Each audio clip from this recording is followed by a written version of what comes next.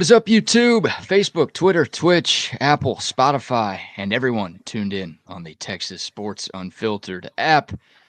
Welcome in to another edition of Bucky and BK, live on Texas Sports Unfiltered and on the free TSU app. Today is Friday, January 24th, 2025, and the Buck and I are with you for the next 2 hours. On today's show, we will preview championship weekend in the National Football League. Commanders, Eagles, Bills, Chiefs, who you got? We'll get the Bucks Gold Star locks for those two games as well. Plus, some Texas basketball conversation. The Texas women picking up a huge win last night. The Texas men getting set to host A&M tomorrow. We'll give you the latest on the Dallas Cowboys head coaching situation. We've got some other coaching carousel rumors from around the NFL, including a late night hire made in Jacksonville. We've got some transfer portal nuggets. And as promised, got to explain the Costco guys to the Buck. We'll do all of that before we wrap up the show at 10. We are locked, we are loaded, we are ready to roll, and it is a Friday. Happy Friday to you, my man. Man, same thing to you. What a beautiful day. Sun shiny. You know, we may almost touch 60, probably not, but that's okay. As long as that sun is shining and it's starting to pick up, the temperature will pick up a little bit as the weekend goes on. Get ready for some rain next week. That's right. The Buck calling for a little rain next week. I'll give you the day here as we get closer, but expect some rain on top of the little bit of snow that we had, some of that precipitation on the ground, which is okay. Making that getting closer and closer to spring. We need the rain anyway. Maybe we won't have as many complaints about not having enough water. I think we're going to get enough water as we go through the rest of the winter, and that's okay as long as it's just rain. I think that's okay with most folks. So, you know, I've got to take the covers off of my gardens and let the sun shine in there this weekend a little bit and let the rain soak in a little bit. That is a good thing for us. Other than that, it is absolutely great. Great to be alive. Great to be on with you. And only thing that's not so great is football's almost over. Yeah. I mean, we're coming to the bitter end. Just 3 football games left. Obviously, you've got the 2 conference championship games on Sunday and then the Super Bowl 2 weeks from Sunday. And, well, unless you're a big UFL fan, that's all you got until August. Oh, I saw a commercial for that. It's back, baby. They're still playing that? Of course. No new league for the spring. I like when some new weird league pops up with 4 teams or whatever, you know. No, Nothing they like combined. They combined the 2 newish ones, right? We had the XFL and the USFL come back within the span of like 2 years, and then they realized that we probably should join forces because there's no way both of us are going to make it on our own. No. So they combined to create the UFL, which started last year, and yeah, it is back for a second season. And is The Rock still involved in that mess? I think so. He hadn't sold it yet. I don't know. He'd be taking a loss, I feel like, if he sold it now, because that league hasn't grown in popularity the way that they were hoping. No doubt about it. Good morning to the soldiers at Fort Cavazos, Texas, the soldiers at the state of Texas, and all those that fight for us each and every day. Thank you for what you do to you, to your families, and please be safe out there. We might have to talk UFL because there are 3 Texas teams in that league. There's only 8 teams overall. 3 of them are in Texas. You've got the Arlington Renegades. Yes, they've been champs before, I believe. Yeah, they won the XFL in its first year of existence, coached by Bob Stoops. He's still coaching that thing again? I don't know, to be honest with you, but I know he did coach when they won it all. Go back and get Venable's job. You want a job? Go take your old job back. Hey, I bet you they'd hand it over to him. Oh, in a heartbeat. And you know what? I think Brent Venables might be the next head coach of the Arlington Renegades. Wow. I think after his time in Norman comes to an end, he might have to stoop down to the UFL level. But you've got them, you've got the Houston Roughnecks, and you've got the San Antonio Brahmas. The Brahmas, yeah, they're playing the Alamo Dome. Yeah, they're playing in the Alamo Dome, your favorite place to catch a game. Yes, indeed. Great place to catch a high school game. And not the Alamo Bowl. No. We'd like to forget, even though we're supposed to remember. No, we want to forget that place.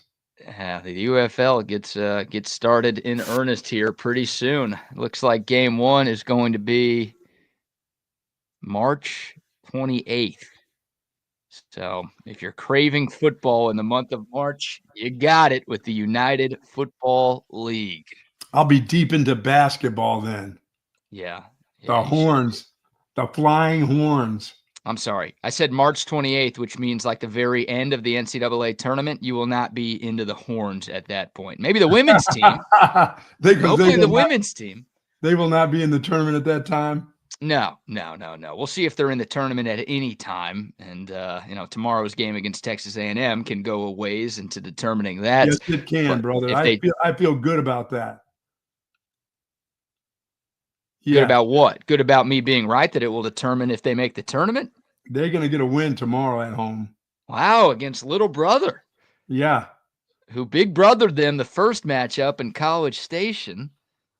That was ugly. Aggies won by 20. That was the SEC opener back on January 4th. Now the Longhorns will host them. Aggies been just escaping lately too, BK. They've been winning, but they're escaping, but they're finding ways to win. I don't think they'll find a way to win in Austin. I think that there will be not bowel movement, but ball movement tomorrow for the Horns. Maybe both. No bowel movements. No. Ball movement. That's what you get. You either get bowel movement or ball movement when you watch Texas basketball. Oh, for sure. Like that. Yeah, the Aggies are 4-2 in the SEC. They're coming off of a very impressive escape job, but it was a road win at Ole Miss, and road wins in this conference are not easy, and they did it against a very good top 20 Ole Miss squad, coached, of course, by Chris Beard. A&M was down by 8 points with 2 minutes left and came back and won in regulation. A miracle comeback on Wednesday night. The Aggies have won their last 2 games after a 2-game losing streak against Bama and Kentucky, 2 of the best teams in this conference.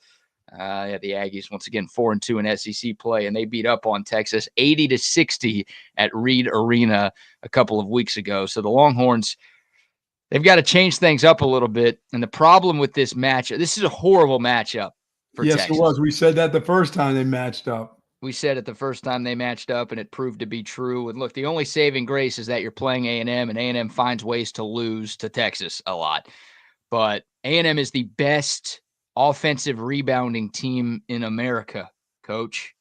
Yes. Texas sucks at rebounding. They finally out-rebounded a conference opponent the other night against Missouri. It took them 6 SEC games to out-rebound somebody, but they got punked on the glass against the Aggies the first time around. A&M is big. They are physical. They force you to play slow, which means, you're going to need ball movement because you're going to be in the half court a lot offensively. Yeah.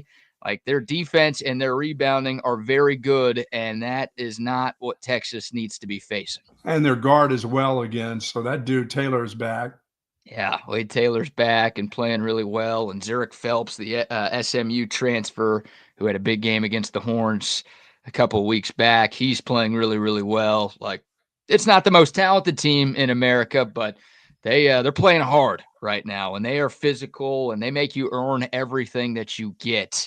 So, Texas, this is the kind of the crossroads right here. It seems like it's early, but it kind of is the crossroads for Texas. They can't get beat by their rival, twice. They can't do it. They can't get swept by this group. So this is a real turning point for them. I mean, this is a statement game for them. Yeah, it can't be just a statement. It has to be a win. Like you said, statements they don't do crap for you when you lose in the basketball tournament. They don't really care. You'd like to defend home court, right? You did that by winning your first home SEC game against Missouri on Tuesday. Yes. You'd like to get some games at home because, again, winning on the road in this league is not going to be easy. So, this would be another ranked win for Texas, their second of the season. This would be another Quadrant 1 win for Texas, which would be their third of the season. Those are things that the tournament committee looks at when filling out the 68-team bracket. That's right. And you said it. Add the fact that A&M's a rival on top of everything else. When you're a head coach on a hot seat like Rodney Terry is, rivalry games are important. Right? Like, you don't want to lose games to Oklahoma. You don't want to lose games to A&M. No. You throw Arkansas in there as well because those ones hurt a little bit more, and those ones will turn the fans against you even more. So, getting swept by A&M, in the first year that you've played them since 2011, 2012. Not ideal for RT. Yeah, Jason, I love it. Jason says, yeah, Texas wins. I'll poop my pants. That's bowel movement. There you go. Hey, well, then I hope you're crapping your pants there, Jason. Yeah, no kidding. It's a 1:30 tip tomorrow, by the way. A weird time, midday matinee for Texas and Texas A&M on ESPN2. By the way, speaking of like stats that would go against Rodney Terry, Texas has won 10 straight home games against A&M. Now, again, it's been a long time since these teams have played in Austin because they've been in different conferences, but Texas has won 10 straight in Austin against the Aggies. They've also won 23 of their last 24 home games against A&M, going back to 87-88. Wow. So, yeah, Texas basketball, they don't lose in Austin to A&M. You don't want to reverse that if you're Rodney Terry. No, you don't want to go 2 down in a year and then stop that trend too. That's not good. Oh, so yeah, I mean, and like I said, Texas A&M is, with the physicality that they play with, you can still, I mean, you got to shoot the ball well, but you got to move the ball well here tomorrow. That ball has to move around to some. They need to get some easy buckets, and nothing has been easy against A&M with that defense that they play. And especially if you miss. If you miss, you don't get any putbacks. You don't get to flip it back out there to the three-point guy again. They don't let it get that far. Yeah, excuse me, Buck. They've got the 7th best defensive efficiency in America, according to KenPom. They also play incredibly slow, and they force you to play incredibly slow. How about the average opponent possession length is 315th in the country out of 364 teams, which means, yeah, they make you earn everything, and they don't give you easy buckets. Yeah. So you'd like to create some turnovers. They need some easy ones. That ball has to move around. Yeah, you'd like to. Well, no, they're not getting easy buckets like that. They're getting easy buckets by creating turnovers and getting out in transition. The ball doesn't move around for this team, even when they're right. I know. I haven't seen that yet. No, there's nothing easy about the half-court offense for this Longhorn bunch. So, the shot clock's down to 10. What are we going to do? Who's going to throw it up? Who's going to throw it up? Who needs to be backpedaling to get back on defense? 4 guys standing around. You got this, right? You're going to do it this time. I'll do it next time. But you got this possession. Okay, cool. Trey. All right, Arthur. The baby superstar will have to have a great game tomorrow. He needs to have one of those games. Yeah, I agree. They're going to need a few guys to step up, right? This can't be one of those, Arthur Kaluma goes for 30, but everybody else is off. Or, Trey Johnson goes for 27, but everybody else is off. And it's going to take, 2 or 3 of your best players. I'd throw Trey Johnson, Arthur Kaluma, Jordan Pope, and Tremont Mark in that discussion. You're going to need 2 or 3 of those guys to have good shooting nights for Texas to win. And look, this should be a close game. I don't see a Vegas line right now, but KenPom has this as a 1-point loss for Texas. So toss up, right? Toss up there. Even though the first game happened the way that it did, KenPom, the analytics, the metrics, still giving the Horns a shot. I assume A&M will be favored, but it will be a very close line. So Texas has a chance. And again, this would be maybe the biggest win of the year for the Horns, all things considered. And the most important win of the year. At this time of the year. Yeah, I agree. That's well said. So the Texas men's team, tomorrow afternoon, trying to get a nice win against Texas A&M and Buzz Williams. What do you think of the Buzz Williams vest look that he always rocks? He's still trying to keep that sweat out of those armpits. He doesn't want you to see it, so he tries to hide it with a vest because he can't wear. He tries that suit jacket for like the first 2 or 3 minutes, and then that thing is gone. And then he's all pitted out. So now I see he goes to the vest. You got to get a vest where it gets your armpits hidden a little bit because he sweats like a hog, like a little greased pig out there. So I don't know. I don't mind the coaches with their gear, with their ties on, but that's got to be uncomfortable to have pants and some guys can make it with the jacket on, like Billy Hurley wears like his gym clothes when he coaches. He's out because he's so into it. He's going yelling and screaming, and Rodney Terry bends over and does all. Yeah, Buzz, that long sleeve shirt, that's nice when you're at the board meeting. Yeah, there's no vest in this picture, but here's a sweaty Buzz Williams here, Yeah, just completely it's got to be drenched through his uncomfortable. shirt. Yeah, well, I, I I think respect it. I I think respect it John because Wooden started all that way back with being all dressed up. The well, every ultimate coach used to professional. do it. Yeah. Yeah, every coach used to do it, but then COVID happened, and that sort of changed the attire for a lot of people across the world. But now you see coaches wear more sweatsuits. They will wear polos or pullovers or things like Sure. that. It used to be everybody wore suits and ties to the court. Now it's very few who still do, and I respect the guys who still do. Buzz Williams is one of them. But yeah, that vest ain't covering up that sweat, No, dude. he's trying to cover it up like you can't see it. That thing is that dude gets pitted out so quick. Like I said, either way, I'm not against wearing sweatsuits or polos or whatever you're comfortable in. But that suit with that tie tied around your neck cannot be that comfortable. Unless Here's that's just the way you grew up coaching. yeah. Here's Yeah, the look at best that. look. Yeah. No thanks. That's not gonna hide those pits, dude. No, yeah, the pits are still covered by like the under 16 timeout in the first half. Oh yeah. I mean, it's amazing the amount of movement and yelling that you get from Buzz Williams, and it's working. It took a while for things to click for him in College Station, but this may be the best team he's had since taking over that A&M gig, and it'll be a tall Well, he's task. built it. Last year was the start of something really good for him. Yeah, you're right. That was a good A&M team. They just shot the ball better last year. They have more shooting guards than they do now. They have a lot of clanking shots, but as you said, they go to the boards. When those balls go up, that ball belongs to them.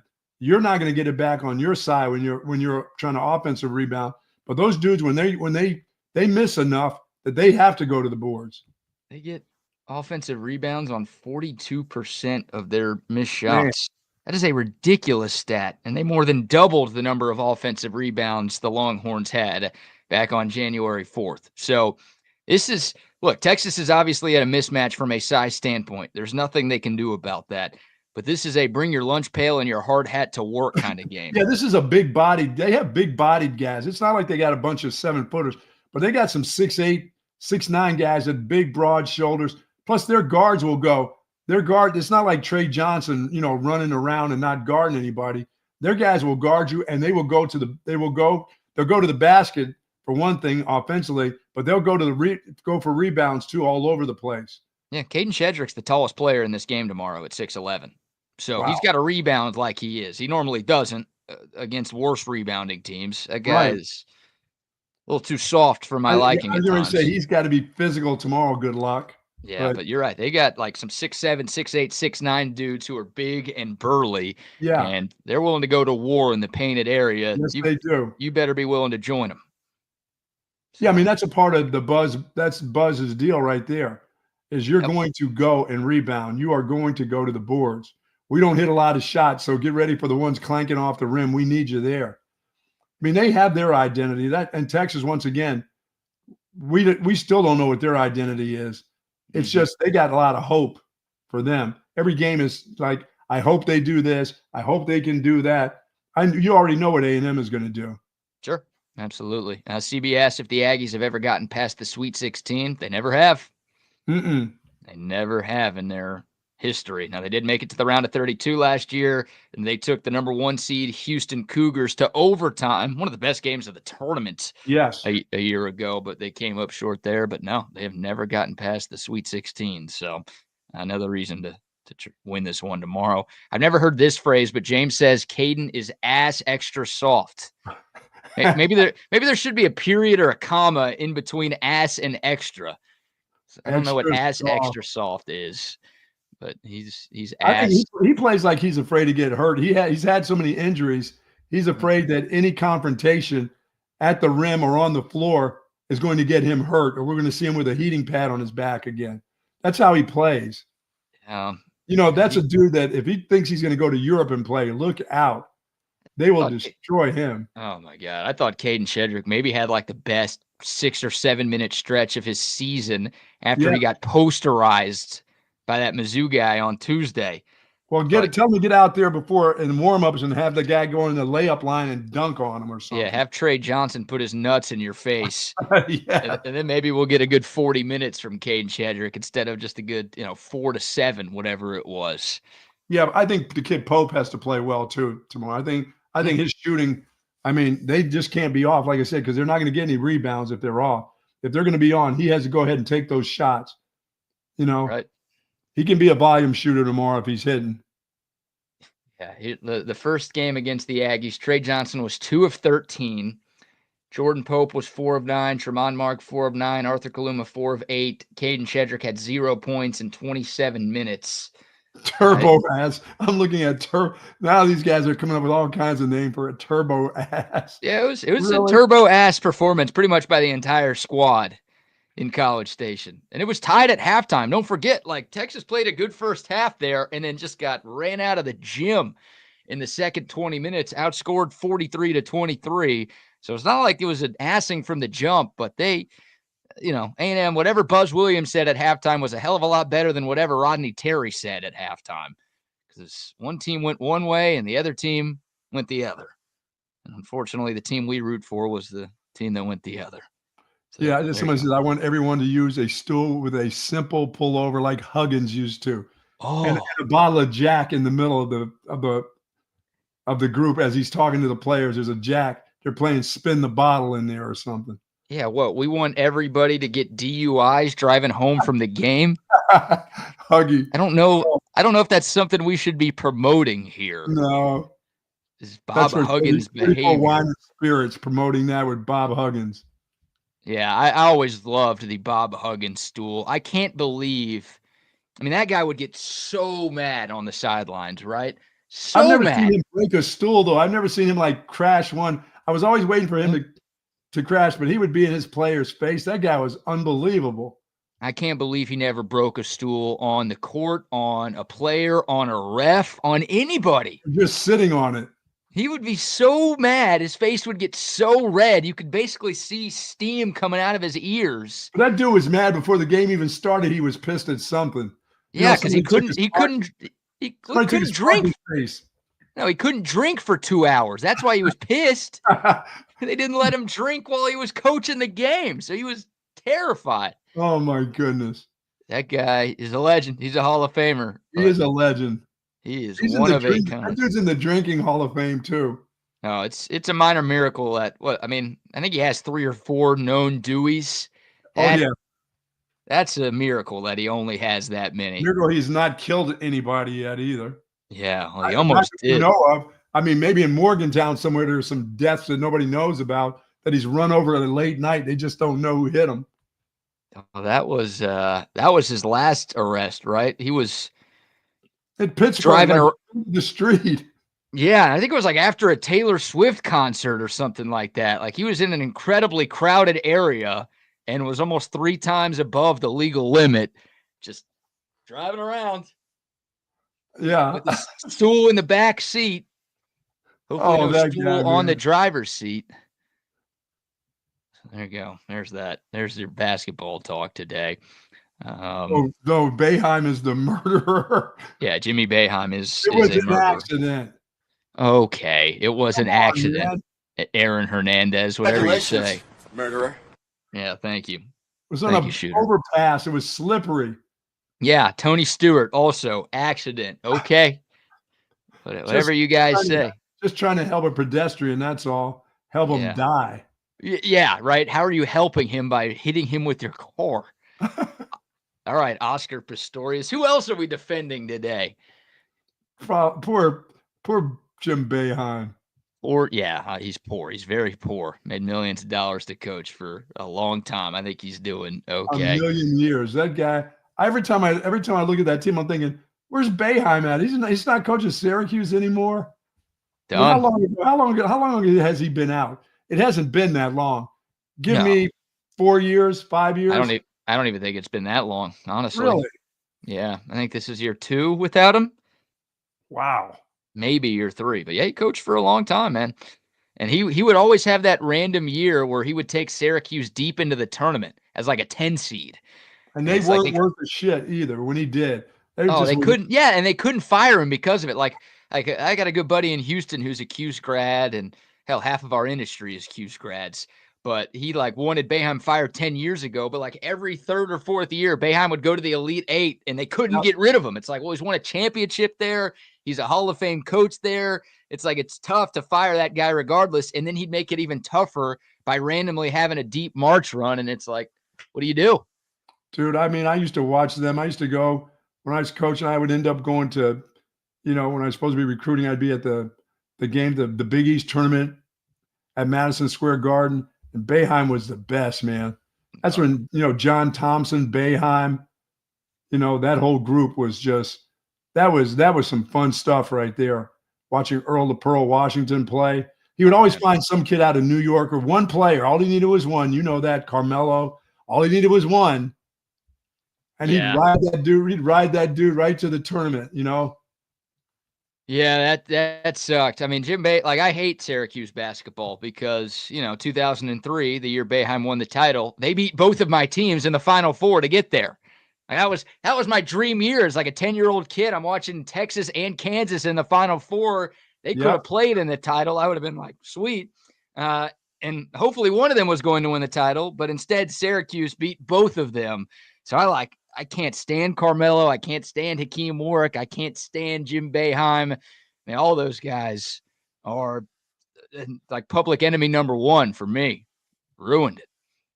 Yeah, man, those coaches, those guys were good. That was some good stuff back there now. Oh man, the Big East basketball used to be just in a league of its own. Not so much anymore. Obviously, realignment has affected that, but just the conference ain't the same as but you know what? The Big East's not bad. With Marquette and some of St. Johnny's are back. Yeah, well, you've got UConn, who's won the last two titles, so that helps. Rick Pitino, UConn, I mean, they're back. Yeah, it's fine. It's not as deep as it used to be. Smart at Marquette. Right. Yeah, that's the three predecessors to Rodney Terry all have teams ranked in the top 20, and here's Texas wondering who the next coach is going to be. It's program's cursed, man. It is cursed. Hey, we got to shout out the Texas women's team. We've had a couple of folks ask about them. Fun game last night on ESPN. It got moved up because I think LSU and South Carolina were supposed to play, but due to inclement weather, they postponed the game. So, due to the state of Louisiana saying we're not doing anything to the roads at all. Well, I think it was in Columbia. Oh, well, it was South Carolina. Well, they got it too. They all got it down that Gulf Coast. They just decided, hey, we're closing the roads. Stay home. That's how they make you stay home there. They don't just give you the warning. I think it's best to stay home if you can. They just said, okay, you go out. You're on your own. We're not doing anything to the roads. That's on you if you leave. Yeah, so that game gets postponed, which was a huge game, a top 5 game. So they moved the Texas game up an hour. They get the primest time slot on ESPN last night, and great game. Number 7 Texas holding off 17th ranked Tennessee 80-76 the final. This game was close throughout. It was back and forth. It was tied with 27 seconds to go, and Madison Booker hit a mid-range jumper from the elbow to give Texas the lead. The Longhorns got a stop on defense. They made a couple of free throws to put the game on ice, and the Longhorns get another ranked win. That's the 4th ranked win in the month of January for the Texas women's team. Of course, they beat the brakes off of 8th ranked Maryland last week. Texas continues to play well, and they look like a threat to once again make a deep run in the dance. Yeah, I mean, you're talking about a group that can rebound. Boy, they've got some rebounders on this team, and they've got some sharpshooters, rebounders. This is an all-around team right now and playing well against anybody. Against anybody. Shout out to Taylor Jones as well, one of the bigs on this Texas team. 21 points, 14 rebounds for her. She was a menace on the glass and played some great defense as well. And to your point about the Longhorns, winning the physicality battle, 25-5, the difference in second chance points in favor of Texas. So, they out-hustled, they out-physicaled, and they needed all of it because that Tennessee was playing without its coach. They had an assistant coach because I think their head coach was dealing with the procedure or something. She couldn't be at the game, but that was a scrappy team that gave it their all, and Texas found a way to hold them off when they absolutely needed to. Yeah, well, there's no procedure that will keep my coach at LSU from attending a ball game dressed to the nines. I mean, wait, what kind of procedure? Heart procedure? They can take her heart out and she still will be there coaching. You know that, You know right? what? If there's any person that could live without a heart on this earth, it is Kim Mulkey. Cruella de Mulkey, as we She's like to got a call shot her. to for sure. Yeah, I ain't messing with that at all. She's terrifying. Oh, she had a baby. Okay, sorry. Well, that is a procedure, so I guess I was right. That would count as a procedure, yeah. Yeah, that counts as a procedure. That's what it was. I was watching the game on mute last night, so I'm sure they were talking about it on the broadcast, but I had She wasn't that just one on with mute. child, she had child. She had child, it appears. Not on the sideline at the Mood last night. Oh, okay. She did not have the procedure in front of the thousands who attended the Moody Center for that game. But, yeah, fun one. Texas at Ole Miss this weekend, a game the Longhorns should win. But the SEC and women's basketball really, really good. The Longhorns 5-1 in conference play. They're chasing LSU. They're chasing South Carolina. Yeah, your girl Kim Mulkey will come to town here in a few weeks, Buck. Yeah, that dude will be showing up soon. That dude. Yeah, she's all right. That dude's good. Kim Mulkey? I won't say that loud, not too loud. That could get back to her. Oh, hold on. Your biggest sports crush is a man? No, dudes are everybody. I call women dudes too. Don't have to be a man. Just that's an affectionate term.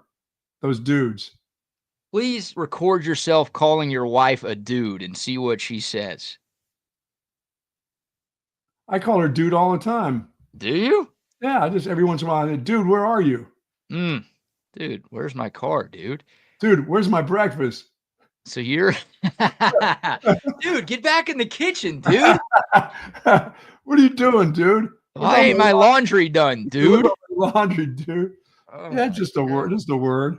I've never heard you call Kim Mulkey a dude. You've called her a beautiful woman in the past. Now you're all of a sudden she's a dude? She's a cool dude, but she's also a beautiful woman, though. I mean, think about it. That Goldie Hawn, that's what she looked like the other day. Sorry about all that. I couldn't find she looked like Goldie Hawn. She looked like a young Goldie Hawn there. How's that? Ooh, I don't know who that is. Blonde hair the other day, that outfit with the basket in front. I don't know who that is. Who's Goldie Hawn? Goldie Hawn, the blonde. Goldie Hawn? Is that an actress? Yes. Porn star? No. Then I've lost interest. I've lost interest. Really? If you saw Goldie Hawn's picture, you would know exactly who that is. What's she in? I think I saw Goldie Hawn when she was here. She was filming a movie with when I met Denzel Washington when I was at Texas. They were filming some military movie, I believe it was. That was here. I think Goldie Hawn was part of that. Saving Private Ryan? No. There she is. There's Goldie Hawn. That's now. I don't know if I know who this is. Is that a dude or a beautiful woman? Find a young Goldie Hawn. Okay. Ah, she's one of us. I have to know who she is. She's a member of the tribe. Is she? Yeah. Goldie is a pretty Jewish name, so that checks out. There we go. There's a young Goldie Hawn. That better than that last picture you saw? Well, you tell me, is that a woman or is that a dude? That is a woman. To me, that looks like a beautiful woman. I don't think that's a dude, but I'm trying to learn. That looks a lot like Kim Mulkey, right? No, that looks nothing like Kim Mulkey. This woman is attractive. Be careful. You know, she can hear everything on YouTube.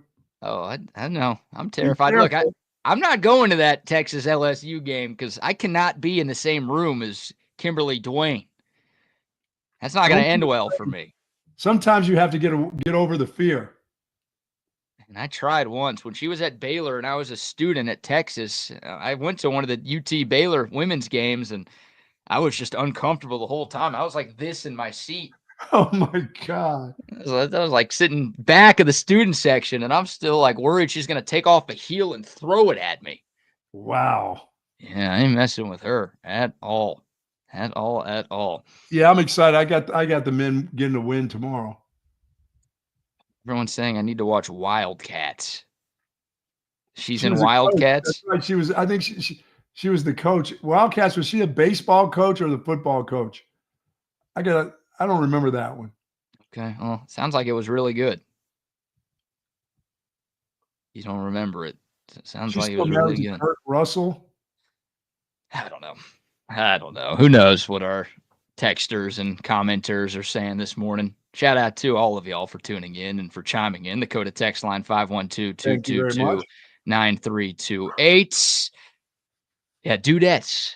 Call them dudettes. It's dudes and dudettes. All right, Right? dudettes. I've called them dudettes before. There you go. Like that. South All right. Carolina basketball team dudettes. Instead of calling those dudes, I just call them dudettes because those dudes can play. Those dudes can play. Wait a minute. I thought they were dude. You said they play like dudes, though, aren't they? They're really good. They're really good. Yep, they are 6-0 atop the SEC. I've seen them play 2 games, and I'm like, man, those dudes can play. Yeah, I was looking forward to watching that South Carolina LSU game because those are your 2 unbeatens left in the Southeastern Conference. LSU is unbeaten on the season. They're 20-0. South Carolina is 18-1, but they're ranked higher. Maybe they've announced when that makeup game is going to happen, but I was looking forward to watching that game last night. Didn't happen, so both teams are still, once again, unbeaten in the league. But yeah, Texas right behind them, tied with Kentucky at 5-1 in the conference. So the Texas women still ranked in the top 10, still playing really well under Vic Schaefer, still trying to get over that Elite Eight hump. He keeps getting to the Elite Eight, hasn't gotten to the Final Four in his time at Texas. We'll see if this is the year. Obviously, a lot more regular season left, but a nice win last night and a very entertaining game at the Moody Center. Yeah, women's basketball a little bit different. Boy, you're talking about skilled athletes now. They can hoop. Yeah. I think the thing that I'm more impressed with now after 10 years or so of really kind of watching it without, their stop and go stuff is totally different than it used to be, BK. You know me, I always said, look, everybody's on the floor. People are stumbling over everybody else. They're over aggressive on defense. They mug people. But their stop and go game and their pull up jump shots and stop and go stuff is so different now. It's not the old push shot anymore. It's true jump shots. Yeah. And coming off of screens and taking jumpers are totally different now. You're right. No, the ball movement's good. I mean, they run some good offensive sets, and Vic Schaefer's a heck of a coach. It was a big-time hire when Texas made it a few seasons ago. Absolutely. He's done a great job here. But, yeah, I feel like, look, bad women's college basketball is bad. Like, it's impossible. Bad men's basketball is really bad. Yeah. You know that. You're right. To me, it's a little easier to watch, but I still prefer to watch good quality basketball. But yeah, good women's teams. I mean, you watch a game, you watch Texas play, you watch South Carolina play, you watch, Gino's UConn teams play, LSU play. Like, you're gonna see some good stuff, and you're gonna wonder why can't the men do some of that? Absolutely. Stuff? So that's where we're at. All right, let's give some sponsor shout outs here. Good basketball conversation to open things up. Bucky's calling for the Texas men to knock off A&M tomorrow. The Texas women get a nice win over Tennessee. And for those of you who care, thank you to our guy CB. LSU South Carolina play at 4:00 today on ESPN. Nice. So if you want to catch a top 5 matchup in women's hoops, you can do that this afternoon. All right, Buck, what you got? I got Relax the Back, folks. I'm sitting in my Relax the Back chair. Like I said, it's been a long week, long, cold week. I've had some back pain, but every day I get an opportunity to sit in this Relax the Back office chair and get my back straight and feel good. This leather chair is awesome. It makes me sit up. It gives me all the right support that I need in my lumbar area and especially my thoracic back where I had surgery 20 years ago. And folks, I've been in this chair for a long time. And if you have any problems with your lumbar, your lower back, your thoracic back, your shoulder area, your hip area, please go to our friends at Relax the Back because they can truly help you out. They'll find a chair that's comfortable for you, whether it's an recliner for your home. Please check it out. And if you got problems and your friends have problems with their back, go by the Relax the Back store. They've got all kinds of accessories that are going to make you feel great. And there is nothing worse than a bad back, believe me. They've got 2 great locations in BK's at the Hill Country Galleria across from Whole Foods, and in North Austin at the Gateway Shopping Center across from the Container Store. Live pain-free like the Buck at Relax the Back. Love Relax the Back. Love my Relax the Back chair as well. And also love my audiovisual consultations TVs. You can see a couple of them behind me. Look how good these look, man. Hung up on the wall, mounted perfectly. They're aligned. You don't see any wires sticking out. I mean, these guys are pros. I could try this myself. It'd be a disaster. Oh, no, please don't ever try that. You could try that yourself. It'd be a disaster. Reach Yes, out to it would. AV Consultations. Let them do what they do best and let them do what they've been doing in Central Texas since 1988. Hey, just 1 week left in the month of January, which means you've got a week to make sure that your TV setup is done by the time the Super Bowl gets here. That's right. If you call AV Consultations in the month of January, they will ensure that you are on the schedule before Super Bowl Sunday, which, of course, is just 2 weeks from this Sunday. Make it happen. If you want a bunch of screens on one wall like I have, if you want the big 85-inch screen like the Buck has, they can do 98-inch screens. They can do 150-inch projection screens as well. They've got you covered. They can do surround sound as well. The toys that will make your home so much more fun for friends, for family, for yourself. AV Consultations has it all. 512-255-8678. Find them online, avconsultations.com. It was not Goldie Hawn that I met. It was Meg Ryan. That was the movie she was in, Denzel. There was a military movie that it was Meg Ryan. It was not Goldie Hawn. You don't remember who you met? Very beautiful blonde, petite little blonde. That was Meg Ryan. It was not Goldie Hawn. Oh, you assume all Jews look the same, huh? All blondes look the same. All blondes. tiny blondes look the same. That's right. I was more intrigued with meeting Denzel that day at the football field. And I let him get in so he wanted to jog around the track. And you wanted to stare at him as he did that? Well, I mean, he was at the gate. I parked my car and I was coming through one of the gates. And he said, "Do you mind if I go in here and run on the track?" And I took a double take and I'm like, "Denzel, do you want to?" "No, you can come into my office. Why don't you just come to my office to my meeting? Forget running around on the track. Come in here and meet the boys." All he wanted to do was go. He would no bodyguard with him at all. He just came in. He wanted to run around the track.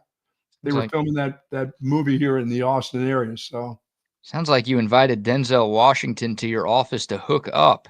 No, dude. I want him to come and hang out at the meeting. Oh, the meeting. The coaches meeting. Okay. Go there with Denzel. Somebody say, "Oh, did you have a night with Denzel there? Drunk man?" Oh, you did say you were into dudes a few minutes ago, so now I'm not sure what to believe. Courage Under Fire. That was the name of the movie. There you go. Courage Under Fire.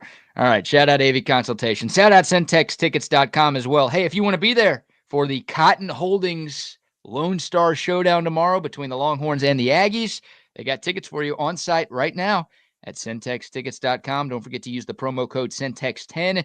You're going to get 10% off of your purchase for any tickets to any event, sports, concerts, comedy shows, festivals.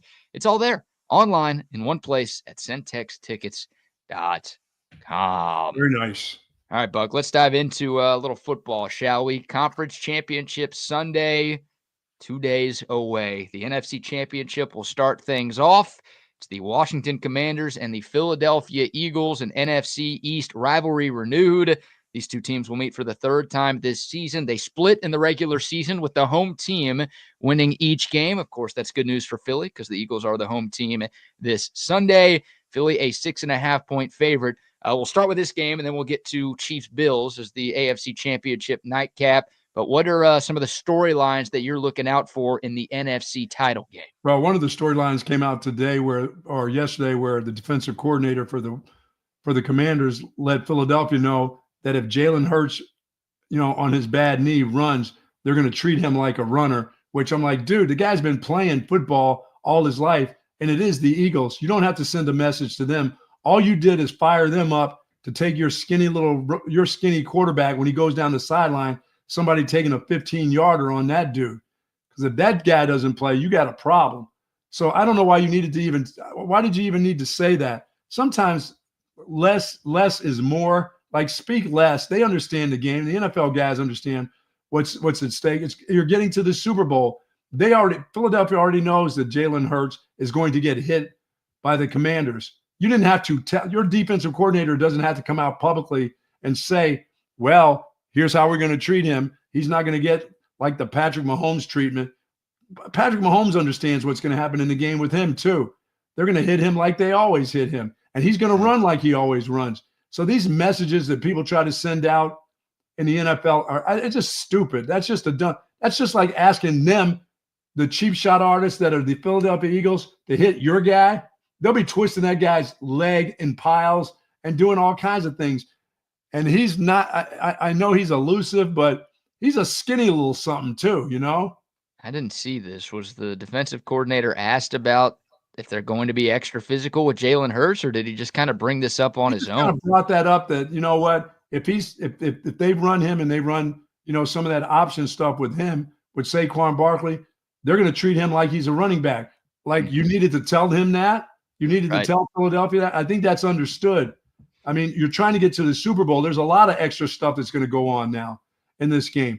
All that did is open up that door for your guy who's just about everything to you, that when he's shaking and baking in the secondary and he gets ready to go down, oh, I may just take this extra 15-yarder. Maybe I can lay one on him. Or when he's running down the sideline, tiptoeing, and he's almost out of bounds. I mean, I don't even know why you would alert anybody that this is what we're going to do to your quarterback. Yeah, they know that already. That's a weird bit right there. I mean, just do what Greg Williams did. Put a bounty on it behind the scenes. Don't tell everybody you're doing something like that. Come on, man. What are we thinking? His knee is still a little bit banged up. He practiced yesterday, but what is practice? It's just practice. Nobody's seen him. No, I mean, he's not practicing. Hell with him, all he has to do is turn around and hand off to that robot behind him. Right, that helps. Yeah, that's obviously a big key. Can the Commanders slow down Saquon Barkley? You can't stop that dude. It's like a lot of points to me to give a group that's on a roll right now in the Commanders. That hook is something. I'm not seeing a hook. The line is 6 right now. There's no hook. Dead up 6. That's what I've got on ESPN Bet at the moment, and that's what you'll get if you have a gold star lock to make on this later in the show. Wow. So, yeah, the two biggest storylines involve injuries. One of them involves a Longhorn, right? Sam Cosmi, the starting right guard for the Commanders, tore his ACL in the Commies win over the Lions. So he's obviously out for this game. Whoever the backup right guard is will have to go up against Jalen Carter. Yeah, good luck.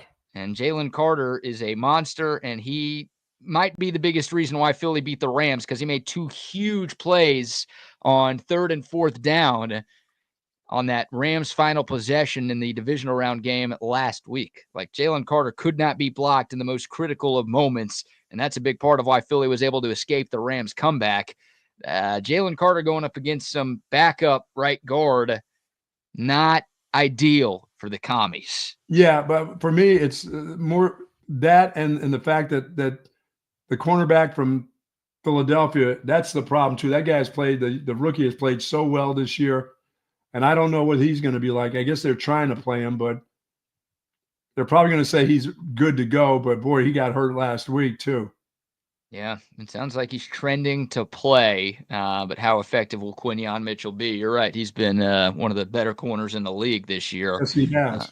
It was a good find by Philly. They've drafted incredibly well. And I'm going to give it a 25,000 unit play on the Eagles. That's it? Just 25K? That's all I know. I'll save everything for the Super Bowl. 25K on the Eagles, yes. 25,000 units on the Eagles -6. By the way, you are currently up 20,000 units on the season. I'll get the people to 100,000 before it's all said and done. We'll get there. Super Bowl victory for Patrick Mahomes again. What the hell? Yeah, there you go. It's not the worst thing to bet in this sport. Obviously, the other storyline, though, that I was going to bring up is Jalen Hurts. I mean, he ran it 6 times for 71 yards against the Rams before being wrestled down awkwardly in that 3rd quarter. And then the only other rushing attempts he had in the game were the kneel downs at the very end. Yeah, he just stopped using his legs altogether. Now they won it with Saquon and they won it with defense, so they were still able to find a way to get it done. But like, Jalen Hurts has to do something, right? Something. Yes, he's going to do. He's going to do enough.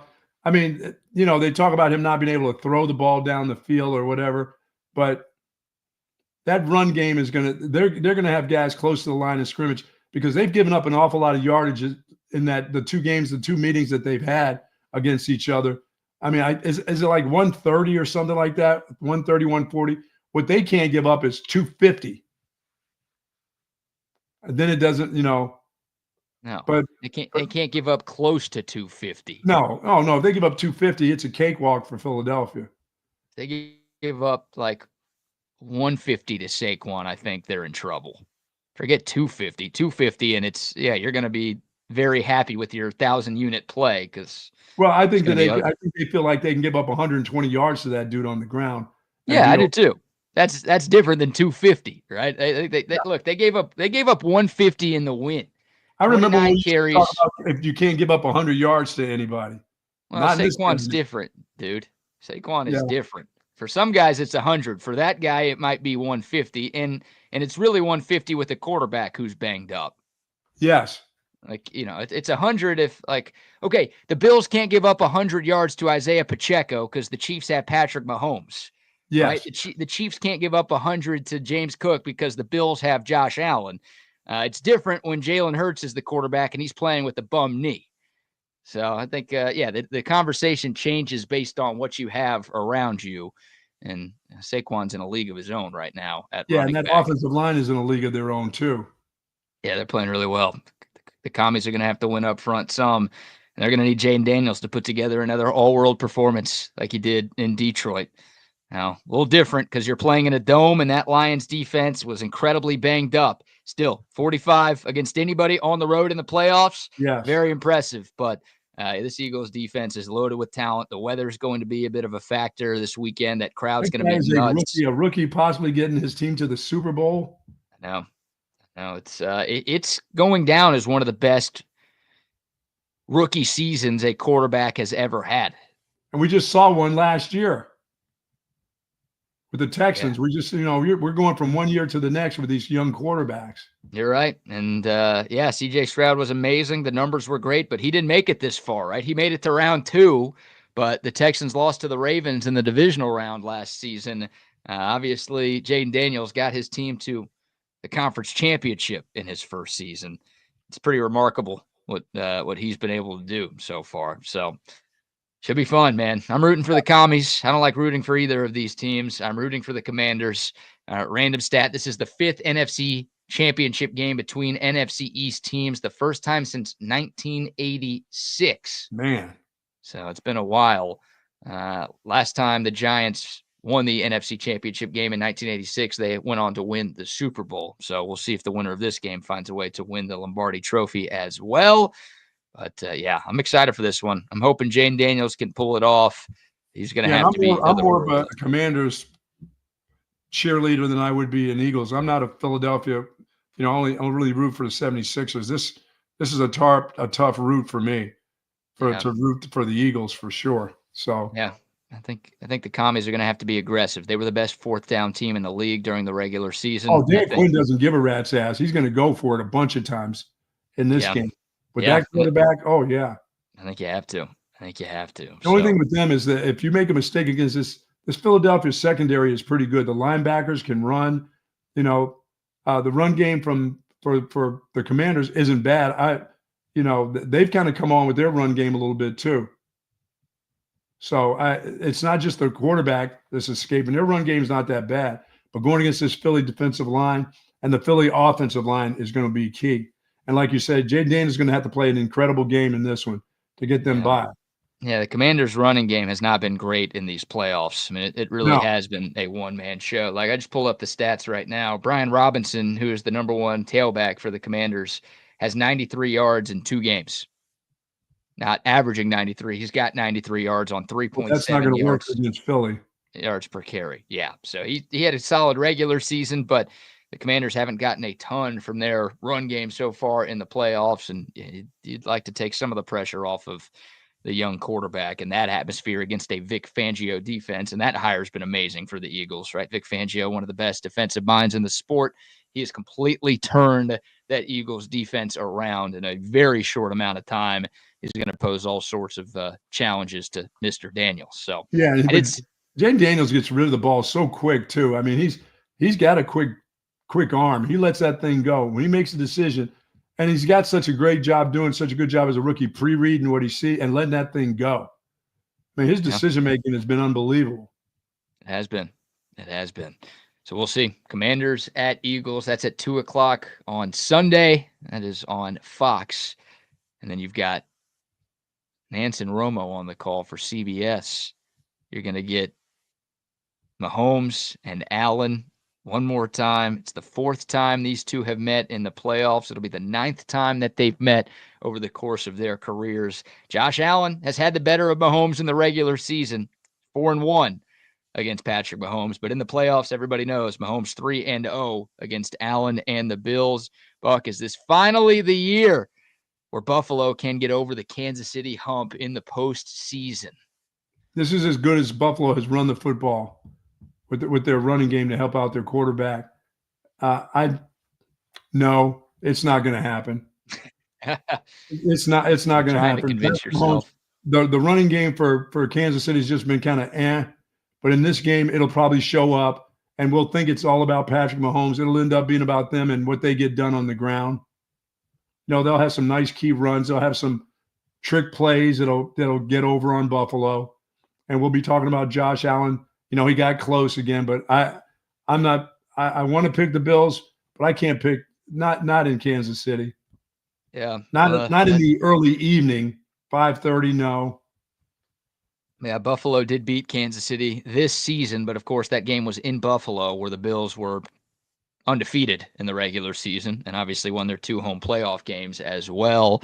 Now they've got to go on the road to Arrowhead in a spot that Kansas City has been a number of times. This is their 7th straight AFC Championship game. It's the 6th AFC title game that will be at Arrowhead in that stretch. Yeah, it won't matter, BK. It's just, and it doesn't matter how this will all be on Josh Allen's back, no matter what.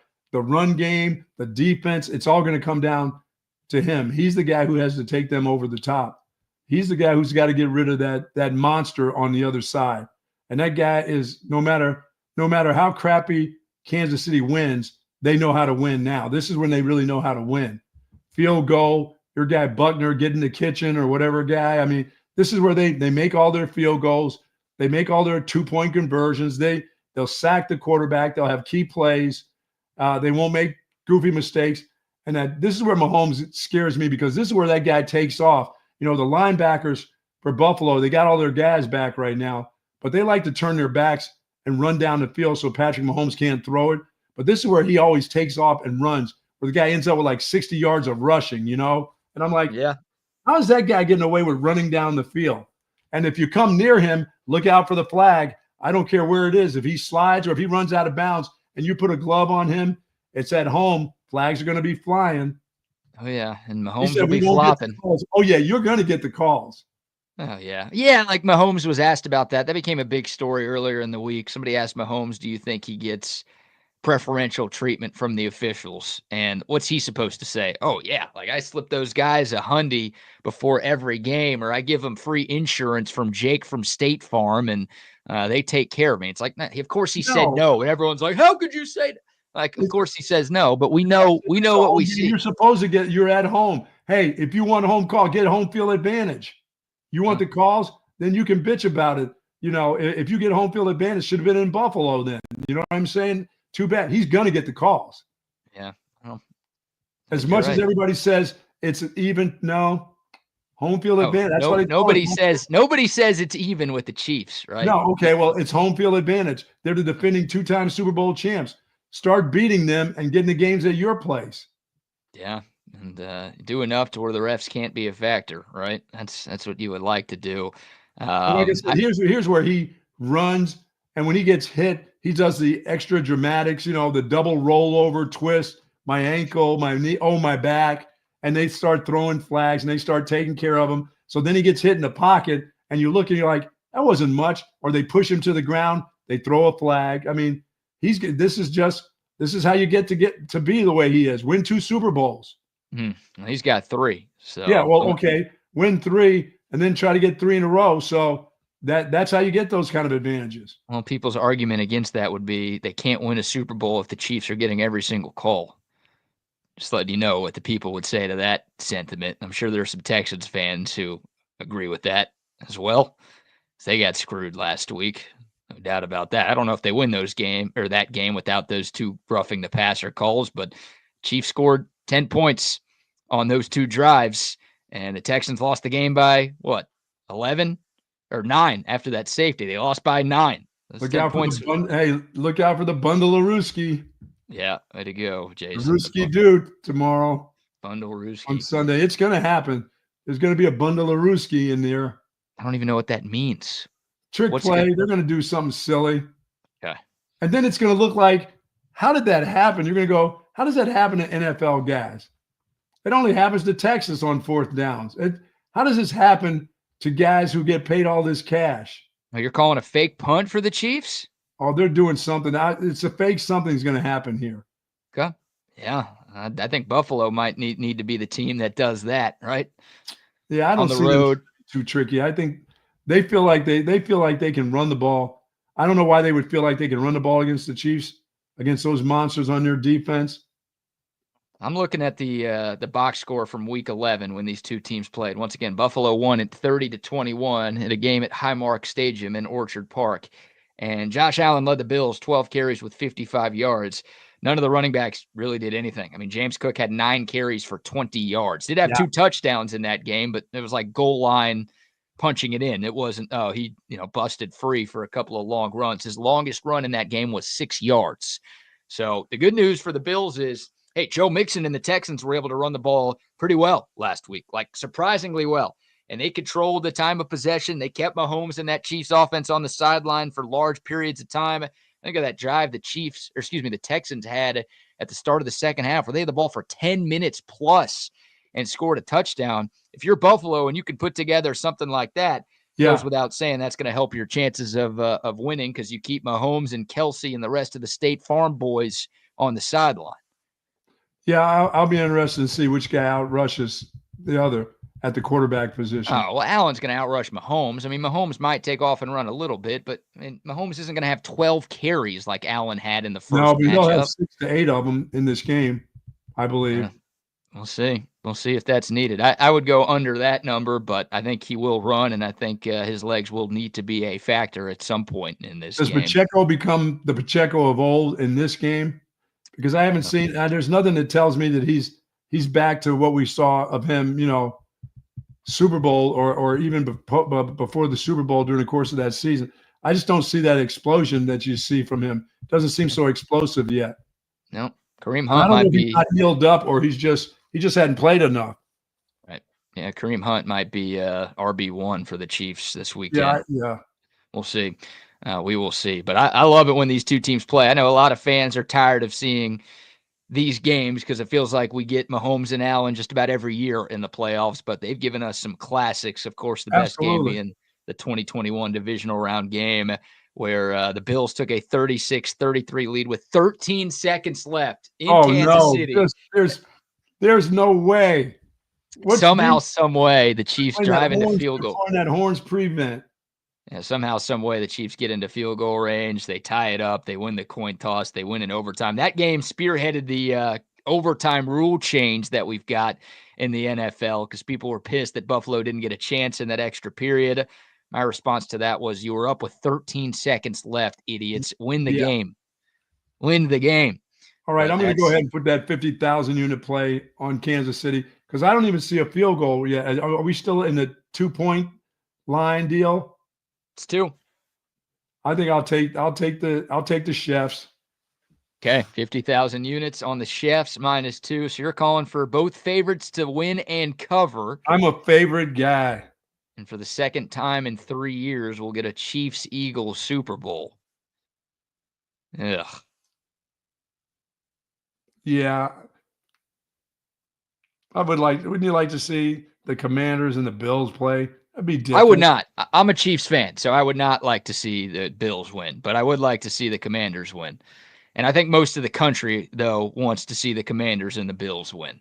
What do we care about them? Well, nobody's ever liked the Eagles. Nobody's ever liked the Eagles. Not me, and I lived there. I was born in Philadelphia.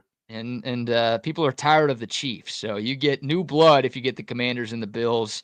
Now, the Bills have never won a Super Bowl. The Commanders haven't won one in 30 years plus. So it's a nice change of pace. And There's some likable stories with Man, both how of could you be these. tired of the Chiefs? You're a Chiefs fan. How could you be tired of them? Look, I said I am not tired of the Chiefs. Other people, like the general public, tired of the Chiefs. So most people will be rooting for the Bills and the Commanders this weekend.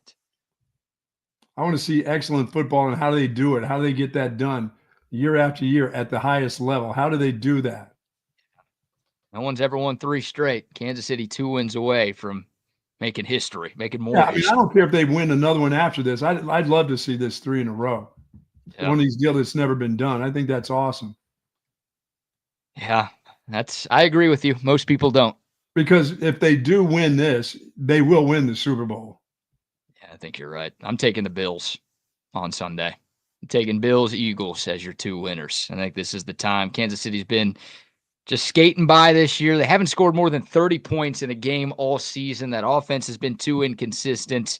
It just feels like Buffalo's time. So, yeah, I'll be calling myself an idiot on Monday for picking against the Chiefs, but I am picking against the Chiefs. I think finally Josh Allen and company get over that hump, and I think they find a way to get this one done, Buck. Well, I'll make it a 50,000 unit play on the Chiefs. There you go. All right, so $25K on Philly, $50K on Kansas City. Those are the Bucks Gold Star locks of the weekend. Yeah, and it's tough because I'll be wanting to see Buffalo get in there and get this done, but I just want to see something 3 times like that. You just said you want to see a team win 3 in a row. Now you're saying you want to see pick a side, politician. I've been taking Buffalo all year and doing okay with them, just game-wise. But, yes, I would like to see 3 in a row. So, yes, I'm going to take Kansas City. Are you rooting for Kansas City? I will be rooting for Kansas City. All right. Just making sure. Because I will be putting my cousin money that way. Oh, that's funny. I'm more worried about that other game. Really? Yeah. Oh, yeah. I'm more worried about – I feel better about Kansas City beating Buffalo than Philadelphia beating that kid commander himself. Yeah, that's the guy who I'm worried about. That stuff has to wear off. Eventually he has to understand he's a rookie, right? Maybe not. No. I think that's going to happen on Sunday. I mean, I think he's going to play well, but I think the Eagles will force him into a mistake or two. So, yeah, I got Philly. I feel pretty good about Philly. I'm way more confident about that game than I am the AFC Championship. Yeah. That's for sure. But Daniels, I mean, I thought the Lions were going to take care of Washington no problem a week ago. So I haven't given the commies enough love. Dan Quinn's done a tremendous job. And getting rid of Dan Snyder was the best thing that franchise has ever done. No doubt. It's amazing what happens when you don't have bad ownership, Buck. Something I hope the Cowboys find out at some point in my lifetime. But they ain't finding out right now. We get to the Cowboys here. I don't know if you saw these rumors. Who snuck in late last night and got a job? That would be Liam Cohen, who took the Jags gig. A couple of days after saying he's not taking the Jags gig, he agreed to a new contract to remain the offensive coordinator in Tampa Bay. And they made him the highest paid coordinator in the league. He told everybody he's staying, and all of a sudden he is now going to Jacksonville to be their head coach. Sorry about that, Baker. And you know what changed? We talked about this a lot yesterday.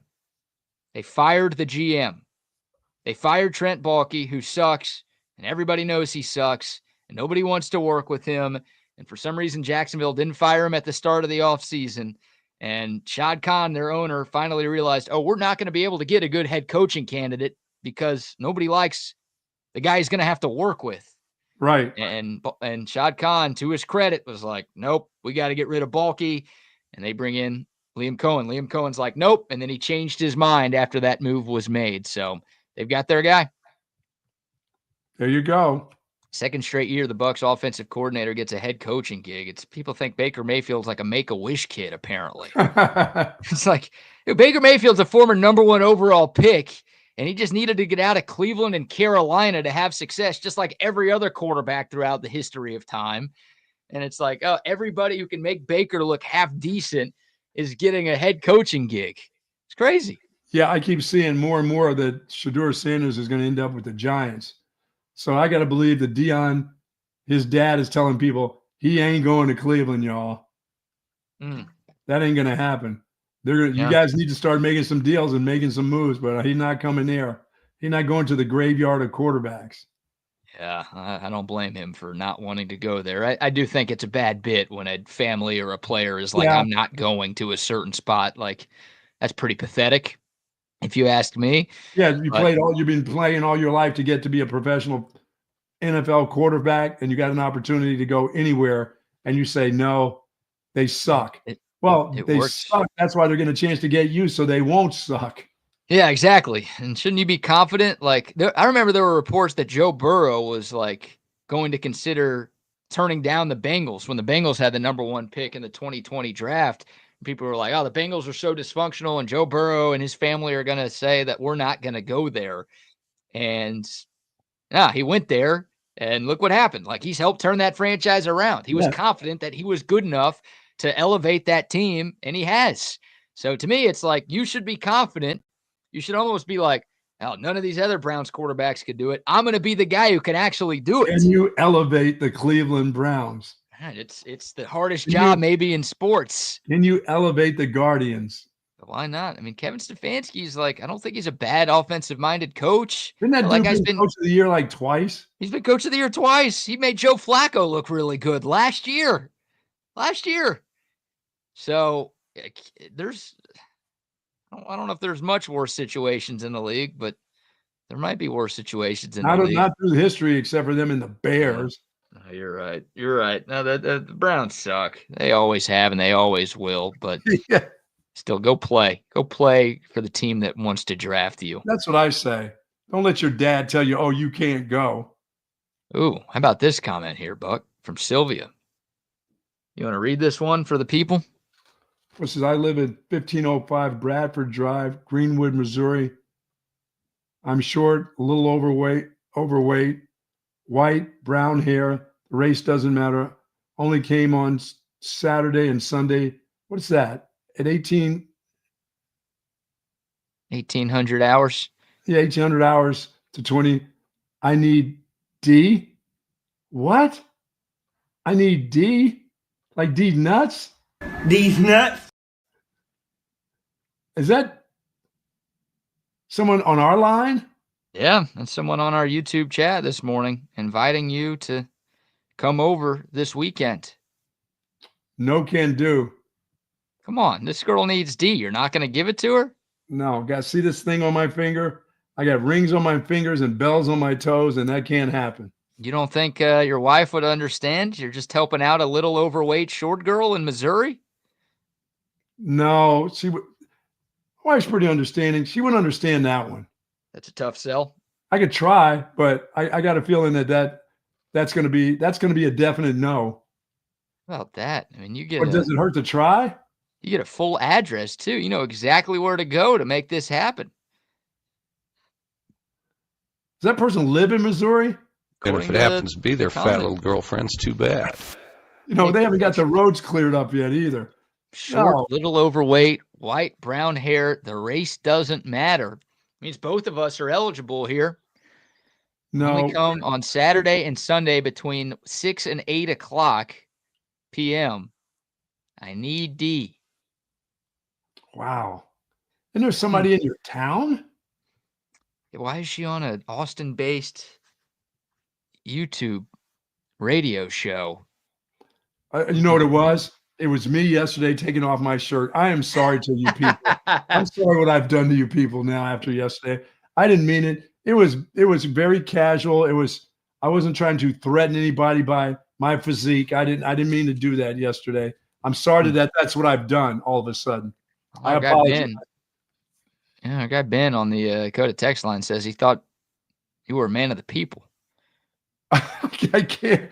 No. She needs you. She needs it. She says she needs it. Buck, you've been giving stuff to homeless people a lot lately. This woman only needs one thing. She doesn't need money. She doesn't need socks. She doesn't need scarves, jackets. She just needs one letter. That's it. One letter. I didn't even hug the homeless girl. Not even a hug. I don't know this girl. This lady could be homeless. She could be living in somebody else's house. She could have killed the entire family there. No, it might not be a lady. Huh? Odds are it's not a lady. Oh, okay. Yeah. Well, can't do. No hugs, no D, no D's, none of that. Needs a few inches, man. That's all she's asking for. Didn't get enough snow. She wants something else. Goodness Yeah, gracious. that's all because I did that shirt thing yesterday. I knew that could happen. That could possibly happen. Mm-hmm. Yeah, well, good job. Thanks for that one. Just don't do that again. Yeah. I'll try not to do that. I'll try not to do that again. Goodness gracious. All right, we've got the latest with the Dallas I did tell Joyce that I took my shirt off. She goes, "You did that on?" I said, "I turned over sideways, bent over," and she goes, "Couldn't you have waited till the show was over to do that?" I said, "No, the logo was all backwards and stuff. It didn't feel right." She goes, "People saw your scrawny body like that?" I'm like, "Well, yeah." She called you scrawny? I'm thin. Yeah. I mean, scrawny and thin are different. She scrawny. That hurts, man. no, there's other things that could hurt worse than that. Yeah, that's true. I could be like that person putting out times and dates and places. If it works, man, she's looking for an orgy, whatever. Good for her. Hopefully she gets it. She put her name out there too? Hopefully she finds what she's looking for. Yeah, I have a hard time believing this is really Sylvia Jeffress. I do too. I have a hard time believing there's a Sylvia Jeffress that exists in Greenwood, Missouri. I don't even know if there is a Greenwood. Or Brownwood or Blackwood. I don't. Or she's white looking for any wood, she said. Race doesn't matter. So whatever wood you show up with, she'll be happy to accommodate. It sounds that way. Yeah, I did have multiple people, by the way, tell me they turned off our show after you took your shirt off yesterday. So thank you for that. You know what? That's awful. That's you. That's just a guy trying to fix something. And you know what? I hide my pea cup down here at the bottom. You haven't caught me in that yet, so everything's good. Yeah, our HR department's not going to love that. Yeah, our good HR department. Our very strong HR department is not going to be thrilled with what's going on here. White Scoot taking his shirt off. Yeah. All right. Let's give some sponsor shout outs. We'll get to the Cowboys coaching search latest. We've got some transfer portal news as well. Could Texas be in the mix for a couple of offensive linemen? We'll get to that here in a moment, Buck. Folks, if you're seeking specialized patient-focused orthopedic care, contact the experts at Texas Orthopedics. Their physicians offer comprehensive surgical and, of course, non-surgical orthopedic care for children and adults, spinal care, sports medicine, joint replacement, rheumatology, trauma care, the whole works. Christopher Danny and Christopher Stockton, dedicated orthopedic surgeons there, and their goal is to get you right back into good health and the great quality of life that you deserve. Folks, they are the largest independent orthopedic practice in this state. For more information, go to txortho.com. Yes, indeed. Shout out to our friends at Covert Bee Cave. I was out there a couple of days ago chopping it up with the great team over there, and they've been a huge part of Texas Sports Unfiltered from day one, and they will continue to be that moving forward. Love our friends at Covert Bee Cave. If you're in the market for a newer pre-owned car, truck, or SUV, don't waste your time driving to 15 different dealerships. Don't go to a bunch of different websites. Just go to one place. That's Covert Bee Cave right there off of Highway 71. Or you could go online to covertbeecave.com, see what they've got. When you're ready to make the purchase, go see their phenomenal team at Covert Bee Cave. Great people, the best selection of cars you can find. And what do they say about those Covert prices, Buck? Nobody beats a Covert deal. Not now, not ever. Not ever. Shout out to Covert Bee Cave. Also, shout out to our friends at McCall Custom Homes. Speaking of great people, our buddy Mike and his family at McCall Custom Homes can hook you up in the new year. If you want to remodel a bathroom, renovate a kitchen, add a second story to your home, maybe add some new life to your outdoor space. If any of those things sound good to you, call the experts and our friends at McCall Custom Homes. They've been custom home builders and renovators here in Central Texas for 40 years. They've got a ton of experience and a ton of local experience to boot. They can turn your home into something truly special. And of course, they can increase the value of your home. So when it's time to sell down the road, you're going to have a nicer kitchen. You're going to have a nicer bathroom. You're going to have that outdoor space that people want when they buy a home. You can raise the value of your house with McCall Custom Homes as well. Check out their website, McCallCustomHomesATX.com, for more information, and reach out to our buddy Mike if you'd like. 512-633-9580. Nice. All right, Buck. The latest with the Dallas Cowboys head coaching search. There is a new entrant. There's a new candidate. There's a new name being tossed around. Oh, they haven't met with Schottenheimer for one more visit? No more visits with that guy? To my knowledge, there's only been 2 meetings with Brian Schottenheimer. Now, I think those meetings totaled about 37 hours. Yeah, really. No more sleepovers. Who knows? Yeah, maybe he's been staying at the Jones residence over these last couple of days. But according to a couple of folks, I think Nick Harris of the Fort Worth Star-Telegram had this one first. Pete Carroll and the Cowboys have spoken, and there's mutual interest between the two parties. No official interview just yet, but the two sides have apparently had discussions. But Pete Carroll is 73 years young. Of course, did not coach this past season after he stepped away from Seattle 2 years ago.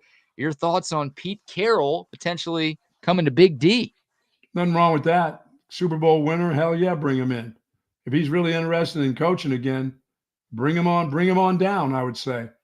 More so than Brian Schottenheimer. Pretty low bar to clear, right? Yeah, I mean, really.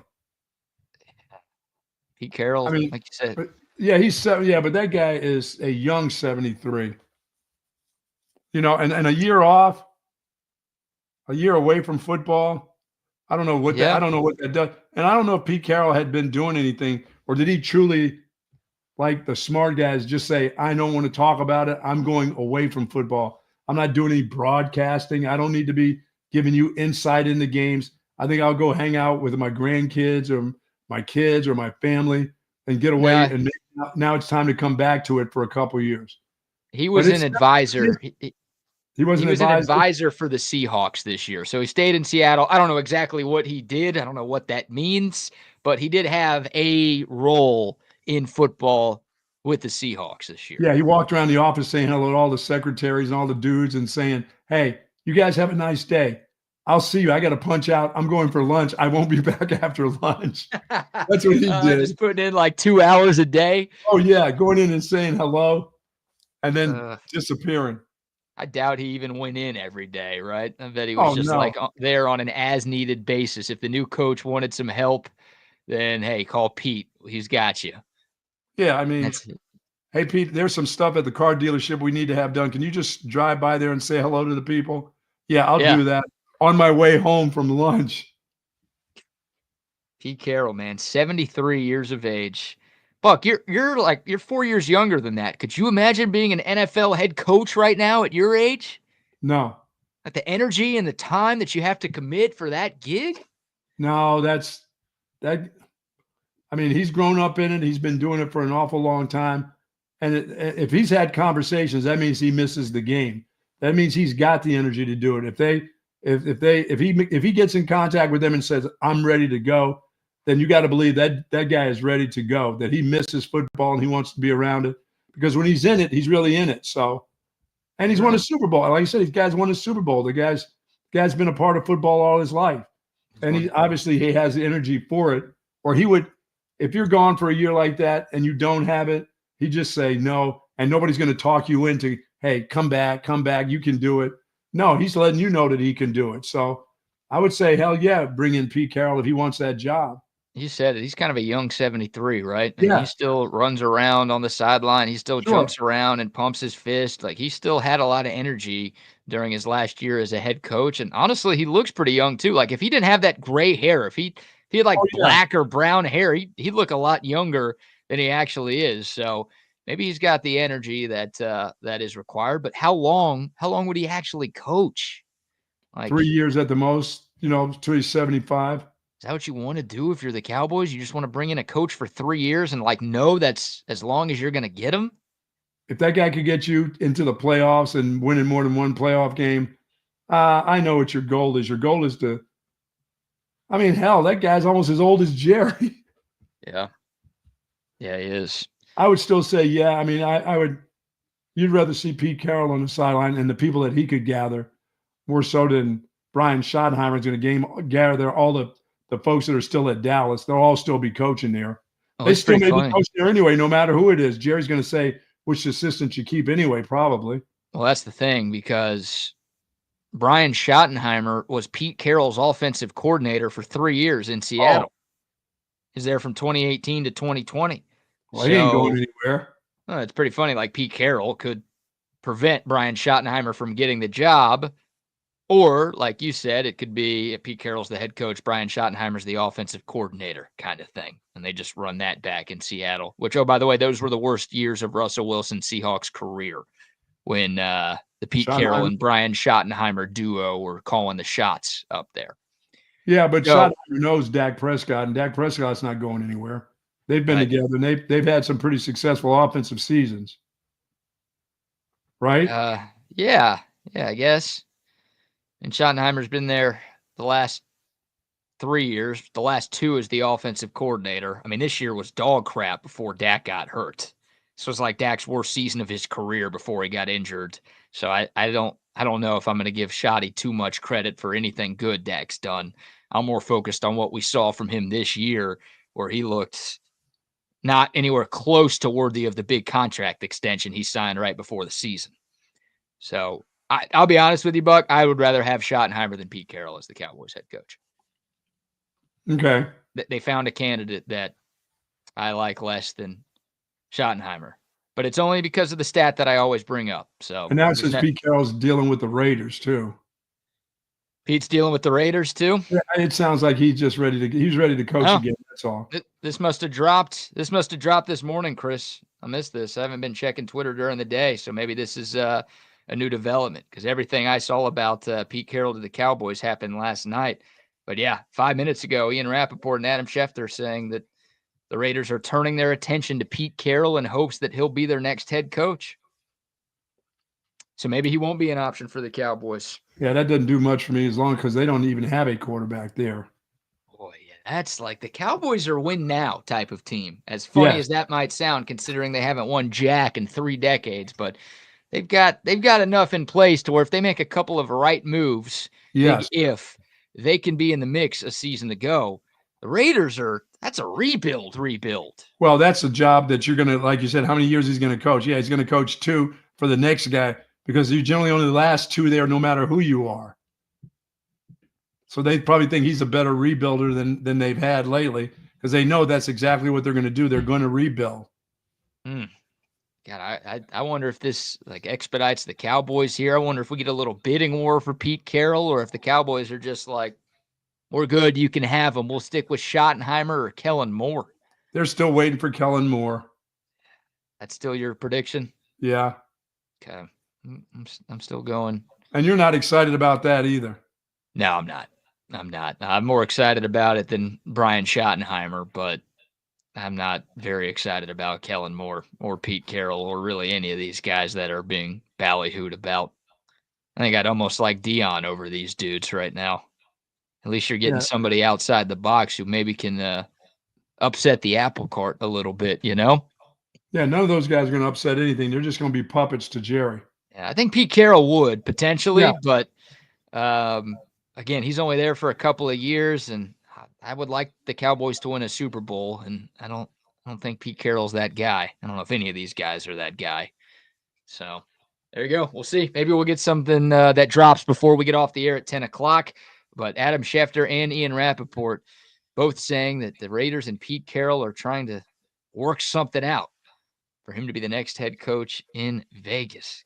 Hey, man, did you see Wemby play yesterday back in Paris? How cool is that? Nah, I saw some of the highlights, but I didn't watch the game live. Yeah, he put on a show, and they're playing again there tomorrow, I think. Is there 2 NBA games there? Yeah, it's just them. It's the same 2 teams. It's the Spurs and the Pacers. They're just playing back-to-back. They don't want to make a bunch of teams travel out there, so it's just those 2. But yeah, Wemby and the Spurs got a nice win yesterday, and he's really good, man. He's really, really good. Boy, they're playing pretty good. They're okay. They're right around 500. I mean, they're in the mix for a play-in spot in the Western Conference, which is about where I thought they'd be this year. So they're a couple years away probably from contending for anything of note. But if they make the play-in tournament this year, I think that's a very positive step in the right direction. No doubt. Especially without Pop coaching for the majority of the season. So, and he's expecting he's coming back. He sounds like he's on his way slowly, but that by next season he'll be ready to go. I don't think he makes a return during the course of this season. Yeah, I haven't seen anything in terms of a timeline for Pop as he rehabs from that stroke he had. So I don't know if there's a possibility that he's back later this year, or if, like you said, he just turns his attention to next and No, that comes dude's back got to then. rehab his speech and everything else after a stroke. Yeah, it's amazing that guy is still trying to come back to coach, but it's in his blood, man. That's just who he is. That is just who he is. So, no kidding. yeah, nice win for the Spurs yesterday. But there's your latest with the Dallas Cowboys head coaching carousel. So maybe Pete Carroll is no longer an option. He was when we went to bed last night, but apparently as we're starting off our work days today, he might be headed to the Raiders. The Raiders. What a mess that is. What are the Cowboys doing, man? They're going to wait till that. They still want. And I don't know if this is Jerry wanting to be in the news. I think now guys are just saying, no thanks. The Cowboys have no idea what they're doing. I'm with you. I don't think this is Jerry just trying to drag this thing out so we can get headlines. Like, no. The Cowboys believed that Mike McCarthy was going to say yes to a short-term contract. So they didn't think they were going to have to do any of this. So they thought they'd have him again, yes. Yeah, they misplanned that, right? They assumed McCarthy was going to come back and just say yes to whatever they wanted him to say yes to. And when McCarthy said no, that obviously threw a wrench in their plans. And then, yeah, like they don't know what to do. And all of a sudden, Pete Carroll, yeah, we'll talk to Pete Carroll. Pete Carroll is going to be our top guy. And nope, the Raiders want him. So now we just lost out on Pete Carroll. So now we've got to pivot to something else. Like, I legitimately think they have no idea what they're doing. Like, they think they want to do this, and then the next day, we might want to do that, and then we can't do that anymore, so let's go to this. We can't do this, let's go back to that. Like, yeah, I mean, can they? I mean, if Kellner Moore, if they win, can they wait another week or two, or do they just need to make a decision? Or is somebody going to force them into a decision before they get the guy they want? I mean, if they want Kellner Moore, he'll take that job. I mean, if Jerry offers him that job, he will wait 2 weeks. He will say it before the Super Bowl. It doesn't matter. If Jerry says, this is your job, you need to tell the people that after this, where you're going to be coaching. He'll say, hell yeah, I'll do it. When do you want me to get in front of the mic? Right. Yeah, you don't have to. Like, I think of the Eagles a couple of years ago after they played in the Super Bowl. They lost both of their coordinators, right? Shane Steichen took the Colts gig, and Jonathan Gannon went to Arizona. Both of those guys, I think, waited till after the game to announce that they were leaving. So I think, a lot of people assumed that one or both of those guys were going to get gigs just based on the coaching cycle that year. But yeah, like it can be an under the table agreement. They don't have to make it public or anything. Right. And I don't think they will make it public until the Eagles season ends. So yeah, look, if the Eagles lose on Sunday and Kellner Moore was the top guy all along, then on Monday we'll know. But if the Eagles beat the Commanders and play in the Super Bowl, then the Cowboys will either announce somebody else, or if they keep waiting, then I think the writing will be on the wall that Moore's the guy. Now, after all of this with Mike McCarthy and the Chicago Bears, that's not happening. What's going on with him? Where does he sit now? Back at the barn with his guys again, watching film? Well, it appears that nobody really wants Mike McCarthy. So I think he still is interviewing with the Saints. I think that's like the last team that he's talking to. Is that the last one for him? So if the Saints are smart, Mike McCarthy will not have a job this year. And it's McCarthy kind of bet on himself. Like, I can't be too upset at him not accepting what the Cowboys were offering him, because that's a pretty slap in the face type of deal to give any coach a 2-year contract. Like, that just doesn't happen in the NFL. And they knew he was not going to accept that. No, they thought he was. That's my point. That's why they have no clue what they're doing. They thought McCarthy would say yes.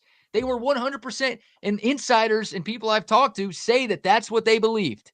The Cowboys did not. They didn't offer him that thinking he would say no and, we don't look like the bad guys here. They offered him that thinking he would say yes, and he'd prove it for another year or two to see if he was worthy of sticking around longer.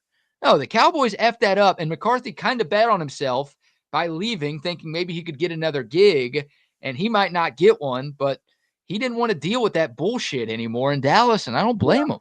I agree. It is bullshit. Like, no one else, when the Jaguars are doing things righter than you, you're right. It's the problem. Why am I so loyal to this damn team? Why do I root for these guys? Why don't I just quit while I'm behind? I can't. You can't quit them. No, I can't quit them. And it's like shout out to those who are sticking this out, because hopefully one day our patience will be rewarded. But it is tough sledding, especially for the Cowboys fans like my age and younger who have never really seen Dallas win anything. If you're sticking with this thing, good for you. And if you leave, don't come back. Oh my God, Longhorn Bear says Sabathia put on his Hall of Fame shirt and the sleeves were tight on his arms. Wow. Those things are old baggy. Uni was too tight on him. I mean, you should be able to get a thigh in one of those sleeves. I don't know. I didn't see. Isn't it like custom to your size? Don't you get to tell them what size you want? Oh no, they gave one size. You're saying CC Sabathia and Ichiro. You think Ichiro and CC Sabathia have the same size shirt? I mean, what are we doing here? They gave him his rookie jersey from the Yankees when his first year with the Yankees. They gave him that one and said, "This ought to fit you." No, it won't. Oh, I bet he was fatter when he got to the Yankees than he is right now. Really? Yeah, I mean, he didn't start his career with the Yankees, but he had already ballooned up by the time he got there. He was double meat, double cheese. Yeah. Now, well, he was probably triple and triple back then. Oh my God. Now I think he's double and double. What do you call him? The Big Burger? He's the Big Burger man for sure. The Big Burger, CC Sabathia, getting into the Hall. All right, there's your latest NFL news, by the way. Also, more bad news for the Cowboys. Trayvon Diggs, the all-pro corner, had knee surgery yesterday. This is expected. It's the injury that caused him to miss the end of this year, but had the surgery yesterday. He's going to miss the entire offseason, and there's a chance this bleeds into training camp. The hope is it doesn't bleed into the start of the season, but we'll see. It's a long recovery for one of the Cowboys' best players on defense. Yeah, and they've already got their linebacker, their Texas guy. That's damn. Yeah, he's out for next year. It sucks. The Cowboys are. Is he done for the year next year? I mean, we don't see him late in the season, or is it one of those, he could get back later in the season? No, you don't want. He's too good. Just give him his whole year. Yeah, which means I don't know if it's the whole year.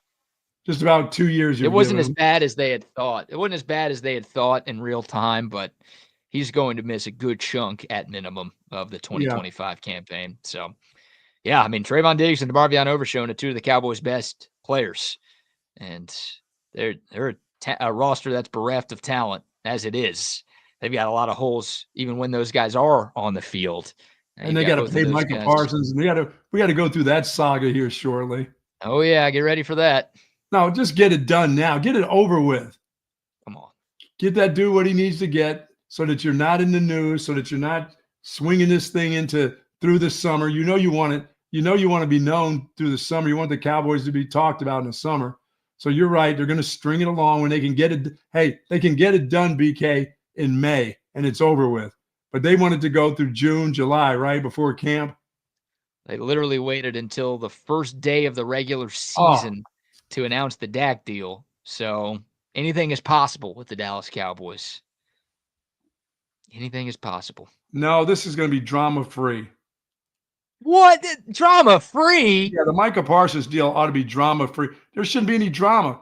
Just sign him. If you got the money to pay him, you just pay him and let's go. Let's move along. You've got the most dramatic owner and GM in the sport and one of the most dramatic players in the sport, and you're saying there won't be any drama? No, it's going. This one's going to be smooth. Here's what you want. This is what you need. Okay, here we go. You're a Dallas Cowboy for whatever amount of years. You're done for your career. Here's where you're going to be. That's fine. There's nothing to string out about this deal, is there? Oh, well, no. Most teams would not. Most teams would get it done. But most teams would have also gotten the Dak and CD deals done way before the Cowboys. Oh, those are just quarterbacks and wide receivers. Right. Yeah, not important. Not important players at all. Yeah. No, you don't want to have a franchise quarterback. You don't want to have maybe the best receiver in the game taken care of. Now, why would you rush to do that? Now that dude will end up playing for the Commanders, and you see him twice a year. How about that? Micah Parsons? Yeah. Jeez. He's one of those guys that do that to you.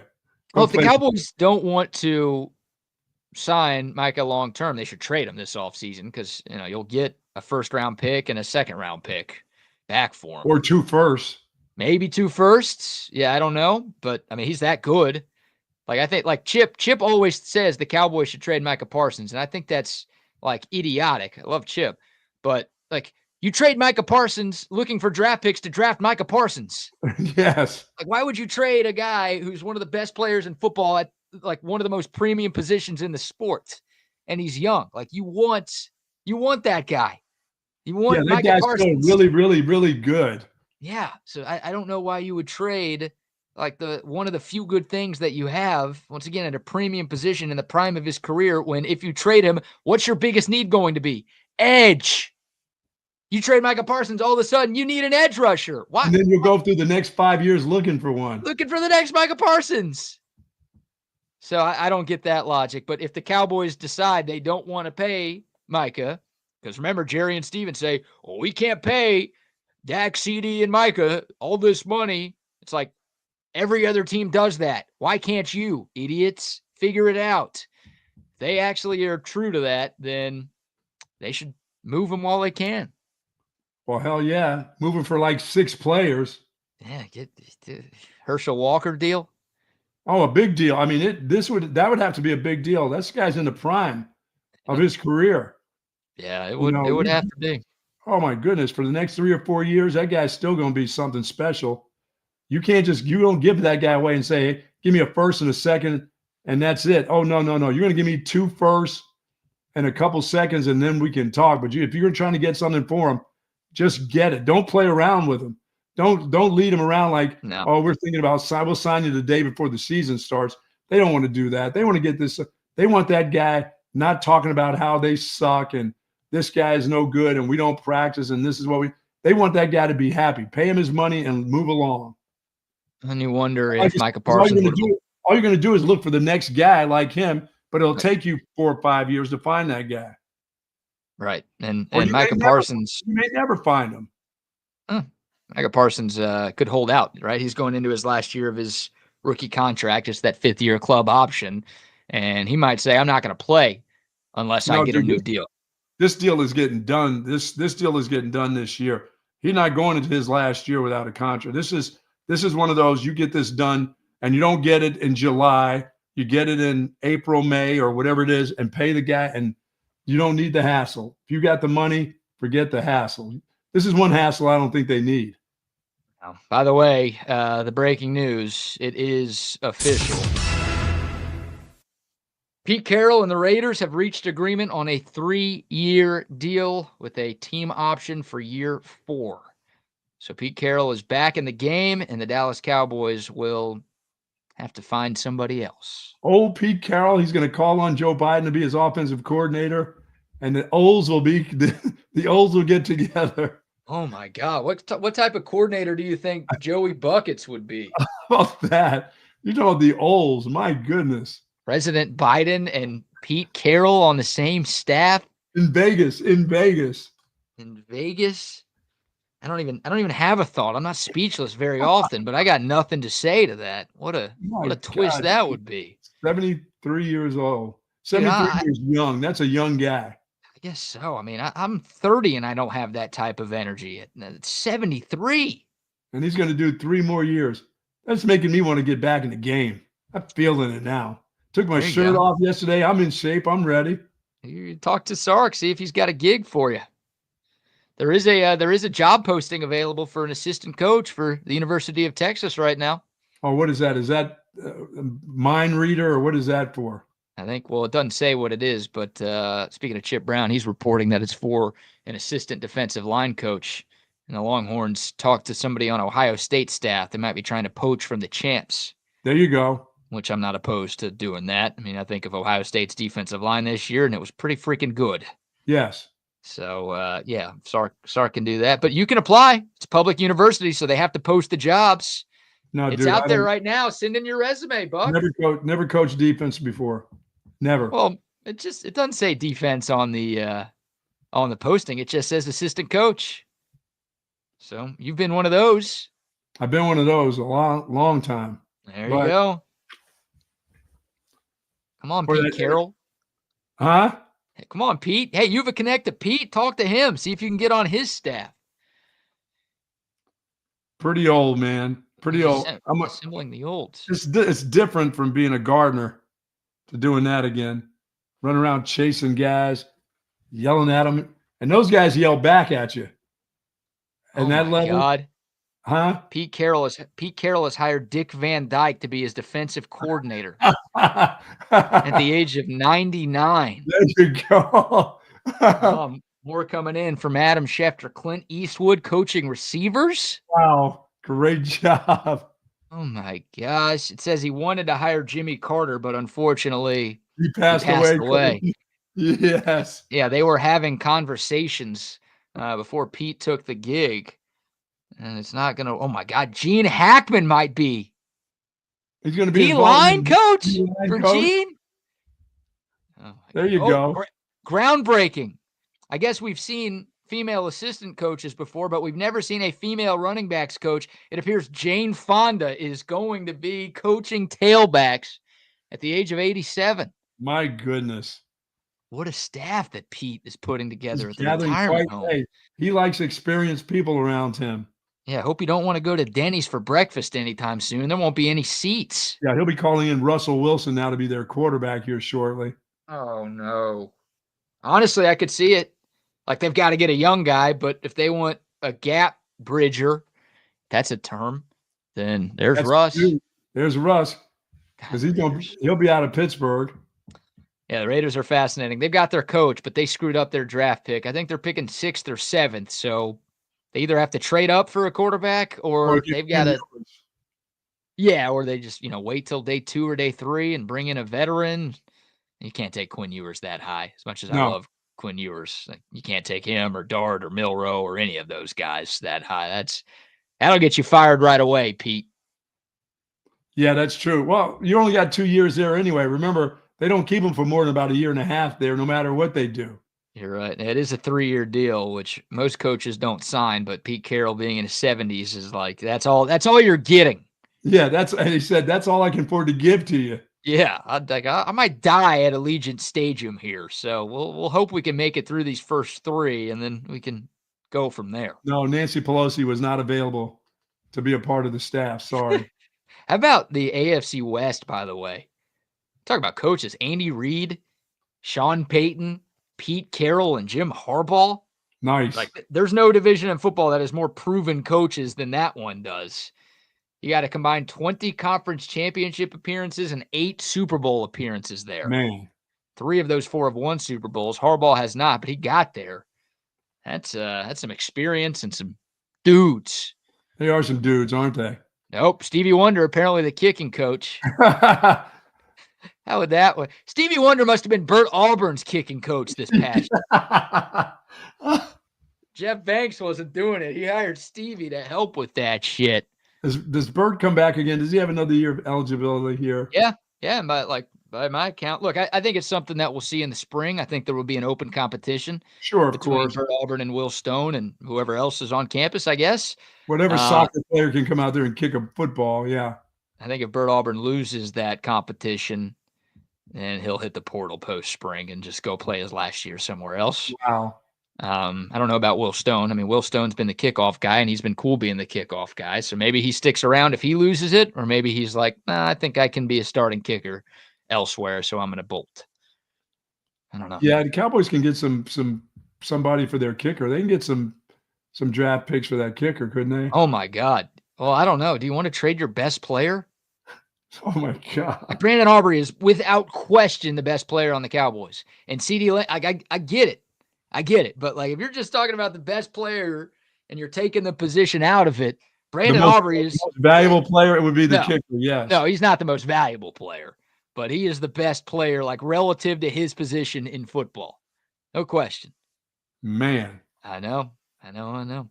All right. They've come a long way from Tony Dorsett to the kicker now being.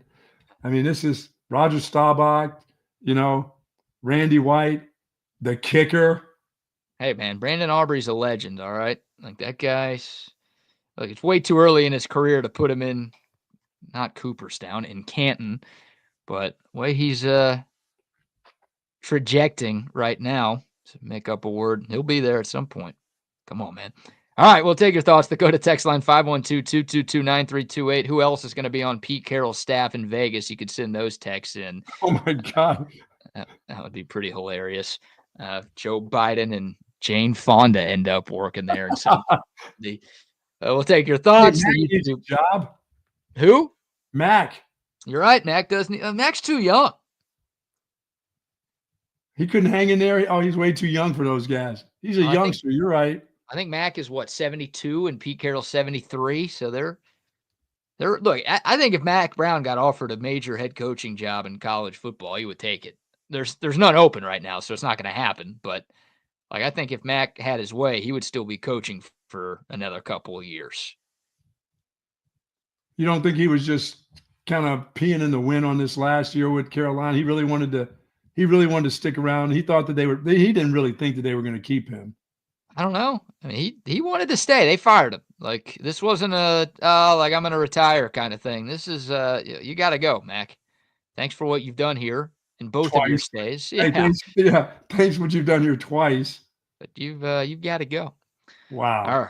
All right. Let's give a few more sponsor shout outs. God, we got to talk about the Costco guys here. We promised. Yeah, I got to get to those guys. Okay. I said 34 Wine and Spirits, folks, 4601 Southwest Parkway. Getting ready for your big Super Bowl party. Call on the fellas there for sure. They're a wholesale liquor distributor. They can get your booze to you, or you can just drive by 4601 Southwest Parkway and pick up everything that you need because they've got everything. They got the classic wines there for you. They got your Allstat beer available for you, and that's 34 Wine and Spirits. Yes, sir. Yes, indeed. Get you that Allstat beer, the best beer that you can find all throughout the Lone Star State. They've got it at 34 Wine and Spirits. They've got it at any grocery store. So when you're doing your shopping for the weekend, you're going to need some beer to accompany your football watching, your hockey watching, your college basketball watching, your everything watching this weekend. Make that Allstat beer. So many different brews, something for every beer drinker out there. And every Allstat is brewed with just 4 simple ingredients. No additives, no preservatives, nothing like that. This stuff hits the spot every single time. Please remember to drink Allstat responsibly, whatever you're doing this weekend. But your weekend is made better with Allstat beer. No impurities, no regrets. Also, a shout out to our friends at passes.com/Texas One Fund. New podcast, Arch Manning and CJ Baxter and DeAndre Moore. I think all three of them did a podcast together on passes.com/Texas One. So if you want to hear more from QB1 and maybe RB1 and maybe wide receiver 1 on the 2025 Texas Longhorns, passes.com/Texas One Fund, the place to go to elevate your fandom to another level. Go check them out. And of course, Woods Comfort Systems. Make sure your heater is working properly, folks. It's still a little chilly out there, by the way. High of 55 today, sunny and 55. You don't want anything to go wrong with your system. And if it does, call on Woods Comfort Systems, folks. They've been doing this for close to 70 years. A little younger than Pete Carroll, but for 70 years, they've been the best in the business in Central Texas. Call on them for, of course, heating, plumbing, and air conditioning.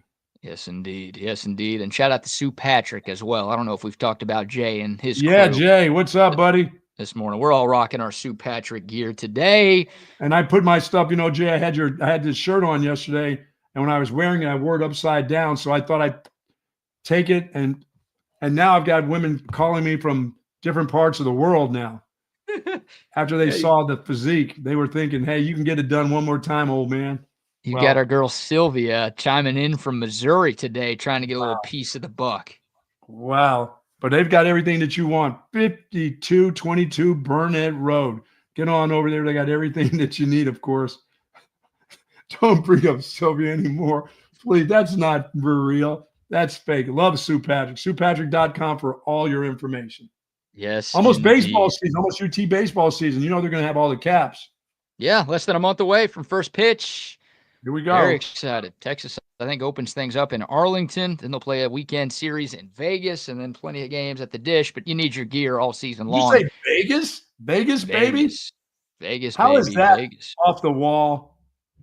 Off the wall. Is that a tournament or is that a single game deal? That's got to be tournament. No, it's a 3.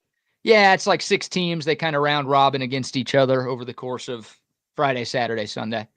This isn't an SEC deal or just a mixture of random non-conference. Mm-hmm. Yeah, I can look that up right now to see who Texas is interesting. playing. That's just kind of a random. Let's all go to Vegas. St. John's, you come here. We'll see you here. The Black Bears of Maine, University of Texas, Idaho State. I mean, The 3 games that Texas will play at the Las Vegas Classic: Washington, Illinois, and Texas Tech. Oh, yeah, baby. We got to go. We got to get into some Red Raider action. Are you kidding me? You want a little Raider rash from Sylvia? That Wow, seems like those are the 3 the opponents. Red Raiders, Texas playing the Red Raiders in something again. That's classic right there. Well, they ducked us in basketball. Remember, they could have played in Barclays Center earlier this year, but Texas Tech lost to St. Joe's, so we didn't get to see that matchup. But this one is, regardless of who wins on Friday night, that's the Saturday game, Texas and Texas Tech at 6 o'clock in Vegas. Oh, we're going to play that up as a world championship game for sure. Well, they will if they win. If not, they'll say it's some regular season game and it doesn't matter. You know how the Texters roll. They are a different breed. Yep, the Texters, they've never won shit, but they talk like they're the best athletic program in the nation. Awesome. Wow. All right, we got 5 minutes left. We gotta talk about the Costco guys. All right, tell me about these 2 characters. Father, son. It's a father-son. The Bufumo family, based out of Boca Raton, Florida. Of course. The dad is Andrew Bufumo Jr. He goes by AJ. The kid is Eric Justice Bufumo. He goes by Big Justice.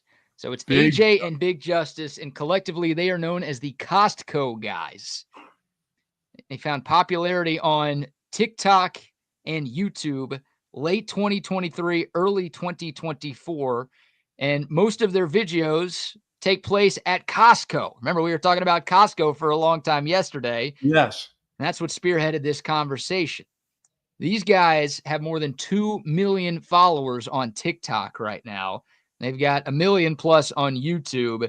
These dudes are, I don't want to call them household names because you don't know who they were. But if you're like under the age of 35, you know who the Costco guys are.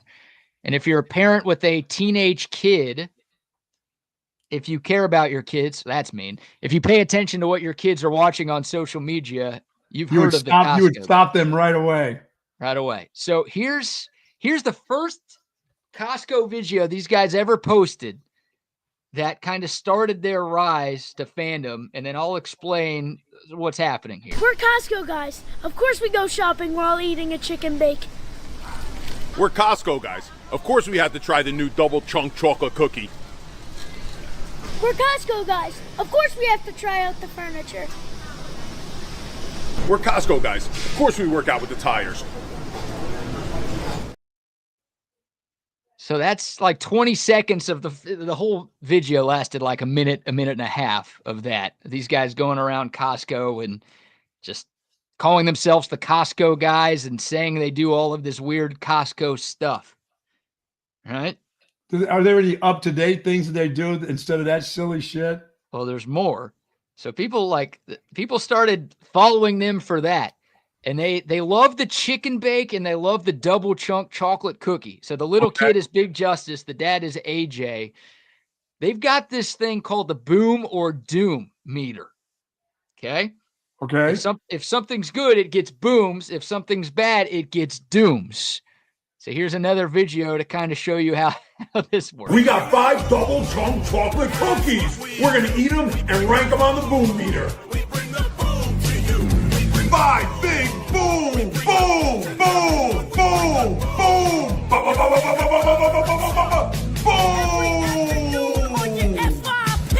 We'll be bringing the boom around 3:15. We bring the boom so the double chunk chocolate cookie gets 5 big booms. Boom, boom, boom, boom. Dude, that little kid's going to be 700 pounds. He's going to be on another show. Me and my big fat sister, how we had to lose weight. I mean, they're going to have to be surgically removing cookies out of their rib cage. So that's the boom or doom meter. Now, you heard that song in the background playing while they were giving double chunk chocolate cookie from Costco 5 big booms and ending it, of course, with a boom. You heard that song playing in the background. That's a song that they created. That is their song. AJ and Big Justice, the Costco guys. there's a dance that you will see in this video I'm about to play. Okay. That Quinn Ewers did this touchdown dance after he scored against Oklahoma. Biggest game of the year, playing OU. Everyone's watching, and Quinn Ewers busted out this dance. And this is a dance that a ton of athletes and celebrities have done over the last year and change. So here's the song, and here's the dance that goes along with it. We bring the boom. That's what we do. We bring the boom. We bring the boom to you. We bring the boom. We bring the boom to everyone. We bring the boom. Your favorite father and son. The boom, huh? We bring the, by the way, there's like verses to that. I mean, it goes on for a lot longer, but I figured I'd spare you. Thank you. Of that one. But the dance, I don't know if you might see it this weekend watching. I've seen it. Now that I see that little chunky dude. Yeah. We got to get Kyler Murray to do that. They also have little Kyler Murray doing that dance. Oh yeah, for sure. Oh, he's not in the playoffs. I was gonna say you'd have to wait till next fall to see Kyler Murray doing anything on a football field. But you've got those two guys, AJ and Big Justice. Those are two of the big ones, and then there's the Rizzler. Seen this guy before? That's got to be one of their? Is that one of the kids? I think he's just one of their friends. He's one of the kids, but I don't think he's related to AJ or Big Justice. He just hangs around the crew. And this guy's become. He's the neighbor who walks in the house without ringing the doorbell. This guy might be the most famous of all of them. I mean, AJ, Big Justice, and the Rizzler were on Jimmy Fallon's show a couple of weeks ago. These guys have been invited to. They were at a Knicks game, warming up on the court before the game started. And these dudes are celebrities now.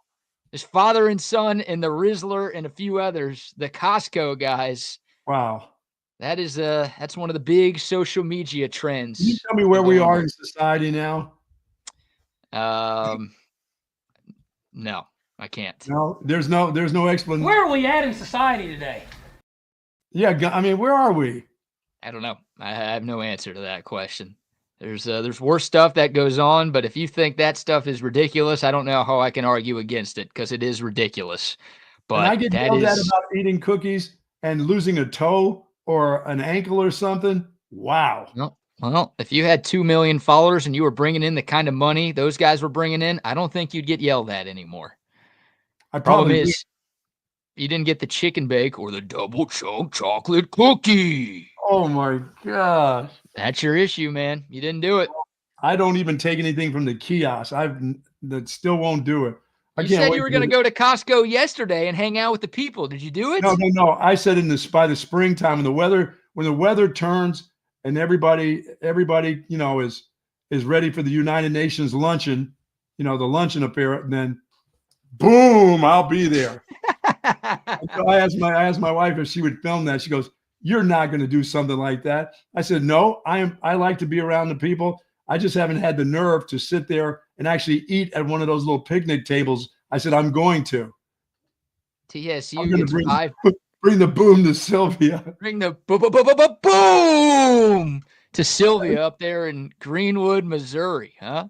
They got to quit that. That one kid can't eat any more chocolate cookies. His face is going to explode. The skin on his face. You see how tight that skin is? Man. Big Justice? The neighbor.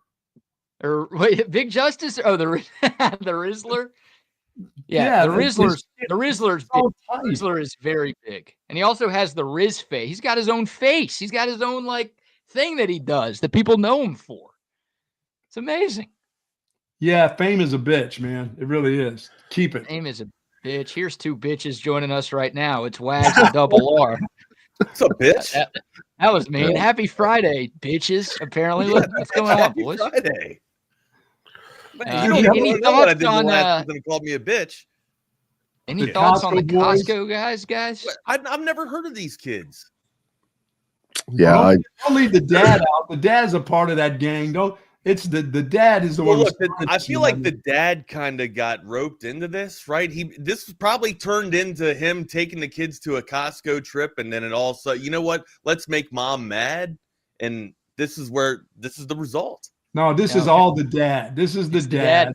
It's the dad. Like the dad apparently was trying to find a way to get social media famous for a while, and like with his kids too. And he tried a couple of different things. They didn't click. And then the Costco guys is the thing that took off. So this is the dad's idea. And it's, look, you might think it sucks. You might think it's weird. You might think both, but he is, these guys are rich.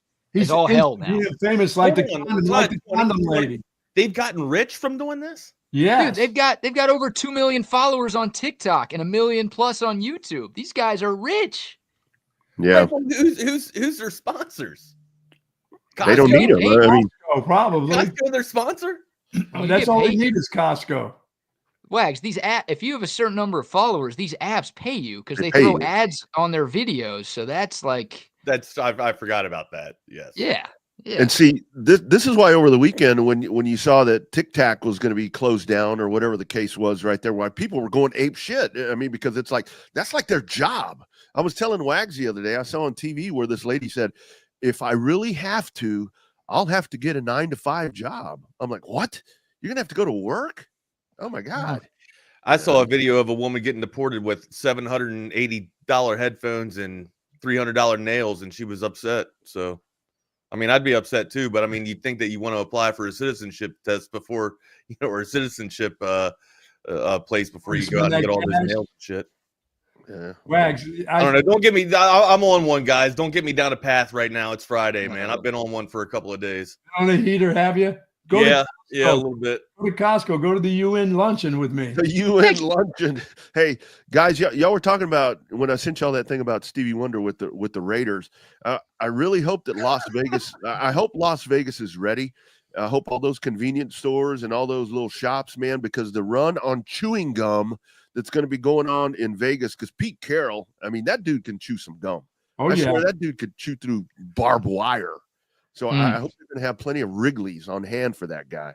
Hubba bubba. He's going to have so many O's on his staff. That average age on that staff is going to be 82. Easy. Man. I'd like to make a request to Pete Carroll. Please hire Brian Schottenheimer to be your offensive coordinator again. Not going to happen, my guy. It's not going to happen. You're fucked. Yeah. He's going to be with Kellen Moore because Jerry's going to say, you're keeping this dude. Yeah. Hey, Kellen, you got the job, but guess who's staying? That guy who's right down the hall from you. Is Wayne Newton still with us? Pete Carroll hired Wayne. I don't think Wayne Newton's still alive. Yeah. Donkashane, Wayne. Donkashane. Yeah, he's still around. Brand new quarterback for the Raiders. Jim Plunkett. Yes. Jim Plunkett. Later, Bucky didn't like that one. I did though. I gotta go, guys. Have a great day, great weekend. Later, bud. There they go. Here we are, man. Welcome to another edition of Chaos Theory on this wonderful January 24th, 2025. Myself and my partner in crime, Rodney Rodriguez. You can follow me on Twitter at NotTheFakeWags. You can follow me on InstaFace at The Wagner Wire. Follow Rodney on InstaFace at _Rodney R. And then on X, brand X/Twitter, he is at the Rodney R. Smash that subscribe button if you hadn't done so already. Follow us on the Coda text line 512-222-9328. Yeah, a lot going down, amigo. Pete Carroll chewing some gum in Vegas, like you just mentioned there. Let's see where the Raiders are at on our draft board. I got a funny feeling that Shedeur Sanders ends up in a Raiders uniform now. What do you think there? Pete Carroll likes to work with rookie quarterbacks. Sometimes the stars just kind of align for people, and it looks like Dion kind of wanted Shedeur to get to the Raiders or the Cowboys at some point, and it looks like he might be landing there. Or I got a funny feeling he might be landing there at one of those spots. You know, I was really curious about that because I did see yesterday that there was What's up, Mike? We see you guys.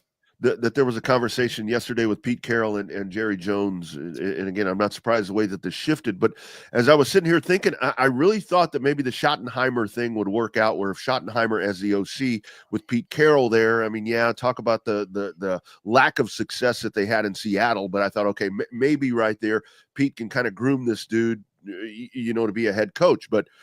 And then automatically here goes Pete to the Raiders. I mean, something that we didn't even see coming. So that's where I think the Cowboys.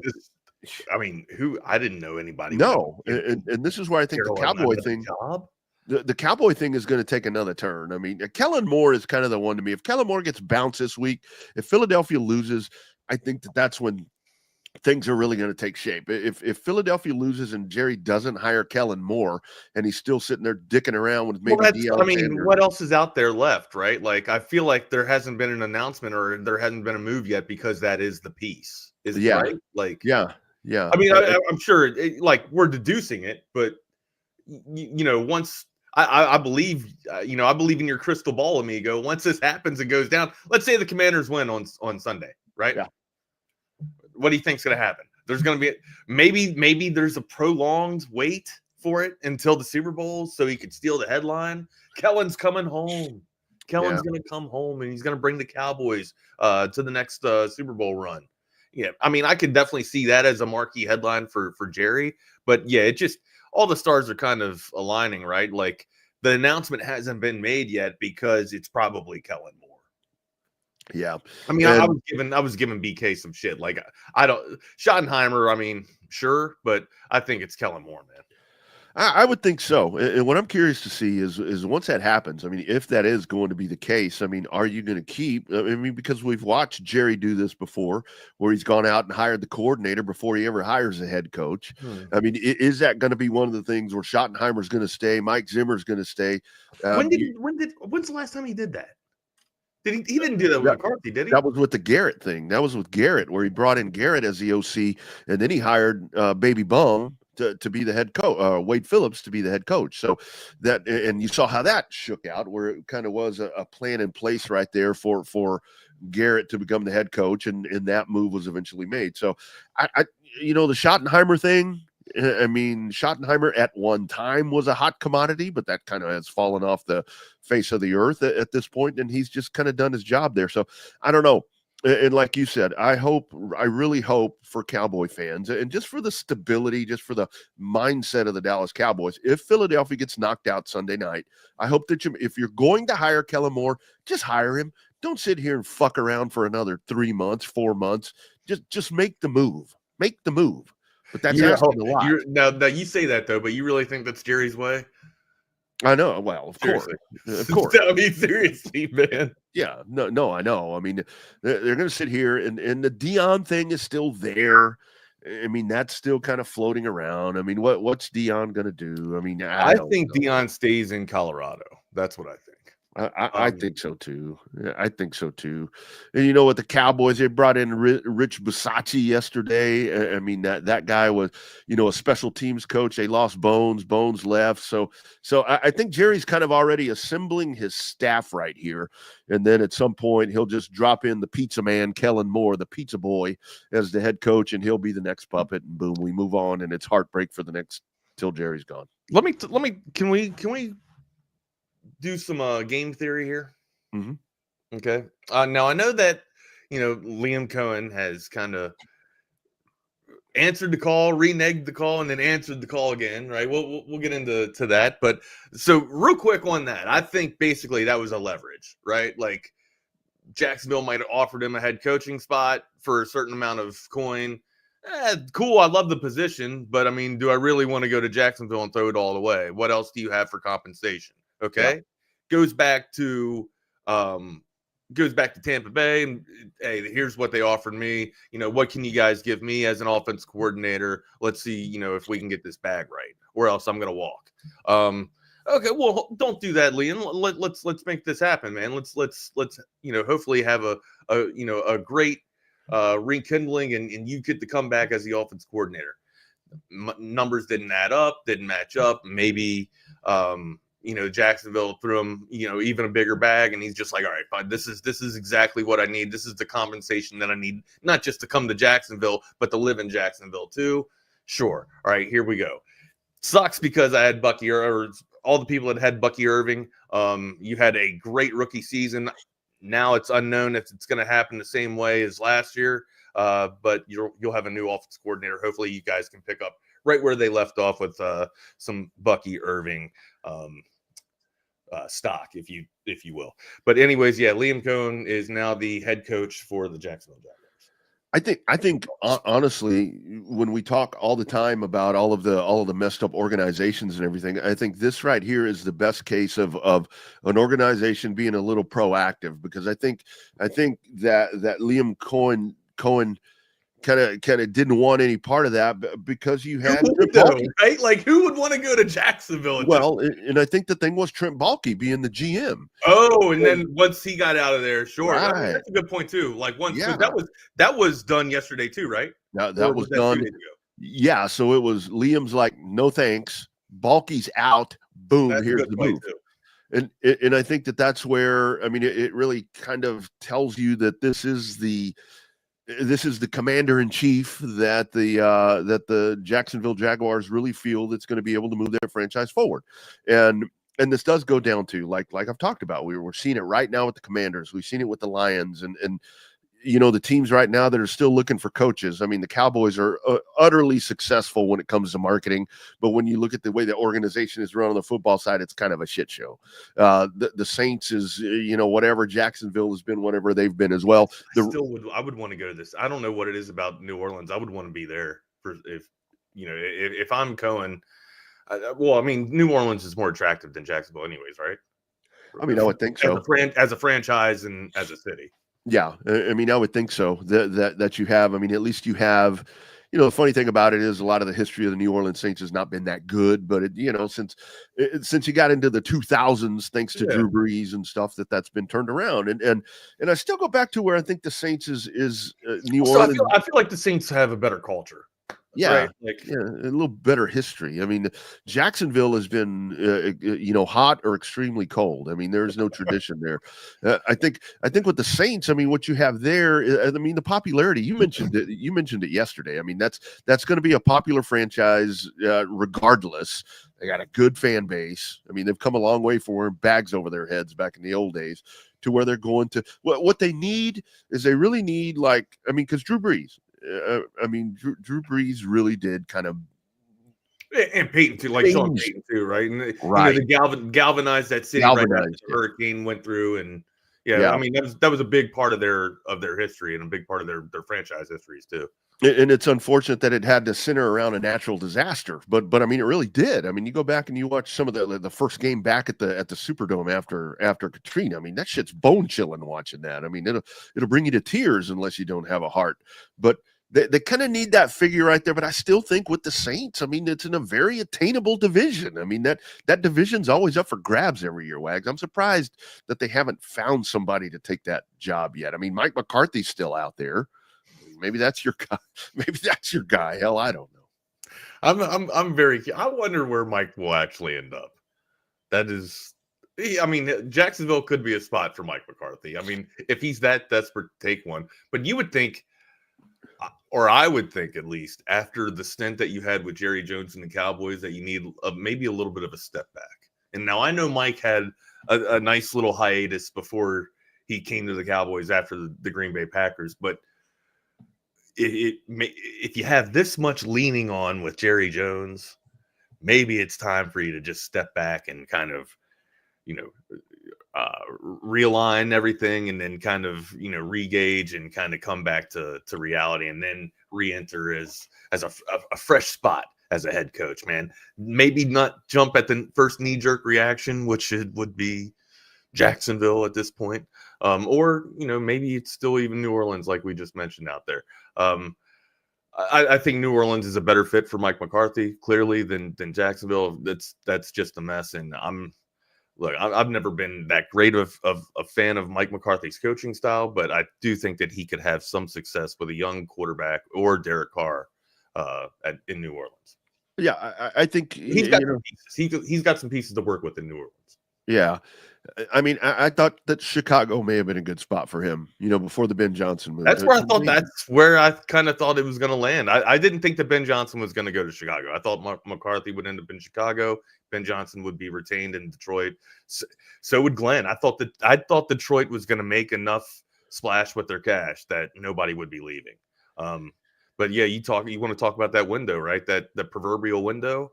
You're right, man. It could be shrinking now that the coordinators are gone. I mean, that's a lot to replace. An offensive coordinator is a lot to replace alone. Now you got to do the defense coordinator too. It's gonna be tough, man. It's gonna be tough. And I'll tell you what, I'm really curious to see is because with Detroit, I mean, how do they respond with the two coordinators gone? I mean, how does Matt Campbell, what are his moves going to be? Brad, what are they going to do with that? Well, that's a good question. Let's answer that. Who would you say is the top coordinators that are primed for a job right now? I mean, I think the whole thing is that, I mean, there's not really a name that kind of jumps out at you. I mean, I think that something that's going to be really interesting to watch is yesterday when I was talking about the offensive line coach here for Detroit. I mean, because it's very underrated how good that offensive line is. But can you keep that guy? Can you keep him? Maybe elevate him? I mean, he hasn't called plays. I mean, that's the other part about that, to where those hires are going to be so important. I mean, they've been in that system. You've got coaches that have been in that system with Detroit here for the last 3 or 4 years. I mean, can you retain them? And because they're going to be very sought after. I mean, what was his name? Staley. I think Hank Staley, I think, is the offensive line coach. I mean, I think that guy, it's going to be really interesting to see what he does. Seattle's been hot after that dude. So there's a lot right there for Detroit to be able to try to keep that together. I'm sitting here looking at some of the quarterback or some of the coordinators around. I don't know if Baltimore would get rid of Monken either. I'm pretty sure he's probably going to stay in place or maybe even be the next guy up for the succession of the head coaching spot for Harbaugh, right? I would think that Baltimore would want to kind of hire and promote from within, do like the little Patriots package there. Waldron he's not going to be in the mix now for head coaching position in Chicago. That could be a good spot. What about Brady? Do you go kind of try and pluck Joe Brady from Buffalo there? I mean, maybe so. Hank Fraley is a guy that I was talking about there, the offensive line coach. I mean, I don't know. I mean, the big name coordinators have been scooped up, and kind of along those lines. I mean, I saw that this morning that it looks like Kingsbury and the defensive coordinator for the Commanders, his name escapes me at the moment, but it appears that they're going to be coming back. So here we are with the trend once again, kind of like what Detroit did, is they've put this really good nucleus of coaches together and really start making a run there in the NFC. It looks like that the Commanders are now on that path once again, because you can only think that with these guys, and once you start getting into free agency in the draft with the Commanders, even though they're going to be drafted real high in the draft, that they're going to start putting pieces together like Detroit, because that's a scary thing, Wags, like we mentioned. The Commanders are just getting started. Oh, yeah. And you look at that roster, and it's like, who? I mean, seriously, going back to Brian Robinson as a running back, and Terry McLaughlin as a receiver. It's like, you want to talk about coordinators, right? Like coordinators getting new gigs and or I guess head coaching positions. When does Spags get another shot at a head coaching position? From Kansas City? Would he absolutely, or maybe he's being primed and groomed as the succession for Andy Reid there in Kansas City, right? That's an option, or a reason why he hasn't taken a position somewhere else, is because maybe he's got the thumb in spot to be the next head coach of the Kansas City Chiefs. But yeah, there's there's a few out there like Jim Schwartz. I'm sure that he'd be primed to take another head coaching position somewhere. He's the DC for, I think, Cleveland now. Yeah, he's in Cleveland. Jim Schwartz is. And Spags was the other guy that came to mind. But again, Arthur Smith. You'd think Arthur Smith would want to find a head coaching position somewhere. He'd probably be desperate enough to take the spot in Jacksonville. So, or maybe if Tomlin's out, Arthur Smith assumes the position of head coach in Pittsburgh. Who knows? I mean, it could be. And the thing is, a lot of those names that you're mentioning right there, I mean, we really didn't even see them. Like Brian Flores, we kind of heard that name pop up a little bit in this coaching cycle, but this coaching cycle here, I like Clint Kubiak. I think Clint Kubiak's fantastic. So, it's so reciprocal right now to where a lot of these guys, to where it is rebuilding yourself, like we talked about with Kingsbury, to where it's like you failed as a head coach, you didn't have success, but you're a hell of a coordinator. And some of these guys, they fall into that spot to where they realize, or maybe their agent tells them, or whoever it is, look, I think you've hit your ceiling. And that's where a lot of times guys are content staying in that spot. So we'll see what the next coaching cycle, because we'll be sitting here this year at this time again trying to figure out who's going to replace the 5 or 6 coaches that get fired next year. But I think right now, I mean, we're down to where, I mean, it looks like Cohen to the Jags, Pete Carroll to the Raiders. You're down to the Cowboys and the Saints. And I haven't heard shit about the Saints. I mean, it's like, I don't even know what's going on. I mean, I haven't. Yeah, I said Jacksonville, but I meant New Orleans. Like, Jacksonville's got their man. Yeah, no, I haven't heard. Well, maybe so. I mean, McCarthy is the only one that I've heard, possibly in New Orleans. I mean, that's the only peep that I've heard. And obviously, Dallas is going to be the most intriguing. What happened? Sure. But we pretty much got that penciled in, right? Dallas is probably taking Kellen Moore since no announcement has been made, right? So I would think it's Kellen Moore with Schottenheimer as the OC and Mike Zimmer retained as the DC, because that's what Dallas does. That's what Dallas does. That's man. Just what. No, you're right, amigo. You're right. That's what they do. Yeah. So let's start with a little game theory here. We talked about the coaches carousel here. The Raiders have the 6th pick in the draft this year. They need a slew of weapons on offense. They need a new team, honestly, except for their edge rusher. They got a pretty good edge rusher. Quarterback is their number one priority.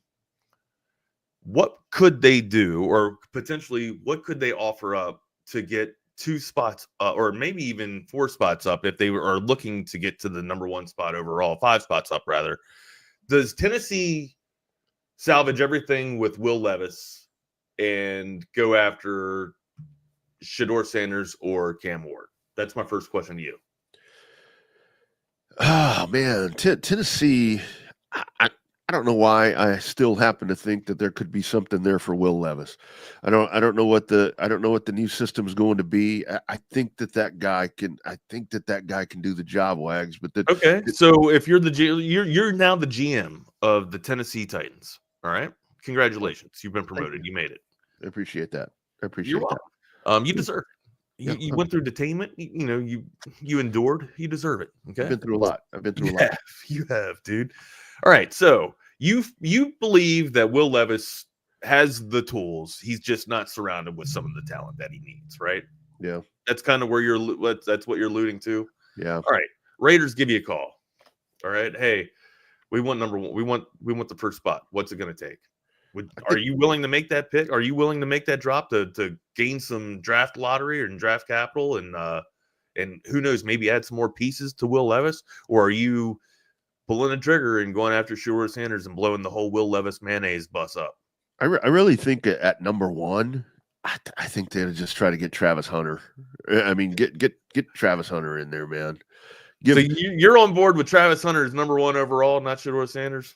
I'll go to Travis Hunter. I'm sorry, Wags. I'm just not sold. I get you. I understand that. But understand that sometimes the best college player isn't going to be the best NFL player. I know. Well, look, Caleb Williams. I wasn't sold on that dude either. That's why everybody that's I bought that bullshit late. Well, I mean, I was a Jaden Daniels guy. I mean, I was like, this dude is going to be, and for once, I finally got that right. But I mean, I think I go to Hunter, or if you really, here's the other part of it. Look, if I'm really going to go in there and build my franchise, the Raiders call me up, I'm going to try to stack as many draft picks as possible. And I'm going to go out there and get, whether it's Kelvin Banks or the dude from LSU, I'm going to go in there and build my offensive line. But I just don't think that's the mindset. I don't think that organization thinks that way. It's those organizations that are deeper in the draft. They have listed that they do need a quarterback. So maybe Will Levis is not their guy after all. Maybe they do take a Shedeur Sanders at number 1. Maybe so. But general manager Rodney Rodriguez for the Tennessee Titans, I think I'd have to advise you to trade out of that pick, see what the Raiders are willing to offer to get up to that spot, get some return on the Raiders, take their number 1 this year, take their number 1 next year. All right. Swap some other picks. See if you got some other collateral that you can throw there. Bring in or other compensation that you can throw there. You bring in Shedeur Sanders, right? Pete Carroll gets a new rookie quarterback. He likes to work with rookie quarterbacks. I think if you're the Raiders, the sky's the limit there, man. You make the call. You have to make that call at that point, right? I mean, you're starting to build, and how much of return do you have to give to Tennessee, and do you have that return? Yeah. Is it worth the haul? I think it kind of is. Do you think something I was thinking about a while ago with the Pete Carroll thing? And again, this has just happened. I mean, this just happened within the hour. If you're just checking in, Pete Carroll, the new coach of the Raiders, for crying out loud. Do you think that this would be a situation where the Raiders would make that call and they go with Shedeur Sanders, and Pete Carroll goes back to his old school and finds a way to woo Russell Wilson over and Russell Wilson is as the bridge quarterback? As the bridge quarterback. I mean, is that something that I can see it, right? Yeah, like I know, right? Can see it. Yeah, I mean, that's the shit that happens. I mean, these guys, I mean, we talk about the Cowboys and like, well, they're going to go get Jason Witten. They're going to go do this, that. And I see Pete with a younger quarterback. I see Pete with a young Russell Wilson, not an old Russell Wilson. Like I see him wanting a young Russell Wilson or a young quarterback, not an old savvy veteran. Even though I think that would probably be the move because you are starting with a new franchise. The franchise isn't new, just you're starting a new spot with the franchise. Yeah. And ultimately, they probably have so much turnover and honestly just need to do a blow up of that damn roster and just start over. I think the way you do it is you invest into a rookie quarterback, see where it takes you, and hopefully it works out and the stars align. I agree with you. I think the veteran move to get a good savvy quarterback would be in play. I just feel like Pete's in a win now situation, right? Like how many other spots is he going to where, or how much time, not to be, crazy about it or not to be, shallow about it, but how much more time does Pete Carroll have? Right. Yeah. Like, I mean, this is probably going to be in the NFL, this is probably going to be his last hurrah in the NFL. I would think he's getting up there in age. Matter of fact, I think he's the oldest coach. Yeah. Now he's back to being the oldest active coach again. So you'd like to think where it's going to go. I think the Raiders make the call, or you at least got to make the call to see what they would want for the first spot, and then you go up there and get your franchise quarterback. And I think for the Raiders, I mean, it only makes sense. I mean, your thought only makes sense because as an organization new to Vegas, I mean, so, you go out there. Pete Carroll is still surfing, and his girlfriend is still in her 20s. He's good to go, right? I mean, hell, look at these other guys. The heart ticker test. I mean, look at Bill Belichick. Mike Zimmer has that fiance that they said she's 42. She looks about 20. Is that the trick? Is that the trick to staying young is finding a younger woman? I don't know. I don't have one. Yeah, that's what I'm saying. I'm going to stay old for the rest of my life then. Man. Well, actually, mine is younger, like 2 years younger, but not. There you go. That kind of younger. You get a taste of the fountain of youth. That's what I'm talking about. But I will say for the Raiders, I mean, that move makes a lot of sense because you want your face of the franchise, and the face of your franchise, your franchise quarterback to have the last name Sanders. Man, that's a home run. I mean. Shit, Deion's going to be prime time's going to be around there. So John throws in the scenario: Max Crosby in a second-round pick, and it's yours. He says that now. Tennessee does need defense; they need an edge rusher. So that obviously that's the first compromise or the first return, right? Being like, all right, you throw me Max Crosby for the compensation, and sure, you can have that first-round pick. If you're the Raiders, you're letting go of a franchise edge rusher right there. You're going to need more of a haul than just, one overall, I would think, for that. So that would get conversation started, of course.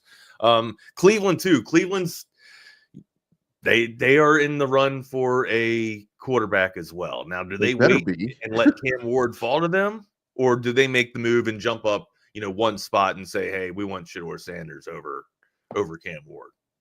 I think if I were them, I'd go to Cam Ward. I think if I truly were them, I would go the Cam Ward route. I mean, don't. But you got Jameis.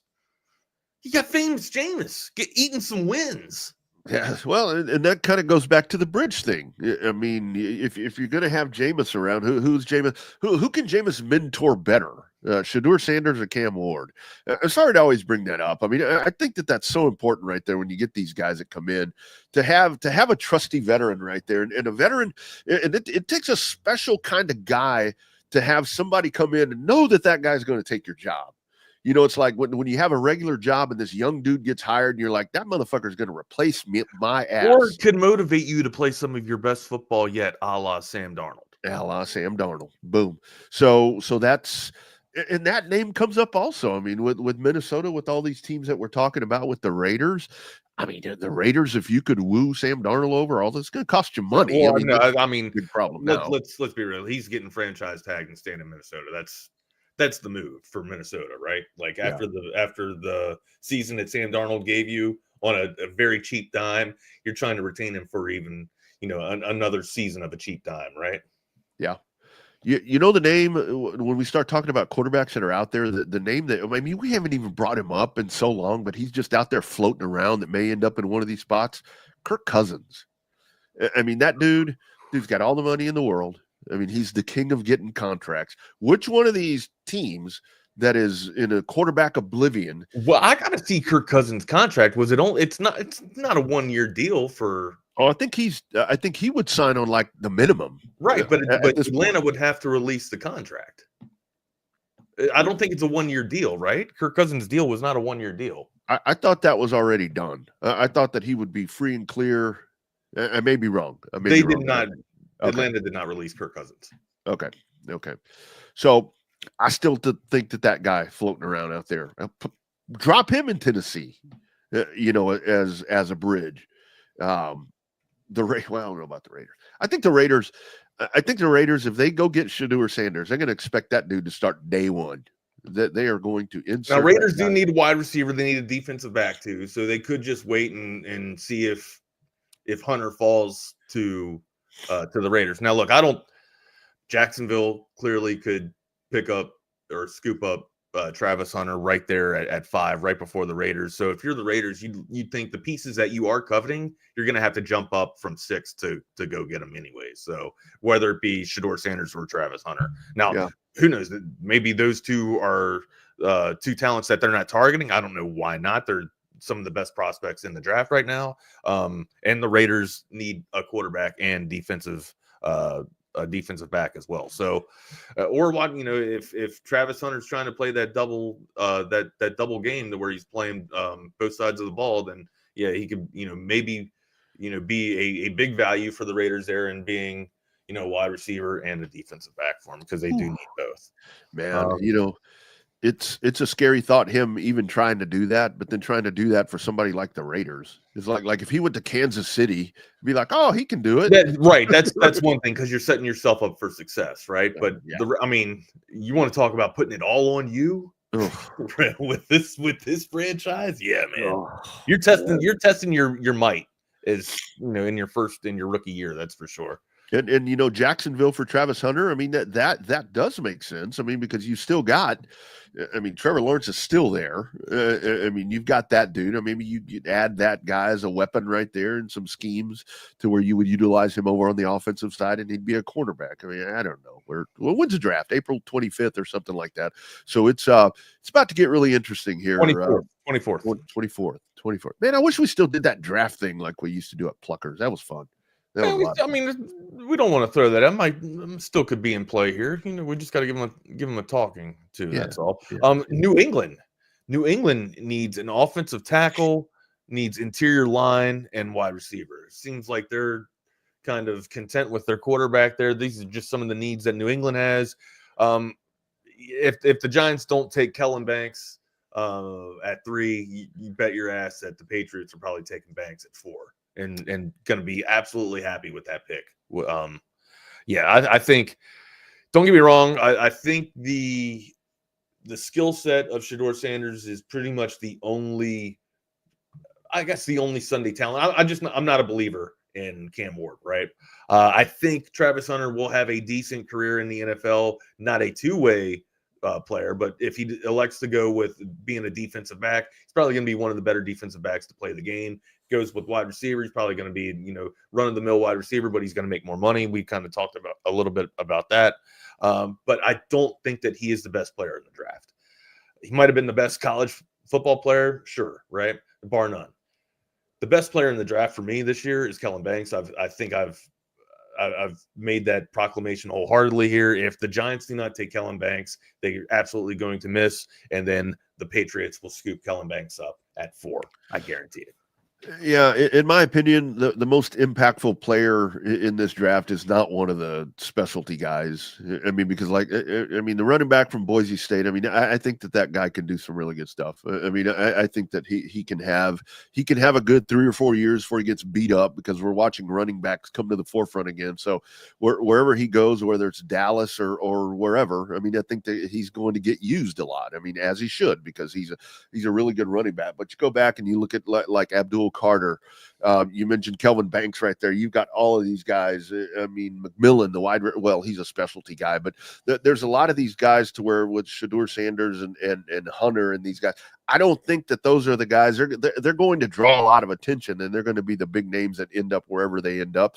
But I think that when you look at this draft, it's going to be those offensive linemen or those linebackers or defensive tackles that are going to have more impact for whatever franchises they end up for the longest time. I just don't see. I don't want to say that those other guys are overblown, but I just think that they're stepping into something really, really big where these other guys are going to fit better wherever they end up. Genty could absolutely end up in Dallas. He absolutely could end up in Dallas. Dallas is the only seems to be the only team that needs a running back at this point. Do they pull the trigger and take Genty at 12? 12. Yeah. I think if Genty gets you at 12 and you pass on him, you're not going to see him again. I know. Yeah. Then by the next time your pick is up, Genty will be gone. Yeah, Kuiper's got him going with Luther Burden from Missouri. I would go with Genty. Honestly, because the running back spot for Dallas has just been. I know we saw some stuff out of Rico Dowdle, and I said this a couple weeks ago when the Cowboys were still playing, to where it does concern me with Jerry and Steven and that entire group. Did they see enough out of Rico Dowdle at the end of the year, in the last quarter of the year, to where okay, this is our guy moving forward? I hope not. Is that not a scary thought, what you just said right there? That's the way they think, Wags. That's the way they think. That it's like, wow, he really showed out at the end. We really, which he did, but I just don't think that that's the guy moving forward. And when you have Ashton Genty sitting there to where I think he's going to be attainable for you, you got to make that pick. You've got to make that pick, because the running back room's horrible, and you didn't do anything this year to try to improve it. But no, I'm with you there, my dude. All right, we're sitting here, flirting with some game theory, which is all great, and talking about a draft that comes up in 4 months. But we also got some NFL football to talk about this weekend. You want to break it down and get into it first? I'll give you greens, my guy. We can dive in there, but before we do that, how about a word from our friends at That's Collier? a good idea. That's a really good idea. That's what I'm saying. It's really a family experience. I walked in the showroom today and everybody greeted me by name. How are you doing? What's going on? How's everything going? From a price standpoint, from a customer service perspective, just conversation when you come in, it feels no pressure. I want to buy cars here. The family buying car experience, one of the best that you will ever have. Come and experience it for yourself. Covert, born and raised in Austin.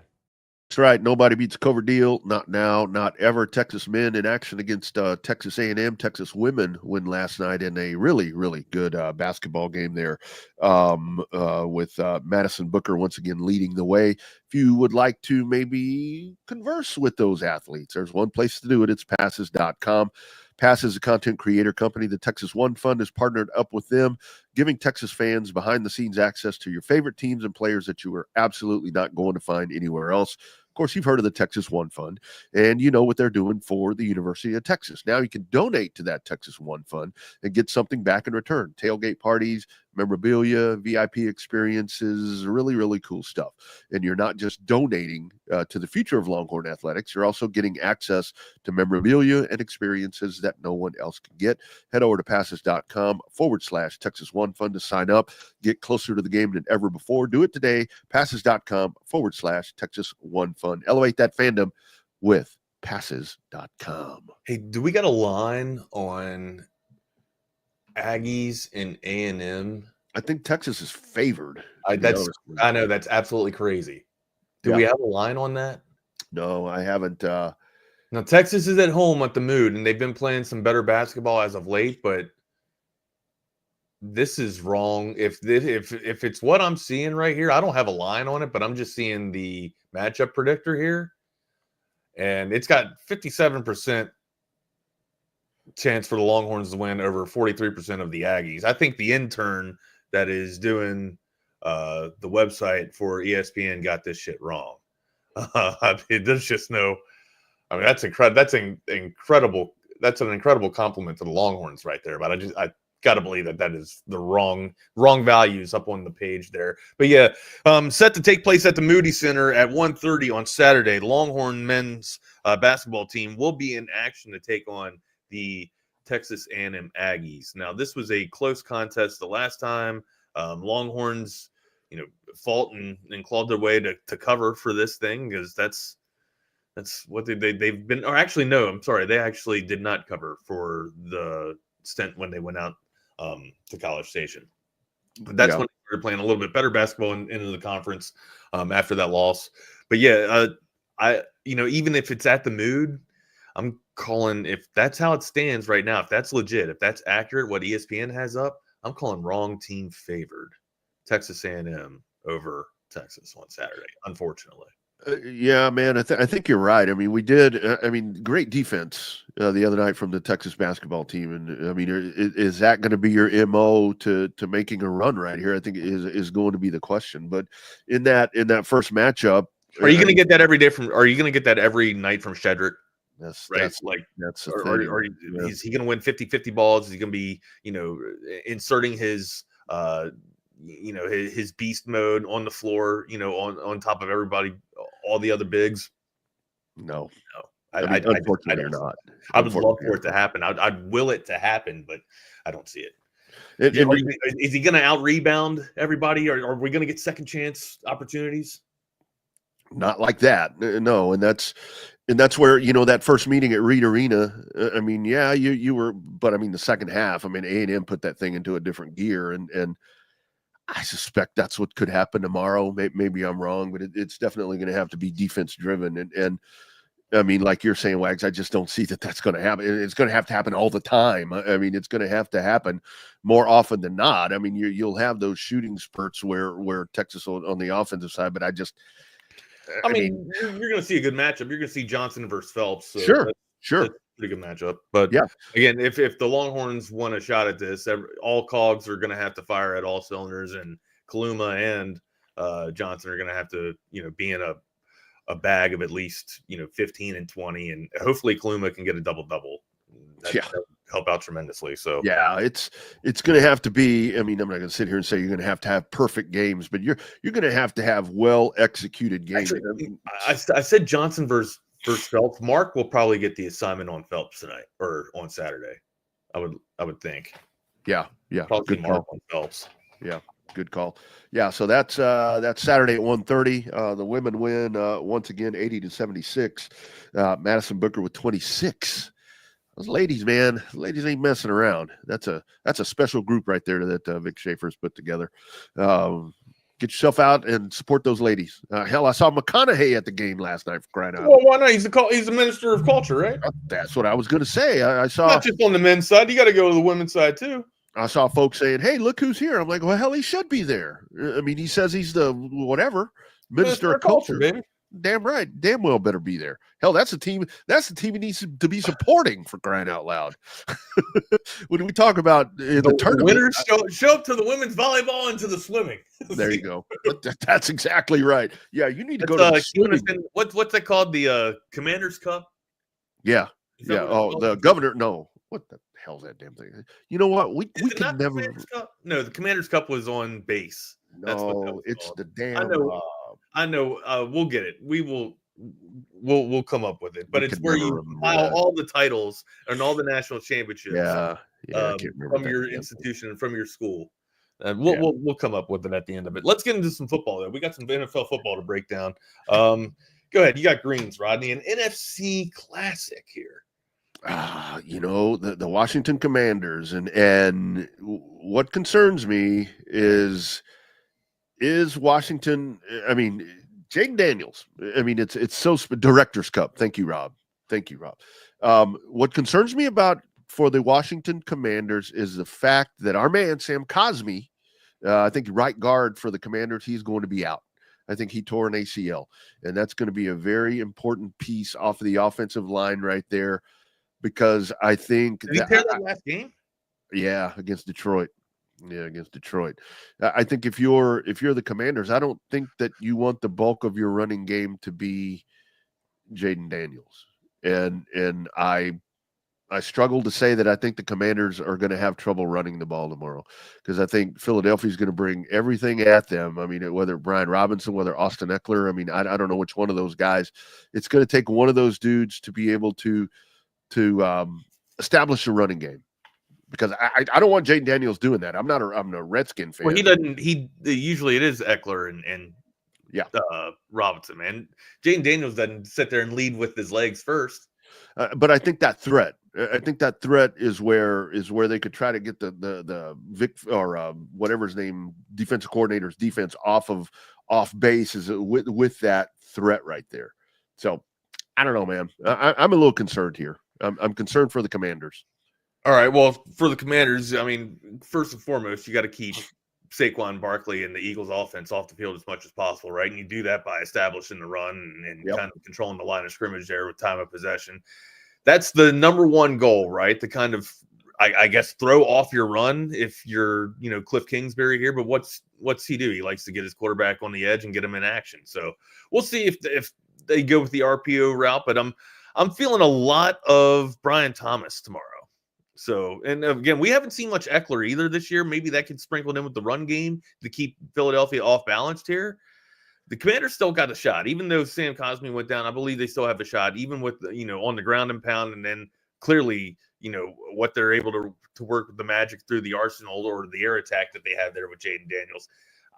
I think I straddled. I think in Ike's league, I picked the Commanders to win.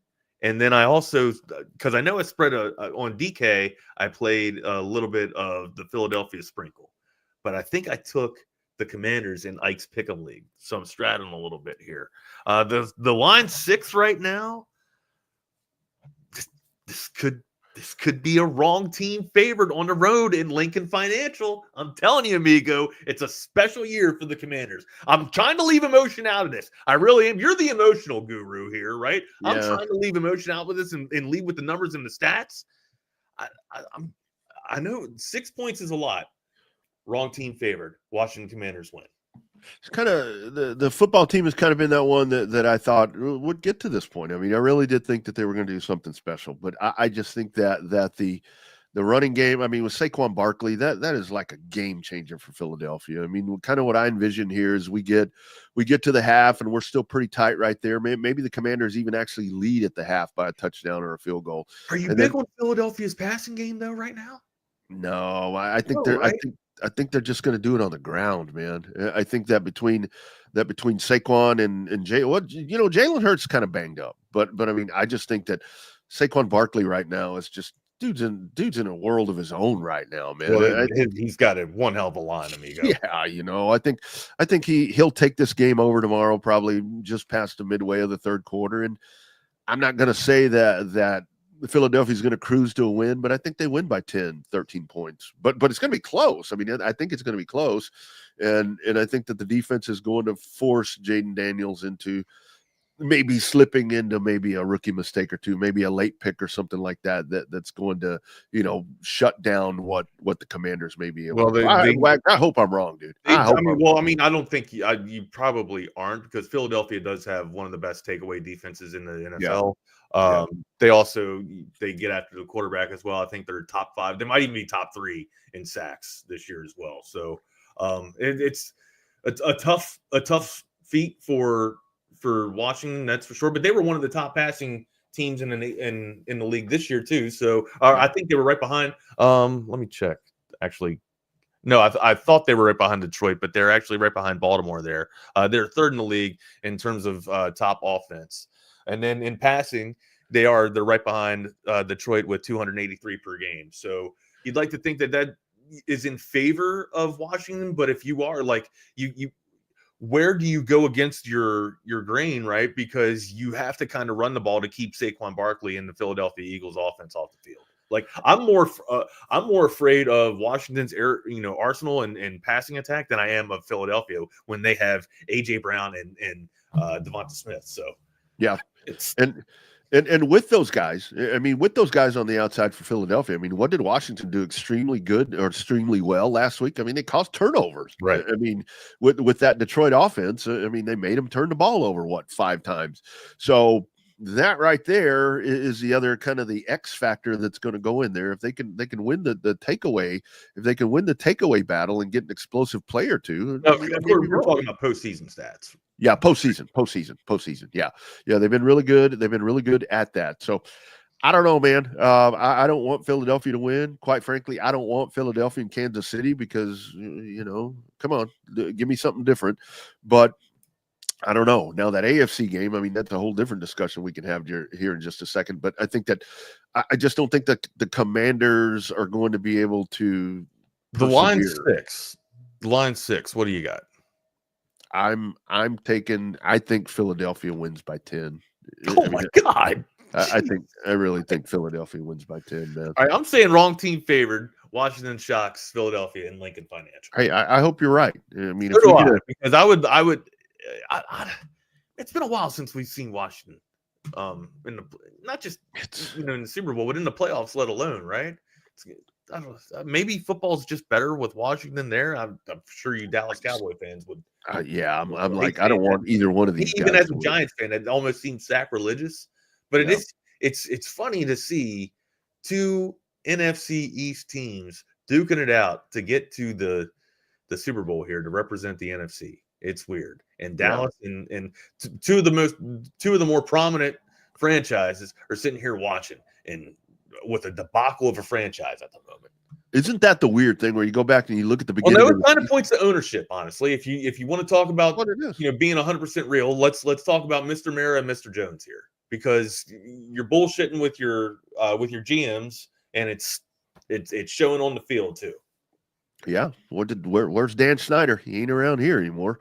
And Snyder, and that's the biggest thing right there. So anyway, I do. I just think that Philadelphia is going to wear the Commanders down, and that is so funny because at the beginning of the year, we would have sat here and thought, an NFC East matchup in the conference final is probably a decent bet with Dallas and Philadelphia. Not quite.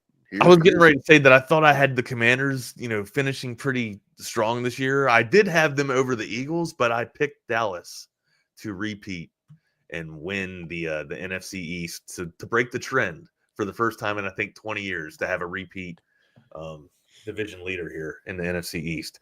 Man, I eat crow when I have to, man. I'm wrong as shit on the Dallas pick, guys. Well, maybe I was placating a little bit to the crowd. Maybe. Well, and look how it sets up. Wags, Philadelphia wins the East this year. I don't think they're going to win it next year. Early line, I'm going with the Commanders to win the East next year, so that's just going to continue.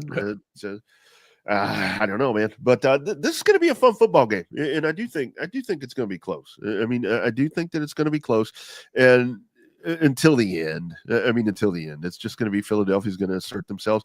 And I don't know, man. Jaden Daniels has done tremendous things. The win over Chicago, he crippled that franchise with that win. He's done really good things. So am I going to be surprised if the Commanders win and Jaden Daniels is the star going in? No, but you got Philadelphia by 10. I got Philadelphia by 10. I got Philadelphia by 10. All right. I'm on record with wrong team favored. And now we go into the Sunday night game, Bills at Arrowhead. Ooh.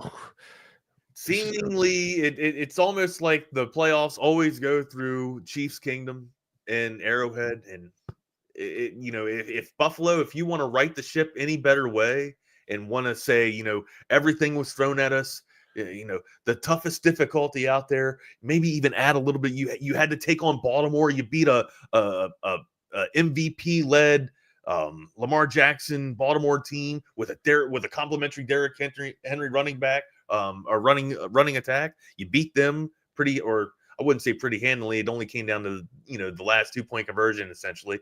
And if they would have got the other one, they probably would have been up one. But no, you were able to best the Baltimore Ravens, and now you got to go through Arrowhead Stadium to take on the king of the land, Patrick Mahomes, and the referees. So once you get past them, then again, you really it's almost like a fairy tale ending, right? You slayed the dragon, the almighty dragon, the mythical dragon there in Kansas City, and you're able to go on to the Super Bowl here. What is your pick, Rodney? Do the Bills actually get that done, or am I just talking fairy tale bullshit? Why does this game feel to me, when you go back and you look, and of course this is much earlier in his career than the two guys that I'm about to talk about. When you had John Elway that could never get over the hump, and you had Peyton Manning that could never get over the hump. That's what it feels like for me, Josh Allen right now, and it's against your arch rival right here against Kansas City. I've just been waiting Kansas City all year for Kansas City to really prove that they're not as good as they have been. Is tomorrow going to be that day? I think that I am going to say that. I think Kansas City's been playing exceptional, except for Pat Mahomes. Like exactly. I honestly think Pat Mahomes has been the guy that's kind of holding, or put a little bit of the brakes on Kansas City, which is a little bit ironic and crazy to say that, right? But yeah, once Mahomes starts firing, like it's different, right? Mahomes used to be keeping the Chiefs in the running, and so with the defense too. But now it's like, man, everybody else is kind of complimenting Mahomes a little bit here, right? Yeah. What happens when Mahomes, ascends to godlike quarterback form? And it's only going to be fitting for Kansas City to win tomorrow with defense, because that's where we've seen, and this team kind of shift around so much this year to where the defense is making plays and the defense is really leading kind of the charge. But they've looked better in the playoffs. I mean, they Kansas City. They had a couple of weeks to prep for the playoffs. They did. Andy Reid's pretty damn good coming off of preparation. So and you get guys healed up. You get guys better, man. But I think I know it's really hard to go. You don't bet against Ric Flair. It's 1.5 essentially in Arrowhead for Kansas City. I think Buffalo gets it done, man. I think Josh Allen. I know, dude, but it's just so hard to pick against the Chiefs. I know. Right? I know. It's like, and they've given us every reason to pick against them, but yet you still look at them and it's like, here they are. I mean, they've been here. Andy Reid, Patrick Mahomes, Jones. I mean, all of these guys, this is their time. You want to Thelma and Louise this? You want to hold each other's hands and jump off the ledge and do this together and take the Bills? That's what I'm thinking, because I do there. And I think what it may come down to, it would only be ironic if you get to the, game's close and there's a bad call against the Chiefs. That's just it. That's right. Just it. Buffalo's got to go up against two units. They got to go up against Kansas City, and they got to go up against the refs. Yeah. And the thing is, I mean, if Pat Mahomes is going to do this whole run to the sideline, keep going anyway, chicken shit moves like that, I mean, don't hit me. I don't. I don't He's want so this. much better than that, though. That's my problem. Like, you're so much of a better ball player than that. Don't go get the cheap shit. I don't want this game. I don't want to be here on Monday breaking this game down and be like, well, if it hadn't been for that bad call, I mean, because forget that shit. I mean, 1.5. We're holding each other's hands. We're jumping off the cliff, and we're saying Buffalo with the upset, right? Thelma and Louise style, going out with a bang. Is that what we're doing here, partner? That's what we're doing. I'm with you. That is what we're doing. The Buffalo. I'm jumping with you. I'm jumping. Hey, tell them about audio-visual consultations before we get out of here. AV Consultations. I'll tell you what, if you want, get ready for the Super Bowl. It's coming up on the 9th of February. Tom McKay reached out to us and he said, you tell everybody if they want that system, get a hold of him at 255-8678. avconsultations.com. Get a call, get a message into them. They can get your Super Bowl set up for you by that game. And I'm talking about this dude's got 150-inch TVs set up ready to go into your man cave. Ain't that right, Wags? Oh, yeah. And it's not only that. It's not only that, because part of that is that's right. You get the audio part, but Wags, talk about the sound part, man. Those Sonos sound systems, when you get all of that going, dude, it's another level. You want to feel like you're at the game itself. Sure, like optics are fine, optics are great, but audio is what makes break. Like that's the icing on the cake right there, man. What Rodney just mentioned, the Sonos surround sound system, you get that in there, you get every unit or every room in your house based off of one little Sonos surround sound system, and you can do it with the operation of your phone. It's very easy. You can have different music in all around the house, or you can have, every room playing the same music, man. I love it. It's fantastic. The stuff that we've been able to install in other people's houses with the Sonos surround sounds. Ask Jeff about it. Jeff Howe, fantastic setup there with his Sonos surround sound system. Give him a call, 512-255-8678. That's avconsultations.com. You will feel like you're at the stadium. That's right. And it doesn't just have to be sports. I mean, if it's movies, whatever it is, I mean, you have that set up in there. I mean, Top Gun, hearing the afterburners fire up on that damn thing. Yeah, absolutely. It'll shake you, man. Absolutely. You guys know I'm a racing guy when it comes to weekly NASCAR. I sit in here and crank that stuff up on all these systems, and boom, it's better than being at the track. The bathroom's right over there. Well, yeah, and ain't you all going to freeze either. You can have climate condition in your house too with your AV consultation studio. Sometimes just to feel like I'm at the racetrack, I go and I pee on the floor in the bathroom. Feel like I'm at the track. So sometimes I do that. Sometimes I do that here at the Audio Visual Consultations Studio. I do not. We are a piss-free house. We are trained. Yeah, I do it, but not on purpose. Not on purpose. Not on purpose. Jordan, what's up, brother? How are you, sir? Good. Good. Got a junior day coming up tomorrow, so I'll be, standing in the LBJ library parking lot or a church parking lot and in front of Darrell K. Royal Texas Memorial Stadium for the majority of tomorrow. So junior days are fun, but by far and away the least favorite part of my job.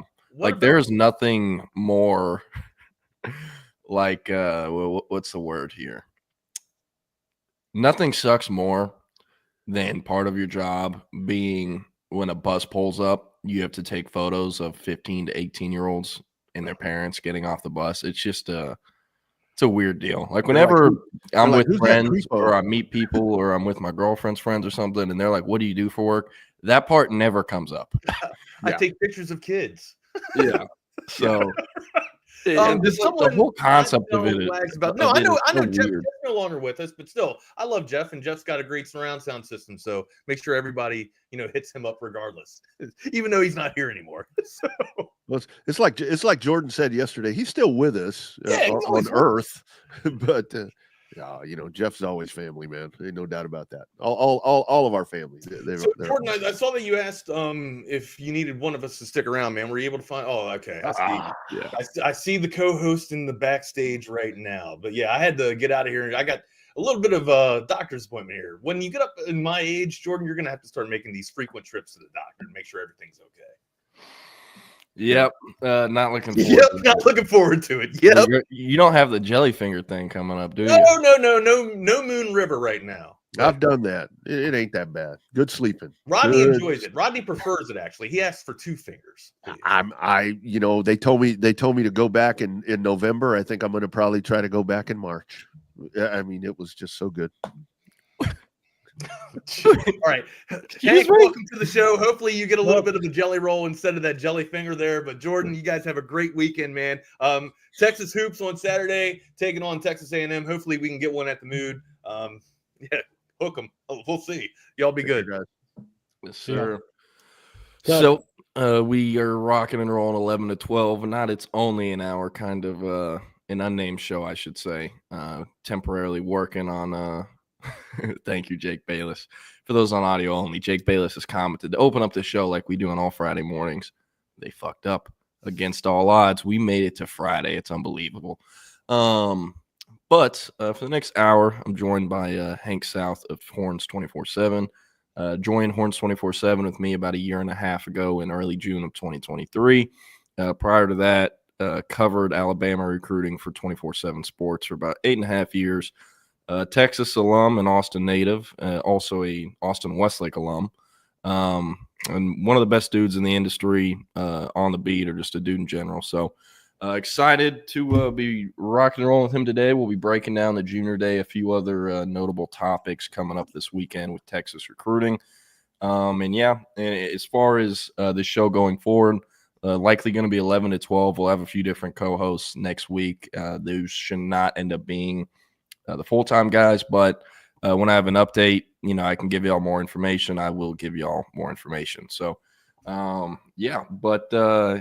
CB brings up a good point. He said, usually when Hank is with Jordan, Texas gets good news. I believe the last time we were on a show together, Texas landed Justice Terry. So no, it was Justice Terry, and the next week they landed Jack Bomeister, the Utah punter. That's right. It was literally 11 and 11. I was thinking about that right before you jumped on. So yeah. So hey, if there's an elite specialist in the portal or a number 2 D lineman in the nation for 2026, watch out for the next hour. Something might happen. But no, we're gonna break down the junior day. We'll get right into it. First things first, gonna talk about a potential new storyline for Texas in the 2026 class. If you want to read more about this, go check it out on Horns 24/7. It's that same title, a new storyline for the 2026 Texas recruiting class. But yesterday, an offer was made that could end up having some ramifications for what ends up happening with Texas in recruiting the offensive side of the ball, specifically receiver. So Chris Stewart, Texas wide receiver commit in the 2026 class, attends Shadow Creek High School. He's been committed to Texas since late June. With the first commitment to Texas, I broke myself. It also happened the same day. Chip Brown of Horns 24/7 broke the news that Jim Schlossnagle would be going to Texas. I vividly remember Stewart hit me up a few days before he went public with it to set the announcement up and everything. And when he decided that day, an hour or two after the Schloss news broke, I was just like, okay, it's going to get overshadowed a little bit, but all right, man, let's do it.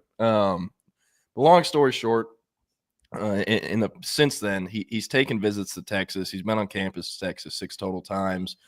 Junior Day last year, the Elite Camp June 1st, and the July Texas Bash Pool Party. Also visited for the UTSA, Georgia, and Kentucky home games. He was originally scheduled to be in Austin this weekend. When I spoke with a source about a week ago, they told me he should be there. When I reached out to him yesterday, he told me he won't be making it. His family's work schedule's, causing the conflict, so he won't be visiting anywhere this weekend, or at least that's what he tells us. The point I'm trying to get to here, though, he has a brother named Carter Stewart, and Carter Stewart is also in the 2026 class and at Shadow Creek with Chris. However, they're not twins. Carter is a year older, but he was held back at some point. So that him and Chris could play on the same teams growing up and be in the same grades growing up, all that. So Carter Stewart, he did not play a ton as a sophomore at Shadow Creek. Chris Stewart, on the other hand, was our leading receiver and was obviously a varsity starter, the district's offensive newcomer of the year. Carter, like I said, did not start, played mostly special teams as a sophomore. Only held one offer, landed it from UNLV in May. Brendan Marion came and offered him. And by the way, he's a safety prospect. And he's about an inch or two taller than Chris. He's a 6'1", 6'2" type of guy. But Brendan Marion offered him last May. That was it. He ended up starting this year at safety for Shadow Creek. Had a pretty damn good year, I believe. It was either first-team All-District or second-team All-District. And in the last week, he's picked up offers from Michigan State, Sacramento State, Oregon State, and yesterday, Oklahoma extended an offer. So this is notable for a few different reasons, but mostly – these brothers, they've never, at least told me, I've never heard it from anyone else, that they want to team up and go to the same school at the next level. I don't know if that's something they really thought about until this week, considering he didn't really get those, big-time offers that Chris has till this week. So that's definitely something to watch. And another thing, their uncle, Stewart's uncle played defensive line at Oklahoma back in the day in 2000, 2001. He spent 2 years there after 2 years at Kilgore JC in East Texas. And so there's some family ties. Chris, I should say, has spoken on record about those family ties to Oklahoma in the past. That kind of helped out Tennessee a little bit, believe it or not, but it's because Josh Heupel was on those Oklahoma teams with Chris Stewart's uncle. And whenever he committed to Texas in June, Tennessee finished like second or third, and that was part of the reason. So something to note. Potentially they could set their foots down and say, hey, we're going to the same school. And Chris says, you have to offer my brother. And I'm not sure what would happen then because Texas has extended a bunch of new offers to in-state defensive backs and specifically safeties in the last week or two that are also in 2026. Carter, he's been on almost all the visits to Texas that Chris has been on, if not all of them. And I do know he camped at the June 1st invite-only Texas Elite Camp this past summer. So they've seen him in person. They have verified measurements on him. Not sure what they think of the junior film, but I'm under heavy assumption it's being reviewed this week because of the situation I'm talking about. But definitely something we're going to be monitoring. Stewart has taken a lot of visits to Texas, but he's also taken visits elsewhere. He visited A&M for the Notre Dame game to open the season, and he did not tell the Texas staff ahead of time about that visit. Now, luckily, A&M ended up losing, and Connor Wigman couldn't hit water if he fell out of a boat that night. So it wasn't a great offensive performance. And then a few weeks later, he visited LSU for whenever LSU hosted Alabama. Bama blew them out, and I do remember Stewart did let the staff know about that one ahead of time. And then the third visit he's taken elsewhere, he was in Miami this past weekend. He was in town for a 7-on-7 tournament that's always that same weekend every single year. And Miami over the years has always figured out a way to get, those 7-on-7 coaches to drive their kids and their teams over to come visit Coral Gables. That's exactly what happened. He was on campus with like 10 other kids in a 7-on-7 team and only spent about an hour, 2 hours on campus. They did offer him there, though. And I mean, that could be something to watch, but the Miami visit worries me the least amount of those 3 visits he's taken elsewhere. So it's kind of the latest on Chris Stewart. Last notable thing here, Oklahoma, they kind of do junior days differently than Texas. Texas only does one junior day where they try to get a lot of kids there. Oklahoma does too. And they have one tomorrow and they have one a week from tomorrow. So with Brandon Hall, the Sooner safeties coach, having just extended an offer to Carter, I think it's pretty easy to assume they're going to be pushing for those guys to visit Norman next weekend. And they've been up there before. They visited last March for another OU junior day. So they've been to that campus before as well. But definitely, I think, a significant development. Yes, Chris Stewart is a 3-star. 24/7 is the only site that has him as a 3-star. I think he'll eventually finish in the top 247. And it causes for some discussion, too, because Texas does not have they don't have a good track record at retaining early commitments in the Sark era. Now, a lot of those kids end up being dropped or something else happens where, the decommitment makes sense when you really dive deep. But I don't really see Stewart being one of those scenarios. That he's not a kid that would get dropped. He's not a kid that would have off the field issues or anything like that either. So I do think Texas very much will want to keep his commitment. So again, it'll be something to watch, something to note. And Stewart said he wants to take visits elsewhere still this spring. So we'll see what happens. But Hank, I know I tried to hit on all bases there, but any thoughts you have on that kind of Stewart dynamic? Yeah, I think it's interesting, not visiting this weekend now. Imagine like you said, they're trying to get him on campus in Norman as well. I've been around covering recruiting long enough to kind of see the writing, when something is, likely to happen. So we'll see. Obviously you're going to be on top of it better than anybody, but I will never, think Texas will have problems at the wide receiver position under Steve Sarkisian. And you look at the class of 2026 and the offers they have out at wide receiver, and this is not to say, like you mentioned, Chris Stewart obviously had a great junior season. He's a really good prospect and not somebody that would get dropped or anything. But there's a lot of good wide receivers in this class. So, if there was a situation where he went elsewhere, Texas has 20 offers out at wide receiver, probably more coming. You got some big time players like Jabari Mack, who's going to be on campus at Texas on Saturday for junior day. He's a stud. Texas A&M commit Aaron Gregory. These are 2 out-of-state guys I'm just bringing up, not even to mention the in-state guys, Zion Robinson, Jordan Clay, Caden Finley. So they have plenty of options at the wide receiver position. I don't think they're going to struggle there. Obviously you'd like to hold on to Chris Stewart. You don't want him to go to your rival either. But, if something does happen, I think they'll be able to fall back and, still end up with a pretty good class. So I'll be curious to see. Also we're in a cycle where Texas has an elite quarterback committed to in Dia Bell. And, obviously kids want to play with elite receivers, want to play with elite quarterbacks, and having a guy come in with you like Dia Bell will certainly help some of those recruiting pitches in Texas and nationally with guys like, Naeem Burrows in Jacksonville, also in Florida. He's a guy Texas likes. Aaron Gregory from Georgia, the Texas A&M commit, Jabari Mack, Caden Dixon Wyatt. So early, it's hard to have much concern about anybody at this point in time because, they'll be able to attract some top talent. No doubt. Another thing with Stewart that, I've been thinking about lately, yes, he's taken visits elsewhere, but he hasn't, outside of that, he hasn't shown any true signs of pondering his commitment. And I have yet to hear from people behind the scenes at Shadow Creek or in South Houston that are tapped in and around Chris Stewart pretty much every day. So that being said, with how this works, he's probably going to decommit in 10 minutes, maybe. But with Stewart, I do think if he ends up signing with Texas in December, this is going to be why. The quarterback play. He's gone on record multiple times about how important that was in his decision. At that June 1st elite camp, Dia Bell was the first QB in line, and Texas was coaching him up more than any other kid that day because they knew they were going to end up getting him, and he, of course, ended up silently committed to Texas that day before going public a few weeks later. With the receivers, the kid who they purposely put first in line so he could catch passes from Dia Bell and be with that duo kind of throughout the camp was Chris Stewart. And he's posted the clips on his Twitter. If you, scroll far enough, you'll find them. But there are several guys.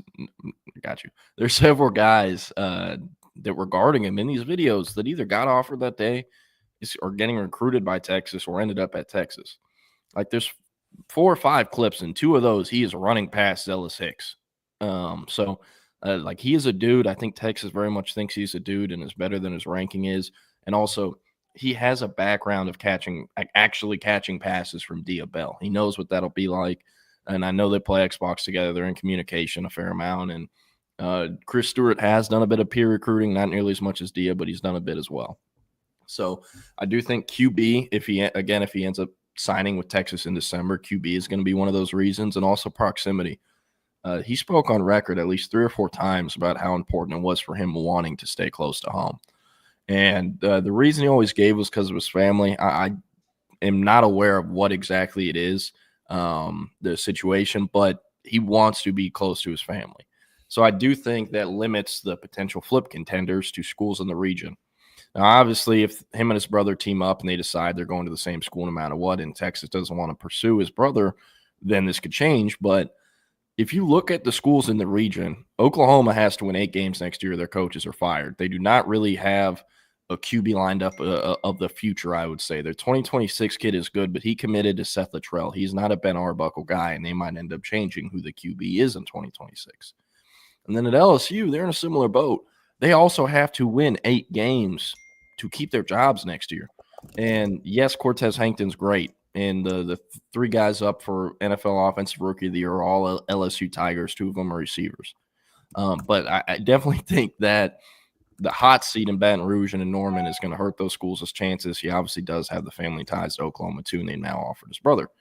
And then the other school in the region, A&M, they just took 5 portal receivers. I really do think that's going to blow up in their face. And also, they don't even have a Jaden O'Neal like Oklahoma has. They don't have a Dia Bell like Oklahoma has.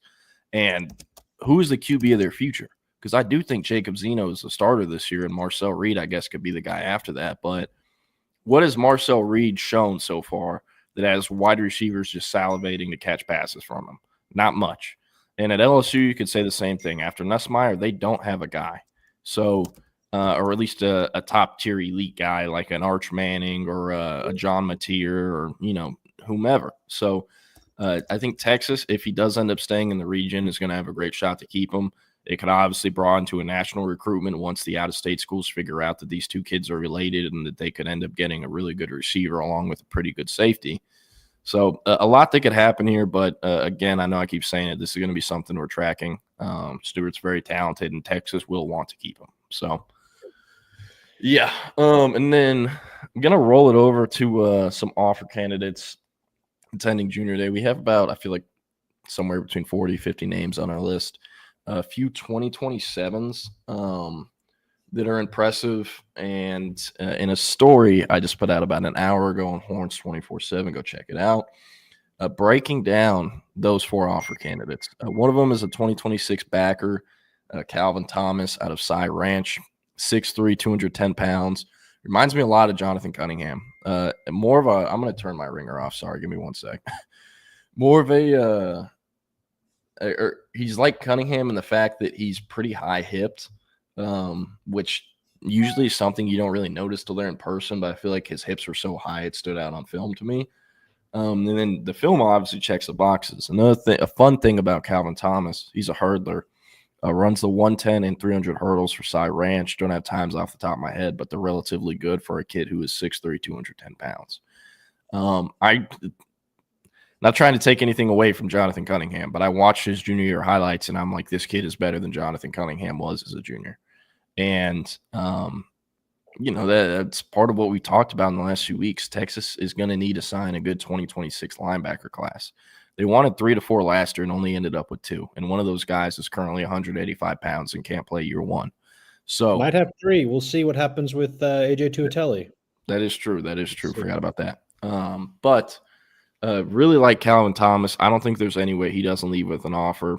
A really productive year at Cy Ranch, was their second leading tackler behind a senior who ended up signing with Oklahoma State, I believe, who was kind of an edge linebacker tweener named Nick Fisher. Great numbers, great production, first team all district. And a note that I like, you want to guess who his linebackers coach is at Cy Ranch? Do you know this, Hank? Well, I know this because I have read your story, but if you want to well, the linebackers coach at Cy Ranch is none other than Longhorn legend Rashad Bobineau. Really productive player in his year at Texas, bit of an undersized backer, but been in the coaching world lately in the high school level in Houston. For the past 2 or 3 years, he was actually at Katy Maid Creek, where he coached another 2026 Texas linebacker target, Collier. And then in June, July, August of this year, he took the job at Cy Ranch, where he's the linebackers coach there. He's also the strength and conditioning coach and the recruiting coordinator. So some Texas ties. Maybe he'll be at junior day on Saturday too, Coach Bobineau. But I do know Thomas is scheduled to be there, and talking with a source that's actually close to his family, kind of close to the recruitment. Heard kind of some of the stuff Texas is talking to them about right now, and I guess messaging them about. All the signs are pointing to an offer here for this 2026 backer. So I think that'll be a really interesting thing. They've already offered 3 in-state kids, Tank King, Kosiak Pala, DeQuivis Beck, and I think they'll end up being 4 by the end of tomorrow. So something we're watching. And then in the 2027 class, 3 other kids I like. Trey Moore out of Weiss. He's a 6'3", 200-pound receiver. Was Weiss's 3rd leading receiver this year at about 500-something yards. And just, man, bloodlines for days. His dad, Eric Moore, played quarterback at Oklahoma in the late 90s. His mom played volleyball at Alabama. And he has an uncle who played receiver at Texas Southern and then the league for 4 years. And then his brother is a starting point guard at Oral Roberts in basketball. And his other brother is the starting running back at Oklahoma Baptist University, which is a D2 school. So really good bloodlines. Played a bit of varsity as a freshman, only had like 50-something yards because he only played in garbage time in like 3 or 4 games, was primarily a JV player. But I love this kid. I've been to Weiss every year in the spring the last 3 or 4 years, and when I posted him this past spring, I wrote on the tweet, like, he has the potential to be the biggest prospect to ever come out of Weiss over Adrian Wilson. Not quite the nuclear athlete Adrian Wilson is, but he has more of it between the ears than Adrian Wilson does, which I think will help Trey Moore. So a lot to like there. He's picked up offers from Bama, A&M in the last week. He also holds like Oregon, Tennessee amongst like 16 others. I really do think this kid should have had a Texas offer, but that could change this weekend. So, I guess we'll see. And then two other kids I want to talk about that are on offer watch. Kennedy Brown, he's an offensive tackle in the 27 class from Humble Kingwood in Humble ISD, same school district that Calvin Banks came out of at Summer Creek. Played right tackle this year. Kingwood's left tackle was a senior who's a 3-star Northwestern signee. So they had Kennedy Brown at right tackle, and in his first year on the varsity team, they went from 3-7 in 2023 to 9-5 in a 4th-round exit in 2024.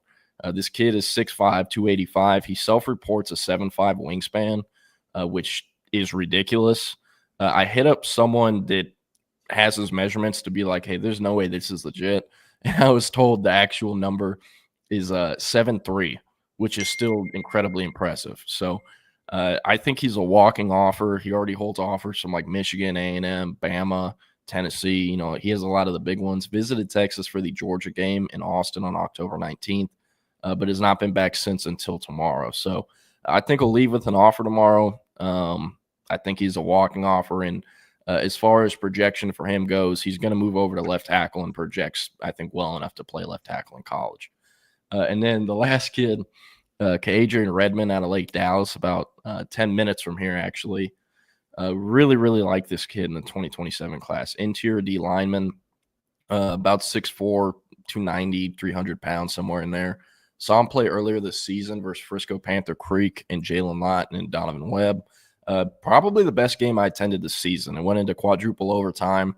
Redmond, any young sophomore defensive lineman in the state of Texas that's 6'4", 300, their motor isn't going to run hot the entire game. And Redmond's doesn't. But that's fine, because when it does run hot, it's flashes for days. A&M, TCU, SMU are the main big schools that have offered him. Texas had him visit last July for the Texas Bash Pool Party, where Hank, I remember, interviewed him and wrote a story on it. And he will be back on Saturday, and I do think he will leave with an offer. So those are the 4 offer candidates I have. Go a little bit more in depth on the story on our site, but main guys to know. So now we're just going to turn it to position by position, kind of just break down some of these guys going. And we'll, QB, the only 26 quarterback that'll be there is Diabell, Texas's 5-star QB commit from Florida, NBA legacy of Raja Bell. And he'll be there peer recruiting, but big focus for Texas, always been a big focus for Texas, signing 2 running backs every year, and they'll have 2 elite ones on campus. So, Hank, kind of just, I guess, run me through Javian Osborne, KJ Edwards. Where do you think Texas is kind of for them, and what do you think could come out of tomorrow's trip to Texas? Yeah, and to answer Chris's question real quick, Schloss does have an availability today. It's at 12:45 Central Time, and we have Eric and Chip will be there on Horns 24/7. So look out for there. But and then I wanted to mention on Diabell, obviously, he got hurt. I think it was the weekend Texas played Kentucky. So towards the end of November, he got it looked, I think, a lot worse than what it ended up being with his ankle. But he's supposed to be good to go for spring practice with football. So his injury is not as severe as once feared, which is great. But in terms of the running back position, yeah, I know, Texas, they seem to have, and I wrote a story the other day, I mentioned 4 guys, 5 guys now are kind of the main focus once we saw EJ Crowell reclassify from 27 to 26. But 2 of the main focus guys are Javian Osborne and KJ Edwards, which both of them are expected on campus tomorrow. Javian Osborne, I think I interviewed him in the summer of 2023 when he was going into his sophomore year. And he already had a Texas offer. He's already been, building a good connection with Tashard Choice. And it just seemed like that was, one that was eventually going to go Texas's way.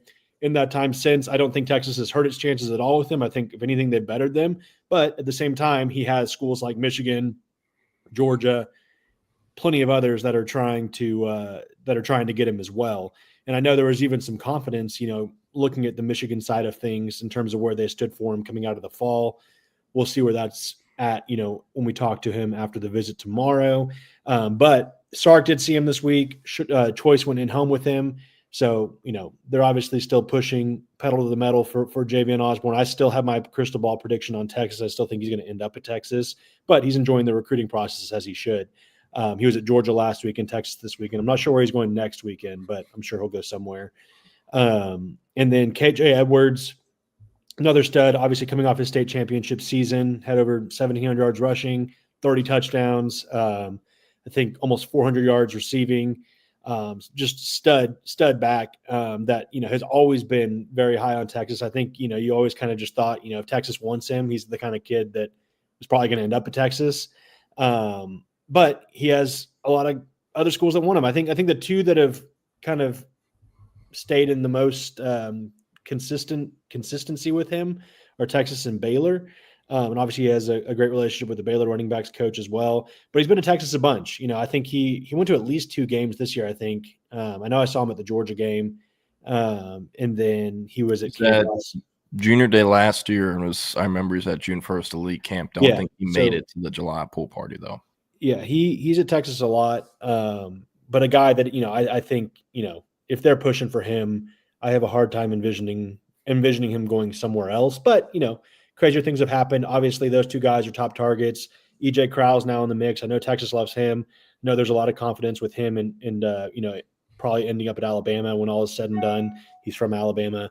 And then Amari Latimer, obviously. I still think that's one Texas is in really good shape for since we first reported him being even a target last summer, I think in June. That's a guy that Tashard Choice really likes. They like, he's kind of that big in between the tackles, bruising style back that they were looking for, or at least, for one of the running back takes in this class. So Amari Latimer, he was trying to come this weekend. He can't. He has basketball, but, I would imagine he'll be back on campus soon. And that's another one, Texas, Michigan, they're both trying to duke it out for him. He has a Georgia offer as well. He's in the state of Georgia. And then obviously Amari Latimer, I don't know if it's been mentioned here, but his brother just transferred to Wisconsin as well, his older brother. And so the Badgers are kind of trying to, I think, parlay that with, some momentum for Amari Latimer in this cycle. I still think Texas holds the edge. I have my crystal ball pick on Texas. I still feel really good about it. But, obviously it's January 24th and kids are going to probably go back and forth a little bit throughout the year. But yeah, I think, out of this group and then the other running back target, Tadarian Ball, I don't think he's wavering from Oregon. Obviously it's a long ways away, but I think out of Edwards, Osborne, Latimer, I would venture they're going to get 2 of those guys to kind of predict if I'm making a prediction now. And 2 of them on campus tomorrow, I wouldn't be surprised to see them really start to get the momentum rolling. Because if you look back last year, tomorrow was the visit. Former SMU commit Ricky Stewart took to Texas, got the Texas offer. I think he decommitted from SMU like 2 or 3 weeks later, and then obviously committed in April to Texas. So, typically, as I think, everyone that follows Texas recruiting, when Tashard Choice kind of closes in on his guys, they typically end up coming to Texas. So, I don't think that's going to be any different in 2026. Yeah, I think the 2025 class was the first time Tashard Choice didn't get the guy who originally was RB1 on the board for him. Didn't get Jordan Davison, didn't get Harlan Berry. You did get James Simon and Ricky Stewart, though. I think they would have always gotten Ricky Stewart, to be honest with you. But with James Simon, like a thing that isn't brought up a ton there, LSU filled up and took 2 running back commits. Harlan Berry, who committed like in December or January after his junior year, and then JT Lindsey, who committed in April. JT Lindsey is a 4-star in-state running back, ranked about exactly where James Simon is. Once that happened, I remember being in the OT7 7-on-7 tournament in Dallas when I saw JT Lindsey committed, and I turned to Mike Roach, who's right next to me, and was like, yo, this means James Simon has to go to Texas or Texas A&M then. Because LSU was James Simon's #1 school. He was an in-state Louisiana kid, and, y'all know how that works. But LSU filled up, he pivoted, and I think made a great pivot considering that, the trajectory of LSU compared to Texas right now. So we'll see. But, 25, I guess you could say, was the first year that Choice swung and missed on his RB1s. And, obviously still ended up with 2 great options, but just something maybe worth bringing up. I will say, I'm not sure how much of a miss And maybe it was, but Yeah. I Texas kinda never moved on from Jordan Davison a little bit. Yeah, I If I do. I Not to think say it was moved on, but I think they just couldn't. They they kind redirected of their energy. mutually, yeah. Yeah, I was very happy that happened at the time, and I mean, I still am. I told Hank this a lot behind the scenes, but I'm not a fan of Jordan Davison. He is like 230, 240, weighs a lot, about 5'11", and his PR in the 100 is like 11.5. You know, I know track times don't make good football players, but if you're a running back and you are 240 pounds and running 11.5 and you're 5'11", don't really have a power back build. So was never a huge fan of his. I do think his star kind of lost, or it had less shine as the cycle continued, and other guys began to emerge. But again, I mean, Texas is very happy with the two backs they ended up signing in 25, and they're going to be happy with the two guys they get in 26. And with KJ Edwards, I think something worth bringing up. If it's not Texas for him, I think it'll be A&M, LSU, or Arkansas. Carthage kids very rarely leave the region, and Oklahoma is not recruiting him for whatever reason. So they either have an offer or they have, and they're just barely talking to him. But right now, the main schools I think for him are Texas, Texas A&M, LSU, Arkansas, and obviously Baylor. But I do think if it comes down to it, Arkansas, LSU, A&M could win out over Baylor if they push the right buttons. So. And then also two running backs that don't have offers that are visiting Texas on Saturday in 2026. Isaiah Lee out of Lancaster in South Dallas. I saw this kid play week 1 versus North Crowley. I was pretty intrigued, and I'm like, damn, who is this kid? I didn't even know he existed. Look him up, and he has an Oregon offer, like SMU, 10 other offers, something like that. And I had a pretty productive year as the season went on. Not the fastest guy, but pretty quick in and out of breaks. His PR in the 100, just pulled it up. He's running track. If he's at Lancaster, it's the best track school in the state, or I guess at least for women's. But he's 11.18 PR from last March. And, I don't feel amazing about an offer happening here. I don't really see one happening. I think it might also just be let's get this kid on campus so he knows what it's like. So if we were to miss on some guys, we can offer him, and he's already visited, so it's an easier transition to that. And then another kid who I think has a better chance of getting an offer, Christian Rhodes. He's a 6'1", 200-pound, 205, 210-pound running back from Lake Highlands in the Dallas area. A good mover for the size, the build he is. He's a power back build, also does track and field. Now, he's PR'd at 11.3, high jump 5'6", throwing a shot put 42 feet. So for what I was saying about Jordan Davison, it'd be kind of hypocritical considering the frames on Jordan Davison and Christian Rhodes are very different. But I do think Christian Rhodes is a kid who could play at Texas if they were to offer him, recruit him, and eventually sign him. I've liked this kid. I think he sneakily had one of the best seasons in Dallas this past year because he plays at Lake Highlands. But an offer would not surprise me. Don't really feel amazing about it to have included him in that 4-offer candidate story as the other kids, though. So could be one to watch. Going to flip it over to receivers. They got Jalen Lott, Jabari Mack, and Mike Brown visiting. Jalen Lott, the last time I talked to him in person was at that quadruple overtime Frisco Panther Creek Lake Dallas game I referenced earlier in the episode. And at that time, he told me Terry Joseph was the main guy he talks to. And that Texas tells him they want him at corner. He does talk a bit with Chris Jackson, but I really do think eventually that will change.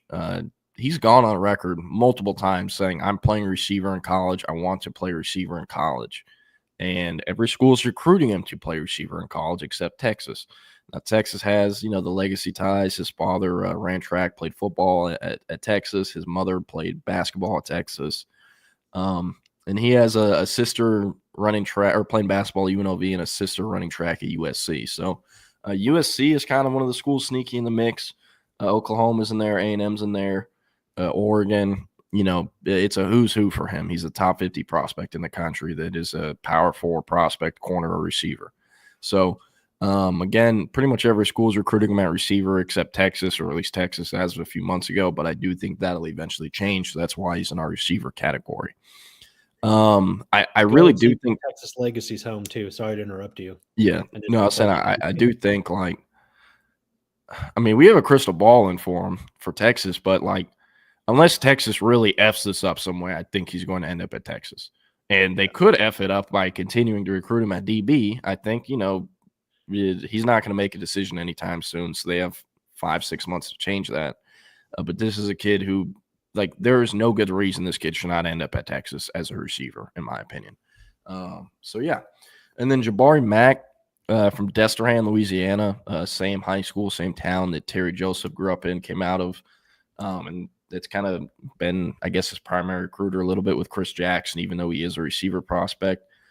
Pretty dynamic. For the longest time, I've thought, LSU, it's hard to get dynamic playmakers out of the state of Louisiana that LSU actually wants, and they actually want him.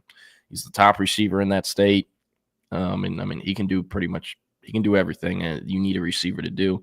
Good verified speed markers too. So he's been to camp. Who else went to Destrehan High School? Justin Jefferson. That's right. I thought you were going to name someone Texas. I didn't know Justin Jefferson. Just an LSU receiver. That's Yeah. But so I'm sure they'll be pushing that. Yes. And with Jabari Mack, I know he's a visit to Ohio State scheduled. I think another one to Oregon coming up in the next week or two. So clearly a national prospect and also one that LSU very much wants and will be hard to pull from the state of Louisiana. And then another kid, Mike Brown, Houston legacy, the School of Sports Sciences. An A&M legacy. His father is Reggie Brown, if you remember Reggie Brown with the Aggies.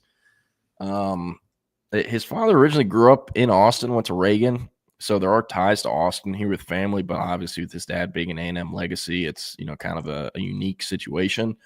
Mike has spoken on record several times saying, like, I don't care if my dad went. Texas is one of my favorite schools. They're at the top of my list. I very much think they are, but I also think there's a few guys in front of him on that board. So we'll see what happens, but I do think, guys like Caden Finley, Jalen Lott, Jabari Mack, Jordan Clay, Zion Robinson are going to be, more projectable Texas receiver types than Michael Brown will be. So there's that. But offensive tackle, pretty big development. John Turntine is not going to make it in. It has some family deal going on where he's not taking any visits this weekend. He'll be in North Crowley. Or sorry, CB, it's not Reagan anymore, whatever they change it to. But John Turntine III will not be there. But who will be is Felix Ojo, another prospect, projected first-round pick, top 32 prospect for 24/7 Sports in the 2026 class. Why would you describe this as a big development for Texas that Ojo is going to be on campus? And it's not like Texas is just dumping Turntine and changing to him, but Texas has definitely come on strong with Ojo in the last month or two. Yeah.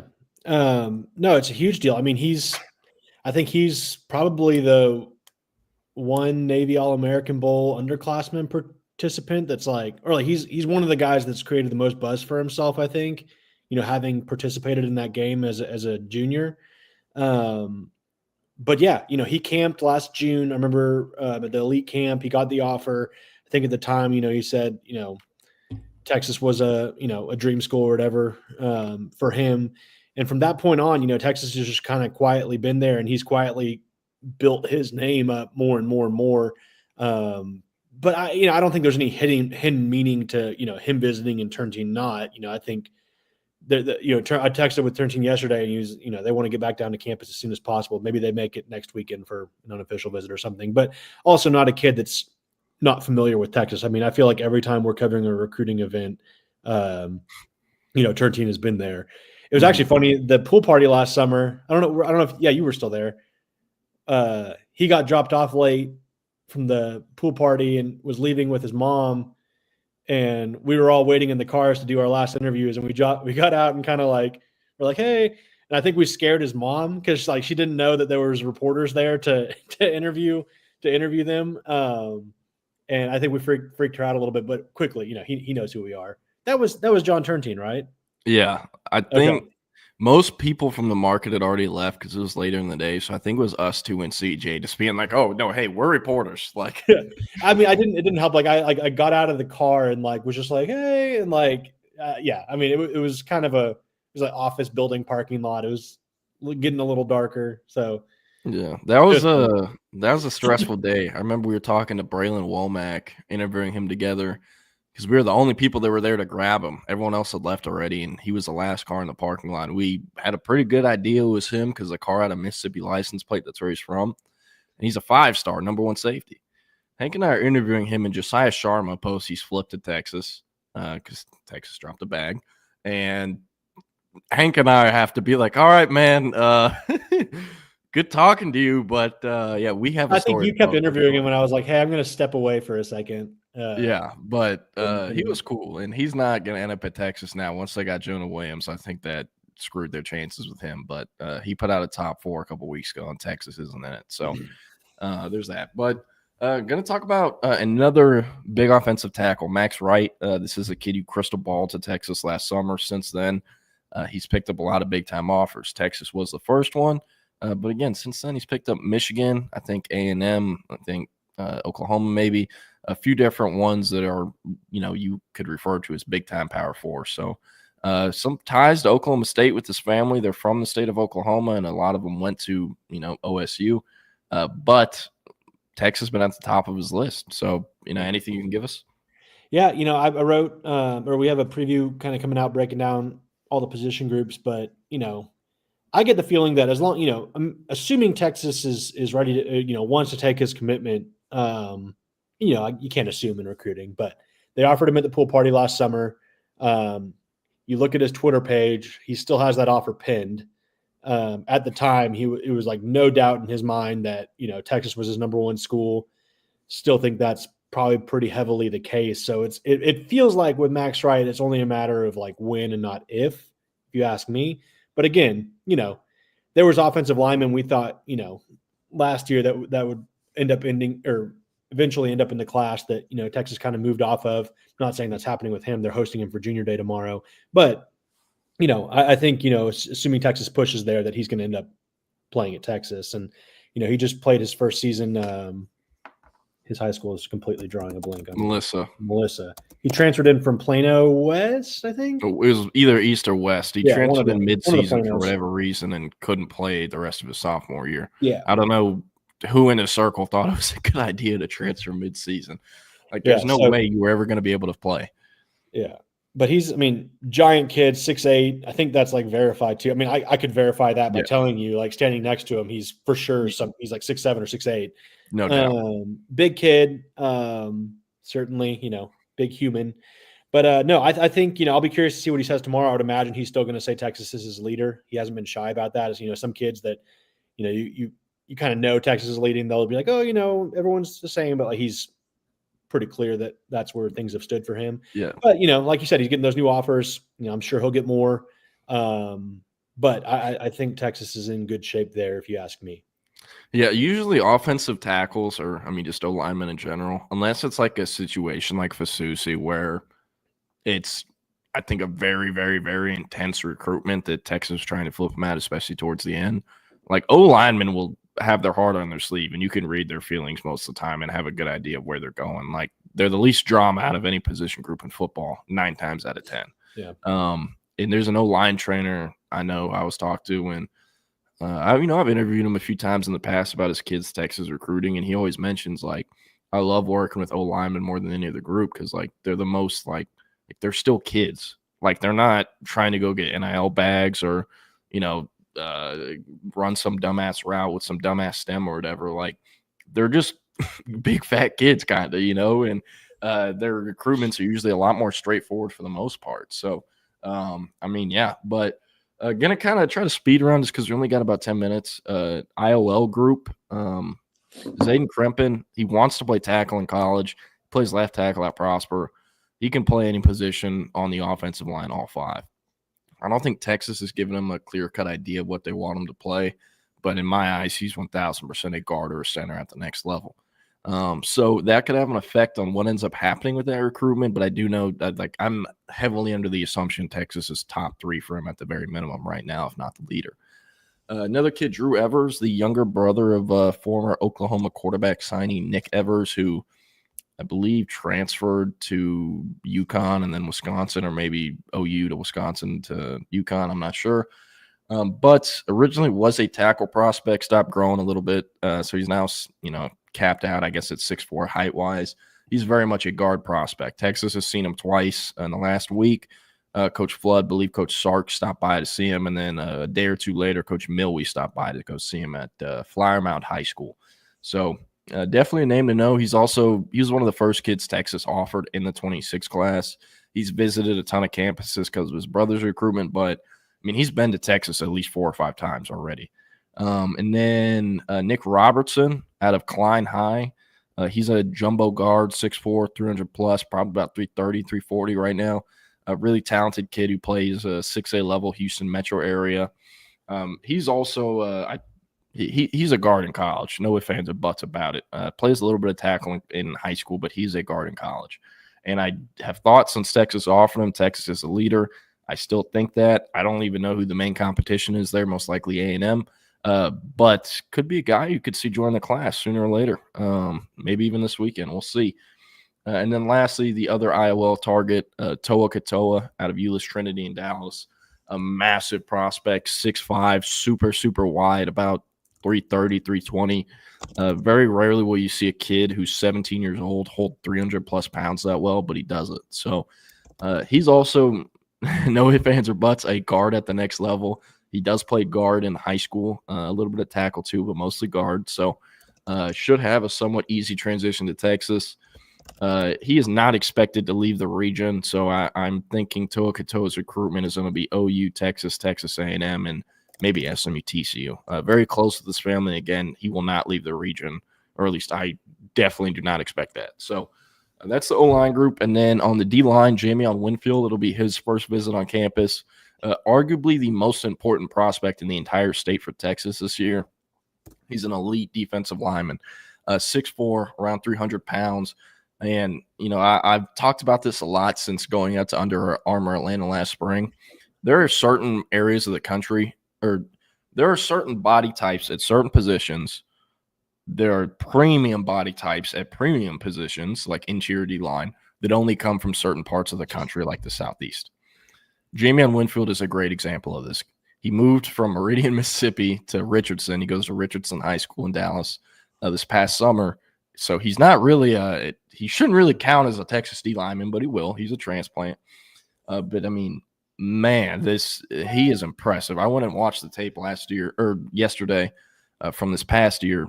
Like, he would have very much been in the mix with DJ Sanders for top interior D-line prospect in my eyes for last year's cycle.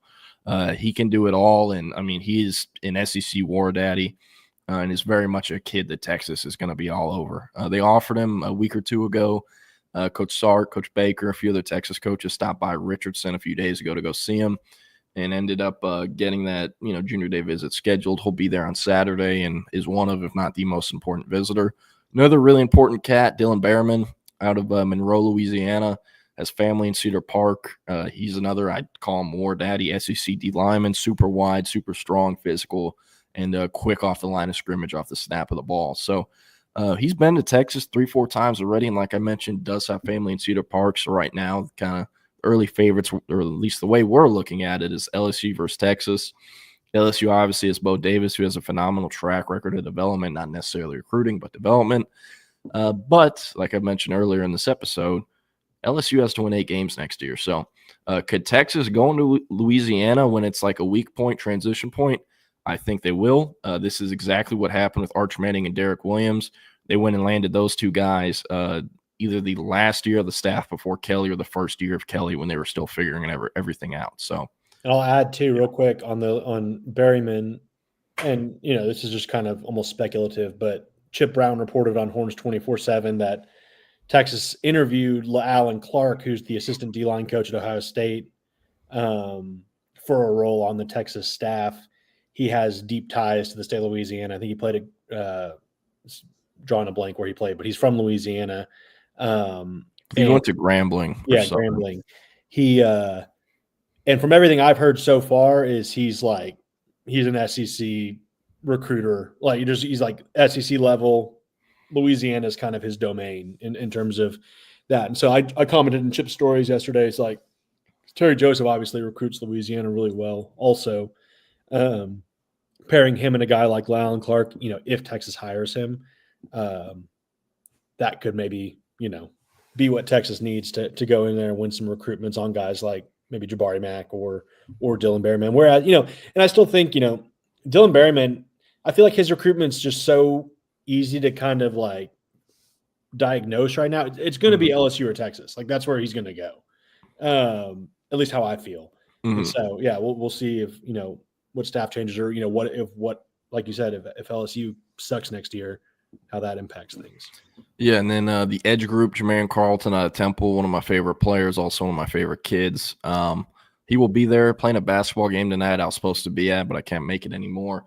Excited to see him. I do think Texas is a leader, if not top 3 bare minimum. They're going to have to compete with A&M. I think that'll be the main competitor down the stretch. He's also just now really starting to pick up those out-of-state offers. Like with what you see Texas doing by offering a ton of out-of-state kids, that's what all the other out-of-state schools are doing to these kids in the state of Texas. So right now he's picking up a bunch of new elite Power 4 offers, which could change the recruitment a little bit. But in talking with, him, sources in Temple around him that I had prior to Texas offering, he has wanted to stay close to home for some time. So I think that one's going to come down to Texas versus Texas A&M. Another kid, KJ Ford, out of Duncanville, same high school that produced Colin Simmons. Not trying to take anything away from KJ Ford, but him and Colin Simmons are not comparable prospects. Colin Simmons is a 101 prospect, never covered a kid like him. And KJ Ford, still a top 200 player, really good, but I think a little too many people think he's the next Colin. I just need to make it clear. There's only one Colin. And with KJ, kind of a similar recruitment to Jermaine Carlton. I think the regional schools, Texas, Texas A&M, Oklahoma, LSU, are probably going to be who it comes down to. He's also shown interest in schools like Florida, USC before, so we'll see. And then Sean Scott, he's kind of an edge linebacker tweener from Mater Dei in California, where Texas has had success in the past. Brandon Baker, Spencer Shannon, also the high school that Chris Jackson attended and graduated from back in the day. So kind of curious to find out if Texas thinks he's an edge or linebacker, because he's only about 6'2", 6'3", plays edge in high school with his head on fire and is arguably the best player in that loaded Trinity League. I mean, statistically, he's up there. So very curious what ends up happening there. He's been to Texas a few times in the past with the other Mater Dei kids. So we'll see. And then one guy I want to ask you about, Yaya God. That's how you pronounce it, right? Yaya God, the edge rusher from Medina, like Tennessee. Yeah. He says everyone calls him Yaya. Okay. Yeah, that'll be interesting. I'm curious to see what happens with that because, he was – if people were – I know it was in the middle of the playoffs, so everyone was thinking, Arizona State. But he was supposed to announce a commitment on January 2nd. He has a top 4 of Texas, Georgia, Florida State, and Washington, I think. I was pretty sure it was going to be Texas. I think he was feeling Texas. And so I still think that's where he prefers. But I'm curious to see, maybe Texas wanted him to visit one more time, or, he had a visit scheduled to Florida State for January for last Saturday. Maybe they convinced him to take this visit before he announced his decision. Either way, I mean, he's an impressive prospect. He doesn't really have a lot of, I don't think people have seen a lot of him yet. So I think that's why, you can probably explain the ranking situation for him or lack thereof. But he's a guy that, if we're making like a commit watch list for tomorrow, he could be up there too, assuming Texas wants to get him on board early. He drove for the Kentucky game in November from Tennessee. It was like a 12-hour drive. He made it just to be at the game. They gave him an offer. He's caught up with PK. I haven't seen if they've met with him yet this week. Maybe they're doing that today. I'm not sure. He's been pretty good about tweeting which coaches are coming. But, if he's coming to campus tomorrow, they're going to see him one way or the other. But, yeah, that's an interesting one. I haven't seen a lot. Tennessee's kind of like hit or miss on big-time recruits, the state of Tennessee. It is interesting. They've never really gone into Tennessee. Last year, they looked at Ethan Utley a little bit, but besides him and God, I can't think of any other kids they've actually seriously recruited out. Yeah, and that's when I covered Alabama, there weren't a ton of Tennessee kids. They border Tennessee. They had a receiver, Amari Jefferson, that committed. That kid's really good. He transferred out after Saban left, or after this year. They have guys here and there, but you would think Tennessee produces more elite high school talent than it does. Yeah. So we'll begin to wrap it up. See the guys in the waiting room. Going to hit on this question real quick. Want to ask your opinion on this too. But Jose Rodriguez says, "You're Don and Hank, just me, or is the 2026 class kind of mid in the state of Texas? No Colin Simmons or Decorin Moore types this year in state. Just linemen which could hit." I'll go first. You are correct. It is a little bit down. I do think the top to bottom depth is a little bit above average. Yes, it's not top heavy. There's only like 2 or 3 5-stars in the state of Texas right now, or at least top 32 kids. When usually there's 5 to 10.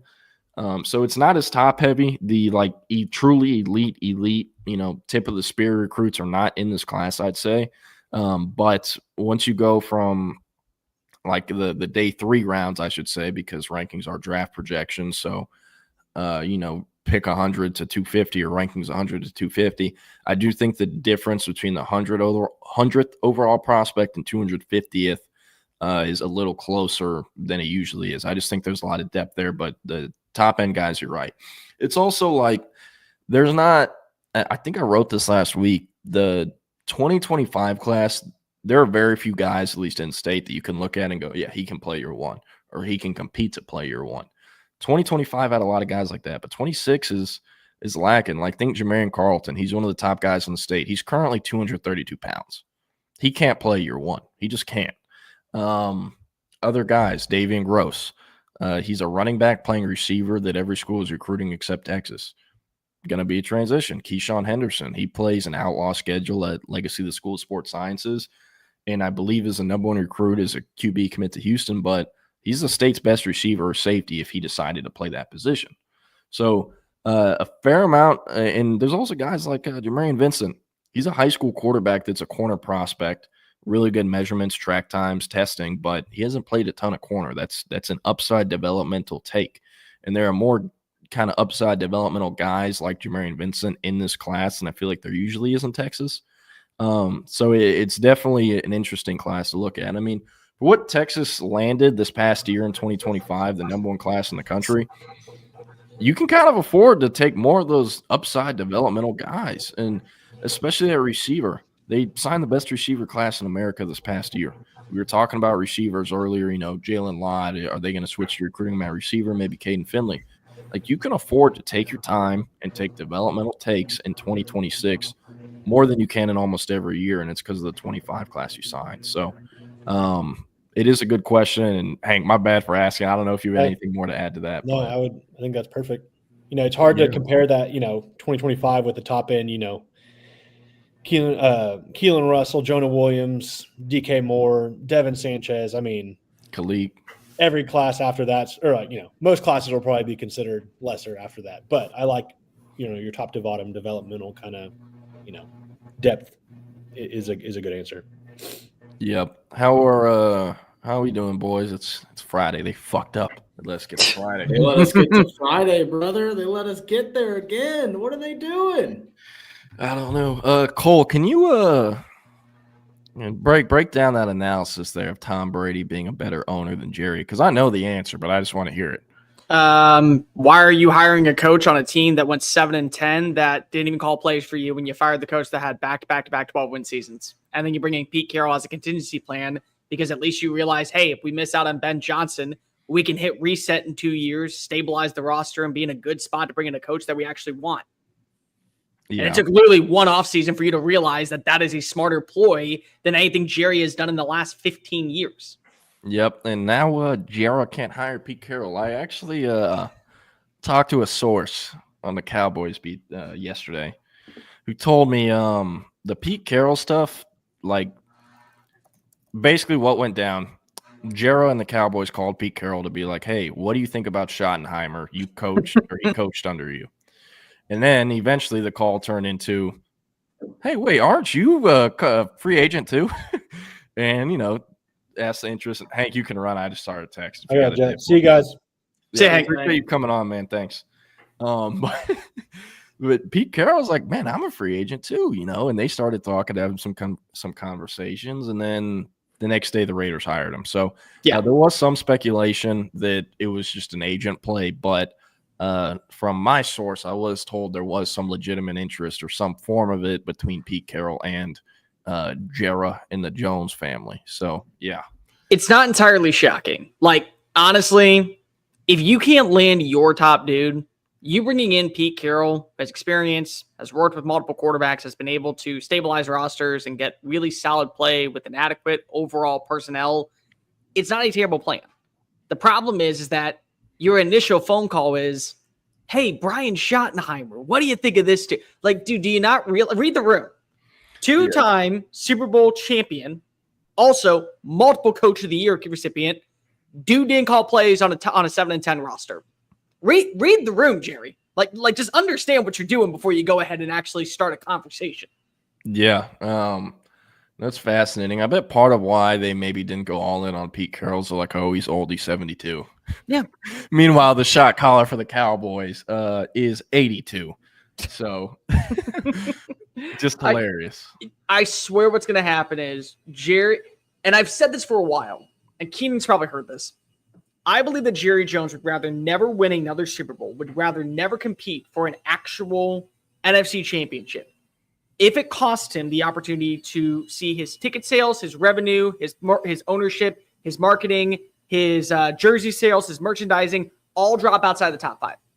He would rather watch his team finish every year 7-10 than not be the most talked about franchise. If you said tomorrow you can hire Ben Johnson for $1 million, but your ticket sales drop from number 1 to number 15, your merchandising drops from number 2 to number 17, and your annual revenue drops from number 3 to number 21. I'll say, no, I'm okay. I'm good. I'd much rather still be the most talked about owner in the NFL. Because he's the only dude that ever has a press conference after every single game. He talks more than the coach does half the time. Yep. And half the time it's like him saying gibberish. Like, you don't think I know where the sun is? It's a very embarrassing situation in general. It's really bad, man. It sucks to be a Cowboys fan. I can fire you on Cowboys fans' graves like every other show. But I mean, like, genuinely, one of the best decisions I made in my young life was not becoming a Cowboys fan, like 9 of the 10 other guys I guess I grew up with. You know, I don't know. I was literally told in my household, you can root for any team and we will support you. If you root for the Cowboys, you're disowned and taken out of the family will. So I had no shot of actually ever being a Cowboys fan. Where are you from? You from Philly or something? No, I'm from Houston. I mean, I was born in Denver, but my dad's from Chicago. My mom's from New York. So I grew up in a Giants household, and my grandpa was like, I'm going to kick you out of the will if you're a Cowboys fan. I was like, all right, cool. I won't do that then. Fair enough. Yeah, I said, yeah, keep that trend on. Jerry's got money. He might fuck around and live to like 150 years old. Oh, dude, they're going to put him in a robot. Like, it's going to be like Futurama. It's going to be like Futurama. His head's going to be in a little jar. Like, he's going to be alive forever, dude. Did you ever see the episode? So Robot Chicken did an episode where they said that Walt Disney was a guy that was in a robotic like crab suit. That's going to be Jerry Jones. Like, literally, he's going to be eating the souls of Cowboys fans. His brain is going to be in a cord. Yeah, 100%. Literally, it's going to happen. I swear. Years, and the Eagles owner's going to pay for it. In 50 years, he'll be dead, and the Cowboys will be running out to like just like a hologram of him doing his clap. Oh, exactly. He'll be like running like 20 miles per hour, and he'll have like Ezekiel Elliott legs, so he's like he's really bulky down. Yeah, no, it'll be perfect. Like low to the ground. He's got a 6-pack on his hologram. He will. I guarantee you, the year that the Cowboys win the Super Bowl will be the year after he dies, and there will be a speech that he has prepared to make sure that it is done in the hologram on the day of the parade. They will have the hologram out, and he will be the one making the speech from the grave. That will be him. He's already planned it. Yep. What I'm just like, I don't know, man. I don't get how Dallas Cowboys fans deal with this. Because it's not like this is new behavior from their front office or the organization. You know? It's been this way for years. Like, here's the problem that I have. It's not only the fact that you're going out of your way and self-sabotaging, but like, whether or not I think that Mike McCarthy is a good coach, I think he's a solid coach. Not top 5, not top 25. I mean, not bottom 5. Just he's a solid. yes man. Who was going after him? Like when you look at the names that Dallas has hired over the last 4 cycles, who was going after them? Nobody. And the reason why is because Jerry wants to be able to say at the end of the day, oh, He got success because of me. I'm the reason he turned the corner. Yeah. What? He goes, I sign your paycheck. Yeah. Oh, no. I'm the reason why you have a job. I'm the reason why the Cowboys, because I was the only one to believe in him. I was the only person to think that he was good enough. I'm the only person who thought that he had potential. So it's all an ego thing with Jerry, because he's never going to hire a Ben Johnson or a Brian Flores, or he's never going to trade for a Mike Tomlin, because God forbid he does, and they start to actually win football games and get to the NFC Championship for the first time since 1995. Well, then lo and behold, that's on coaching. That's not on ownership. But Jerry has to be the one that is the savior. He gave them the opportunity. He was the one that believed before anybody else. It's like, yeah, you believed in the divisional round loss by double digits to a number 5 seed when you were the number 2 seed. Congratulations, Jerry. Wash, rinse, repeat, buddy. Yeah, I'm surprised Jerry hasn't tried to be like, boys, I played in the Southwest Conference at Arkansas. He thinks he can suit up right now. Like, how is he not Jerry trying to thinks be he one can of his play own right position now. coaches? I swear, I actually thought he was going to be the coach this year. There was a small part of it just like, this will be the one. Just go out with the bang. He's going to be Jackie Moon and player, owner, coach. He's going to get on the field too, play safety. I need someone to hop on the AI thing on Twitter and get a headset on his head with please. Imagine Jerry on the sideline with the headset, and he's got Jeff's favorite, the Biff Poggi cutoff rocking, Hell yeah, or a Bill dude. Belichick cutoff hoodie going with giant arm like guns. Just hell no, he's jacked. That'd be funny. His arms, he definitely got the things that hangs. He's like, years old. He's old as hell, dude. He's got skin drooping off him. He's got the gizzard neck. He's a turkey. Dude, honestly. I do a whole stand-up bit about how abusive the relationship is between Cowboys fans and the Cowboys owner, and how Jerry Jones is so old that like he fought in the Civil War. I do like a 5-minute bit about it. Yeah, exactly. He's 400 years old, actually. Honestly, why do you stay in this relationship, Keenan? I mean, do you need to call help? Like, I should call a lifeline. I really should. Seriously. Well, the other Dallas teams have been really good to me. You know what I mean? The Mavericks have been great. The Rangers won a title 2 years ago. The Stars have been super competitive. It's just the Cowboys. But I have divorced myself emotionally from the team. I can say that. I don't let it affect. So you're sleeping in separate beds. That's at least a positive. It's a separation. Good. We can live with that. Separation agreement. You and Jarrell on the couch. Yeah. He pays for the house, so I say Keenan's lucky to still be living inside the house right now, wouldn't you? Yeah, but all right, boys, I'll leave it at that. Peace, happy Friday. I'll see y'all on Monday. And for any Junior Day content, Texas football, Texas recruiting content, head over to Horns 24/7. We'll have it covered. So, appreciate y'all for hanging late, and I'll see y'all on Monday. Later. Hi, buddy. What is up, my friend? Mr. Cole Thompson is on the show with us today. It is false start. We are your midday crew. Eric Henry is at a baseball presser with Coach Schloss, the new baseball coach who left from the hated Texas A&M Aggies and took the Texas Longhorns job. Sure, it was hated. To the chagrin of many of our friends in East Texas. So he's at that. That's where he is, Coach 420. Jake Bayless has it right. Sleeping on the couch of apathy. That's exactly what I'm doing as Cowboys. I'm very proud of you for doing that. Hey man, I'm sticking with it. I'm not the kind of guy that switches teams, bro. No, you're not. No, you vowed in front of the in front of the NFL gods, your Lord and Savior, whoever it is, Roger Goodell, that you were going to stay loyal till death do you part. 100%. So you just sleep on the couch of apathy. I think we can all agree that that's when it gets to the playoffs. I'll like maybe pull for a team a little bit, but I don't have another team. You know what I mean? Yeah. Like I was pulling for Lamar Jackson, for example. Like I just want that guy to win a championship for whatever. You know, I just think he's cool. See, I think like that's most people with Josh Allen, just because. I'm cheering for Josh Allen now. You know, I'm certainly not cheering for the Eagles or the Commanders or the freaking Chiefs. Well, you can't. Okay, well, you can't cheer for them. They're in the NFC East. Exactly. It's like whenever here's the thing that like really bothers me is that all these SEC folks came at me and just going, "Oh, you're rooting for Texas because they're in the SEC. How dare you?" For starters, no, I'm rooting for Texas at this point because of number one, I cover it for Texas Sport Unfiltered. Number two, I'm from the freaking state. Number three, my wife is a Longhorn. The last thing I want to do is sleep on the couch because I'm picking against her team. Exactly. So pick your battles wisely. And number four, why wouldn't I want to see a team that I remember watching as a child when I was in the Big 12 country actually live up to expectations? Oh, you're just doing this to support the SEC. Why would I go with Texas? Like of any team. Why would I not go with Tennessee? Why would I not go with Georgia at that point? Oh, because we're all supposed to be supportive. It's like, shut up. Just stop before you start. That's some bull. That's some bull, brother. We got a lot to get to today, my friend. I sent you a few topics, but I think we should start with this. This is interesting. So ESPN put out their way too early top 25, and we'll get to some college basketball a little bit later as well as some maybe some NFL playoff stuff towards the end. But I just kind of want to look at some of the guys that Ohio State's bringing back, because they're bringing back some talented players. Obviously, they're losing a lot, right? They're losing those 2 stud running backs. They're losing Ibuka. They're losing Henderson. They're losing Judkins. They're losing that tight end Tuimalau. I always forget his name. Or defenseman.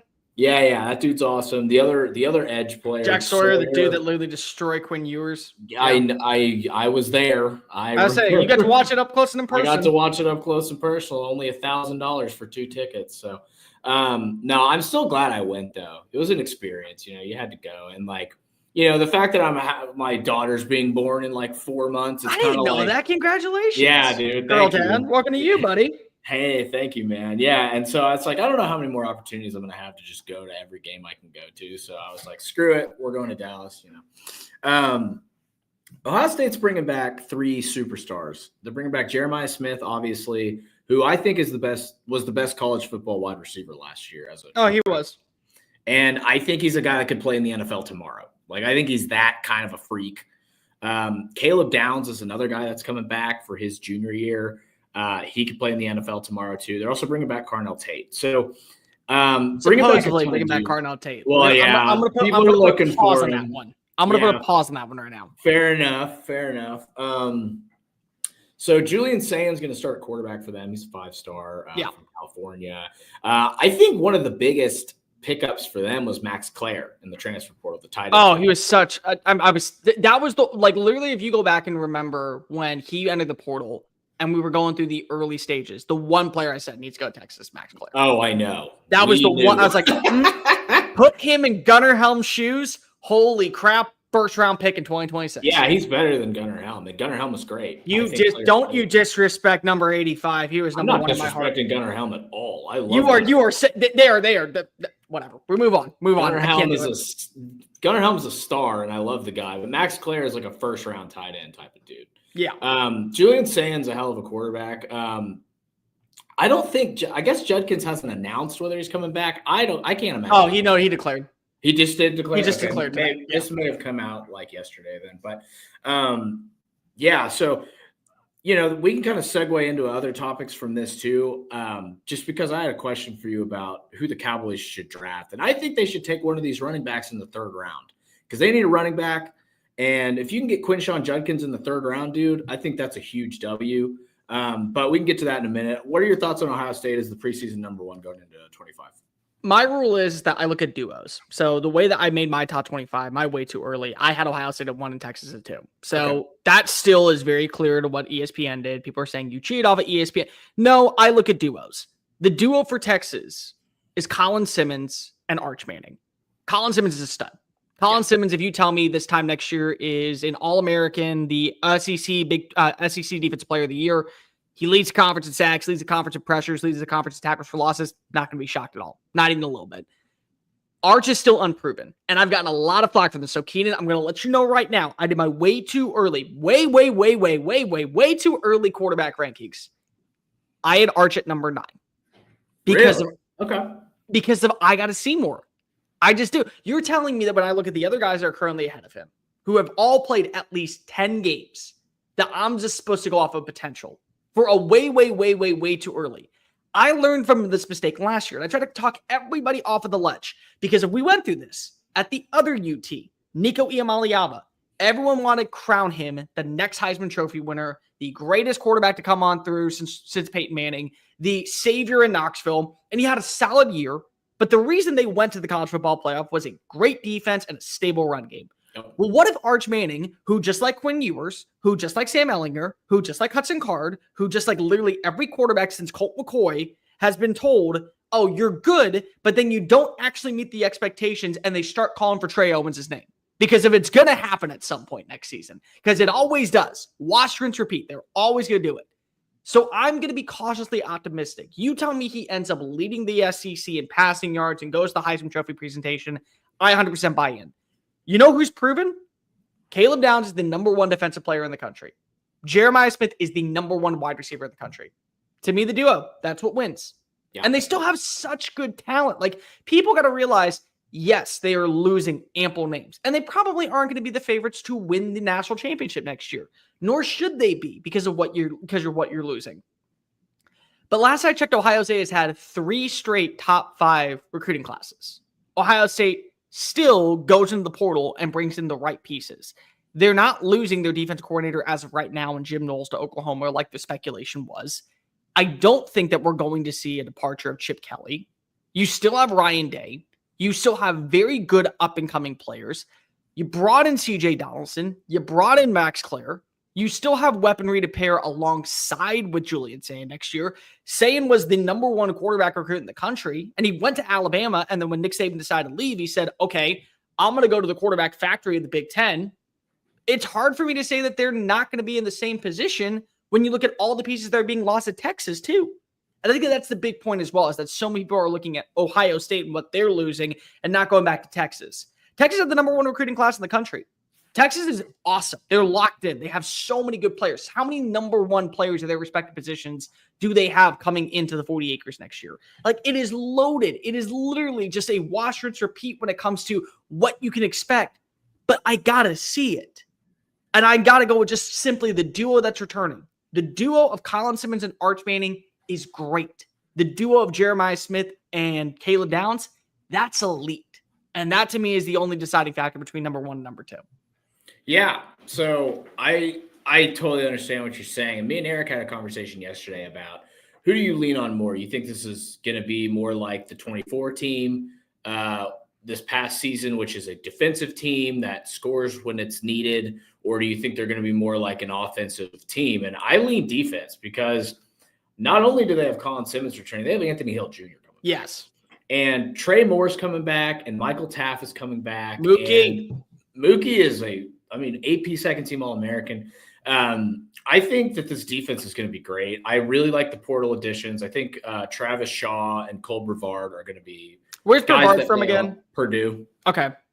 And then they brought in Brad Spence from Arkansas too. But Travis Shaw is a former 5-star, right? He didn't necessarily play 5-star level football at North Carolina, but he's still a guy that had 55 tackles over a couple seasons and 9 tackles for loss or whatever, right? So he doesn't need to be Byron Murphy, but like you saw Texas replace Byron Murphy and Devondre Sweat at least adequately this year with Vernon Broughton and Alfred Collins. So I think that first of all, Kenny Baker's doing a hell of a job. He's doing not only developing, but recruiting. I think Justice Terry's going to play a lot as a freshman. And typically 5-tech defensive linemen don't jump into the rotation immediately. I think that dude's just a force of nature. I think he's going to be playing really early.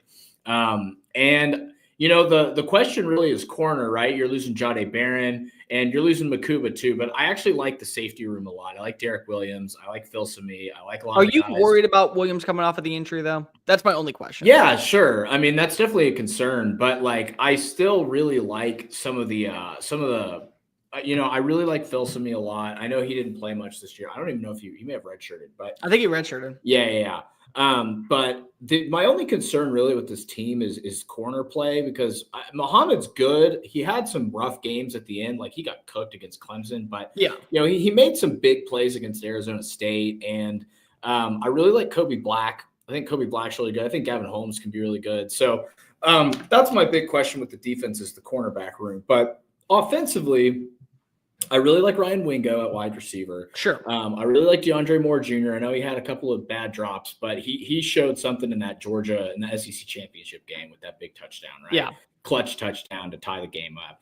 And I like the running back room more this year. I think Cedric Baxter and Quintravion Wisener coming back after a season. I think this running game is going to be better. Obviously, you have to replace Kelvin Banks, which you can't replace Kelvin Banks, but you can aggregate, maybe get 70% of what you got out of Kelvin Banks with a guy like Brandon Baker, a guy like Trevor Gooseby. So I think this offensive line will be good enough to protect Arch. And Arch is also I love Quinn Ewers, first of all. Like, I want to say I'm a Quinn Ewers stan. Like, that's my thank guy. God. I rock hard with Quinn Ewers. Like I ride for that dude. Thank God you weren't there on January 2nd with all the other Quinn haters. That was disgusting. The Quinn-anons out there. Quinn-anon. Yep. Dude, that made me crazy, man. It's like that dude let us out of the dark ages, man. He really did. Where were you January 2nd when Quinn declared? But one thing I can say about Arch that I've noticed is he has better pocket presence and he's quicker on his feet. So sure. Maybe a pocket collapsing doesn't necessarily mean he's going to get sacked every time. Maybe he can escape. He's more athletic than Ewers is. He's a better improviser on the run, things like that, right? But I think that this team is probably similarly – it's probably maybe even more talented than last year's team. It's just younger, right? Yeah. They lack the experience. So I think it's a national title contender. Obviously, we're in January, so we got a while to go before we can even really talk about this stuff. But, yeah, so that's your number 2 team, according to ESPN's top 25. Third, bit surprising, Penn State. I know you're not a James Franklin fan. All right, let's just go. Let's get this out of the way. Come on. Yeah. Well, they do bring back Aller, Katron Allen, Nick Singleton, Deny Dennis Sutton, and A.J. Harris. But they do lose, in my opinion, their 2 best players in Abdul Carter and Tyler Warren. I don't even think that's an opinion. I think that's just a fact. Those are the 2 best players. You said they bring back Drew Aller. They bring back Katron Allen. They bring back A.J. Harris. They bring back Nick Singleton. They bring back they brought in Kobe Hudson. I know that. Deny Dennis Sutton. Jemai Dennis Sutton. They brought in the wide receiver that I really like from Troy. He had a great year last year in the Sun Belt. They also bring back somebody else. I'm Devontae Ross. No, that's not who I'm. No, Devontae Ross, the wide receiver from Troy, right? Yeah. But no, that's not who I'm thinking of. Who am I thinking of that they're bringing back? Who are they bringing back? What position? They're bringing back their center too. Like second team All Big Ten. Yeah, no, they're bringing back their head coach. So automatically, there we are. Just that's it. I'm sorry. That's a strike against you. What do you want to say at this point? Like literally, I have been preaching for years, Keenan. We brought in the 12-team playoff to stop hearing Penn State fans bitch and mope about how they're good enough to be a contender, but they're not good enough to beat the 2 best teams. Literally, when I do tier rankings, because I hate the actual top 25. I think it's ridiculous that you're going to try to argue the competition of the SEC versus the Big Ten. So what I do is I do tier rankings, where you fit in your own conference. And tier 2 is Penn State. And the tier name is Penn State, because literally there is a significant drop-off between them, the top 2, usually it's Michigan and Ohio State, and the tier 3, which is like Illinois, it's like Michigan State, it's like Minnesota. There's a clear separation. And the separation is because of who you have at the helm. There is clearly at this point an actual line on what James Franklin can be as a head coach, because we've seen it now time and time and time again. And I hate when people say this, because I am the biggest believer that narratives are meant to be broken on Saturdays. But how many more narratives do you have to realize this is just who he is? He has 1 win against a top 10 team in 10 years at that program. And he shoots himself in the foot at the 1-yard line against Notre Dame that lost to NIU. This is who you are. Like, I'm sorry. This is who you are. So I had them at 6, and I had people saying, how dare you think that they're the 6th ranked team? It's like, you have James Franklin. Marcus Freeman lost to Marshall and NIU and played for a national championship before he did. Yeah. What are we doing here? Stop it. I feel like James Franklin is Mark Richt. He's the new Mark Richt. He 100% is the new Mark Richt. Like, how many playoffs would Richt have been to in the 12-team playoff from like 2002 to 2016? Probably a few, but he wouldn't have won anything. He would have been to what? Maybe 4 semifinals with their rosters, and they would have lost at the 1-yard line. And they would have had so much. They had so much talent on those teams, dude. Like Matt Stafford, Noshawn Moreno. Like they had dudes. Like people look at AJ Green. Like Aaron Murray is like regarded as one of the most beloved Bulldogs in history. And it's like he's not even in the top 25 of the players during the Mark Richt era. Like, that's how loaded they were. Todd Gurley was there. They brought in Nick Chubb when he was initially there. They brought in Sony Michel. How many defensive players? Jarvis Jones, Malik Rambo. Like, all these guys that became All-Americans were at Georgia, yet they always were 10-2, 9-3, 11-1, and they lose in the SEC Championship. Like, that was it for every single season. That's Penn State underneath James Franklin. I can't do it. You can't tell me that they're in the top 5 so long as that's your head coach. You just can't. Yeah, I agree with you. I don't see them ever breaking through the glass ceiling, unfortunately for them. Before we got Notre Dame, I think Notre Dame is going to be completely dependent on who they bring in at quarterback. Okay. Because I think they're going to have a good defense. I know they lose Morrison. I know they lose do they lose Watts too? Yeah, they lose Watts, they lose Morrison, Watts. Howard Cross, Jack Kite. Like, they're losing a bunch of dudes on that defense. That defense was littered with dudes. I will say this. People are freaking out about the offensive line. Don't be. They always have a good O-line. But the guys that they have waiting in the wings, like also Charles Sagasaw coming back in, the fact that you had Anthony Knapp get a lot of reps, like, that's your left side of the offensive line next year. The center is better than the center that just left. Like, they're going to be fine in South Bend in the front 5.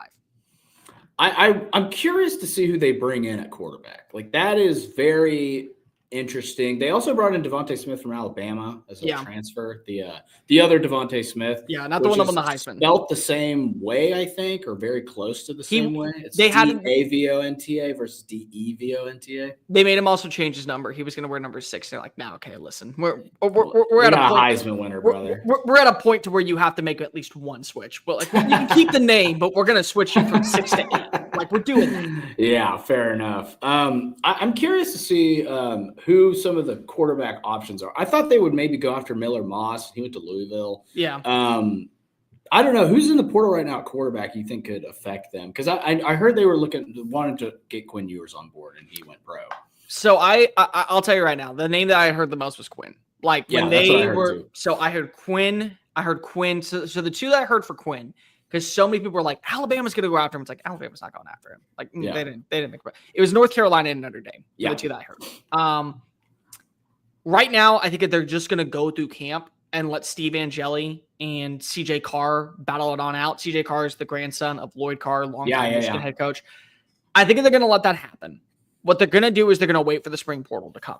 And they're going to decide, do we feel good about our quarterback room? Or maybe we bring in a veteran, like a dude that was a former starter that just decided to lead the program because he's not starting anymore, and let him be like that enforcer or the enabler until we get one of these two settled. Or they're going to say, we're running it back with these two because we feel really good about our quarterback room. But like right now, there's not an option on the board that is an upgrade over currently what you have. Like, everyone that is entering the portal or is even considering entering the portal either has no reps or was a lesser tier prospect than CJ Carr and Steve Angeli coming out. So it's like you're really hitting reset regardless. That's the main thing.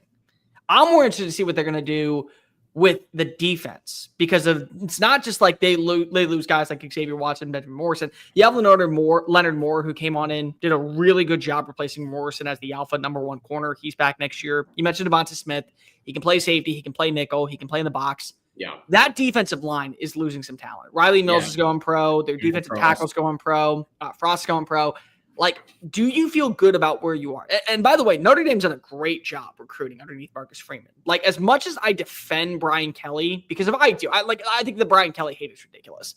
But still, they killed a kid. Yeah, okay, well, he did kill a kid. It's like Laura Bush killed a guy. It's like the Live from Family guy. You got to throw it out there every single time. Laura Bush and Brian Kelly killed a kid. Anyways, you have to realize that, like, the recruiting has picked up underneath Marcus Freeman. Like that's just a fact. They finished the last 3 years in the top 10 in recruiting. I think they finished 1 year with Brian Kelly in recruiting. So they're bringing in the right names and kids that were never considering Notre Dame. They were considering Ohio State. They were considering Michigan, Florida State, Alabama, Texas A&M, Texas. They're going to Notre Dame and they're finding success. But how quickly are they going to be developed? And also, who do you bring in as your defensive coordinator? Because one of the biggest moves that happened this past week was Al Golden left. And are you doing an internal promotion for a second time? Notre Dame's defense coordinator has always been a premier position because when they leave, they usually either upgrade or they're in a great spot. Yeah, they are. I mean, Mike Elko, Clark Lee, Marcus Freeman, Al Golden were the last 4. 3 of them are head coaches and 1 just went to the NFL. Yeah, those are studs. Yeah, I think it's going to come down to their quarterback play. But the next one's interesting, right? So 5 is Georgia. I think Georgia is in a really good position because I feel like Georgia's weakness over the last few years, other than a couple of dudes, is they haven't had elite wide receiver play, and they haven't recruited the wide receiver position at an elite level as far as getting 5 stars in there. They had guys like Adonai Mitchell, they had guys like Ladd McConkey, and they had Brock Bowers. But they're bringing in Zachariah Branch and Noah Thomas, who are both ballers, especially Branch, who's like kind of your speedster. Thomas is kind of your tall end zone threat type of receiver. They did lose Carson Beck, but I think Gunnar Stockton can do. I think Gunnar Stockton's going to work really well in the Bobo offense. They bring back Frazier, they bring back Delp, they bring back Raylan Wilson. They bring back Dalen Everett, who is the defensive MVP of the SEC Championship game, picked Ewers off twice. So they are losing a lot of guys, right? They're losing Jalen Walker. Starters. He picked off Ewers once. He picked off Isaiah. He picked off Isaiah Bond once. Yeah, fair enough. Good point. Excellent point. So they are losing Jalen Walker, Malachi Starks, Smell Mondon, and Mykel Williams, who are all NFL dudes who are like probably all going to be first rounders, and Tate Ratledge. And Beck went to Miami, obviously. But I think this Georgia team is just going to reload, man. And I think they addressed their biggest issue, which has been like elite wide receiver play. I think they have that now. I don't think they ever had bad wide receiver play. What you really realize is that you dropped off. Like Adonai Mitchell never reached his full potential when he was at Georgia, comes on into Texas, immediately becomes a second-round pick. He was amazing. George Pickens, George Pickens, I think, was the closest that we would have seen, but he tore his ACL. And so he never came back until the very end of the season. And then he was like, oh, I'm going to go pro. I'm a second-round pick. You lose Ladd McConkey, you lose Brock Bowers. That really affected Carson Beck. I truly believe that. This is still a team, though, that finished 10-2, won the SEC, and led the country in drops. They didn't rank top 20 in any single position. Like, a lot of people look at this team and go, oh, it was Carson Beck's fault. It's like they had given up the most sacks since 2015. They had the weakest rushing attack since 2016. They had the most dropped footballs in the college football landscape among FBS teams this past year. Their defense ranked in the bottom half in 3 different categories, including third down conversions. This was not a normal year for Georgia. Like, it was more than just Carson Beck. I do love Noah Thomas coming on in. I think that's a great red zone threat for what you need. Like I think Zachariah Branch is going to be phenomenal just because they're going to know how to properly utilize him, unlike they could when they were out in USC. I think they have, again, they had a top 3 recruiting class this past year. So they have young talent that's coming on in, like 5-star after 5 stars, just a wash of an NFL pipeline factory. It's still Kirby Smart, too. Like, I think a lot of people realize when we talk about Steve Sarkisian and how he reloads, and we talk about Ryan Day and how he can reload, the Godfather right now, I won't say the grandfather because if he's retired and we give him his own grace, but the Godfather is Kirby Smart. Yeah. And they didn't lose Glenn Schumann. And by the way, if they lost Glenn Schumann, okay, there's a 25-year-old that they're going to raise on up, and he's going to become the next great head coach in college football in 3 years. So it's like they didn't lose that talent. I think that when you look at currently, Gunnar Stockton, he was not the problem in the SEC Championship game. He was not the problem in the Sugar Bowl. There was a lot of issues that went on outside of his control. It was his first real start in 3 years. He's been in the system for 3 years, so he has a good understanding about what you need. I think Georgia's going to be fine. Like, if you told me that next year they don't go to Atlanta, but they're like the 8th seed in the college football playoff, I can buy into that. If you told me they went 13-0, I can absolutely buy into it because it's Georgia. There's just certain programs that you look at and go, because of who they have in their personnel, not their offensive personnel, not their defense, their coaching personnel, what they bring in, they're going to be fine. And they have some young dudes I really, really like. Like KJ Bolden did a good job filling in for Malachi Starks as the new heir apparent in the DB room. They have some young cornerbacks that they really like. They love their young wide receiver room. They still have 2 great defensive linemen. Like they're not barren of talent. It's not like a team I would throw in like Ole Miss this year. We don't know what they're going to be next season. I can understand you having your reserves with them. Yeah. It's Georgia. They lose talent every offseason, and then they are at 10 wins. Like, that's always going to be the norm out there.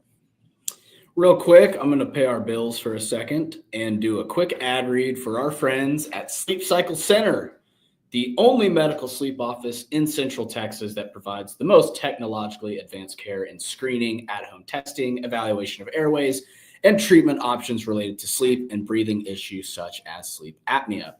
The focus is to educate on what is going on in the patient's body and to provide all possible treatment options related to that specific issue. Screening, testing, and treatment can be completed virtually or in person. They can eliminate snoring to sleep apnea, as they did for me. You no longer need to sleep in a separate bedroom from your significant other. Individuals and families are welcome. 2 convenient locations, one in the Arboretum in Austin, the other in Lakeway outside of Austin. They see patients of all ages, 6 to 106. They are family owned and operated. CPAP alternatives can be provided in most cases, though they do offer treatments that include CPAPs as well as oral devices, epigenetic devices. Weight loss, lasers, and radio frequency are all available. They are in network with most medical insurances. So give me and Eric's good friend, the good doctor, Dr. Chad Denman, a call at 254-284-6812 or visit sleepcyclecenters.com. Tell them Texas Sports Unfiltered and False Start sent you. Can I just go to them? Will they knock me out, by the way? Because I haven't slept in like 3 years. Dude, they like literally changed my life. So like my life is so much better than it was 8 months ago. Because I don't have sleep apnea, but like I just don't sleep. Like my brain is just wired to be awake at 3 a.m. and go like that's crazy. I like now that I have like my treatment done, dude, I sleep like a rock. It's amazing. I sleep like 8 hours a night. You're so lucky. Like I have to, bro. No, I can't function. I am literally turning into Buddy the Elf in the last 3 years where it's like, great, I got a full 45 minutes of sleep. Yeah, right. I played video games. I wrote 25 articles. I did 6 videos. Oh, and by the way, I had time to build this rocking horse in the corner. Like, I have no idea how my wife deals with me when I bounce off the walls as much as I do. I don't know how my wife dealt with my snoring, to be honest with you, because that was a huge problem. I was a snorer. See, I had a roommate. I lived in a house with 3 of my buddies. Yeah. He was 2 rooms down. I could hear him snore. We had to take him in for sleep apnea. 100%. It was that bad. Like Yeah. I remember specifically, we banged on his door at 3 a.m. Didn't wake up. We kept banging for an hour. He's like, "Oh, hey guys, what's up?" What the hell do you mean, what's up? You woke the dead. You sound like a chainsaw in there, dude. You woke the dead. What are we doing here, buddy? Oh yeah, dude. It's pretty bad. All right, so those are the top 5. I think we should move on to another topic real quick. So this is a quicker one. I just want your thoughts. If you're the number 1 team in the NFL right now, who are you taking? Okay. Are you asking me the Tennessee Titans are on the clock, or are you asking me whoever is the number? Whoever's who's number 1? Titans, right? Titans are the number 1 team. Yeah. Who should they take? I would just trade the pick. Yeah. Personally, that's what I would do. If you're asking me right now, let me just go with this point. Do you believe that you are a quarterback away from actually contending? No. Because if so, okay, then go ahead and take Cam Ward or Shadur Sanders. Have that argument. That's totally fine. Here's the other thing. You're a brand new GM that's coming on in. You know that the number 1 overall pick, there are teams that are below you. Cleveland, New York. You also have the Jets. You also have the Las Vegas Raiders at 6 that are desperate to land their franchise quarterback. They have to get their guy. They can't be continuously going through the free agents or the has-beens and say, we're going to revitalize their career. No, they need their guy. And you're a first-time GM, and you don't know what you think is the best course of action for you. So what do? That pick's worth at least 2 first-rounders, probably a second-round pick, and maybe a 2026 third-round pick.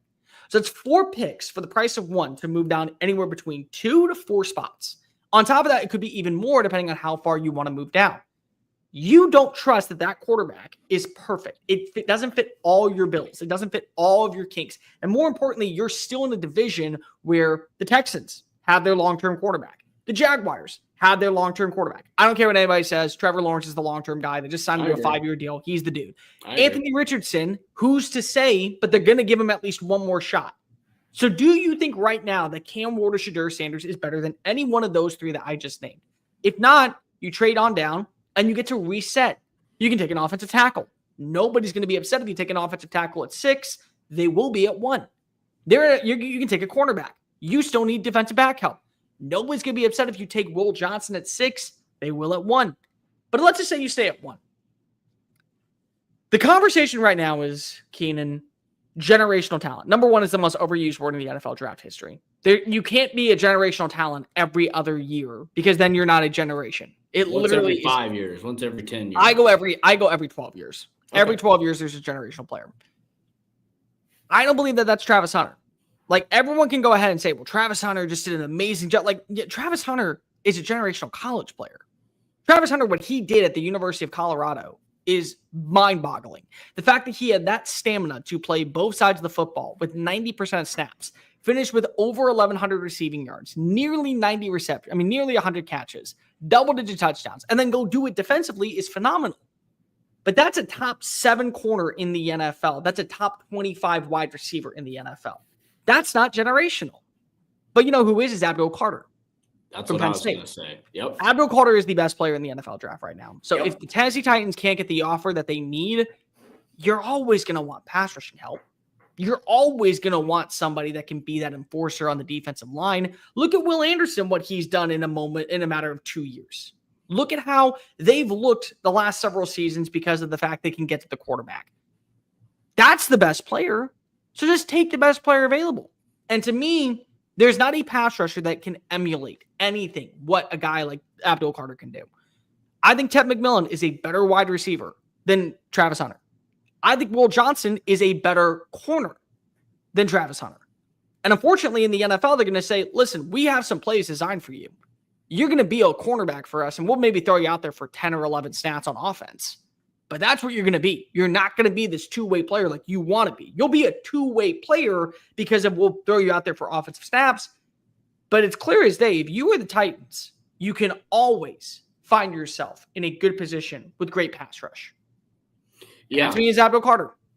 I agree. I was going to say the exact same thing. You trade back and draft Carter because I feel like your top 3 picks are going to be Hunter, Sanders, Ward, probably, right? If you can trade back to 4 and you can get Abdul Carter, that's a huge W. And yes, real quick, Robbie Pitcox, Derek Williams is coming back to Texas. Yeah, he is. Yeah, I think it's an interesting discussion, man, because Tennessee, I'm not saying Will Levis is for sure the answer, but give him a little more time, maybe. He was terrible to start the year, but my friend is a big Titans fan, and he was telling me that he sort of started to figure a few things out. He was a little more consistent toward the back end of the season, and Tennessee's not in a position to compete. You know what gets you in a position to compete? Having an awesome defensive line. Look at every single team that's left in the NFL playoffs. They all have some dude on the defensive line that is a stud. Yep. Now, they also all have at least a top 15 quarterback. Oh, for sure. I'm just saying, defensively, you have to control the line of scrimmage on defense. Look at Jalen Carter. Well, here's my thing. If you move back, let's just say to 6. Let's say the Raiders trade on up and they want Cam Ward. Pete Carroll's all in on getting Cam Ward for the next 2 years. Okay, so he's off the board at 1. Let's say number 2 is going to be Shedeur to Cleveland. Number 3 is the New York Giants. They're taking Travis Hunter. Yeah. Number 4 is the Patriots. They have their quarterback. So they're going offensive line or they're going corner. Kelvin Banks or Will Campbell, somebody like that. Or Will Johnson. The Jaguars are going to go in the exact same position, whether it be cornerback, whether it be offensive line, because they got to better their offensive line for Trevor Lawrence. And you still have Will Johnson play. So now you're picking at number 6. So automatically that puts you in play for Abdul Carter, who the Jets, I guarantee you, are talking about at pick number 7. You also could take a wide receiver to build around whoever you believe is the quarterback next year. Maybe you spend a lot of money in Sam Darnold to bring on in for a 3-year contract, and that's the guy that you buy into. So cool, that's fine. But now you give him a weapon, Ted McMillan, who for my money should have won the Biletnikoff Award. Sorry, Probably he just should. So, yeah. But then you have those 2 options. Or Will Campbell still is on the board potentially. Better your offensive line for Will Levis or for whoever is your starting quarterback. And guess what? Look at the 4 teams that are remaining. 3 of which have decent offensive lines, 1 of which is a turnstile, but they have a freak at quarterback that honestly we underrated coming out of LSU last year. And we really underrated him when he left Arizona State.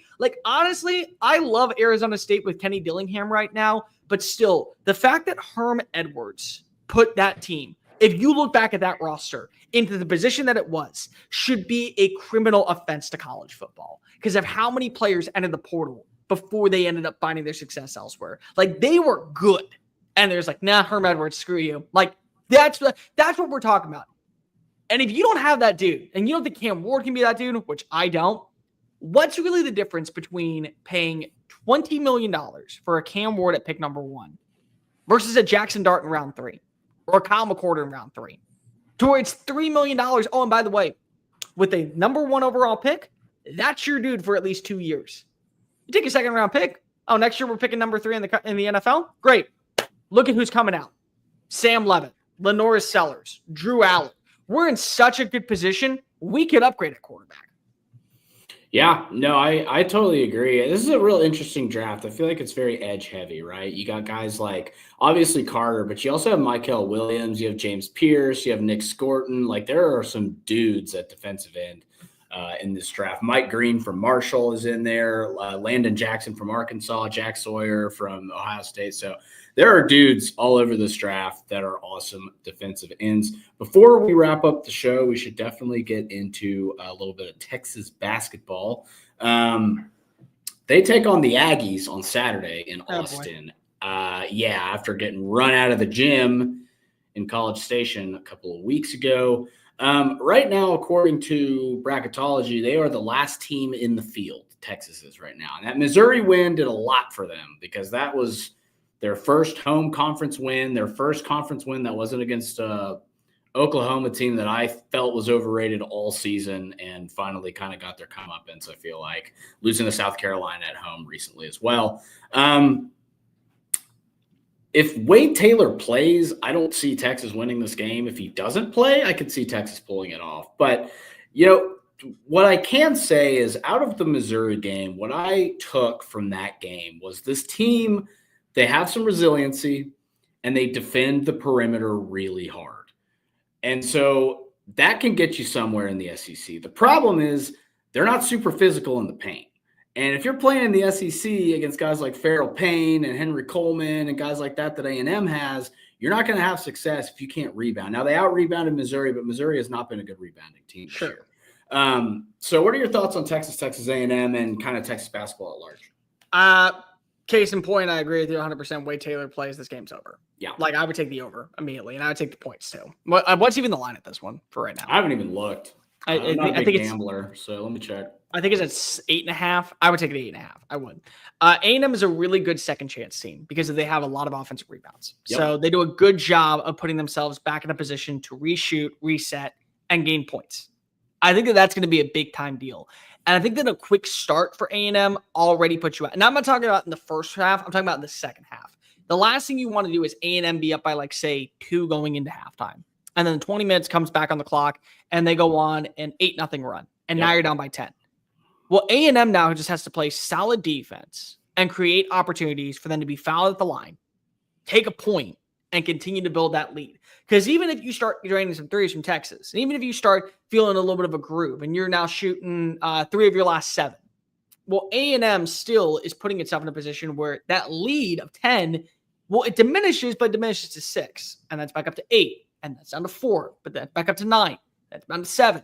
And it's like they gained that momentum enough going into the break. Coming out of the break to where they never are in jeopardy. There's some moments to where you're sitting there and saying, okay, this is where Texas can start going on a run.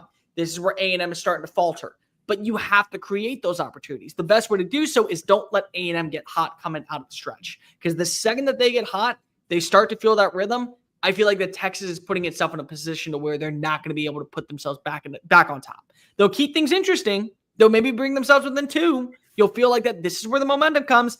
And then you get a Wade Taylor 3, and then you get a Manny Obeski drive, and then there we are. We're back up by 5. Lo and behold, Texas now losing by 7. Yeah, I agree with everything you said. I dropped a big board today, an NBA big board, as I do. I write for Sports Illustrated covering the NBA draft, amongst other beats that I write for. And I have Trey Johnson at 9 on my board, and I came into the season having about 6. My issue with Trey is that he is not a supreme athlete and that he is not great at beating people off of the dribble, right? Like, he's not going to blow by you. What I did like out of the Missouri game, though, was he has the clutch gene. And I think you can say that he's been clutch in a lot of games this year as far as hitting big shots, even if he's having a bad game. And what he did against Missouri that I liked was he got into the paint, right? He drove the basket and he got to the foul line. And if he's not hitting shots, because a lot of his shot diet is mid-range fadeaways and, off the dribble threes and transition trailers and stuff like that. If he can get to the line and just get the ball into the basket, even from the line, that does something for you mentally, right? Like that helps your rhythm as far as hitting other shots goes in a live basketball game, as opposed to just hitting from the free throw line. So they really only have one guy that can create his own shot in the lane, and that's Jordan Pope. Right. And if you watch Trey at Link Prep, which I did a lot, he played off LeBaron Filan, who I'm sure you're familiar with from Alabama. Yep. So they played together, and Trey was so effective in that offense because LeBaron Filan could get into the lane, and Trey didn't have to expend a bunch of energy getting open because the defense would collapse on Filan, and Filan would kick out, and Trey would have an open look. And if you look at these second halves of these Texas games, you see that Trey is beat up. He's physically beat up. He's worn down. The legs are not there. The shots are short. And I think that if they can figure out a way to get him open looks without him having to sprint around the floor, maybe set him some off-ball screens, I think his chances of scoring efficiently increase drastically. I think it could. I think the bigger question that I have is how many second chance opportunities do you get? Because that's always going to be the big thing for me is when you are a great offensive rebounding team, I think that it allows you to stay in games. The problem with Texas is they rank in the bottom 30 among programs in offensive rebounds. Yep. So when you have that, is that going to hurt you, help you? What's it going to do to you in the end of the day? Well, I think that part of it is like their best rebounder. One of their best rebounders has been hurt for 3 games, for one thing, in Kendall Weaver. I know he's 6'3", but his motor's crazy. He's got crazy vertical leap. I think he might make it into the NBA based off of athleticism and motor alone. If he can learn how to shoot even decently well, he can be like a 3rd-string guard in the NBA. But, Arthur Kaluma is your leading rebounder. And the thing that I did like in the Missouri game was Shedrick actually contributed, right? 9 points, 9 rebounds. If you can get anything like that from him on a given night, you have a chance to win. The problem is when he goes out there and does cardio for 24 minutes and he gets 1 rebound and no points, which he did against Texas A&M, which he did against Florida. So you have to get production from your front court if you have any chance to win these kind of games. And, like guard play takes you really far in college basketball. Like it pretty much is the end all be all. If you have good point guard play, you can win. Look at Illinois and Kasper Siakuchonis. Like they are balling because that guy's awesome. But or Rutgers with Dylan Harper. Like so much of it is your point guard play, but you have to have some semblance of post defense, of patrolling the paint, of defensive rebounding, and of keeping guys out of the paint, right? These offensive paint touches that lead to good looks are a big problem if you're not rebounding well, because those shots are going to fall into the hands of the other team and they're going to score immediately. And that's how you lose games, is you give up 2-3 offensive rebounds and the other team ends up with 15 more possessions than you do. The scary part for me is that especially in this type of game, what you don't want to see is Zurich Phillips start to gain a lot of steam. Because remember he gets downhill. Remember the last game, 75% from the field. He also was 75% from the free throw line. He didn't shoot a 3, but he averaged 18 points. Right after that, he went on a run for 4 straight games where he averaged at least 21 points or more. And he also averaged 45% for the field. So that's a guy that we're in right now. If he starts to get a little bit of hotness, if he starts to gain that streak, he starts to put himself in a position to where he's now able to capitalize and start making some easy buckets. They're going to foul him at the line. They're going to get frustrated. They're going to send him, and now he's going to get at least 2 at the bucket. So that's somebody that I think that you have to eliminate immediately. If Zurich Phelps gets hot, you're in a huge world of hurt. Yeah, especially the way he plays. We'll bring Zay on in a second, but especially the way Phelps plays where he gets downhill so easily, right? Yeah. Like he's quick off the dribble. He can get to the rim. I don't think he's an NBA player, but I do think he's a guy that could play in Europe pretty easily. And, when you're giving up, when you're a team that doesn't defend the paint well and the other team is getting paint touches from their guards, like you're in trouble, no doubt. So I'm going to bring in my man, Mr. Zay Collier. What is up, my dude? Sup, fellas? Appreciate little hoops. Oh, yeah, man. You're stuck with me, sweetheart. How we doing? Oh, God. See, we're already off to a crazy start because they're calling me sweetheart and stuff. Like, pump it, please. It's okay.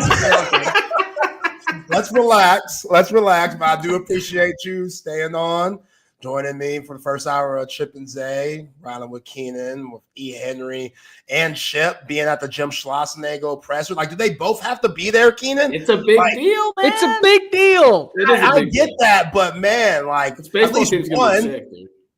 at least one from Horns 24/7 could represent, but I get it. Y'all are right. It's a big deal. Schloss in the building. We understand the moment, so I'm not going to knock them too hard. But how you fellas doing? We are good, man. I have to get back to the office as I am in the office right now. I have to get back to my job. But Cole, you are the freaking man, dude. Love chopping it up with you, brother. Always a good time hosting the show with you, my friend. And Zay, great to see you, buddy. I will talk to you soon, my friend. Appreciate you, Keenan. Peace, guys. Appreciate you, Keenan. How we doing? I'm good, man. How are you? I feel better than Jim Schlossnick with that Benedict Arnold from College Station. Oh, let's just go there with that.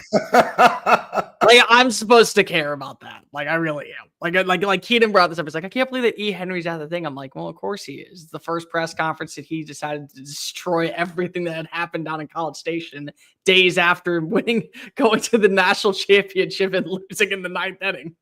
Yo, man. Hey, I get it. You got to make that decision. College Station, the city of Austin. What are we doing? Like, I will continue to say it. I will say it till I'm 6 feet deep. That's an easy decision. No matter what. Am I biased being an Austinite and a fellow Texas fan? 100%. Do I give a damn? Absolutely not. You're going to be buried 6 feet deep? Yeah, the whole cremation thing. Like, I want to be celebrated. You know what I'm saying? Like, I want people to be like, you know, doing the Cupid shuffle with my casket and stuff. You want to be getting danced out of there. Yeah. I need it to be a big party. You know what I'm saying? Have some, you know, OG H-Town music being played in the background, like some Mike Jones, Paul Wall, or something like that, or ESG, Slim Thug. Like, you know, it's gonna be different. Like the whole cremation thing, like I guess that's cool if you could sprinkle me in, you know, DKR or something like that, or the dish. Like that's dope. I don't knock anybody that wants to go that route, but yeah, I want folks to celebrate your boy. It's a celebration. Like celebrate the good moments instead of, you know, the crying and normal things that you get at a funeral. I want to be thrown out of a plane dressed up as Batman and then blown up. That's what I want to be. I really do. I want them to throw my body out and then they shoot a bazooka at me and it all just explodes everywhere.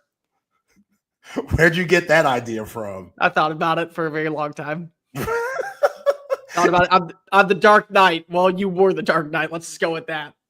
Oh, yeah. Bruce Wayne. What's actually called a blown up Wayne at this point. Congratulations, Cole Thompson. Yo, speaking of, because we're going to be all over the place, Cole, again, appreciate you for joining me today. But, you know, you and I, we always go down different routes and stuff. We stay on topic of sports most of the time. For the most time. If, you know, I still think you have a bogus, you know, opinion on Lisa Turtle being better than Kelly Kapowski. But We're not doing this. We're not doing this. I let that slide. That's every time I see you now, that's in my memory. Like, okay, well, I'm sorry. The nerd is always hotter than the hot chick. And by the way, she wasn't even the hottest K in the 90s. Kimberly, the Pink Power Ranger, was hotter than Kelly Kapowski. Okay, that's still a bogus take, but again, we're letting it ride. We're letting it slide. Like, you know, it's I feel you, but you're wilding. But anyways, best Batman movie all time. Whether it's Dark Knight, the Mr. Freeze Batman, Jim Carrey playing the Riddler Batman, you know, my man from Twilight, I always forget his name. Robert Pattinson did a good job. That was a good movie. Don't sleep on Robert. I'm not sleeping on Pat. If James Gunn came back and said, hey, I want Pattinson to be my Batman, I'd sign up for it. I thought he impressed. The Matt Reeves movie is awesome. Dark Knight is the best movie because of what the storyline is, and then have the relationship between Heath Ledger and Christian Bale. The thing is that I absolutely love, and I'm doing a cop out here because of, yes, it is the best Batman movie. I would say live action. I'm going to throw in the animated Batman: The Killing Joke. Still to this day is one of the single greatest comic book adaptations I've ever seen. The animated one? Yeah, Batman: The Killing Joke, because it's also Mark Hamill and it's Kevin Conroy, who, for my money, those are my Batman and Joker. Like, we could throw in Heath Ledger, you can throw in Christian Bale, you can throw in Robert Pattinson, you can throw in Val Kilmer, but I look at Mark Hamill, who was the original Batman the Animated Series Joker, and Kevin Conroy, the original Batman the Animated Series Batman. And the fact that they're able to curse, the fact that they're able to have real dialogue, things that you would actually imagine them saying to each other, that to me raises the stakes. And The Killing Joke is one of the single greatest comics that I've ever read. I think that they did a great job of transitioning it from the actual book to the animated series. It's everything that I love. And I think that Under the Red Hood, Jensen Ackles plays the Red Hood. That is my guy that I am picking to be the next Batman from Supernatural. So when that come out, the animated one that you're talking about? Killing Joke, I think it was 2016. Oh, so it's recent. Yeah, I think it's 2016. Which that's about to be 10 years from now. Yeah. So not that recent, but damn. It's recent enough. Yeah. Okay. See, I used to watch the old school Batman animated series back in the 90s. I don't know who was a part of that. Like, that was tough. That's who it was Kevin Conroy and Mark Hamill. Okay. Like that was your Batman, that was your Joker. Okay, yeah, that was tough. Those were the good old days, man. But yeah, for me, I've never been a huge superhero guy. You know, when it comes to Marvel versus DC, like I don't have a dog in the fight. You know, like Spider-Man animated series back in the day, I thought Tobey Maguire did his thing, and you know, Kirsten Dunst as Mary Jane. Thought that was cool. I haven't even seen the newer one. So what? Yeah, like one with Zendaya and stuff. I haven't seen those. You like Tom Holland sound like this is Peter Parker, man. Like just all nerdy like that. I know, I'm sleeping. I'm not older, gonna lie. Dude, I'm 15, even though I'm like 27, like in real life. I'm sleeping. So weird. Yo, I've barely seen Black Panther, which that's I know my black card could get revoked for saying that, but I have seen. That's not true. That's not true. I do want to ask you. Are you okay with them not recasting Black Panther? Yeah. I thought okay. Chadwick, R.I.P., God bless his soul. Come on, you only got one. You know what I'm saying? Now unless if it's Michael Irvin. The whole Michael Irvin. Have you seen that little? No. You haven't seen that going around social media? Wait, like Michael Irvin. Playmaker. Somebody said in the tweet they need to make Michael Irvin the next Black Panther. Like we're talking about the dude that was number 88, ex-killer, screaming Wakanda forever. We're talking about that guy. Yes. Yeah. And that went viral and people just put up like ridiculous clips and quoting like, oh, how this is how it would look in Black Panther. So I thought that was pretty damn funny. But have you ever heard the Donald Glover joke about Michael Cera playing Shaft? That now is right up there with me. I want Michael Cera to play Shaft, and I want Michael Irvin to play Black Panther. I need it now in my life. Michael Cera, super bad Juno. Super bad playing Shaft. Take it over for Samuel L. Jackson. I want it. I need it. I need it in my life. I need him screaming MFer in the most dorky voice I've ever heard in my entire life. I need him shooting up bad guys left and right in the quarterback. I need that version of Shaft. That is what we need in today's society. We'll come together as a culture. Yeah. Michael Cera brings us together. He's underrated, but appreciate everybody for rocking with us today. He is Cole Thompson. I am Zay Collier. Chip Brown will be back at the 2:00 hour to discuss the Jim Schlossnagle first presser of the season. 3 weeks away till the baseball season. Shout out to Texas women's basketball last night, getting a big time win versus Tennessee. We'll break that down when Chip comes back, and we'll break down some more basketball during the right call at the end of the show. But since we got Cole here, a lot going on around the NFL, college football. Y'all know what's going on from the Cowboys, still trying to decide their head coach situation. Pete Carroll going to the Vegas Raiders, 73-year-old Pete Carroll. We're going to talk about that a little bit. And the games to go to the Super Bowl, NFC Championship, Washington Commanders and the Philadelphia Eagles, and then the AFC Championship, Buffalo Bills going to Arrowhead to try to dethrone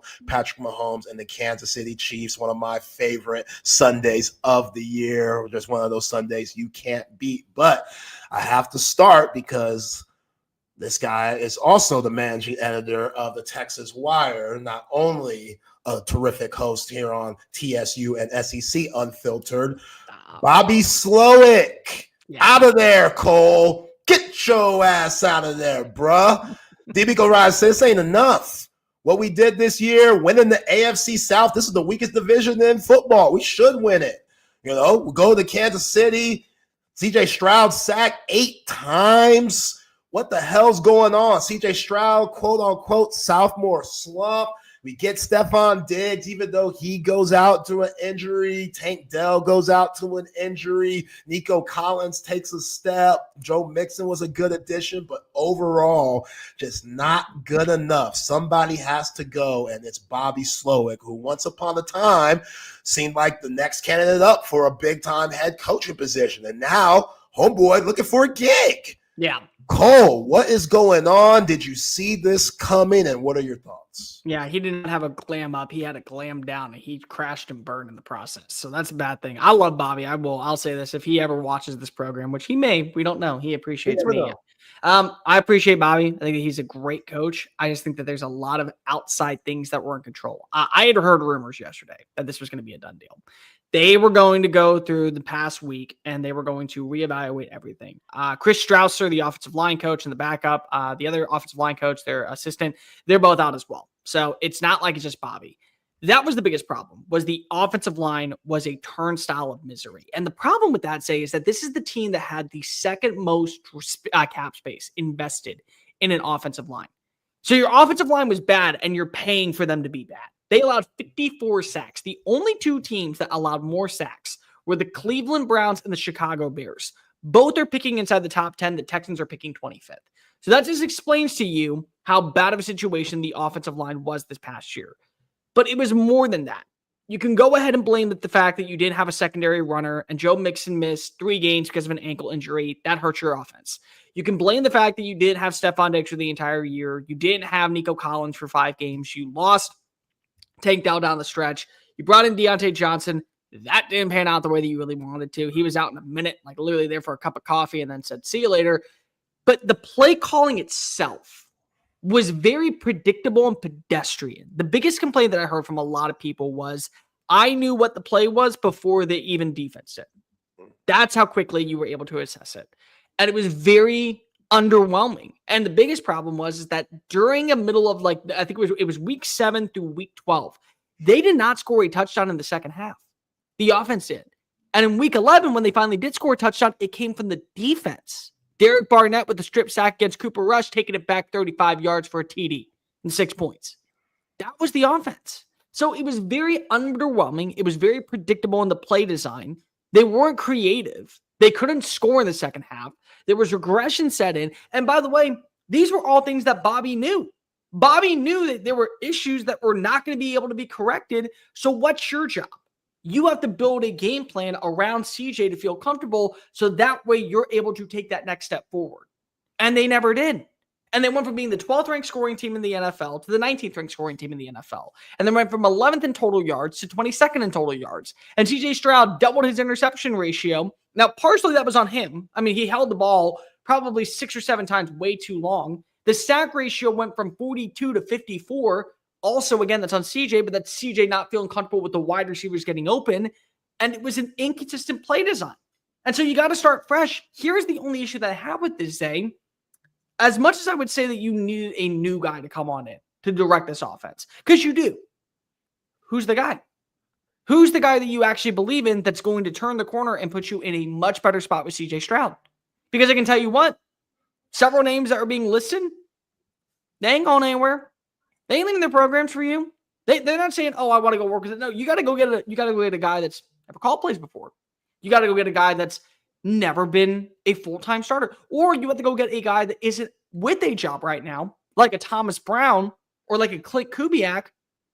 Which, how much more are you upgrading from Bobby Slowick at that point? When your offensive line is still a turnstile of misery, when you don't know what you're going to have with Stephon Diggs and Robert Woods hitting free agency, Tank Dell's out for most of next year. You have the 25th overall pick, which means that you won't be able to land one of the top 3 offensive linemen to better yourself or the top 2 wide receivers to better yourself.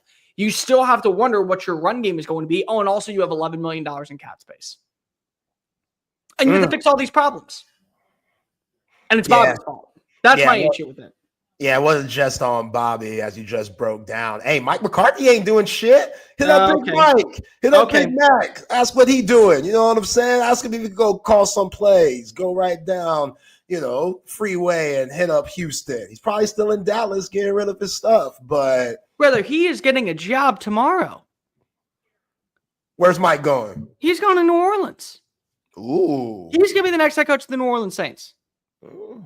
He is 100, like literally, I talked to multiple people when he got fired or parted ways or didn't get a contract or didn't get a contract to be signed because of Jerry Jones thought Brian Schottenheimer, who didn't even call the place this past year, was an upgrade over him. Regardless, we'll get into that later. They said that he was going to be a head coach next year. New Orleans was interested. There's a great relationship with him and Mickey Loomis. There has been for years. He is well respected by Sean Payton. Payton's word is still golden out in New Orleans. If he says something, they will listen to it. And then Chicago. And Chicago, the real deal was, well, we want Ben Johnson. We want to make sure that Ben Johnson doesn't turn us down. But let's just say he does. Could we get worse than Mike McCarthy? Absolutely. Could we get better than Mike McCarthy? Absolutely. Could we also be content going 10-7, 11-6 with Mike McCarthy and make the playoffs? Something that we haven't done in years. Yeah, we're okay with that too. And so, to me, he's getting one of those two jobs. He's not getting the Bears job. He's not getting the Cowboys job because he just lost it. He's getting the Saints job. He will be the Saints' next head coach for my money. Yeah, the Saints, they got their own problems. I'm sure Big Mike, if he gets that gig, he's definitely going to figure out very soon, but he knows what he's getting into. But yeah, with the Texans, I mean, you knew it's going to be a tough year. You have one of the toughest schedules in the league. That's what happens when you get first place in the division. Like, it's going to be tough again this next year. And just the offensive line, that was the biggest issue for me. As good as Joe Mixon was, just be able to protect, or lack thereof, CJ Stroud. Like, he was always on the ground every game. And like you said, a lot of that was on, his own doing. Like, he holds the ball for a long time trying to make something happen in the National Football League. Man, these guys are coming after you. You got to get it out your hands or make something happen immediately. So, he's still a young quarterback. People look at that rookie year and they're just like, okay, this guy, he's just going to be dynamite. Let's send him to Canton. That's not the case. Like, guys go up and down. That's why it's called the sophomore slump for a reason. Look out for Jaden Daniels possibly having that next year. Can I beg people to actually stop with this top 5 BS with Jaden Daniels? Give him one more year before we do this. What you mean? Because Zay, we had Jordan Love and CJ Stroud on most rankings, 6 and 7 quarterbacks in the NFL. They were number 6 and they were number 7. Look at your evaluation right now. Are either one of them the 6th or the 7th ranked quarterback going into 2025? Oh, man. In the NFL, out of 32 starting jobs, are either one? You got flopping Mahomes, Allen, Lamar, Burrow. Shiesty. After that, I don't know, Cole. After that. You're going to have to name some because I know I'm forgetting people. 32. Okay, Herbert. For me. Herbert, I get the Texans defense is solid, but Herbert, that was a bad showing. That left a bad taste in my mouth, but I don't want to get caught up in the moment. He is a good QB, so I'll put him there, throw him there. Okay. Stafford. Yeah, Matthew. Highland Park native. That dude's tough, man. 4 broken ribs. 36 years old and still doing this. Yeah. Okay, throw Stafford in there. Jalen Hurts. Do you throw him in there? Okay, fine. That's the Bama homer. So we take him out. Baker, do you throw him in the conversation for top 10? Hell no. Of course you don't. Why would you? Why would you ever do that? Of course, even though he is an Austinite, you're just contradicting yourself. Like, he contradicts himself every single day, saying he's from Austin but plays in Oklahoma. Would you throw in Jared Goff? God, man, that was a bad showing too. But a good season. Yeah, like, these guys got skins on the wall, so it's hard. Like, what you've done consistently, Jared Goff's been really good. We'll see how he is without Ben Johnson. But for right now, if I had to take a quarterback and I had Goff on one side and Jaden Daniels on the other, we all know who we're taking here. We're taking Jaden Daniels. Like, Yeah, I'm taking Jaden because of what is the untapped potential, but I'm just going based off of what you know now. It's like in the episode of Family Guy. It's like a boat's a boat, but the mystery box can be anything. It can even be a boat. Oh, it's a franchise quarterback. A franchise quarterback's a franchise quarterback. But Jaden Daniels could be an all-pro franchise quarterback. He can even be a franchise quarterback. It's like, but I already know what Jared Goff is. Dak. What about Dak? No, why? Dak is literally Quinn Ewers at this point. Really? Guy's not going to be respected until 15 years later when you realize what he did for your organization. I wonder who's fit that kind of bill. And I get the Dak Prescott Quinn Ewers comparisons. It hurts for me to say that some's accurate for sure. Like, I hope Quinn gets drafted by the right team. I know somebody said on social media with Pete Carroll going to Vegas, I think they have like 37th pick in the second round or something. Maybe Quinn Ewers could fall off there, but I'd rather Quinn wait a couple of years to go the Jordan Love, Aaron Rodgers route than get thrown into the fire. But again, I digress a little bit there. So you mean like a sit behind a dude from Dallas, Texas for like 2 years who's not ready to retire just yet? Talking about Matthew? Talking about Matthew. Again, that seems like the perfect match. You give me McVay's system 2 years to sit behind that dude. I'm very happy. I'm a very happy camper if I'm a Texas fan. Okay. Yeah. Okay. But I've at least named 8 quarterbacks that I can say before JD5 for next year because I want to wait one more year. Because I want to wait with CJ. I got flack from people having CJ at number 9. And they're like, how dare you have CJ so low? It's 1 year of work. It's one body of evidence. What happens if next year, much like we saw with the Texans, Washington spends big money? Washington goes out of their way. They put in all this effort into bringing in the right pieces in free agency. And then they go 10-7. And he has 12 interceptions and his rushing total drops and his completion percentage drops and his passer rating drops. And then we talk about how, Jaden Daniels wasn't that guy. No. Jaden Daniels was always that guy. You just decided to anoint him well before he earned it. We do this every offseason. We're doing it with Bo Nix. We did it with Dak. We did it with Stafford at one point. We did it with Jared Goff when they brought in Sean McVay. We did it with Jordan Love last year. Like, when are we going to learn as a society? Let's wait 3 years and then determine what this quarterback actually is. No, I hear you. I absolutely hear you. Like, Jaden Daniels, there's just something about him, man. Like, the swagger's there, Southern California kid, and what he did from Arizona State to LSU. And man, Brian Kelly, he's been getting abused online because you got those wide receivers. Like, if you had 3 players that are up for offensive rookie of the year, and again, it's the SEC, so I give him a little bit of a pass, but damn, you couldn't do better with those guys? I mean, Matt House is never allowed back in the state of Louisiana. So that's damn sure. Like, he's never allowed back in that vicinity. Ever. Because they had an offense good enough to win a national championship and a defense that got them out of the playoff. Yeah. That's literally what happened. Yeah. That's true. But again, Jaden Daniels, man, that guy, just how he has that whole team believing. Like, I'm going to give my pick with Chip later on who's going to win the NFC Championship, but don't do it. Don't. I'm leaning toward DC. That offensive line is going to get him killed. You know that, right? I mean, Nolan Smith and Jalen Carter, they're bad boys. Yeah, they got it. Zach Bond at middle linebacker, undelayed blitzes, playing a spy. Like that's the way that I look at the situation right now. That's the way that I'm at least talking about it. But you're talking about Jaden Daniels playing with like this moxie, right? Like this swagger attitude, right?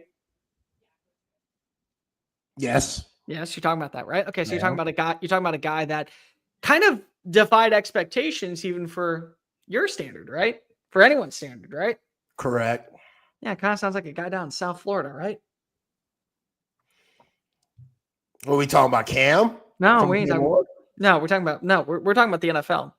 Oh, okay. Guy led his team to the playoff too in a division title, and actually should have beaten Jaden Daniels in the first round of the playoff, but unfortunately his defense sucked.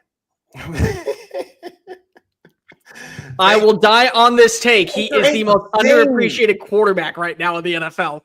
He is so underappreciated. If Baker wasn't such a Grady dick, then maybe. Okay. Do me a favor, Isaiah, real fast. Please. If he went to Oklahoma State versus Oklahoma, where would you feel about him? I'd feel a lot better. There we go. I feel a lot better. He's such a hater, though, man. Like, come on, you can get all that hate out your heart, which that probably drives him. You know, he's one of those, like you said, people have passed him by. People have looked over him. He was a former walk-on. He has that chip on his shoulder that he's going to have for the rest of his career. That's what made him who he was. I respect that. But damn, man, like, even when Texas ain't even playing OU, he's hating. Like, that's what I'm saying. Like, oh, boy, I don't know if you saw that at the Oklahoma City Thunder game. Dude hit the half-court shot, gets 20,000. He's throwing horns down. Like, what, bro? You just won 20,000 and that's on your mind? We live that rent-free for you? You're throwing that, which, again, Oklahoma City Thunder, it's like an hour away from Norman. He's probably a Sooner kid. It makes sense. Like, but still, like, he was throwing it up hard, and it's just like, bro. Say, doesn't that speak volume? Doesn't that speak volume, though, about what the rivalry is when all these people are saying, oh, well, you know, the Lone Star Showdown will take over? It's like, you don't understand what Red River is. You don't understand what this magnitude is. Like, it's like when I had to go defend this rivalry for the SEC brethren who didn't want to welcome you in with open arms, even though I was the first to give you guys a hug and say, welcome to the conference, dear friends, because of the money that you're bringing in. People are like, oh, it's not that great of a rivalry. Bull honky. It is the third greatest rivalry in all of college football for my money. Number 3, and you can make an argument it's number 1, but it's number 3 for me. So you got Ohio State, Michigan, That's Auburn, Alabama. Yeah, of course I do. Okay. But you can't be mad at me for having the Iron Bowl at number 1 when I'm a Bama grad. Like, No. that's you have that at number 1. Yeah, of course I do. Because again, that's my rivalry that I had in my life that I've been to so many times. Okay, It's a little different. But if you told me that Red River Shootout, which by the way is the Red River Shootout and nothing else, and nor will it be anything else, it will always be the Red River Shootout regardless of what you decide to call it. Yeah. If you had that at number 1, I'm not going to argue with you. It's one of the greatest games and one of the greatest atmospheres in college football. It's what makes the sport a beauty and its own entity that people don't understand. And you know what? The fact that Baker has that much hate in his heart for Texas, a place that he grew up in, literally right up the road, doesn't that just speak volume to how you feel about this sport and how much he cares and how much you care? I mean, you have so much hate in your heart for Baker. You refuse to give him his credit because he hates the Texans. Just like he hates Texas. Just like you hate Oklahoma. Oh yeah, if I could find any room to hate on a Sooner, I'm gonna do it. Like Mark Andrews, I gave him a standing ovation after the Bills game. I stood up out of my couch, Cole, and gave him just a round of applause just because, hey, man, he can't help himself. He can't help himself. Don't blame Mark Andrews. Blame where Mark Andrews came from. He don't got it in him.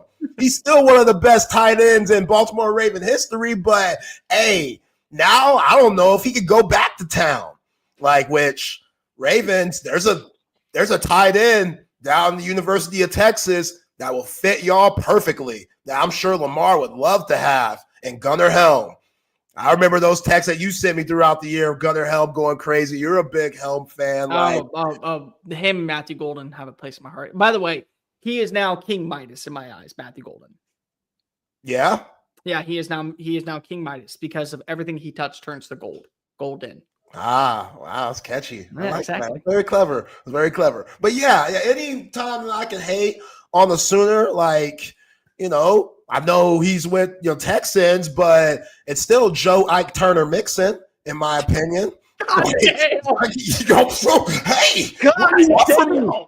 What do you want from me? Hey, the proof is in the pudding and the cake and the pie. The proof is there. Though that video's still out there going about. I get it. People make mistakes. Nah, Joe. We ain't letting that ride still. I ain't never going to let you hold that down. So, yeah, I get it. Like, Baker deserves his credit and stuff. But, again, Jaden Daniels here in year one.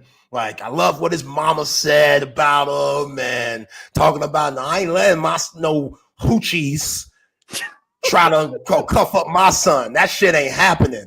That's what I'm talking about, mama, with her fine self. I love me some Jaden Daniels, mama. That woman fine. Like, she has, like, I don't know if you know about this, Cole. I know my man Wags does. She has, like, a Pam Grier aura. Like, Jackie Brown? Yes. Okay. Jackie, yeah.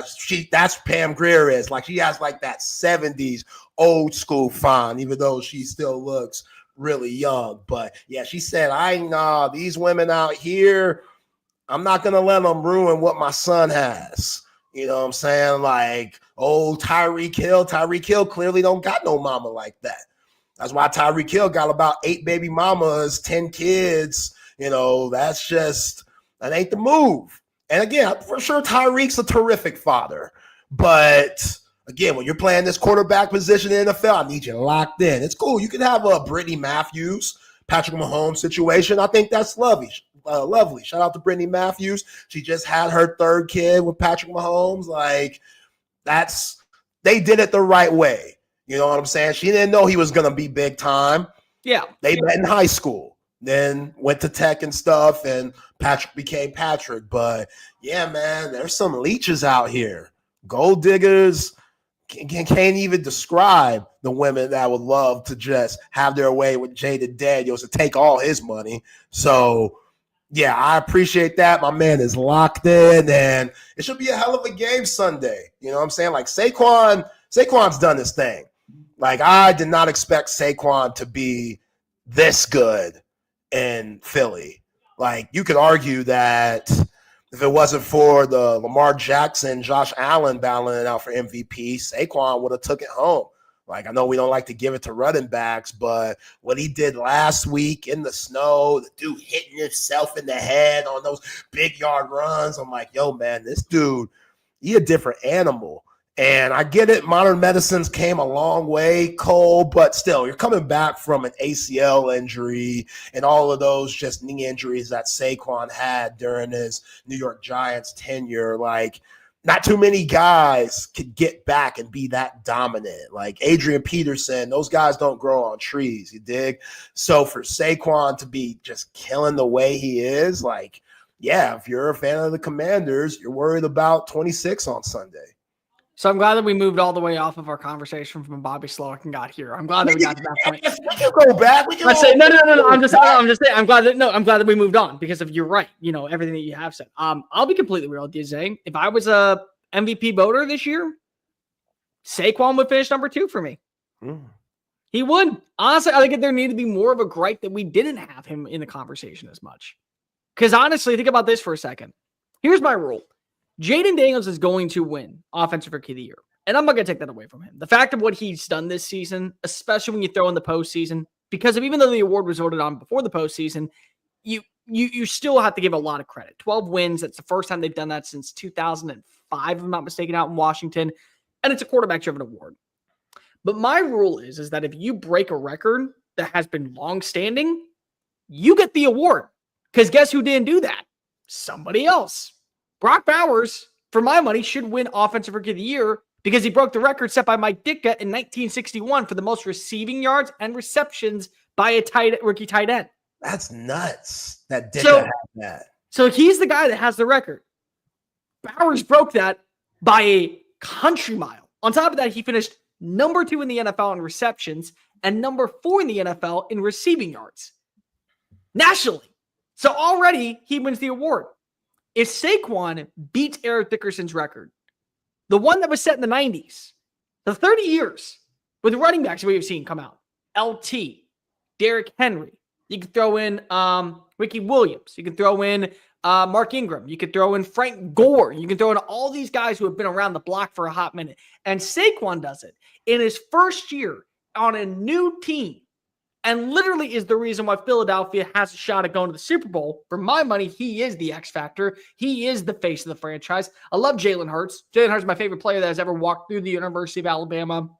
And I will die on that hill for as long as possible, which is why, Isaiah, I protect him like no one's business. Don't you give me that look. That man is a savior and a solution to our problems and our woes in 2017. Comes on in, pulls out the Superman, wins the SEC Championship, redemption at its finest against Georgia. But still, Saquon's the leader of that team. If Saquon breaks the record, that's your MVP. Because you know who didn't beat the record this year? Lamar Jackson. You know who didn't beat the record this year? Josh Allen. You know who didn't beat the record this year? Jaden Daniels, Jared Goff, anybody else out there? No Derrick Henry for 2,000 yards. But Saquon did. Saquon beat one of the greatest records that has ever existed. So I really am a little bit annoyed that we did not talk about him more in the MVP conversation. All the Alabama plays, like that was well said. Like, we're gonna get back to that, but this is what you and I do, because we say something and we get and then my ADD, my ADHD, whatever the hell you want. Eyes pop out of the head. It's like like in a mask. All the players to put on that Crimson Tide uniform, and Jalen Hurts is the guy, huh? The guy that got benched in the championship game. You mean the guy that took us back to the college football playoff with the ultimate redemption story? I'm sorry. Because again, that's what does it for me. I understand that he was benched. I completely get it. And Tua was a better quarterback. You ask most people in Alabama history, guess what? They'll say that Tua was the better quarterback. But we don't go to the college football playoff the next year and play for a national championship and lose. I got to admit, we did lose to Clemson, Trevor Lawrence, that Clemson team. Great defense. But we don't go without Jalen. Because Tua gets knocked out of that game in Atlanta. And Georgia goes.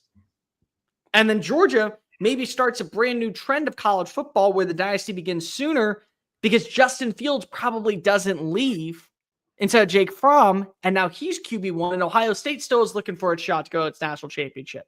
And a bunch of other things happen. But Jalen did that. And to me, that's what is ultimately the greatest moment of the Alabama dynasty underneath Nick Saban. And by the way, you know who was crying afterwards, Zay? You know who was tearing on up? Nick Saban. You know who he wasn't tearing on up on when Tua won a national championship? When Bryce Young won a Heisman Trophy? When Devonta Smith won a Heisman Trophy? When he won a national title with Mark Ingram? Or when he won a national title with Derrick Henry? Wasn't tearing on up then, but he was tearing on up when Jalen got him a win against Georgia. I'm so proud of that boy. I'm so proud of that man. Same thing. That boy like he's your son. Same thing. No. Okay, that's deep. No, I ain't gonna lie. That's and by the way, where is he from? That's Crestview. Where is he from? Channelview or Crestview? Channelview. Yeah. Which is right outside of where? H-Town. So why am I gonna pick anybody else besides the H-Town Proud? No, man. Like, the dude's a Texan. I try to not remember Jalen Hurts in Oklahoma. Sure. As what I just said, before this. But he is a great story, man. And I wish he was 100% going into this game. That's what I'd be scared of if you're an Eagles fan. Because he took that shot and got his knee rolled up in the snow and stuff. And then he got the knee brace on and he just wasn't the same.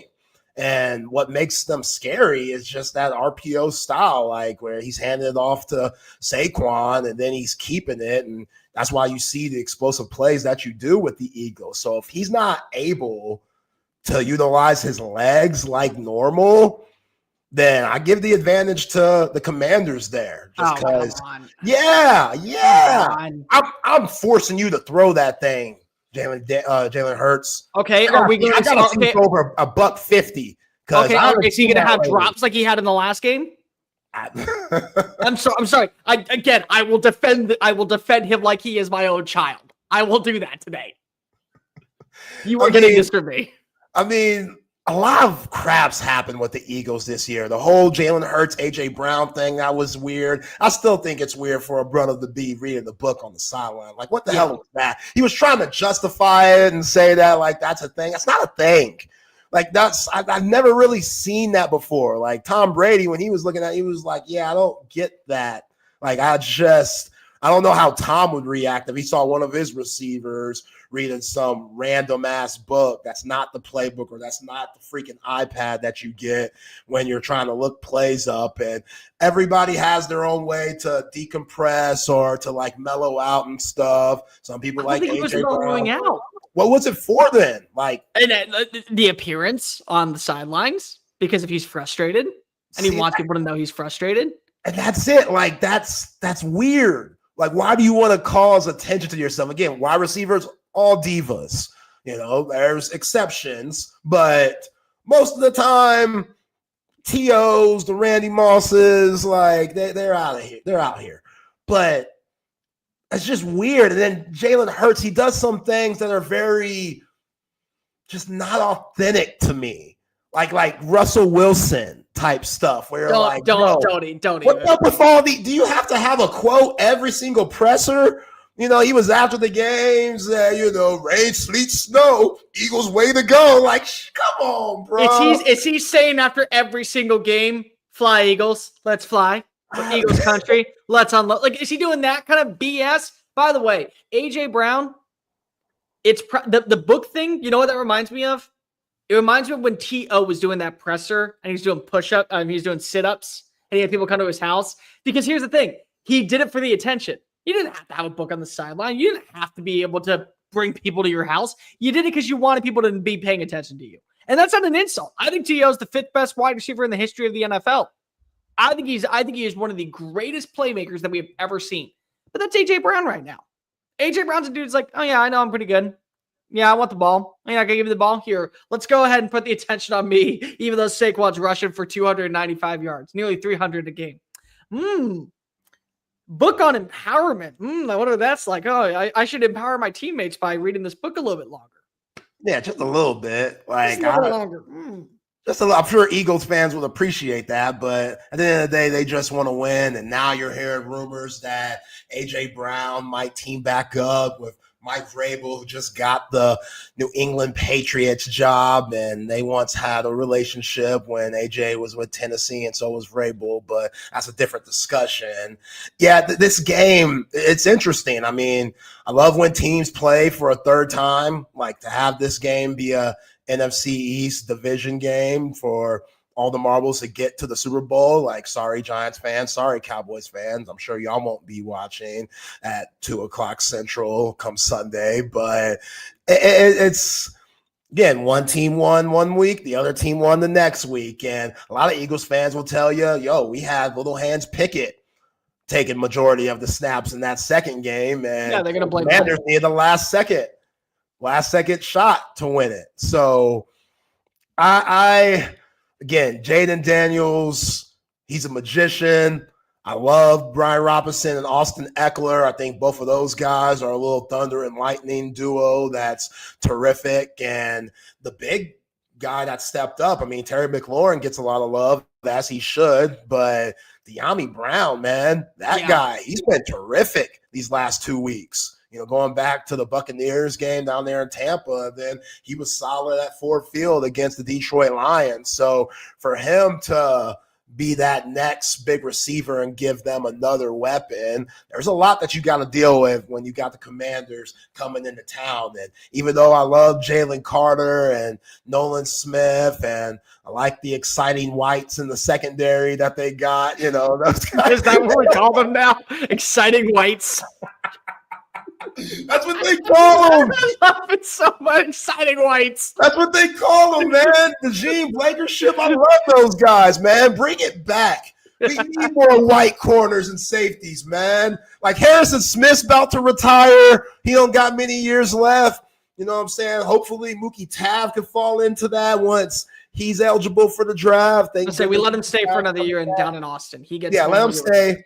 Let him stay, do his thing. Hopefully Mookie could get that natty. But yeah, man, those guys for the Eagles, and what's his name? The rookie, can't think of his name right now. The rookie cornerback. Quinyon Mitchell or Cooper? Quinyon Mitchell, solid. I like him. Oh, he was great. Oh, he's great. He's a phenomenal player. He's exciting. You know what the exciting white thing is starting to remind me of? You ever seen the clip of the guys, of the girls that are dipping their chip and then they go to their dad's like, this chip is zesty. It's like exciting whites. It's zesty dip. It's the same thing. It's usually like a creamy base, like, creamy white boys. There we go. Good for you guys. Get out up there. White boys. Listen, it's a French onion dip. There we go. Creamy, with exciting whites. Just fantastic. I love it. Riley Moss, Reed Blankenship, and Cooper DeJean. They're making us look athletic. I appreciate that. Hey, man, they were putting on. I could appreciate it too.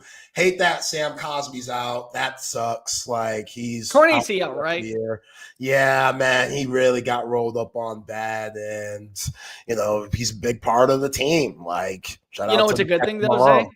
He got paid, so he's locked in for another 4 years. So this was a contract year. Can you imagine what would have happened if he would have torn the ACL on an expiring contract?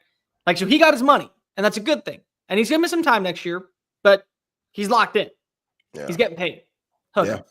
Yeah, absolutely. Good point. But yeah, another reason why Cowboys fans are watching, just seeing Dan Quinn have success, especially now that Cowboys job is just open. Like for Dan Quinn and what happened last year, with the Packers and how bad that defense looked in that playoff game. And then Dan Quinn goes off to Washington, and now he's just having all this success. And Cliff Kingsbury's back as the just crazy mastermind on the offensive side that's getting, head coaching looks again too. Like, man, like that sucks. If you're a Cowboys fan, that's a tough, pill to swallow there, seeing Dan Quinn just basically dominate up to this point with a rookie quarterback when Jerry's out here trying to make the right decision, and it feels like it's not going that way.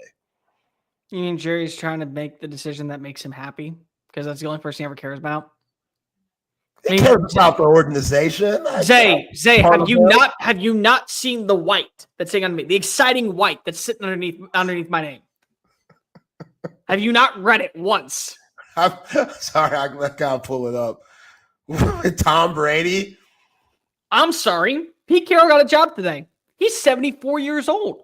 You want to know what the thing with Pete Carroll is? Pete Carroll's led an organization to multiple Super Bowls. He's led his team to a Lombardi trophy. He's punched out all-pro talent. He's taken lesser-tier players and turned them into a quality roster. And you want to know why Tom Brady went to him? Well, Mark Davis went to him, but really Tom Brady, because Tom Brady's calling the shots now because Mark Davis can't be near anything. Literally everything he touches turns to soot and soil and sadness. So with that, because he missed out on his top candidate. He said, you know what? My top candidate is not going to be available, so I'm going to go bring in a veteran, stabilize this roster, build a foundation to where in a few years from now, when the guy that I really want to lead this organization, we're in a good spot. Now let's look at Jerry Jones, the guy who, by the way, his top two candidates were, and I quote, Dion, who has never called a play in the NFL, and Kellen Moore, who we could have hired 4 years ago, but said, nah, Mike McCarthy, that's my dude. Those are the top two guys. Also, the top two guys were not being interviewed by anyone else in the NFL. Not a single team called Kellen Moore. Not a single team had called Deion Sanders at this point. And not a single team has called Brian Schottenheimer, who at this moment is the favorite to get the job. So Jerry, if I may just say so myself, said, well, you know what? I can't go get Ben Johnson. I can't go get Liam Cohen. I can't go get Dion because Dion wants to stay out in Boulder, which I can totally respect. Well, I'm going to go fire the guy that had me with 12 wins 3 straight times, took me to the number 2 seed twice, had Dak working fantastically. Dak last year was nearly an MVP. And I'm going to go ahead and say that the guy that was on the 7-10 roster this past year, who didn't call plays because that was Mike's job. That was my favorite guy, Mike, for the Dallas Cowboys. He didn't call plays yet. That's got to get the job. Do you want to know why incompetent organizations stay bad? Because of that style of thinking, Zay. That's the style. Because Jerry can't get out of his own way. Because Jerry, again, is sitting here looking at the entire situation and going, I have to be the one to save the franchise.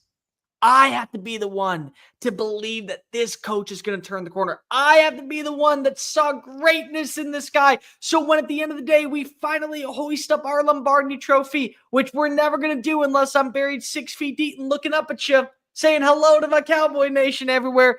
I have to be the one to take credit for it. I have to be the one to take credit for it, Zay. Tell me I'm wrong. Who was going after Mike McCarthy 4 years ago? No one.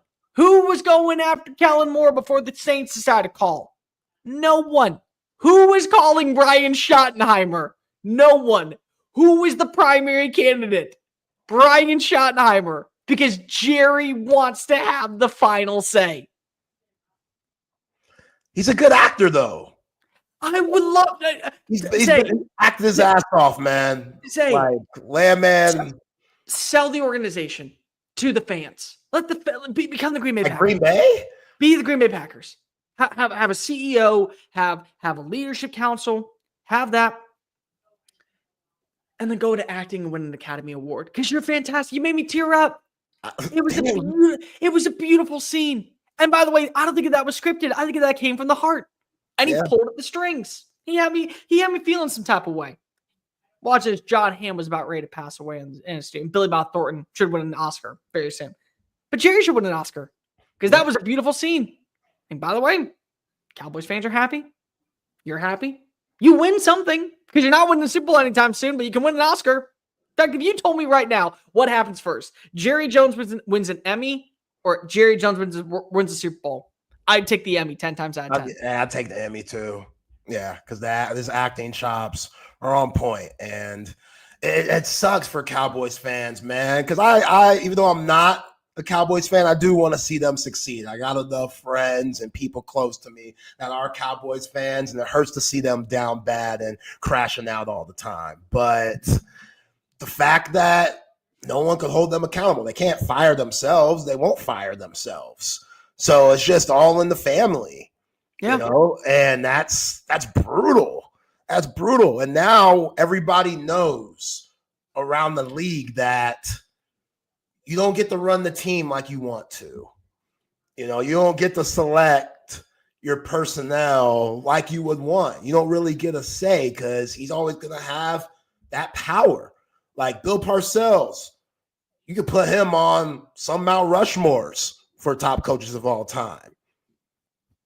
They clashed because he wouldn't let Bill do his thing. Bill's done it before. Bill knows. Not saying Bill's perfect, but let him do him. Couldn't do it. Couldn't do it. Say, think about this. The last 4 hires this year, Mike McCarthy, Jason Garrett, Wade Phillips were the last 4 hires by the Cowboys. Tell me who was going after them. Who honestly was going out of their way to interview those 4 candidates? Who? No. Because the second that Sean Payton got an interview, Sean Payton was good enough to coach Cowboys. Because Sean betrayed the Cowboys. Sean wasn't buying into what the Cowboys culture was. But Sean was beloved by Bill Parcells. Yeah. Sean was told that he was the next rising star in the industry. But another team wanted him. Another team. You know who didn't want him? Wade Phillips. Nobody wanted Wade Phillips at the year. Nobody said, oh, well, Wade's got to be the guy. We're going to hire Wade. Who was going after Jason Garrett? Who was openly making phone calls to say, we got to bring in Jason Garrett for an interview? Nobody. Who's going after Mike McCarthy? Like, Mike's done a good job. Like, and by the way, Mike McCarthy had an interview with the Green Bay, with the Chicago Bears. Mike McCarthy has a second interview lined up with the New Orleans Saints. He's got 2 more interviews. Was let go of a job. He's already got 2 offers potentially on the table. One of which they decided to go with Ben Johnson. But I'll tell you what, if they didn't go with Ben Johnson, they would have gladly gone with him in Chicago because at least they know we can get to 10 wins with Mike McCarthy because he just did it with the Dallas Cowboys. And by the way, he did it with bad ownership and he also did it with bad GMing. He did it with bad executive order. We already have a bad executive in Ryan Poles right now, so we're okay. We can make this work out here. So it's just like, who are you going after that anybody else wants? Oh, no. What we're doing is we're making sure that Jerry's happy with who he wants. Because if he has to, at the end of the day, take the thunder. You know what Jerry's reminding me of at this point? And it's not to be disrespectful. Yeah, it kind of is. Yeah. I don't really care. Yeah, usually when somebody said it's not about to be disrespectful or no disrespect, it's the most disrespectful thing ever. You know when there's always that one friend who comes up with an idea in their head and they're like, oh, this is a really good plan. And you're like, okay, cool. How are you going to finance it? How are you going to fund it? What are some things that you want to be able to change about the idea? What are some things you want to be able to sell to a company? And then they just put it to the wayside. But your other friend, he says, you know what? I like where you found that idea. I like what you were able to come up with. I'm going to take that. And I'm actually going to come up with some other plans around it and then say, oh, now I get investors. And now I have a profit. And now I've built a foundation. And then I win and I get a revenue of $200 million. And then that first friend comes back and says, well, you know, that was my idea to begin with. I put no effort in, but I at least came up with the idea to start with. That's Jerry. That's it. He's not building the team. He's not putting in the right free agent. He's not developing the talent on the field. And God forbid if they win the Super Bowl, he's going to be the one to say, well, you know, I was the reason why we got here to begin with because I hired the coach. He didn't do a damn thing. The coach did all of it. But he has to be the one to take the credit at the end of the day. That's Jerry Jones. Yeah, that's him. That's him. That pride. It's a mother shut your mouth. We ain't talking about Shaft like that. That pride just gets in the way, bro. And again, it's just sad. It's very depressing. Like when people are praying for your death, like, man, Jerry getting up there, he don't got many years left. When people are like smiling when that's going on, that's how you know you're in dark times, man. That's how you know you're just burned this whole franchise to the ground. And again, great businessman, horrible GM. Great businessman, knows how to make a dollar. Like he gets it. But that's the thing is that also, Zay, what would you rather be? Be real. What do you think Jerry would rather have? The most profitable franchise in the NFL, the second most profitable franchise in all the professional sports, with number one in revenue, number one in merchandising, number one in ticket sales, number one in average attendance, number one in annual renewals, and a 7-10 record, or a Super Bowl title, but number 7 in merchandising, number 6 in social media clicks, number 14 in annual revenue, number 13 in annual ticket sales, number 12 in annual attendance, and number 7 in the number 7 topic on ESPN's First Take every morning. What would he rather be? I think he'd rather take the money. He would rather take the money because at the end of the day, guess who's not suffering? Jerry isn't. The fans are.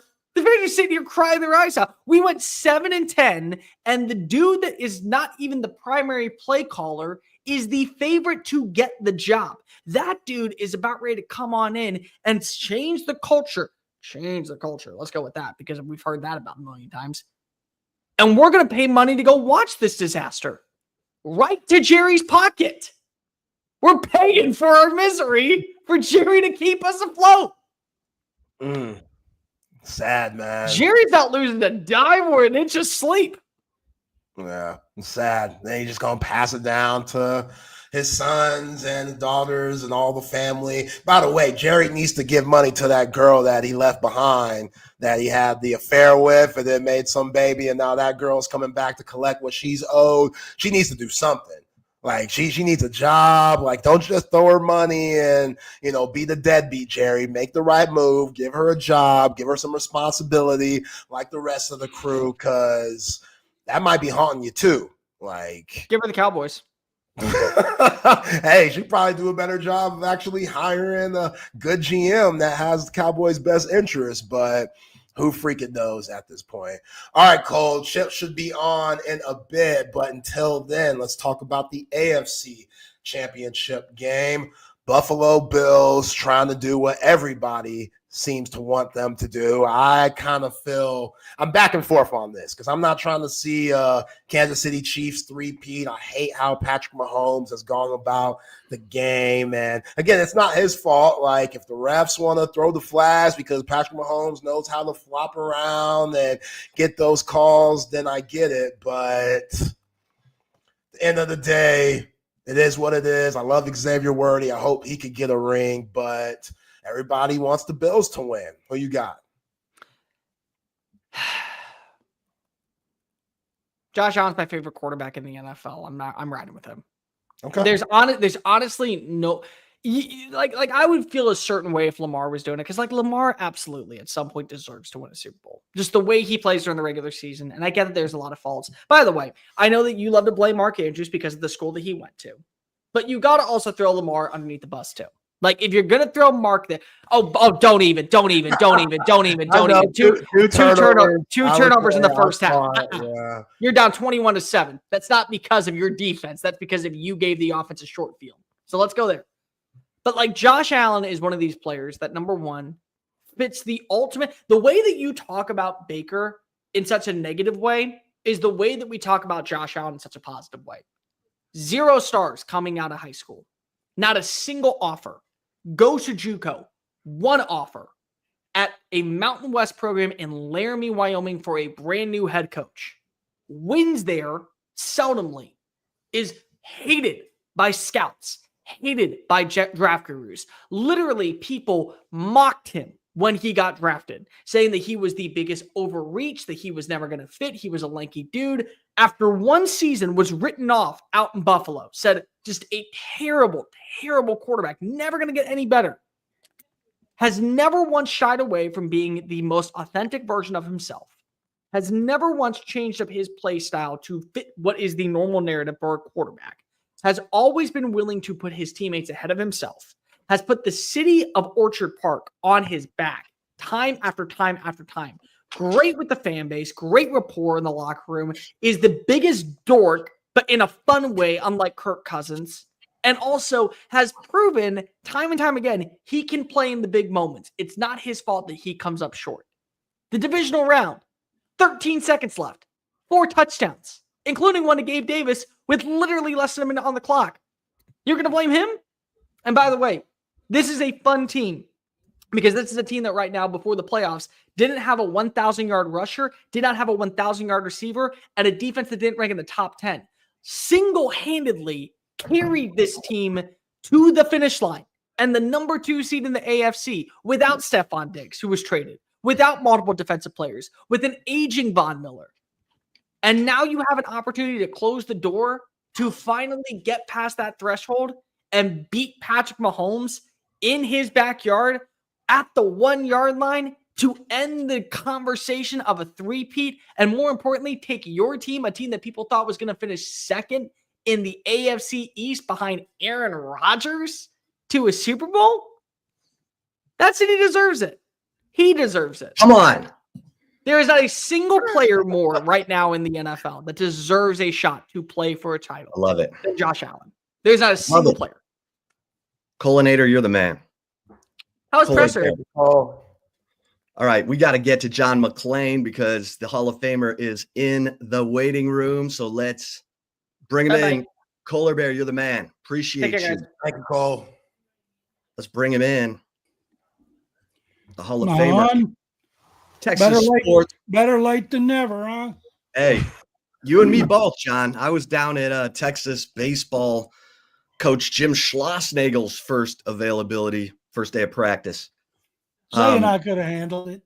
Oh, I know, but I don't want to miss it. I don't want to miss the GOAT. I don't want to miss the Admiral, the General, the Mad Dog McClain segment. I think it's criminal that Schlossnagel doesn't have to play at Kyle Field this year.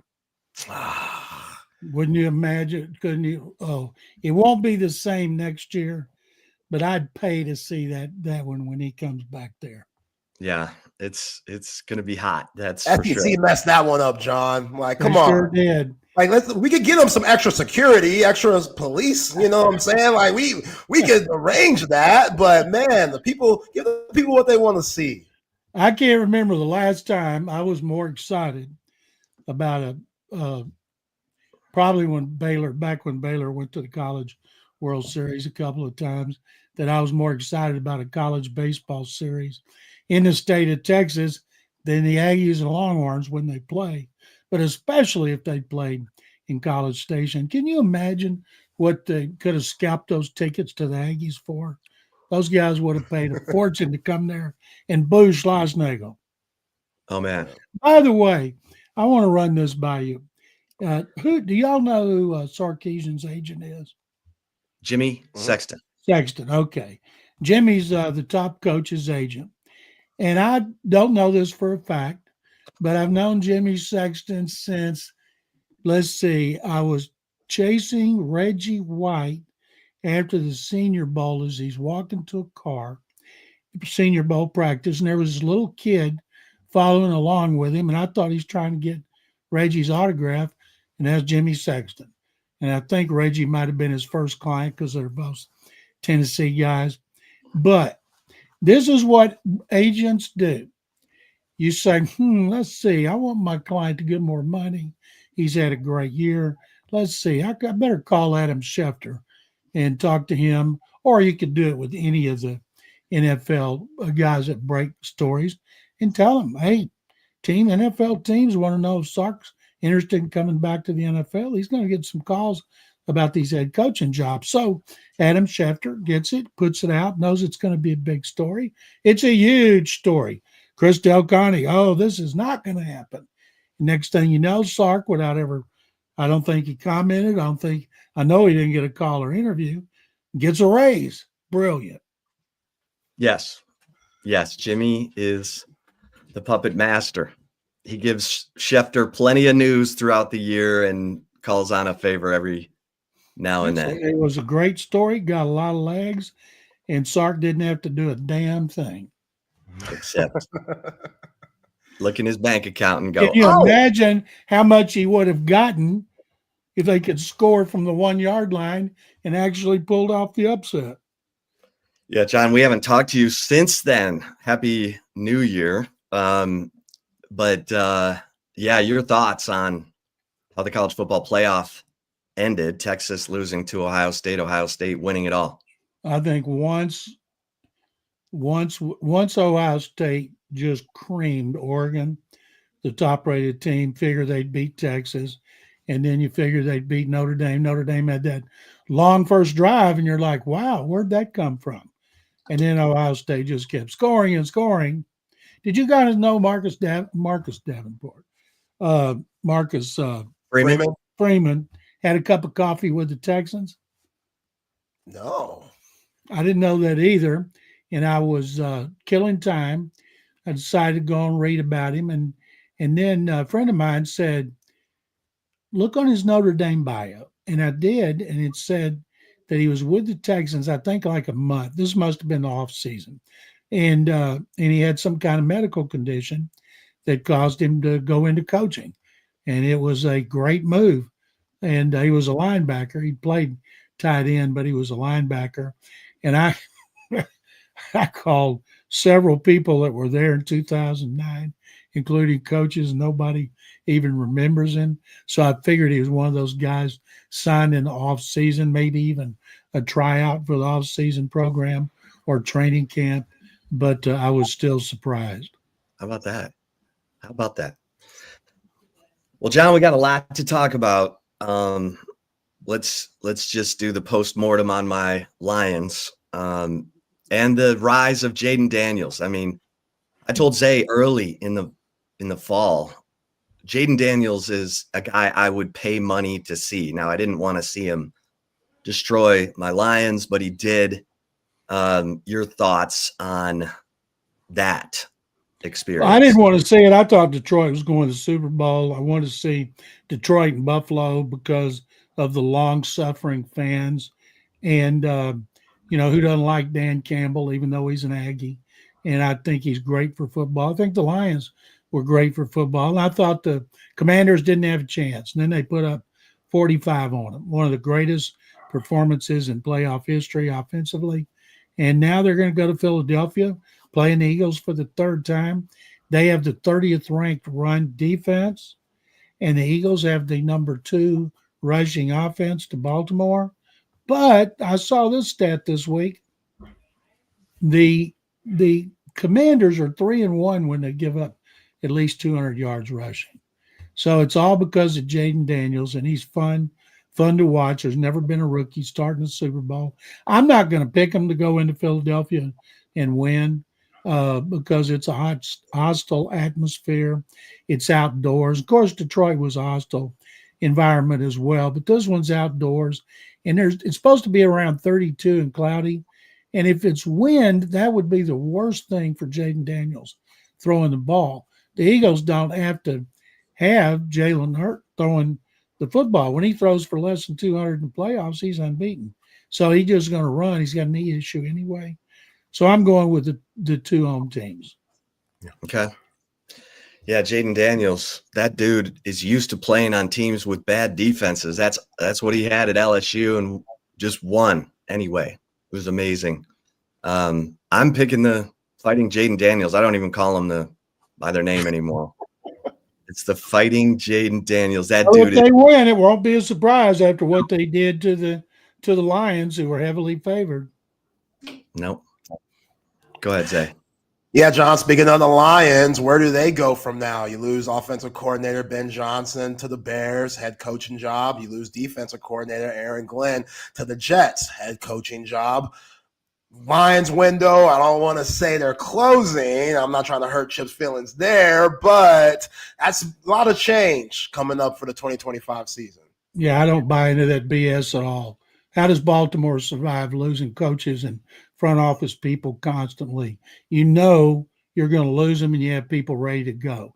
Dan Campbell's known they thought they were going to go last year, especially Ben Johnson. He's got somebody targeted. Kyle Shanahan loses coaches constantly. That's why now the staffs are so big.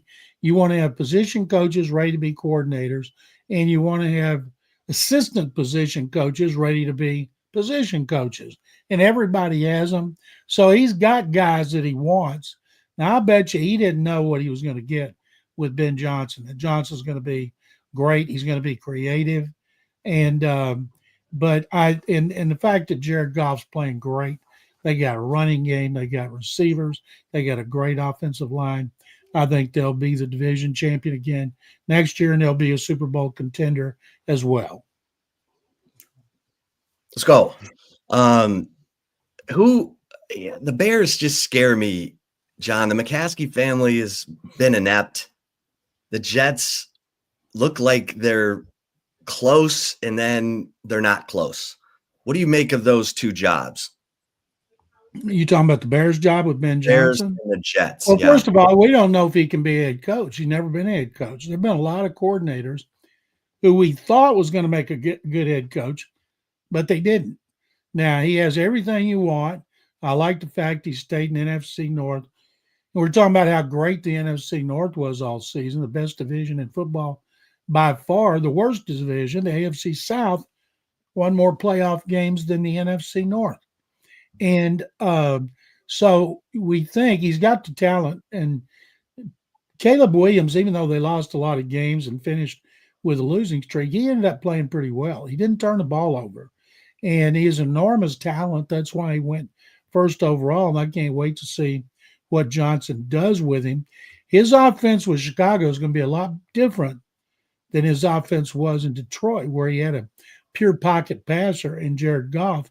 And Caleb Williams throws so well, rolling out, off schedule. So Johnson's going to have to coach a different system. And I can't wait to see how he pulls it off. The team most likely to step back in that division would be Minnesota, because who's going to pick them to win 14 games again? They may not even have Sam Darnold. They may have J.J. McCarthy. But Green Bay should be going up, not backward. But the Bears have talent on offense. They need to redo their line. When that's basically what you need in offseason and free agency and the draft, you should be able to pull it off. They got cap money. Their defense was good. They were really good in turnover differential. They were only bad team that I think they were like plus 8 or 10. And so that's a good situation to step into. And he knows the division very well. He could have gone almost anywhere. And I thought I liked the fact he wanted to stay in the division in which he's familiar. John, Bobby Slowick gets the boot today as the offensive coordinator for the Texans. Talk about how that decision was made and where the Texans go from there. Zay, there's been a lot of speculation all season. Last year, Bobby was the fair-haired boy. He got 5 head coaching interviews, decided he wasn't ready, came back, got an extension with a raise. And he came back, and what happened, defensive coordinators had the whole off season to study the Texans, what they do with C.J. Stroud and everything, and they made adjustments, and Slowick was unable to. And their offensive line, except for Laramie Tunsil, the left tackle, who had a really good year, was terrible, especially the interior. Stroud got hit so many times. He was sacked second most in the league. It affected his game. He rushes, passes. He's a little off target, didn't hit the ones he hit last year. It's just like the Texans were really good in the first half, and they were really bad in the second. That's coaches make adjustments, and they couldn't do it. We knew the offensive line coaches were gone because the line's one of the worst I've seen, despite they've invested a lot of money and high picks into that line. And if they don't get at least 2 new interior linemen, they're just spinning their wheels. And they ran the ball better. Once they made that trade for Joe Mixon for a 7th-round pick, he had 8 100-yard games. If he hadn't missed 3 games with an injury, he would have been over 1,300 yards up the pace at which he rushed. So the running game improved, especially it was good down through the end of the year, but they still struggled to protect Stroud, and he looked like they were poorly coached. The defense was better. D'Amico Ryans made the calls. Defense played well enough to win in Kansas City, and the offense did not. So we knew changes were coming, and this is what good coaches do. They have to make tough decisions. And tough decision is firing a close friend that you've worked with since 2017, when you were both hired by Kyle Shanahan, his first staff, to be quality control, and you worked your way up. And I remember Bill O'Brien told me one time, biggest mistake head coaches make is when they take over their first head coaching job, they hire their friends. Because they've all been telling each other, well, if I get a job first, I'll hire you. And they say, if I get a job first, I'll hire you. And then you get there, and maybe 1 or 2 of them aren't doing their jobs the way you want, and the ones that don't make changes are doomed to fail. And D'Amico Ryans showed a lot of guts firing a close friend of his. There's no negativity whatsoever about it. I'm sure they're going to hire a veteran play caller, and he'll have a lot to do with who is hired as the offensive line. And I think whoever comes in, if they want to get rid of other coaches on offense, they'll do that as well. One name being bandied about is Chip Kelly. He was D'Amico Ryans' coach in Philly after the Oilers Texans. Texans traded D'Amico to the Eagles, and Kelly stayed 1 year. And then Kelly did a great job at Ohio State. And D'Amico praised the heck out of him when he was hired about how much he learned under Chip Kelly. And he was asked about him at some point this year. I can't remember why it was, but they did. So I know he has him in high regard. But there's a lot of candidates out there, but they got to get it right. They cannot afford to miss.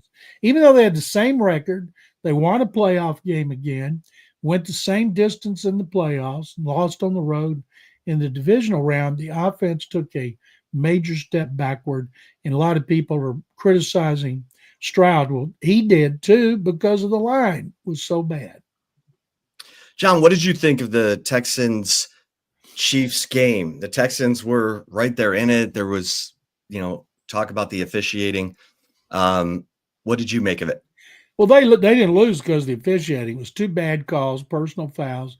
I thought D'Amico had his worst game as a head coach, couple decisions he made. I thought he had a great game as defensive play caller. I thought Bobby Slowick struggled on offense, especially when they looked clueless on pass protection. When you're sliding your protection and you leave your tight end, Dalton Schultz, who's a poor blocker, blocking their best outside pass rusher, George Karlaftis, that is bad coaching. Schultz gave him Matador treatment. He had 3 sacks. Only 2 of them were Schultz's fault, but they had 8. And 2 of them were Stroud's fault for holding the ball too long. But it was a terrible coaching job, even though they're supposed to lose. And their special teams for the last 3 years have been really good. And they picked a bad time to have their worst special teams performance. So I'm surprised they came as close as they did. Yeah, you got our man Chris Boyd out here pushing folks and stuff. That wasn't a good look to start the game, John. That was a really weird situation there. Well, the way they explained it, and Frank Ross, their longtime special teams coach, he's very emotional. And when players make plays, he runs out there and chest bumps them, screams, and yells at them. And after the game, Chris Boyd's sitting in his locker being hammered with questions. He said, "Why are y'all asking me all these negative questions? I told you I threw my helmet. I shouldn't do it. It's a stupid penalty." And they said, "Well, because you went over and shoved Frank." And he said, "Well, I went over and shoved Frank because I forced a fumble and I thought we recovered it and I ran off the field and I shouldn't have taken my helmet off in the excitement. Then I ran over and Frank's coming out yelling at me and I thought I pushed him because I thought we'd forced a turnover. You can't hear what you're yelling." And I don't know if that's true. He'd never done anything like that. D'Amico Ryan said after he talked to him, he bought into it. Frank Ross said that Ross was talking to him right after that one-on-one about what had happened. And he looked like a dumbass, of course, but could I believe that? Sure, knowing how they operate and what Frank Ross does, but it was a bad look. Was the worst looks, giving up a 63-yard kickoff return in this day and age. What does the team think of Chris Boyd? He's a good special teams player. Those guys they come and go every year, which is amazing to me. They've been so consistently good on coverage, despite players coming and going. Will he be back next year? I have no idea. He's under contract. When you look at the Bills Chiefs, I can't get the Bills out of my head the way they were going up and down the field against the Lions when they beat them in Detroit. I just think the Bills, it's their time. They're clicking. What do you think? I'd love to see the Bills go to the Super Bowl, but do we really think the Bills are going to beat the Chiefs 2 times in 1 year and give the Chiefs their only 2 legitimate losses? The last one didn't count because everybody was benched. But boy, if you earn it, if you beat the Chiefs twice, and the second one is at Arrowhead Stadium when you're fighting the Chiefs and the officials. And that thing about people saying, well, there's no discrepancy in the officiating. I have retweeted 3 things I read this week. Since 2022 in the playoffs, opponents have been called for roughing the passer 5 times. The Chiefs have been called for 0. There was another one, 11. Their last 11 playoff games, opponents have been called for more penalties 10 times, and the other one was equal. So not one time has Kansas City been called for more penalties. Now, they must be the most disciplined team in history. And there was another one dating back farther than that, and I forget what it was, but it's real. It's like Michael Jordan got an extra step when he's driving to the basket. You earn that. Kobe Bryant had that. And you earn it. That's a distinction that comes subconsciously. They don't sit there and say, well, we got to help Mahomes win so Taylor Swift can be at the Super Bowl and the ratings are going to be higher. The ratings are going to be astronomical to begin with. They always are. But it's just human nature when somebody's great at something. Ted Williams hitting a baseball, he got more because he was so good and had such a great eye. Pitchers always complain. The umps gave him the benefit of the doubt, and it comes with greatness. You earn it. And the Texans didn't earn it. And I think the Chiefs playing at Arrowhead. I'll go back to something 3 years ago. Mattress Mac bet on Cincinnati to beat Kansas City, goes Super Bowl. Chiefs won. Mattress Mac has stables in Kentucky with horses, and he doesn't go up there much, but he went this year. And he's in his suite, and somebody brought some people in for him to introduce him. One of them was Patrick Mahomes, and Mac told him, "You cost me a lot of money." He said, "What did I do?" And he told him, he said, "Mac, don't ever bet against me." So I tell Mac every time he brings up something about one of the Chiefs games, I said, "Mac, what did Mahomes tell you?" And I did that with him this week. That's awesome. I'm not picking against Patrick Mahomes at home. And I hope he loses. I'm tired of the Chiefs like I was tired of the Patriots. I want to see some new blood in there. 7 straight AFC Championship games, John. We haven't had one in Houston since the 79 Oilers. No team has been to a championship game since the Oilers after the 79 season when they lost at Three Rivers Stadium for the second consecutive year and failed to go to the Super Bowl. So that's 45 years. And I thought, man, if the Texans could pull an upset. I never thought the Texans were a Super Bowl contender. I've told you guys that before. And I thought next year they might be. But, man, the Chiefs it doesn't matter they rebuild their offensive line. They rebuild their secondary. Players come and go because of the salary cap, and they just keep winning. In their 2 games against the Texans this year, regular season, where the Texans lost by 8, and then this one was 9, not one Chiefs receiver averaged more than 9 yards catch. Texans did a great job. So Xavier Worthy made a couple of good catches, but they're not getting down the field. But you know what? They want them anyway. They're great on third down. They're great in the red zone, and they don't make mistakes. He hadn't thrown an interception. He was an interception machine to begin the season. Now he hadn't thrown one since the last time they lost. That was to Buffalo. Wow. John, your thoughts on the Cowboys coaching situation? I know Brian Schottenheimer's gotten a lot of love these last few days, and Kellen Moore's getting love also. Your thoughts? Brian Schottenheimer is not, nobody's asked to talk to him.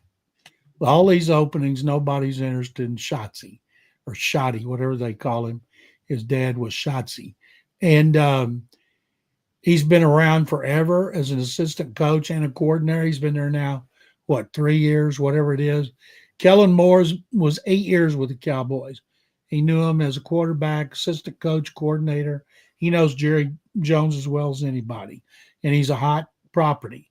And the Cowboys got started late because they thought they were going to bring back Mike McCarthy at a discount with a lot of incentives.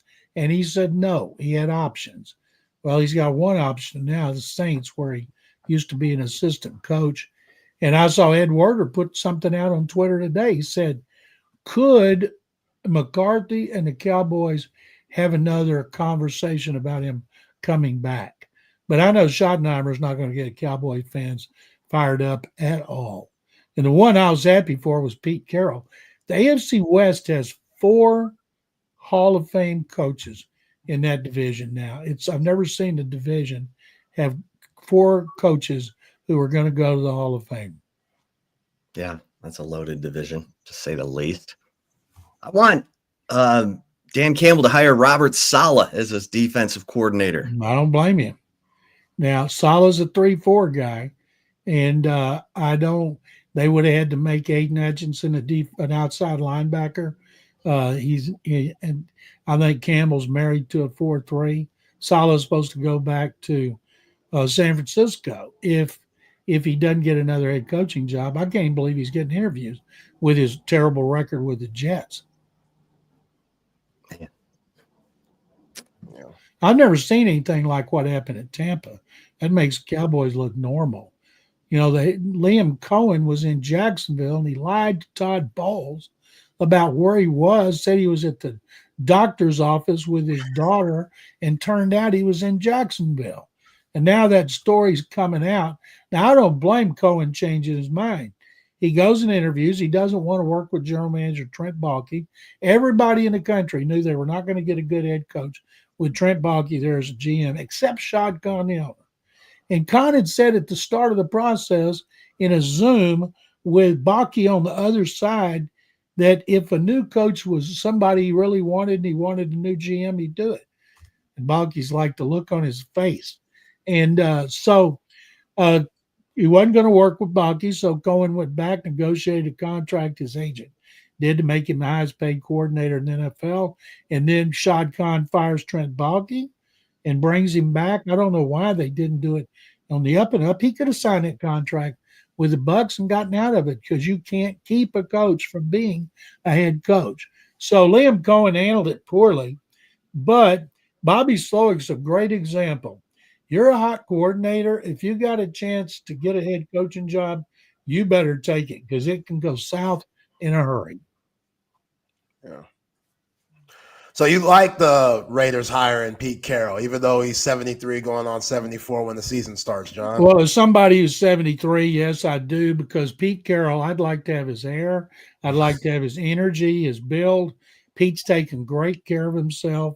He's one of now, let's see, 4 people who've been 3 guys or have coached 4 teams, Bill Parcells being one. There's somebody else, and I can't remember who it is. And so I think Pete, who's all about the energy, they did a good job there with Geno Smith. He always has running backs. He had final say on everything in Seattle. And then they ran him off after the 2023 season, and they gave the final authority to the longtime general manager, John Schneider. And so Pete knows what he's doing. Let's see, he joins Jimmy Johnson and Barry Switzer as the only coaches in history who won a national championship in college and a Super Bowl. And he should have won 2 if he hadn't let his offensive coordinator make one of the biggest dumbass calls in Super Bowl history. Yeah. Imagine that. Goal to go from the 1, and they couldn't get it. Oh, boy. Jeez. They didn't run outside, though. Yeah. Oh, boy. I was going to ask you about the putting Arch in the Pro Football Hall of Fame. Pete Carroll, I was going to tell you. So Pete Carroll, yeah. I'll get your Arch thoughts here in a second. But Pete Carroll and Greg Robinson, R.I.P. Greg Robinson, were roommates at Pacific. Is that right? And from what I heard, their room, whatever, was a turnstile of the hottest women you've ever seen, because those 2 dudes called each other Hollywood. Like, they called each other Hollywood. So he'd call Pete Hollywood. Greg Robinson, who also had he hadn't lost a hair on his head to the day he died. Carroll called him Hollywood. And those 2 were like the biggest players. And they didn't inhale. Okay, Arch Manning. Well, we make jokes all the time about it. Should we just go ahead and put him in the Pro Football Hall of Fame now? I can't. I remember when Chris Sims came in, all the hype about him, Phil Sims's son coming in and getting in the battles with Applewhite, and everybody loved Major Moore. Then, but there's not, I can't remember anybody that's gotten more hype than Arch, but he can handle it because, that family is the Mannings and the Matthews are the most well-grounded big families I've seen. And so he has the benefit of all of that wisdom from all of them, and he's had it since he was a kid. And I saw that thing last week or the week before when he was wearing a Longhorns jersey when he could hardly walk and said he wanted to go at Texas. Did anybody ever find out why at that age he wanted to go to Texas? Because his dad almost went to Texas. Yeah, John Malkovich screwed that up. Yeah, John Malkovich screwed that up. That's exactly right. I've told y'all that story, right? How much time we have? We got time. Go ahead, tell us again, David McWilliams. Archie Manning played here, so I've known Archie pretty well. And one time in a preseason game, the Saints came to San Antonio to play the Oilers. And Archie came over to practice, and I gave him a ride back to his house, and to his hotel. And I said, how's the family doing? How's Olivia? And he said, well, Cooper had caught like 100 passes for 1,800 yards and 30 touchdowns as a junior at Newman High School. And I said, wow, boy, he's going to get a scholarship. He goes, I don't know. But I may be wrong, but my middle son's the one that threw him all those passes, Peyton. And Peyton was a sophomore. And Peyton, I think he's got a chance to be special. I said, how do you figure? He said, all he ever wanted to do was watch film. He'd crawl up in my lap when he's little. Daddy, I want to watch film. He gets to high school. I said, go get a girlfriend. Go to the movies. No, Dad, I want to watch film. And he said he's got size. He's got an arm, but he just knows football inside and out. And I may be wrong, but I'm just saying now, going into his junior year, he's got a chance to be special. And he said, I'm going to call David McWilliams and I'm going to send him a highlight tape of my two boys. And I'm going to tell him because Peyton worships Cooper. If Cooper goes somewhere, Peyton's going. And I'm going to send the highlight and say, would you be interested in giving Cooper a scholarship? Because I think Peyton will follow. And I believe that Cooper's girlfriend was already at Texas or was going to Texas. So David McWilliams, I saw Archie later, and I said, how'd it go? Well, David McWilliams liked it. He was all for it. But then they fired McWilliams, and Makovic comes in, and he sent the tape to him and all that. And Makovic, we don't do deals like that. I love telling that story to Longhorns alums and stuff like that. John Makovic cost y'all Peyton Manning. But I think because Cooper went to Ole Miss, they must have broken up, or she changed her mind and went to Ole Miss. But it still makes a good story how the Longhorns could have had Peyton Manning. Yeah, and John Makovic cost the Kansas City Chiefs a chance to get Dan Marino. He worked out Dan Marino, Kenny Eason, or Tony Eason, Ken O'Brien. He wasn't getting Elway. And he drafted Todd Black with the number 2. Who's a good broadcaster, better broadcaster than a quarterback. I hated the Longhorns when they fired Makovic because Baylor beat them every other year. Oh, John, good stuff. Good stuff. Thank you man. guys very much. I look forward to talking to you next week, and it's going to be a great weekend of football. Yes, sir. Yes, sir. There he is, the Hall of Famer. Thank you, guys. Sports. Thanks, Zay. Y'all have a great weekend. Thank you. Texas Sports Hall of Fame. He's in the Pro Football Hall of Fame for his coverage of the NFL. Zay. Legend, man. Legend. Yeah, that story about Peyton, that hurts a little bit. Not gonna lie. That stings. But oh well, I guess. Can't go back in time. Wish we had a time machine, but nobody has a DeLorean here, so whatever. Well, let's we got to get to the commentary. So let's get a couple mentions in here. Like passes.com/Texas One Fund. Speaking of Arch Manning, the Arch Manning podcast is up at passes.com/Texas One Fund. In fact, they're doing a 10-day free trial. But here's the bottom line. The One Fund is the NIL collective for Texas. And they need your help. They do. They don't want to keep going back to the same old guys for financial help in NIL.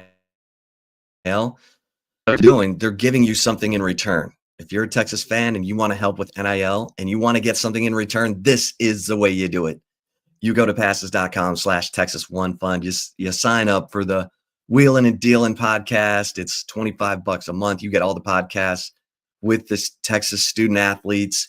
They'll do Q&As. They'll call a friend for you to wish them a happy birthday. You name it. But get over there. Check out the Arch Manning podcast right now at passes.com/Texas One Fund. And cover three. I mean, great brunch on the weekends. If you're looking for a spot for brunch, then make it Cover 3. The do-it-yourself Bloody Mary bar, the incredible menu. I love the muffin tops. I'm not going to lie, the cinnamon muffin tops, not the whole muffin, just the top of the muffin. But for happy hour, 3:30 to 6:30, they got the $7 social hour menu. Great place to meet up with friends for happy hour. And go get a Sean Adams prime rib sandwich. You will thank me later. Please, if you've stopped into Cover 3 and had the Sean Adams prime rib sandwich, let me know in the comments or on the CODA text line at 512-222-9328. And McCall Custom Homes.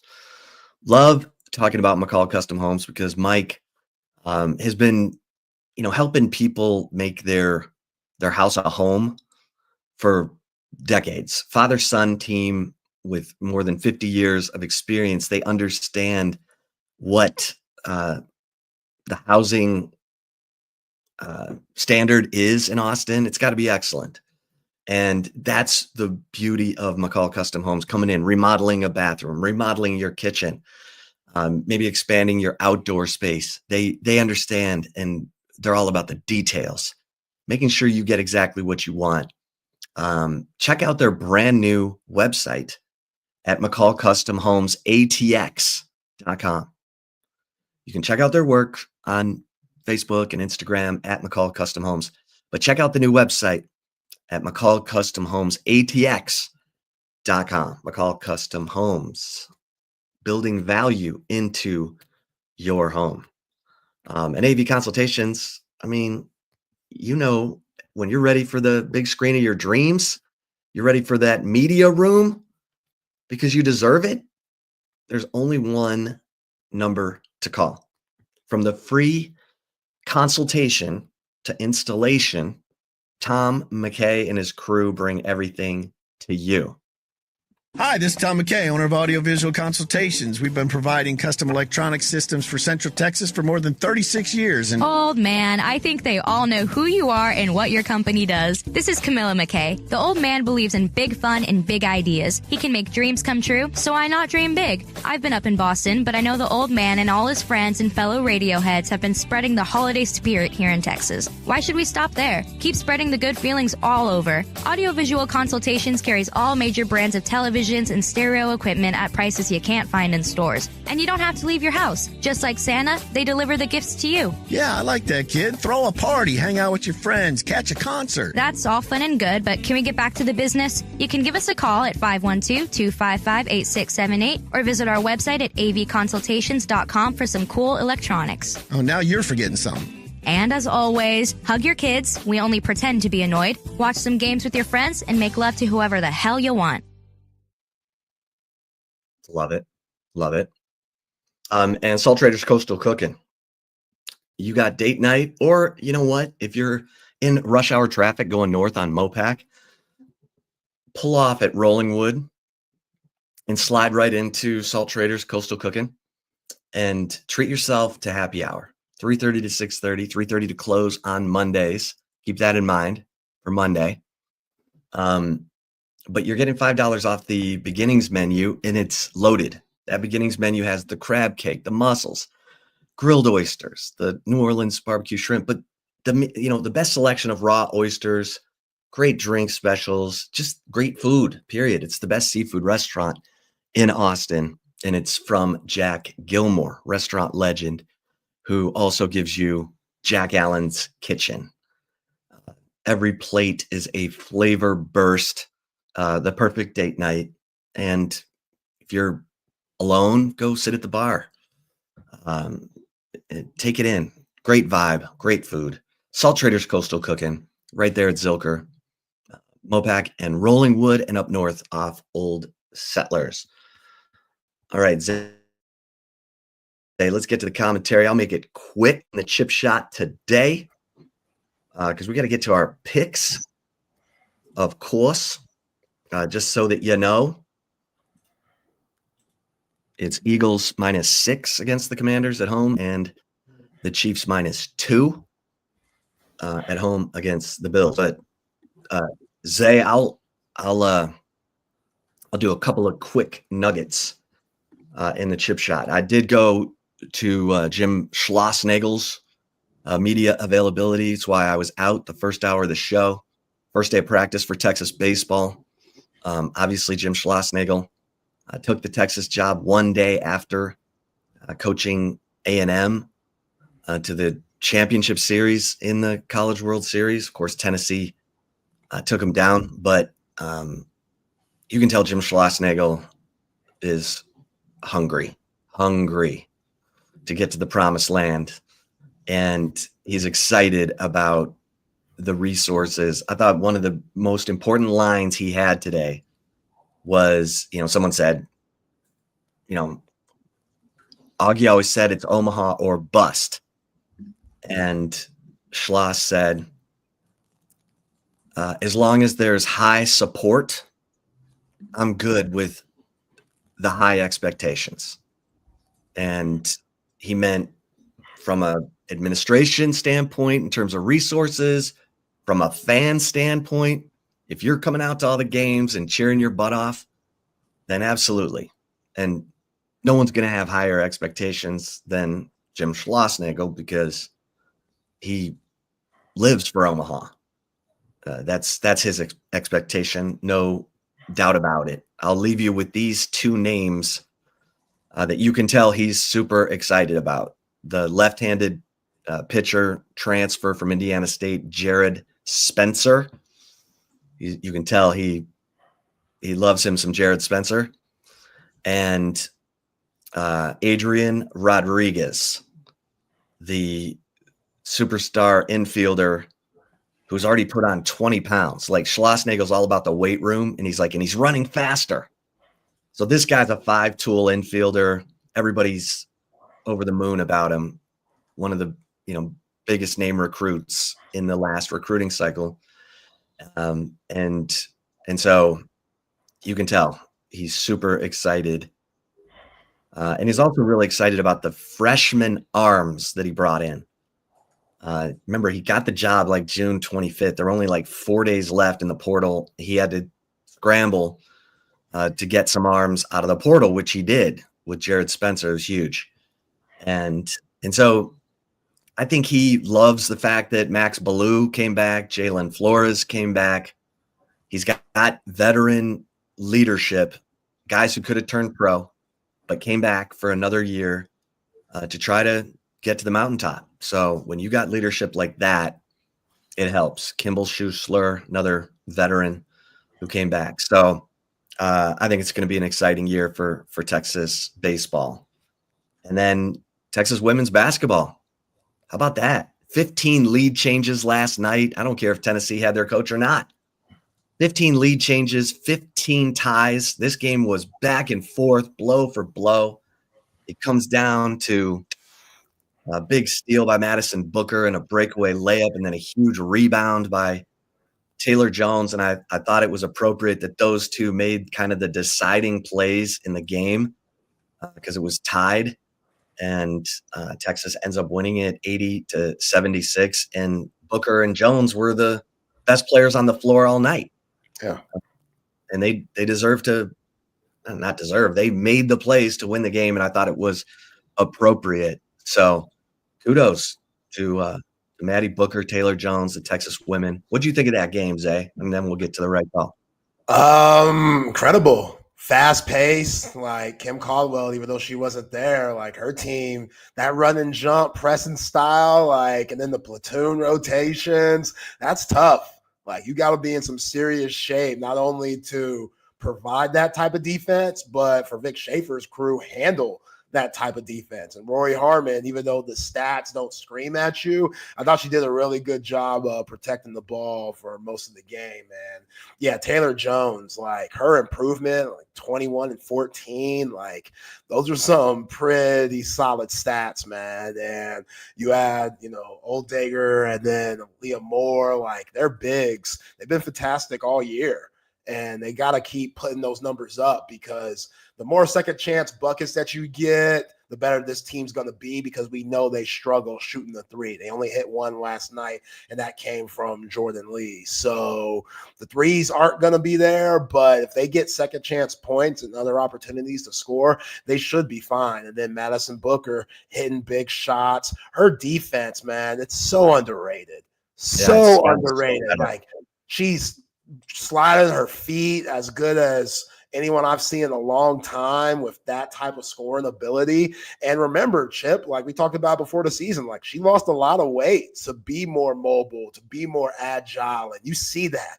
You see that defensively, and she's blocking shots. She got a huge steal and a fast break layup, left side, right hand towards the end of the game on an out-of-bounds pass for Tennessee. And just you got to make winning plays on both sides of the ball. You cannot be one-dimensional where I think she got away with that a little bit last year. You got to give her the benefit of the doubt with her being a freshman, but you could tell Vic Schaefer really challenged her coming into the 2025 season that, if your defense can be there, if you could apply that same energy offensively that you do defensively, hey, we're a Final Four team easily. And she's done that. And Texas women, they looked really good yesterday. I was very impressed with that dub.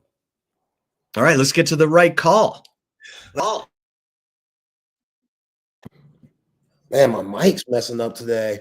Before that, though, shout out to Leaf Landscape Supply, full service wholesale and retail plant nursery and landscape supplier here in the ATX. Go visit both of their terrific locations, one up north off of Pond Springs and one down south off Monterey Oats and 290. If you're looking for large quantities of supplies to fulfill any landscaping job, where it's rare plants, specialty plants, trendy house plants, any landscaping job, they got you. Leaf Landscape Supply got you covered. Remember, when you go in, 10% off if you make a purchase and you mention us at Texas Sports Unfiltered. And before you go in, check out their website at leaflandscapesupply.com. But yeah, when you make a purchase, 10% off if you mention your boy Zay Collier and the crew at TSU. Can't beat that at Leaf Landscape Supply and Covert Bee Cave. Covert Automotive Dealership that been doing it in the greater Austin area for over 100 years and been doing it well. As y'all know by now, my wife and I are Covert Bee Cave people. Love our Buick Encore GT. It's absolutely lovely. Got the black rims on it. It's silver. It's just a clean car, and my wife couldn't be more happy with that decision, and it was because Covert Bee Cave made it easy to make that decision. So if you're trying to be like us, check them out and check out their website at covertbeecave.com. See all 7 terrific brands that they have to choose from: Ram, Jeep, Dodge, Chrysler, Cadillac, Buick, and GMC. Nobody beats a Covert deal. Not now, not ever. All right, speaking of hoops, coming off of that solid win against Missouri the other night, the Texas Longhorns trying to get that get back tomorrow. Chip, 1:30 Central Time at the Mood. Those Texas A&M Aggies are back in the building. And yeah, last time around, wasn't a very good showing for the Texas Longhorns for the first SEC game of the year. They were tied going into halftime, 37-all, and then ended up getting outscored by 20 points for the final score being 80-60. So again, Longhorns have been playing better ball since then. Kendall Weaver was available then. He is not now. Found out from RT that he's out indefinitely. So that's not good news, but the rebounding's been better. They out-rebounded Missouri the other night, and you have to do that against A&M because this is the best rebounding team in the nation. Like, they crashed the boards. They're coming off a very dramatic win where Ole Miss smoked 2 free throws and Obanski hit a big-time 3 on the right wing. The lefty was very clutch for the Aggies, and that's what they're going to do in this game. They're going to crash the boards. Wade Taylor's back, even though he doesn't look the same coming off of that hamstring groin injury, but you still got to be aware of him because he can light it up. Zarek Phelps, he dominated the last game. Like, the steals, had 18 points, and he was just a problem. You know, you got to limit their second chance points. We talked about it with Texas women's basketball. Got to talk about it with A&M basketball. Like, if you limit their second chance points and opportunities, then you're going to give yourself a chance. But if those guys are crashing 4, you better have everybody rebounding. And when you get the ball, you better turn it up and try to get those easy points in transition. And if you're not scoring, then you got to give A&M a taste of their own medicine. They did a really good job, Caden Shedrick and Arthur Kaluma mostly, but crashing the offensive glass. Like, even though that was a very ugly game, shot 34% and still won it, I don't think you could shoot 34% and beat A&M. So again, crash the boards on both sides.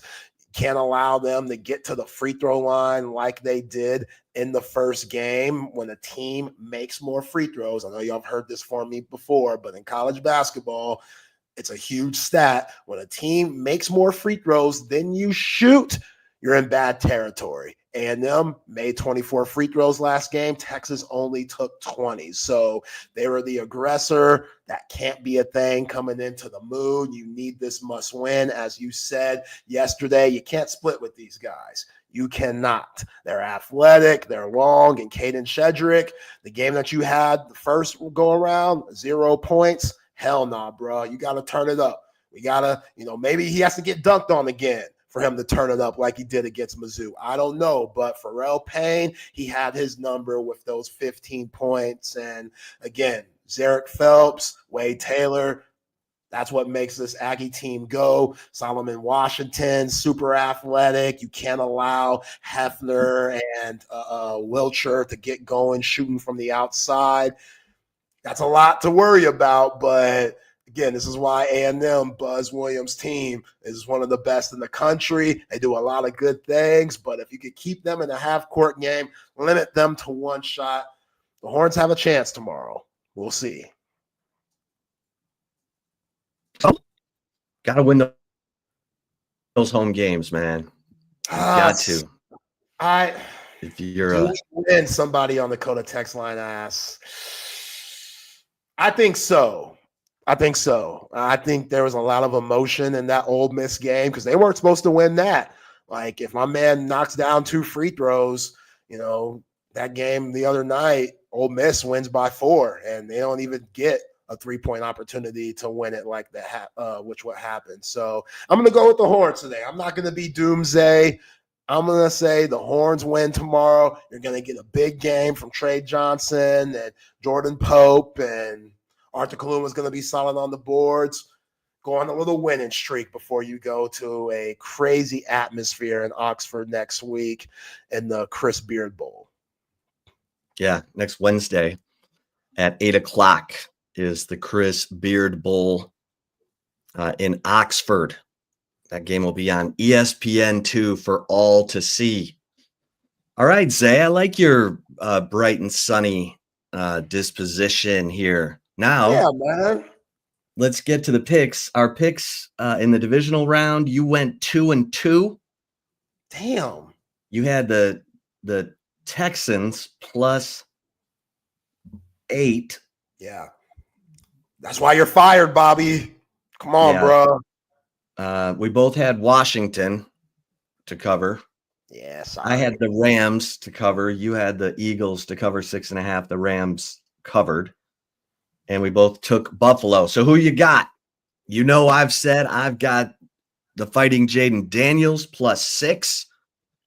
And I've got those Buffalo Bills +2. What say you, my friend? Yeah, I'm going with the Fighting Jaden Daniels +6. I think they're not only going to cover, I think they're going to win the game.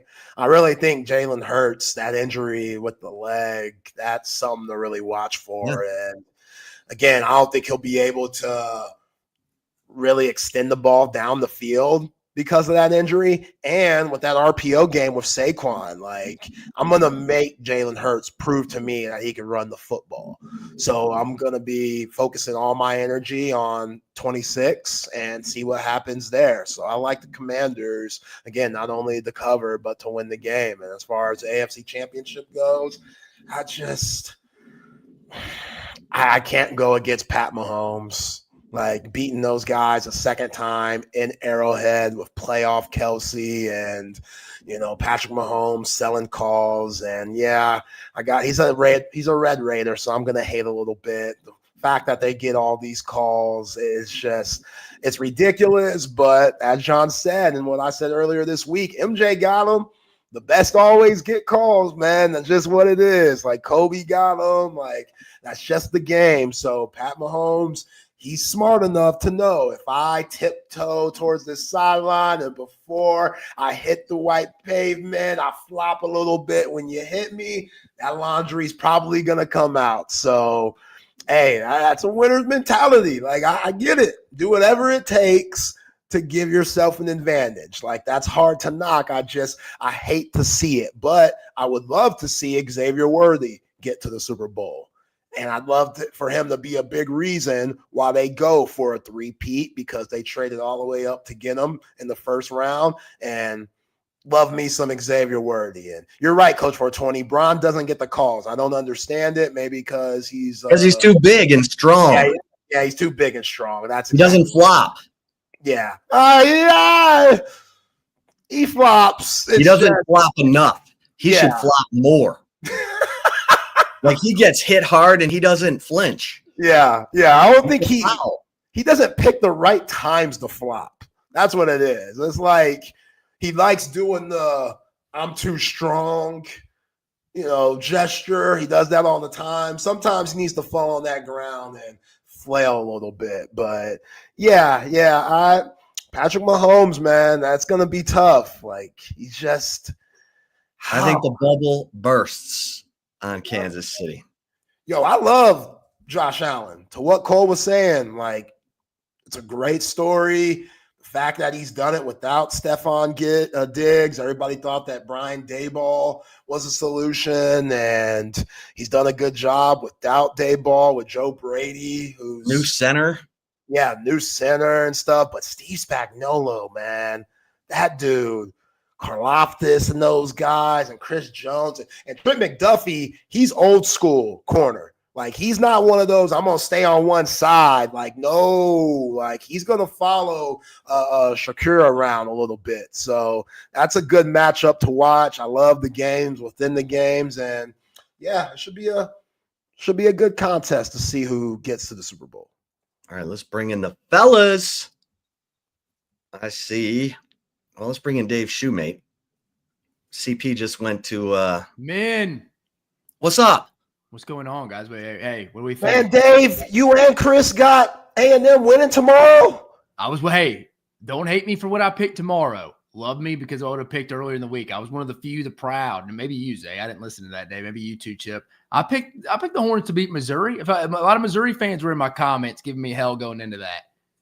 You're right about that one because it was a good spot for Texas. Missouri came off a big week and then got into the top 25. It was at home, as we know. It's hard as hell to win. They're kind of in a good spot for A&M after A&M emotional. Buzz said it post game a little bit. You could tell it was on his mind. He's like, the scheduling. We played the latest game. We lose Dave. We lost Dave. He went mute. Uh-oh. Are you muted? Dave, you can't hear. He's this ramble right now, and he's mute. Uh-oh. No. We got no Dave. Still got no Dave. Hear me? Now we got. There you are. I was saying no Buzz post game. Y'all remember him being like, we played the latest game with midweek. Texas played yesterday and got the day off, and we got to travel. It's like, Buzz, it's like a 2-hour bus trip, brother. Yeah, what? Travel? Sleep on the way. Wow, that's so weak. He had a nice comment about the SEC scheduling. It's tough for everybody. Like, what are we talking about, Buzz? Come on, Buzz. Everyone has a tough schedule. It's brutal. Come on. Do I look any different, guys? Yeah, your haircut. Well, but we're testing out. Yeah, what's the champs back there? We're testing out the new camera. We got the my new toy. So this will be coming on the road. Well, why is your picture E. Henry? I don't know why. We're you look a little different in your profile. I've got this new camera and trying to test it out as a webcam, and it's not going very well. So we'll have to figure that out. But anyways, yeah, I don't know why my profile picture is E. Henry. I have no idea. I didn't set that. So, well, I have no clue.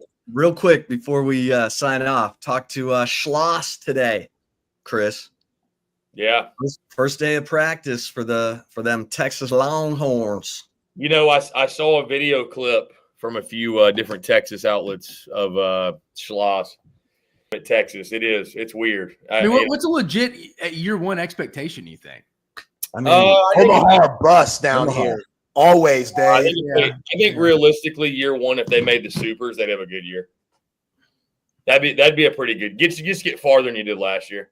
But I'm telling you, man, it was a great football season in Austin. I'm excited to cover Texas baseball, but just get ready, man. You're gonna take some lumps.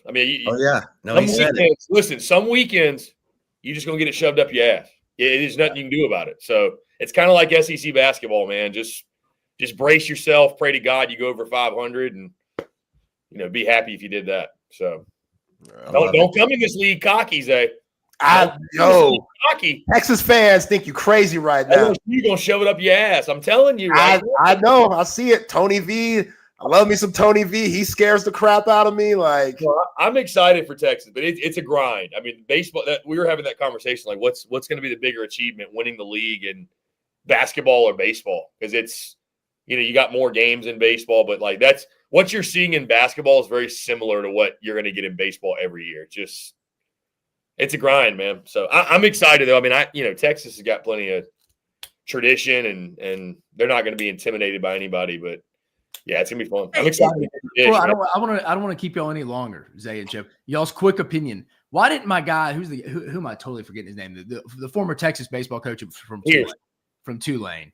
David Pierce. Yeah. Why do y'all think it didn't work out? Again, he had an Omaha appearance and stuff, but overall, long term, why not? Well, he took over the pitching, and the pitching went south.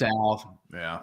It was he just would not delegate. He didn't hire the guys that he could just delegate. He kept meddling with the pitching, and then he's like, I'm going to do it. And the pitching got worse. Like players' performances, it was hard to watch. Like you go look at Andre Duplantier and some of the guys, they got worse. Yeah. It was I was weird. just asking me. Y'all had boots on the ground, so I was figuring. I was asking. Yeah.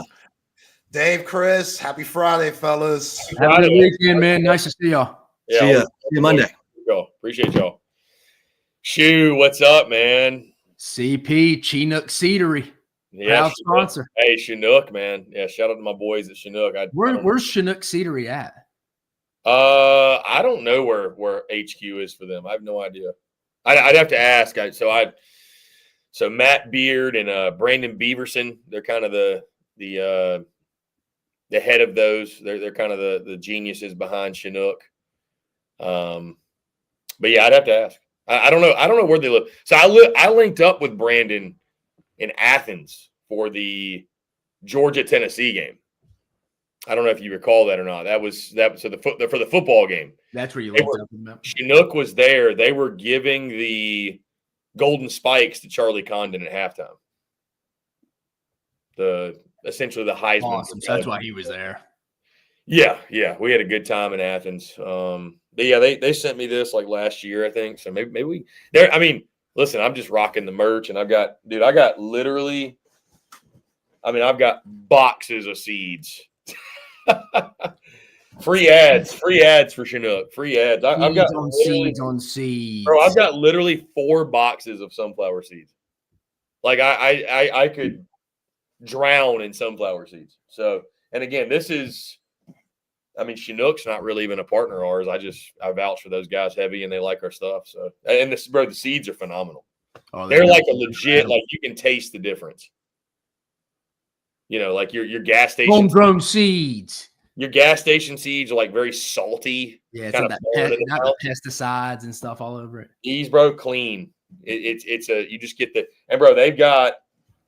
We're starting the show off today with a full ad read for Chinook. Bro, look at these.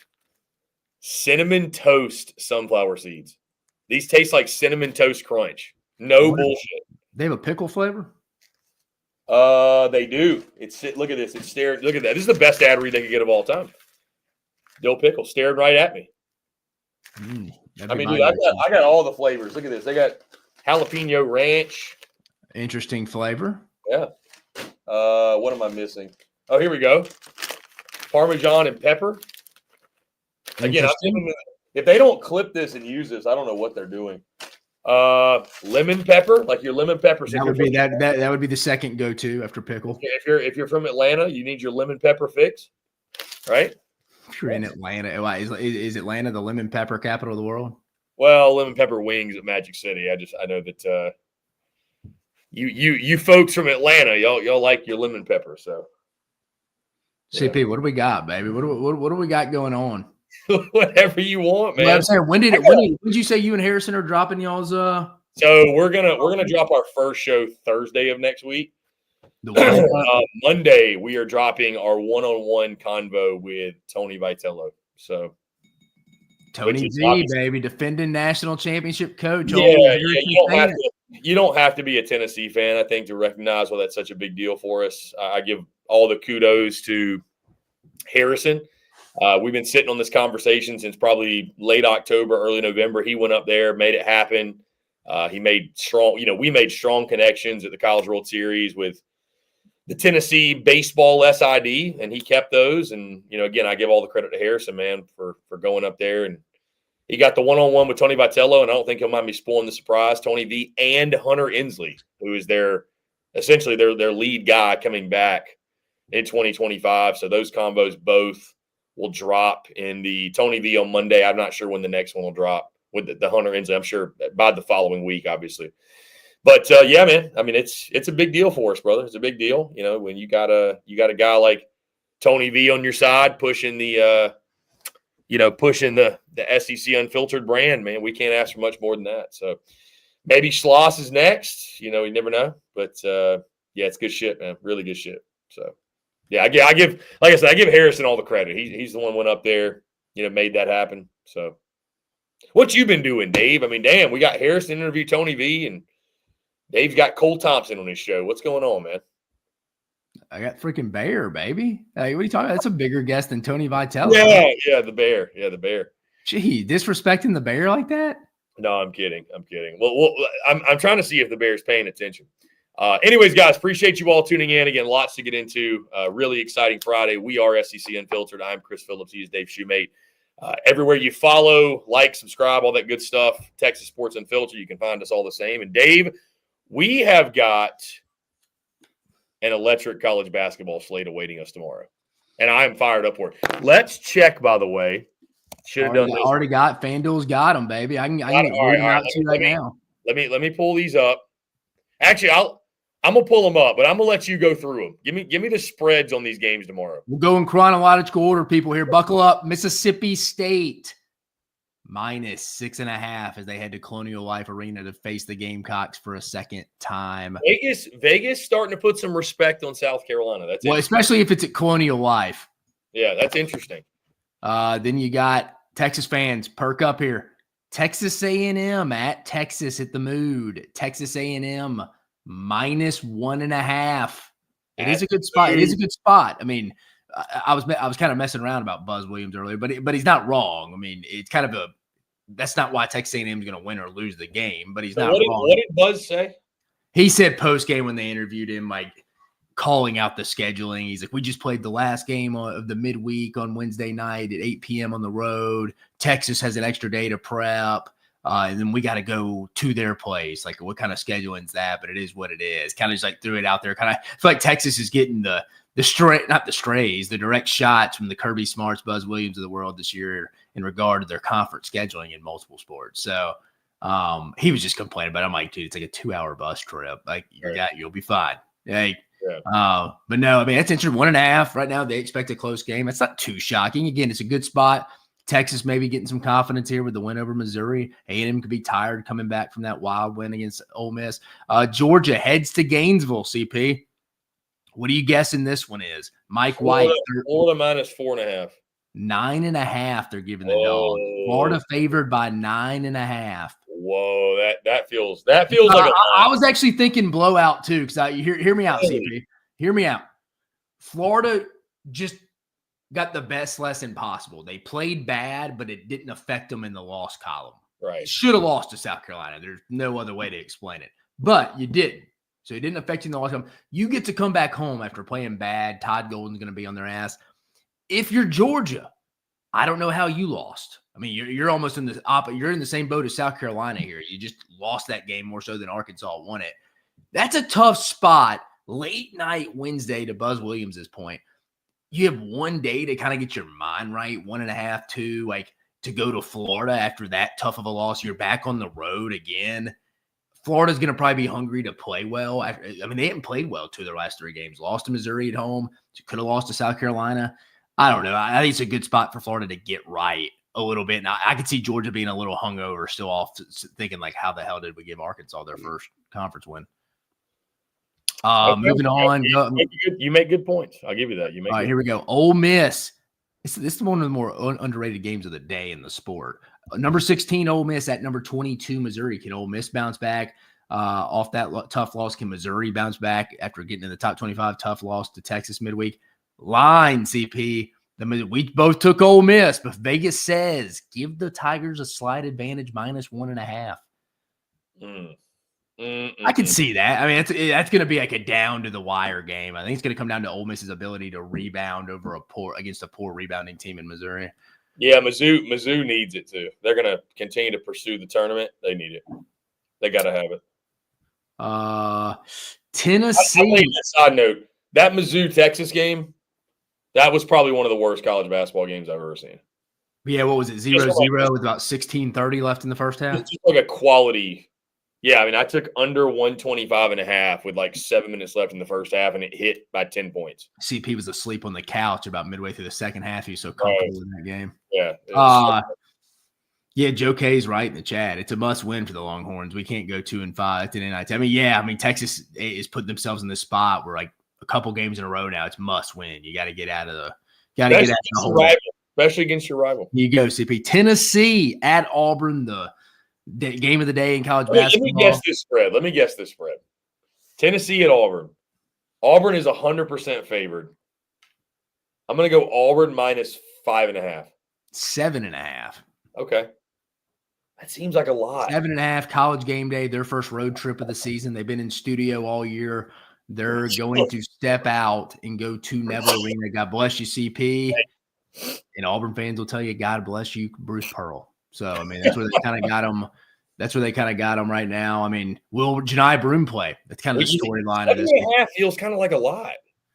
Yeah, it would be interesting to ask someone who's helped set that line with Vegas. Like, did you incorporate Janai Broome playing or not? Because, I mean, that line would tell me he could be. That line would tell me he may not. Because, I mean, tell me if I'm wrong here, CB. If that line opened up at 2.5, 3, you're like, they're getting word Janai is not playing. If it was like, I don't know, like 8, 9, which is close to 7.5, you're like, yeah, Janai Broome's probably playing. Yeah, he's probably playing. It's like, all right, 7.5. You could tell me either way just with that line if he's gonna. I mean, I saw he started practicing yesterday, did a workout, but Bruce, I mean, he had been.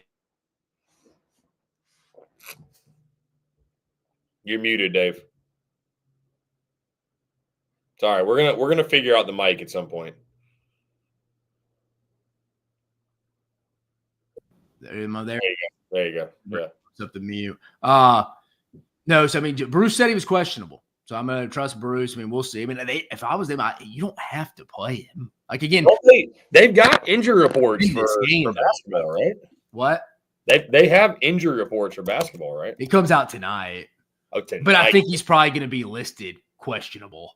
I mean, Bruce said it. I mean, yesterday, unless something changed, he said he's going to work out, see how he goes. I mean, he was just see how that goes. But he's like, I would assume he'd be questionable. Yeah, this is. I mean, I'm trying to. I mean, they need it more on the offensive end than they do the defensive end, in my opinion. But I don't know. I think Auburn's going to win that game. That line is. It's almost like you wouldn't touch it. You know what I mean? Yeah. All right, CP. LSU at Alabama. Are you guessing this one? Bama minus 10.5. 16.5. Holy smokes. Oklahoma.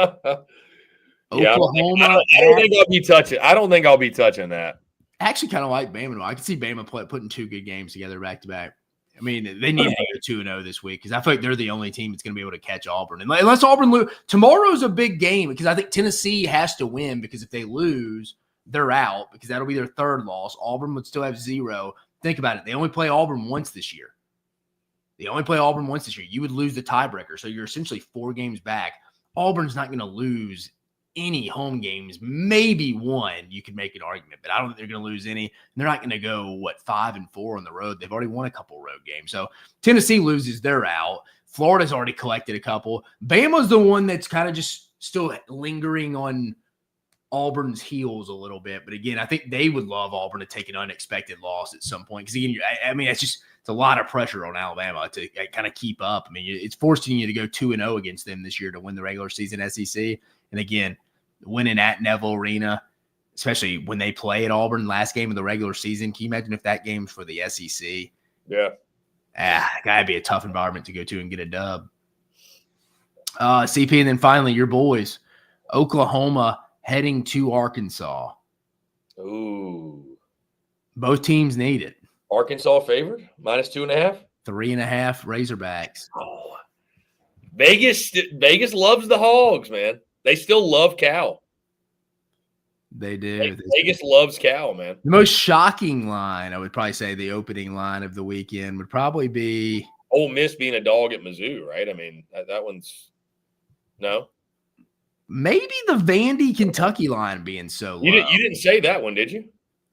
Did I not? Sorry if I did. If I didn't skip it, sorry. Guess that one, CP. I mean, I kind of gave you a teaser.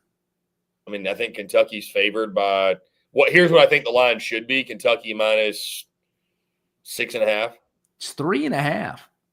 Kentucky got off midweek. Again, we were texting. They're at Vandy, though, right? Yeah. Can Memorial Magic happen twice in a week? Memorial's a weird venue, man.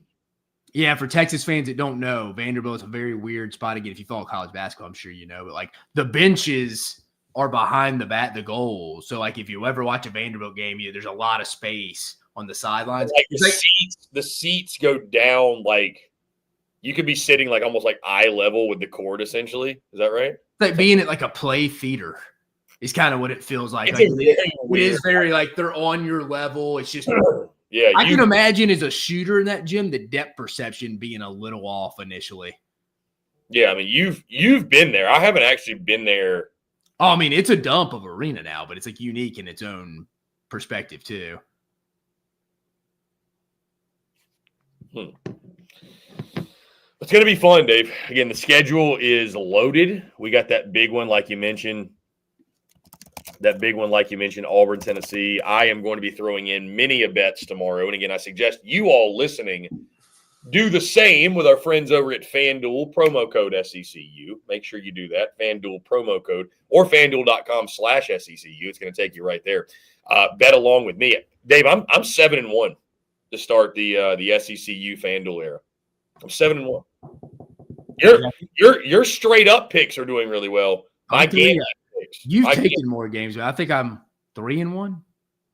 Yeah, you're 3-1. I'm 6-1 in basketball. And against the spread, yeah. You got to have some action on every game, Dave. I mean, you got to. I can't believe you didn't tail me on the Tennessee State under. That one was such a lock, dude. That was such. CP, which one are you taking off going into tomorrow? Which one am I taking off? No, which one are you taking going into tomorrow? Just off first. You taking the Gamecocks or Mississippi State? All right, I'll tell you. Off first glance, let's see. Here we go. All games. Off first glance,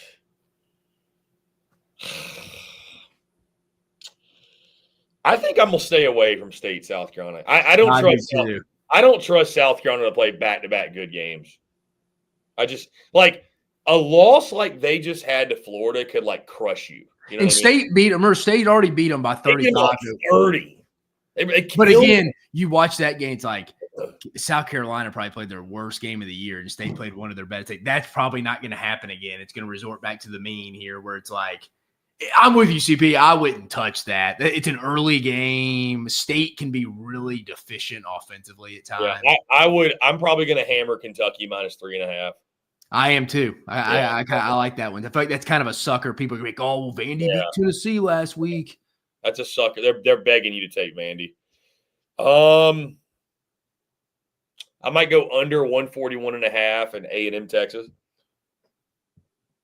After what I saw from Texas against Mizzou, God, they can't. Yeah, that line. You're right. You'd probably stay away because it's kind of line is here. Here's the thing: the line. If I'm like gunned ahead, if I had to take something, I'd probably just go Texas money line. Yeah, the line is telling me Vegas thinks this is going to be a close basketball. Like somewhere, it's like you said, the bet's probably the point total. If you really wanted to bet on that game, I agree with you on that. You know, some people don't like betting totals, man. I love it. I love betting totals. Yeah, I'd probably go Texas money line if anything, though. Florida, Georgia. I've been taking Florida in the points. I'm laying them. I kind of think this is a bad spot for Georgia. Again, like it's like, all right, boys, let's get up and go. It's like, wait, we have one day to get over this.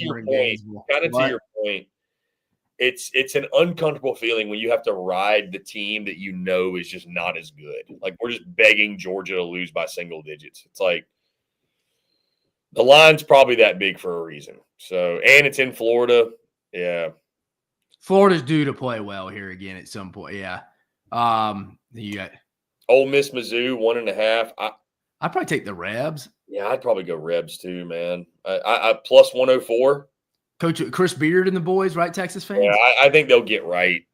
I think Mizzou is kind of They're the Missouri Tigers, or maybe they're a little bit of a paper tiger. They're going to be a pain in people's tail at home. I mean, just like a lot of teams. Like that's kind of like Georgia. They're in the same boat to me. That Bama LSU line's a lot. 16.5 is crazy, bro. I'd go Bama. I'm probably staying away. Maybe take the over. I mean, Bama scores better than anybody in college basketball at this point. So, and they don't really play defense. So, am I totally wrong there? I mean, they score like crazy. They're a lot better this year defensively than they have been, but I think sometimes their defensive stats are always going to be a little skewed because they play with such tempo offensively that it's like naturally the more possessions you try to go get and you're shooting within 10 seconds of the shot clock, you're giving your opponent more opportunities to go score. So naturally your numbers, like 2 years ago with Charles Bediako and them and Noah Clowney, I mean, they had 2 elite rim protectors, so they finished top 10 defensively. But I think that's an anomaly. But no, to your point, I mean, they could definitely be. Second half against Vandy was bad. I would lean Bama on that one. Then what was our final one, CP? Well, I said I would take Tennessee plus 7.5. You're taking the Vols and the points, huh? 7.5, man. I think that's a close game. I mean, essentially, you're saying Tennessee loses by double digits. Yeah, I mean, close to it. 8 or more. I mean, essentially. I'd probably just stay away from that game. A lot of unknowns. Yeah. And then what was the final one? Arkansas. Arkansas. I mean, I'm going to go. Me and you may disagree on this. I mean, I'm not going to be drinking the Arkansas Kool-Aid just yet after one win against Georgia, where Georgia essentially lost. I'm going to go the Sooners come in a little hungry. Again, Arkansas only an 8-man rotation. They can't afford to get into foul trouble. I think Oklahoma gets a solid road conference win that kind of like, hey, sorry, Texas fans, it gets our little antennas going like, hey, maybe Oklahoma can go get some wins to go be on that kind of. I think Oklahoma is inevitably going to be in that like play-in type game or miss the tournament. I think that's just what I don't think they're going to accumulate enough wins in the league. But I think tomorrow is a game that they have. Both these teams have to have. I mean, because Oklahoma, it's like you went undefeated in non-conference play, but at some point you got to go win some kind of conference games, right? I mean, can't go sit here start off 2-8 at some point. That's what they'd be, but still they've only won one conference game. Arkansas, they got to get it going. They've only won one conference game. And they're still like in all the bracketology stuff. They're still projected in all the bracketology. I mean, I don't know. No, it's that'll be, yeah. I mean, see, now you're making me think because I was going to say I got to ride the Hogs, but to your point, how do they follow up a win? That's the question. Yeah, and then we have 8 guys for the rest of the year. That'll be like a minor miracle. And again, I know you're saying like Arkansas's not turning it around completely to make the tournament, but no. Yeah, I don't know. That's a big game for both of them. That game and Missouri Ole Miss are 2 of the more underrated. Like, hey, there's a lot at stake. Think about it. Ole Miss loses tomorrow. It'd be 3 in a row after beating Alabama. They've lost. Now, granted, all really close games. Lost in overtime at Mississippi State. Lost on the buzzer beater to Texas A&M. It's like nothing to really. It's not going to hurt them from an NCAA tournament standpoint. But standings wise, and you're moving up seed line from an NCAA tournament standpoint, like from your seed, it could matter, but not from Miss. I think they're in. Yeah, no, it's going to be fun. Again, we got a big-time slate, a lot of gambling to be had. We'll be glued to the TV, getting after it. A lot of gambling, degenerate gambling. Dude, listen, adding on FanDuel was the best and worst thing that could have happened to me from a partnership standpoint, because now I'm just obsessed with all the lines, all the spreads, throwing around bets. And again, when you start 7-1, Dave, it doesn't help. What was I'm like forgetting, what was the one loss at this point? It came on Tuesday. It was Texas money line. So it came on Tuesday. But I took the live bet under in that game, so it saved me. It washed that bet. So yeah.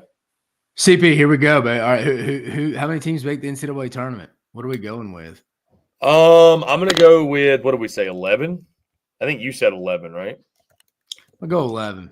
Yeah, realistically, yeah. Because I think you got these 4 teams of Vandy, Georgia, Texas, Oklahoma that let's call a spade here. I'd probably say there's the locks in the league. Let me pull up the standings so I don't miss any team. I don't want to do that. So I want to pull up the standings. Let me pull and go to the SEC. Tell me if I'm wrong here, CP. Auburn, lock.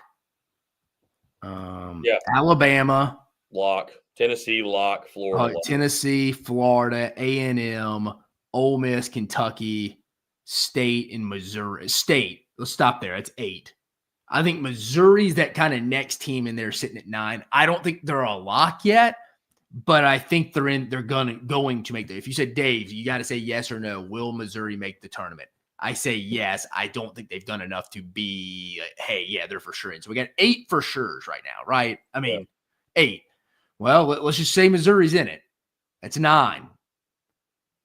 I don't know if, and I said those next 4, Vandy, Georgia, Texas, and Oklahoma. Because I think South Carolina, Arkansas, and LSU are all done. Do you not agree with that? Yeah, I agree. Yeah. So I think in the middle Arkansas would have to go on some stupid run, but just based on what we see now, yeah, they're done.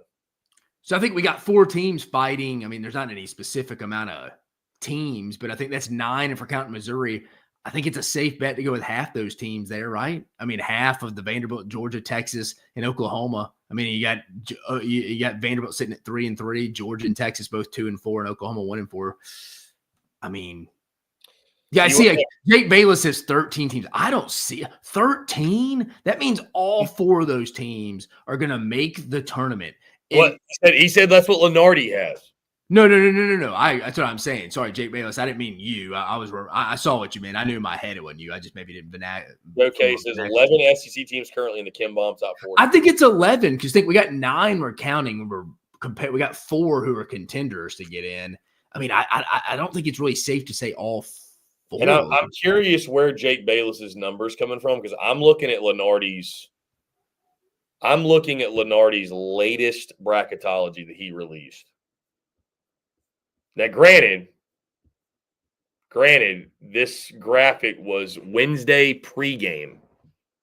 So these were before the Wednesday games. He had 12 total in the tournament. Auburn, Bama, Tennessee, Florida, all locks. Kentucky, Ole Miss, A&M, State, Mizzou, and Georgia, all likely, 80% or more. Then he had Vandy as a 10 seed, OU as a 10 seed, and that was your 12. He had Texas first 4 out, Arkansas considered, and LSU considered. So, yeah, I mean, wait, how many are you saying, CP? I'm probably going to go 11. I'll go 12 for fun. 12. So you're going to say 3 out of those 4 make it. Yeah, I mean, of Georgia, Vandy, Oklahoma. And Texas. So you're going to go those 3. Texas, I think, will be out. I can That's see still it. 12. Yeah, that's going to be all 4. I don't think there's much of a shot all 4 of them make it. 3 out of 4? Maybe. Is it not crazy, though? But at some point, it's like teams are just going to take on. That's why if Oklahoma loses tomorrow and Arkansas wins, Oklahoma's out, I think. I can say, dude, I mean, that's not a good loss. I would have a hard time seeing them climb out of that hole there. I mean, Texas, again, big win. I mean, a big quad 1 win if they could beat A&M tomorrow at home. Yeah, Vandy's that interesting team. So I don't feel like a lot of people have watched them, and I think it's kind of like people are like, oh, first-year head coach Vanderbilt. Nice, interesting. What do they make you like? They are like – they're very tough. They fight hard. I mean, they're a gritty team, and you look at them, and they're a very underwhelming team physically, and you're like, but they kept fighting Alabama tooth and nail, trying to get it to single digits the other night. They have some scores. They rebound. Yeah, but no. Jake says Lenardi's latest this morning. That's Texas, the last team in. 13 teams making the tournament. I mean, which to be fair to Joe, I mean, maybe he's sitting there like I'm saying as of this now, I don't think they're going to be 13 teams, which that's fair, and I don't think there will be either. I think it's going to be 11. I think 2 out of those 4 teams. So, guys, paying attention to college basketball tomorrow, remember all 4 of those teams between Texas, Oklahoma, Vandy, and Georgia, every conference game is ultra important for those teams. I mean, there's so many quad 1 opportunities to go win. Go pad your resume. So every game matters. I mean, Texas got a hell of a shot tomorrow. Oklahoma kind of needs to win. Vandy, another hell of a shot at home against Kentucky to pad that resume. Then who am I missing? Who I didn't talk? And you got Vandy and Who's the other team? Oh, Georgia. Oh, yeah, Georgia got a big opportunity. If they go get a win at Florida, that would only help them. It's crazy, Dave. We live in a world where we're talking about 11 or 12 or 13 SEC teams getting in. And Lenardi's bracketology from Wednesday, only 5 ACC teams. Only 5. CV, where would the South Carolina Gamecocks finish in the ACC? I see some people being like, they'd make the tournament. I don't know. I wouldn't go that far. I'm not going that far either. I don't know, man. Our worst team would finish in the top half of your league. Like, it's like, geez. I mean, that SEC's good. And they dominated that challenge. What was it, 14-2? Or 13-3. I mean, it was a domination, no matter what. 13, 14 wins.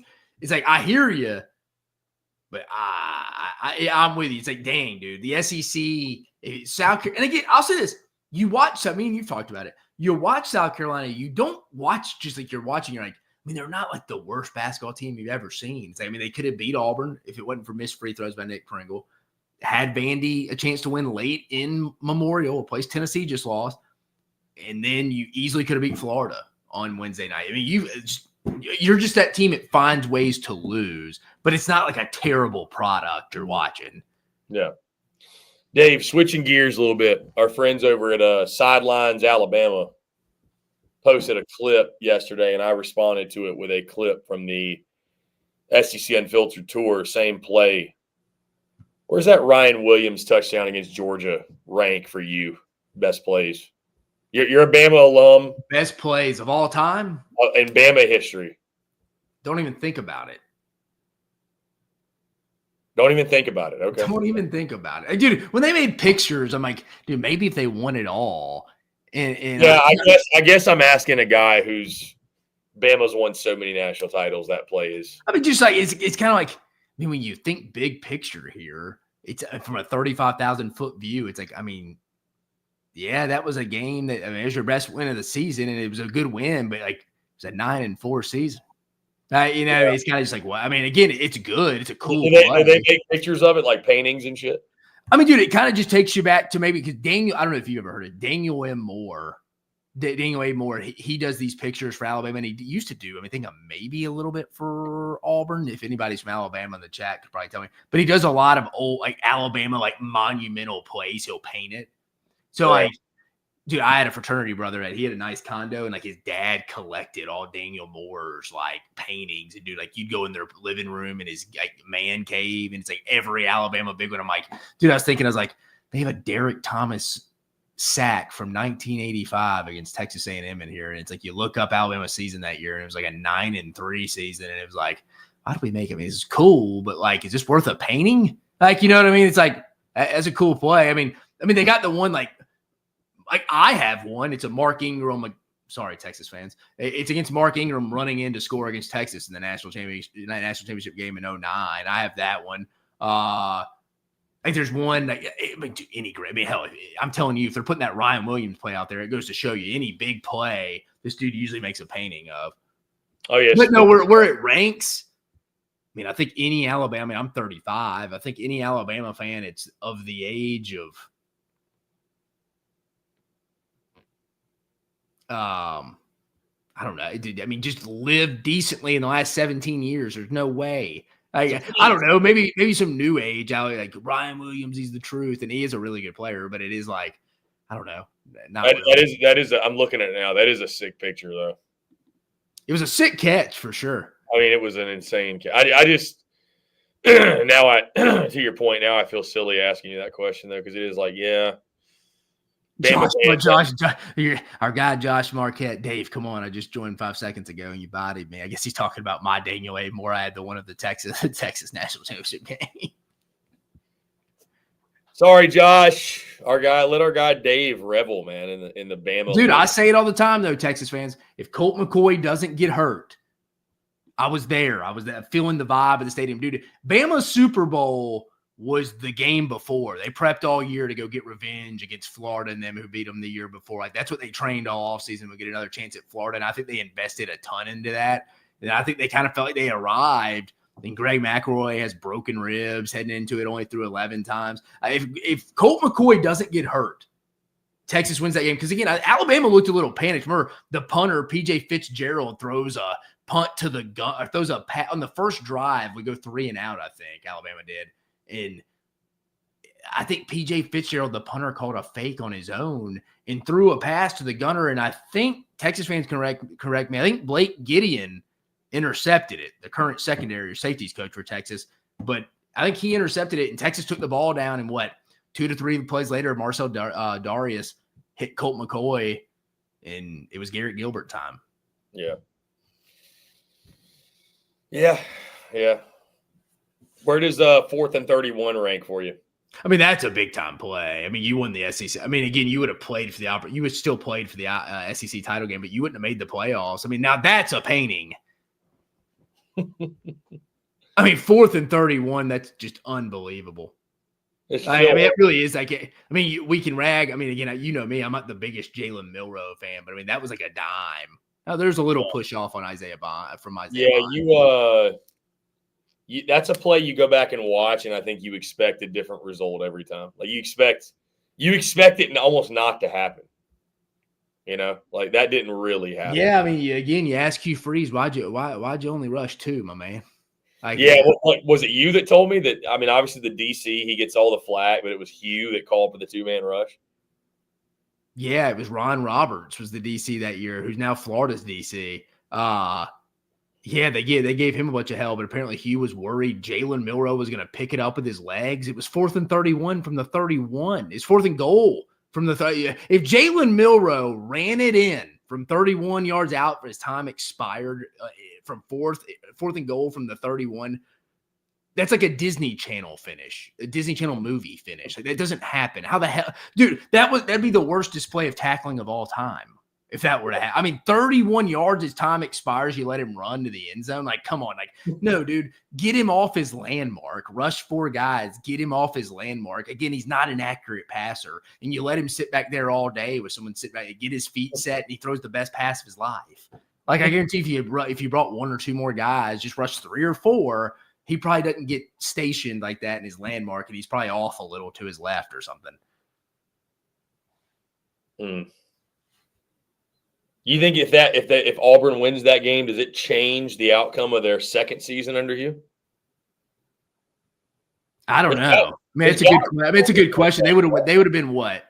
I mean, think about this, CP. I mean, Hugh Freeze, the end of his first year, after they had, the best win of his tenure at Auburn, at Arkansas 2 years ago, where they went and beat the crap out of Arkansas, and then the next week he followed it up with the New Mexico State loss, and then Alabama. Imagine if they just beat New Mexico State and finished the job against Bama. They were 8-4 his first year.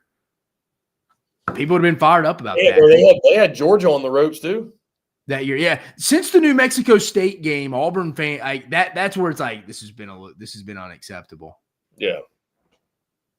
Yeah, I mean, you had the bowl game mixed in where you lose to Maryland, you got pummeled, and you tell people you were busy recruiting instead of game planning, essentially. Yeah, weird. Feels like whenever they have offensive success, Hugh is involved in the game plan, and then when they don't, he randomly always says he wasn't really involved that week. So it's weird how that happens. Josh says, honest to God, insane hi guys live stream will be, what if Texas beat Bama in the 09 Natty? And if or how college football would look different. No, he's right. I mean, he's right. Alabama went one direction. It was kind of a fork in the road national title game. I mean, you had Bama was looking for their first national title since '92. Texas was looking for another one. 2 within 4 years, going back to 2005 for Mac. And then it was like they lost that game, and it was like Bama just elevated, and Texas and Garrett Gilbert kind of went down. I know you saw the clip, Dave, about Saban saying one of his greatest regrets was leaving LSU for the NFL. Yeah, I think he really regretted leaving the college game, overall, back then. And what if I also think too, he knew he could monopolize talent in the college level. Like you're essentially the owner, GM, maybe not the owner, it's more the AD and the boosters, but you're the GM, the head coach. I make all roster decisions. I can accumulate all this depth. And it's like, dude, I mean, it's unlimited at this level at a school like LSU and Alabama. The NFL, there's so much parity. Yeah, I mean, Saban was doing NIL before NIL was legal, right? Yeah, just not. I mean, again, it's what people used to laugh at. I mean, I say it all the time. Auburn got the greatest deal ever, $280K for Cam Newton. Man, that's what they'll pay a slappy fifth receiver out of the portal. Like, again, $280K. Again, kids used to make $50 to $200K. Like, that was like a big, oh man, they're cheating their ass off. Do you hear what Auburn paid him? $150. It's like now that's like $150. That guy must just dress for the scout team or something. That's not a very great deal right there. What positions he play? Long snapper hit the portal, something like that. Like, it's amazing how it used to just be like 50 to 200K. Or remember they used to big car dealerships would pay the kids without proof of work. Or like the NCAA would be like, Chris Phillips at South Carolina got paid for working a summer job, but there was no proof of him showing up to work for the money he was paid. He must pay back the car dealership. He suspended 3 games. Like, that's what the NCAA used to do. It used to be like, shoot, I remember when Alabama had to forfeit games for selling their textbooks, dude. What college student didn't do that? That was one of the greatest days of my life. When was that? You could go get $200 back on that econ book. I mean, you were going hard that weekend. I mean, dude, $200 back then and together. I mean, the goal was always to get $400, $500 back at the end of the semester for your book. Now, granted, the return you get on what you paid for them, I mean, you're getting maybe 1% back, but still. Hell of a week. That's a hell of a weekend though at Innisfree. Yeah, especially when there's no cover and it's free. No, you're right though. I mean, I don't know. Those two teams did go separate directions. I think Joshy Manning's right here though. I think Texas's 08 team was better. Texas fans remind me, how did Texas? I know they got screwed and it came down to the tiebreaker, them in Oklahoma, when Texas beat Oklahoma, I think in Red River that year with Sam Bradford. Why did Texas get to go to the Big 12 title game again? Y'all remind me. And they ultimately went and played Florida in the national championship game. What was the reason? What was the tiebreaker? People in the comments. I bet somebody knows this. But I forget. It was some kind of screw job when Texas won the regular season game. Yeah, I don't really. What was it? You said the 08 season? We lost you, Dave. You're muted. Let's see. Texas 08. Yeah, beat Oklahoma 45-35. Here we go. Jake Bayless said it. 3-way. That was it. That was the year Texas lost to Michael Crabtree and Graham Harrell in the walk-off. Yeah. That was their only loss. 3-way tie between Texas, OU, and Tech. And the BCS simply had – that was it.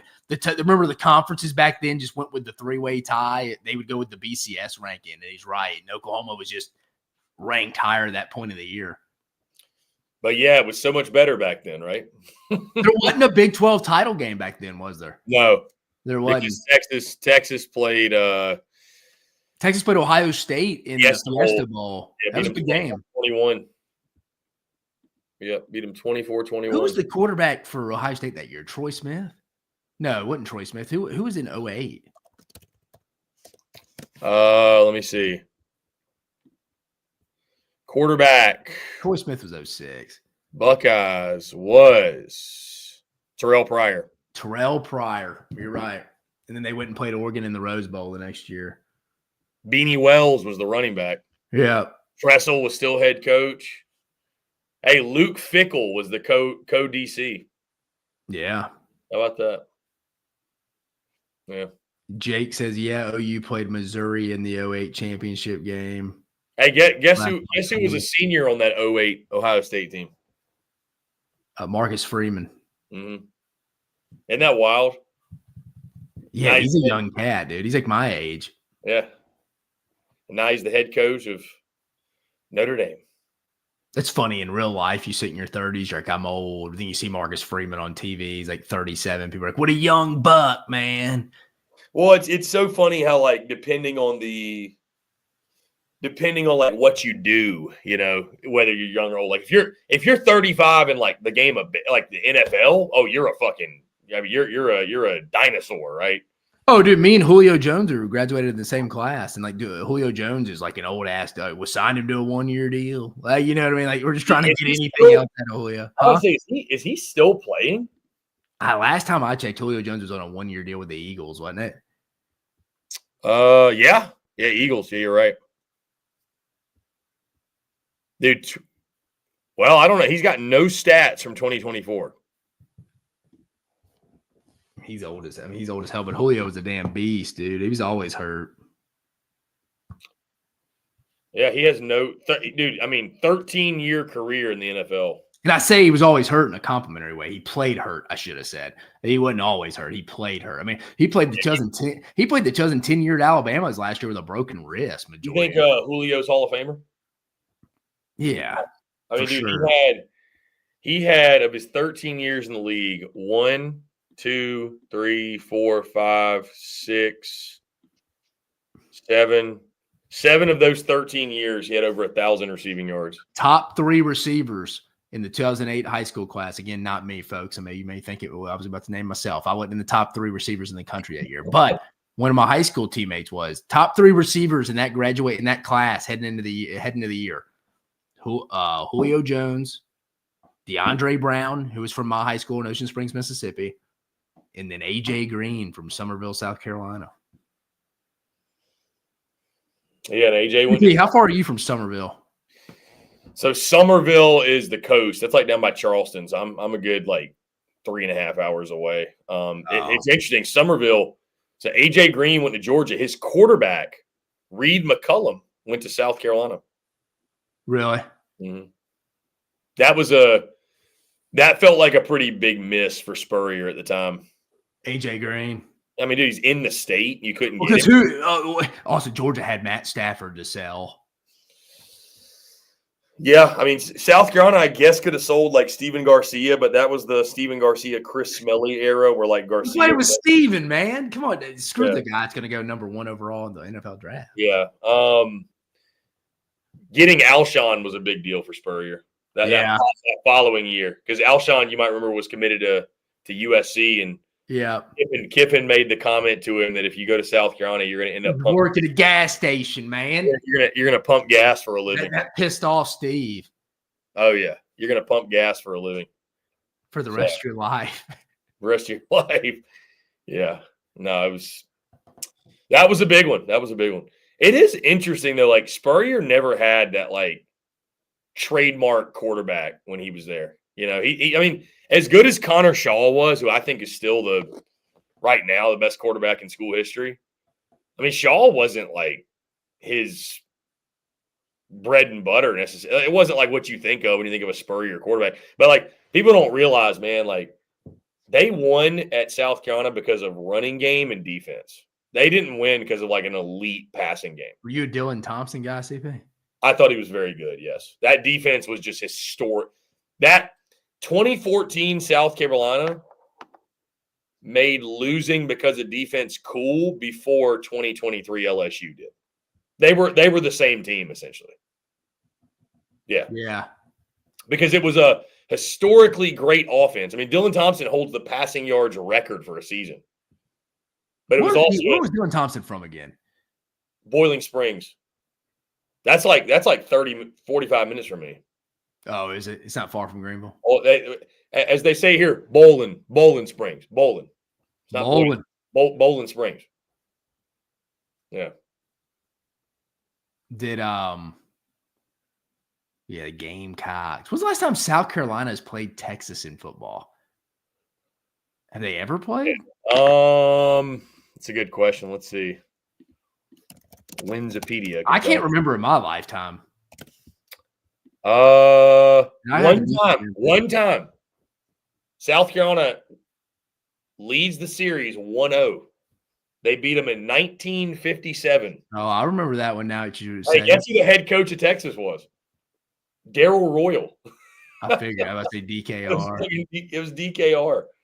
I remember that game. I think DKR made used one of his timeouts in the second half pretty early. Ended up costing him late. It was South Carolina's head coach was Warren Geese. I don't even know. Coach Geese. They had a couple good years in the ACC back then.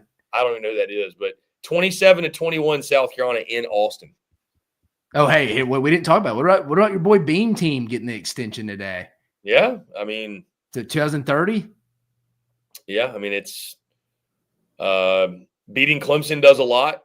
Winning 9 games does a lot. I mean, interesting dynamic there with a new AD. It'd be interesting to really find out how fired up that AD was. Because a lot of these guys come in, these ADs, they want to make their own hire, right? Kind of get more giddy. Hey, let's go put the resources behind my hire. Because again, most of these guys don't get and they may get 2 football hires. No one really sees 3, I guess, except my guy over at Florida now, potentially Scott Strickland. But that would be interesting to see how the new AD that came over from TCU is kind of taking that, but you kind of had to be fair to the guy.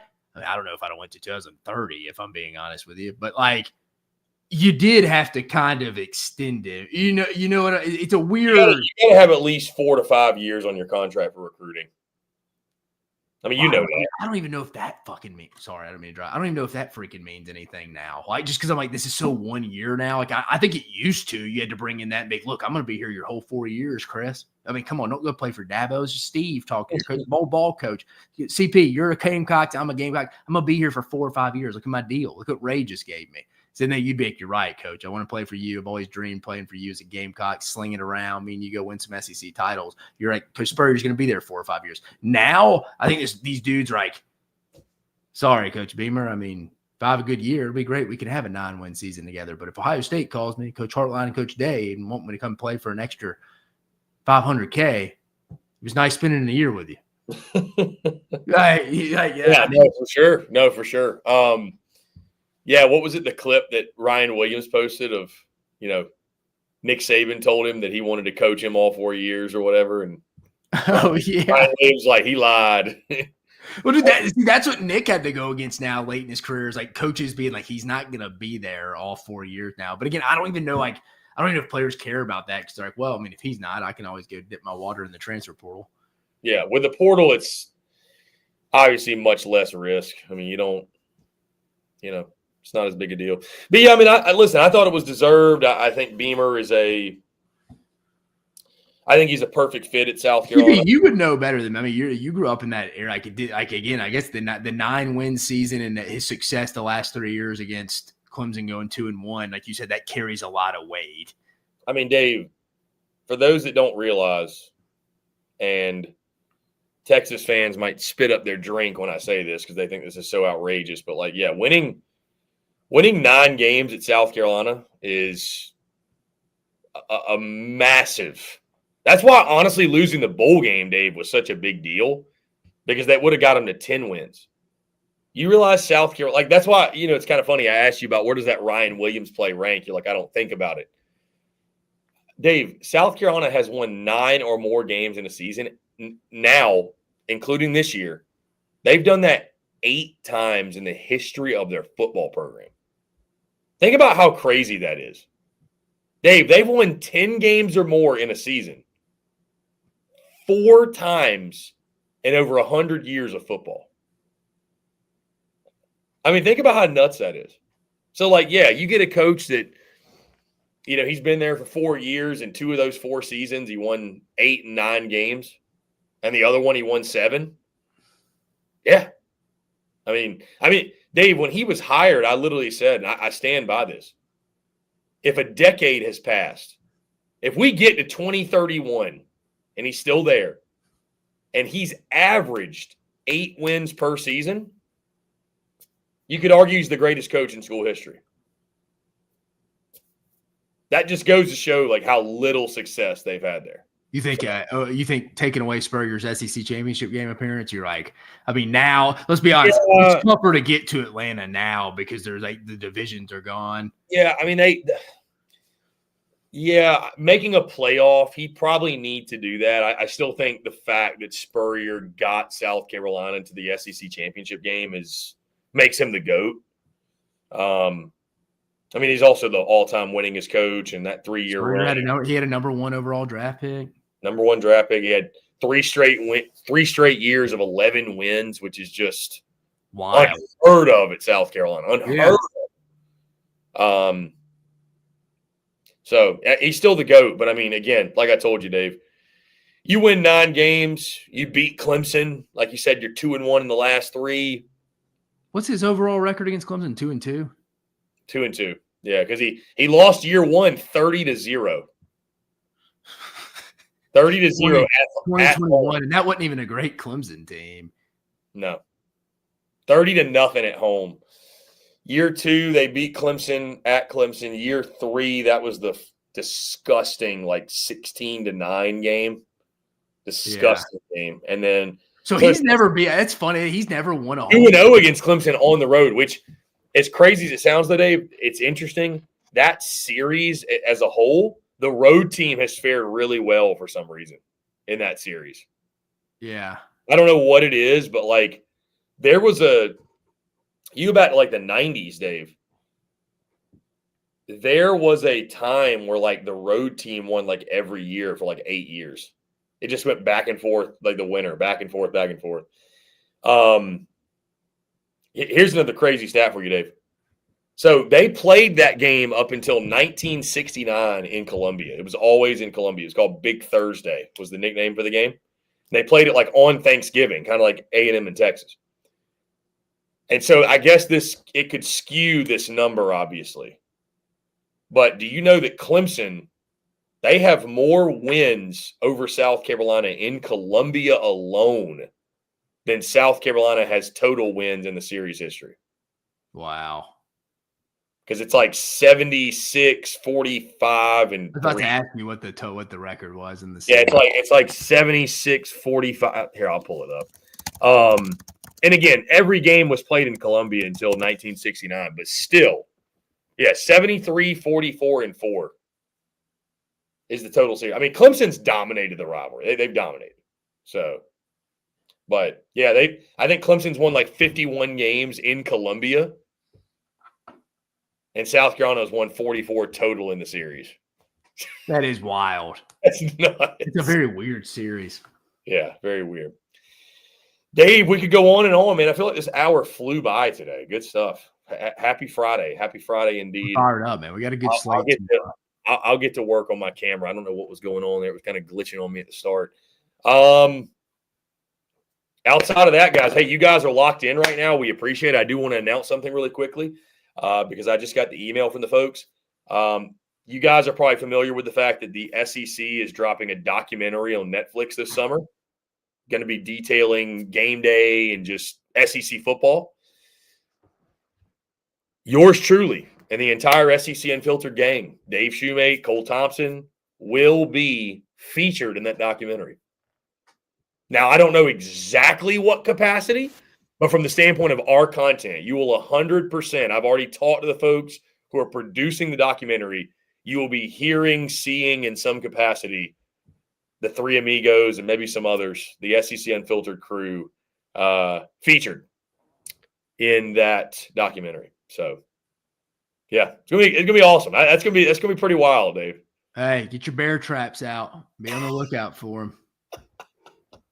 Pray for the women of the SEC when the bear comes. Yeah. Once it gets out, bears in it. You're right. The when they're kind of looking around to see how the numbers, the analytics look, they're like, man, in this one episode, the female watch went up 100%. Oh man! All right, cool. We're gonna go ahead and close it out, guys. Appreciate you all tuning in. Yeah, leave your. There you go. Get in the bear. mood. Throw your bear. I like it's the right bear too, baby. Yeah, it's the polar bear. The polar bear. Josh Manning says Netflix will expose A&M speakers pumping in the crowd noise. Josh, he wants to get rid of that. Yeah. Love it. Guys, you guys are the best. Appreciate y'all. Again, make sure you like, subscribe, follow along. Texas Sports Unfiltered, SEC Unfiltered. Everywhere you get your content, we're on. You can find us both. BK and Bucky will kick you off Monday morning. Stay tuned for us. We got a lot going on, a lot of content bleeding out of the eyeballs. Jam-packed SEC basketball slate tomorrow. You want to make sure you're following along. My guy Dave Shoemate right here will go live following all the action to recap, break it all down. Who knows? Maybe talking about a Texas win over A&M. You never know. God bless the mood. God bless the mood. God bless the mood. God bless the mood. Dave, appreciate you as always, my friend. Always a pleasure. Guys, appreciate you all tuning in. Have a great rest of your day. Thank you all so much, and we will talk to you all on Monday.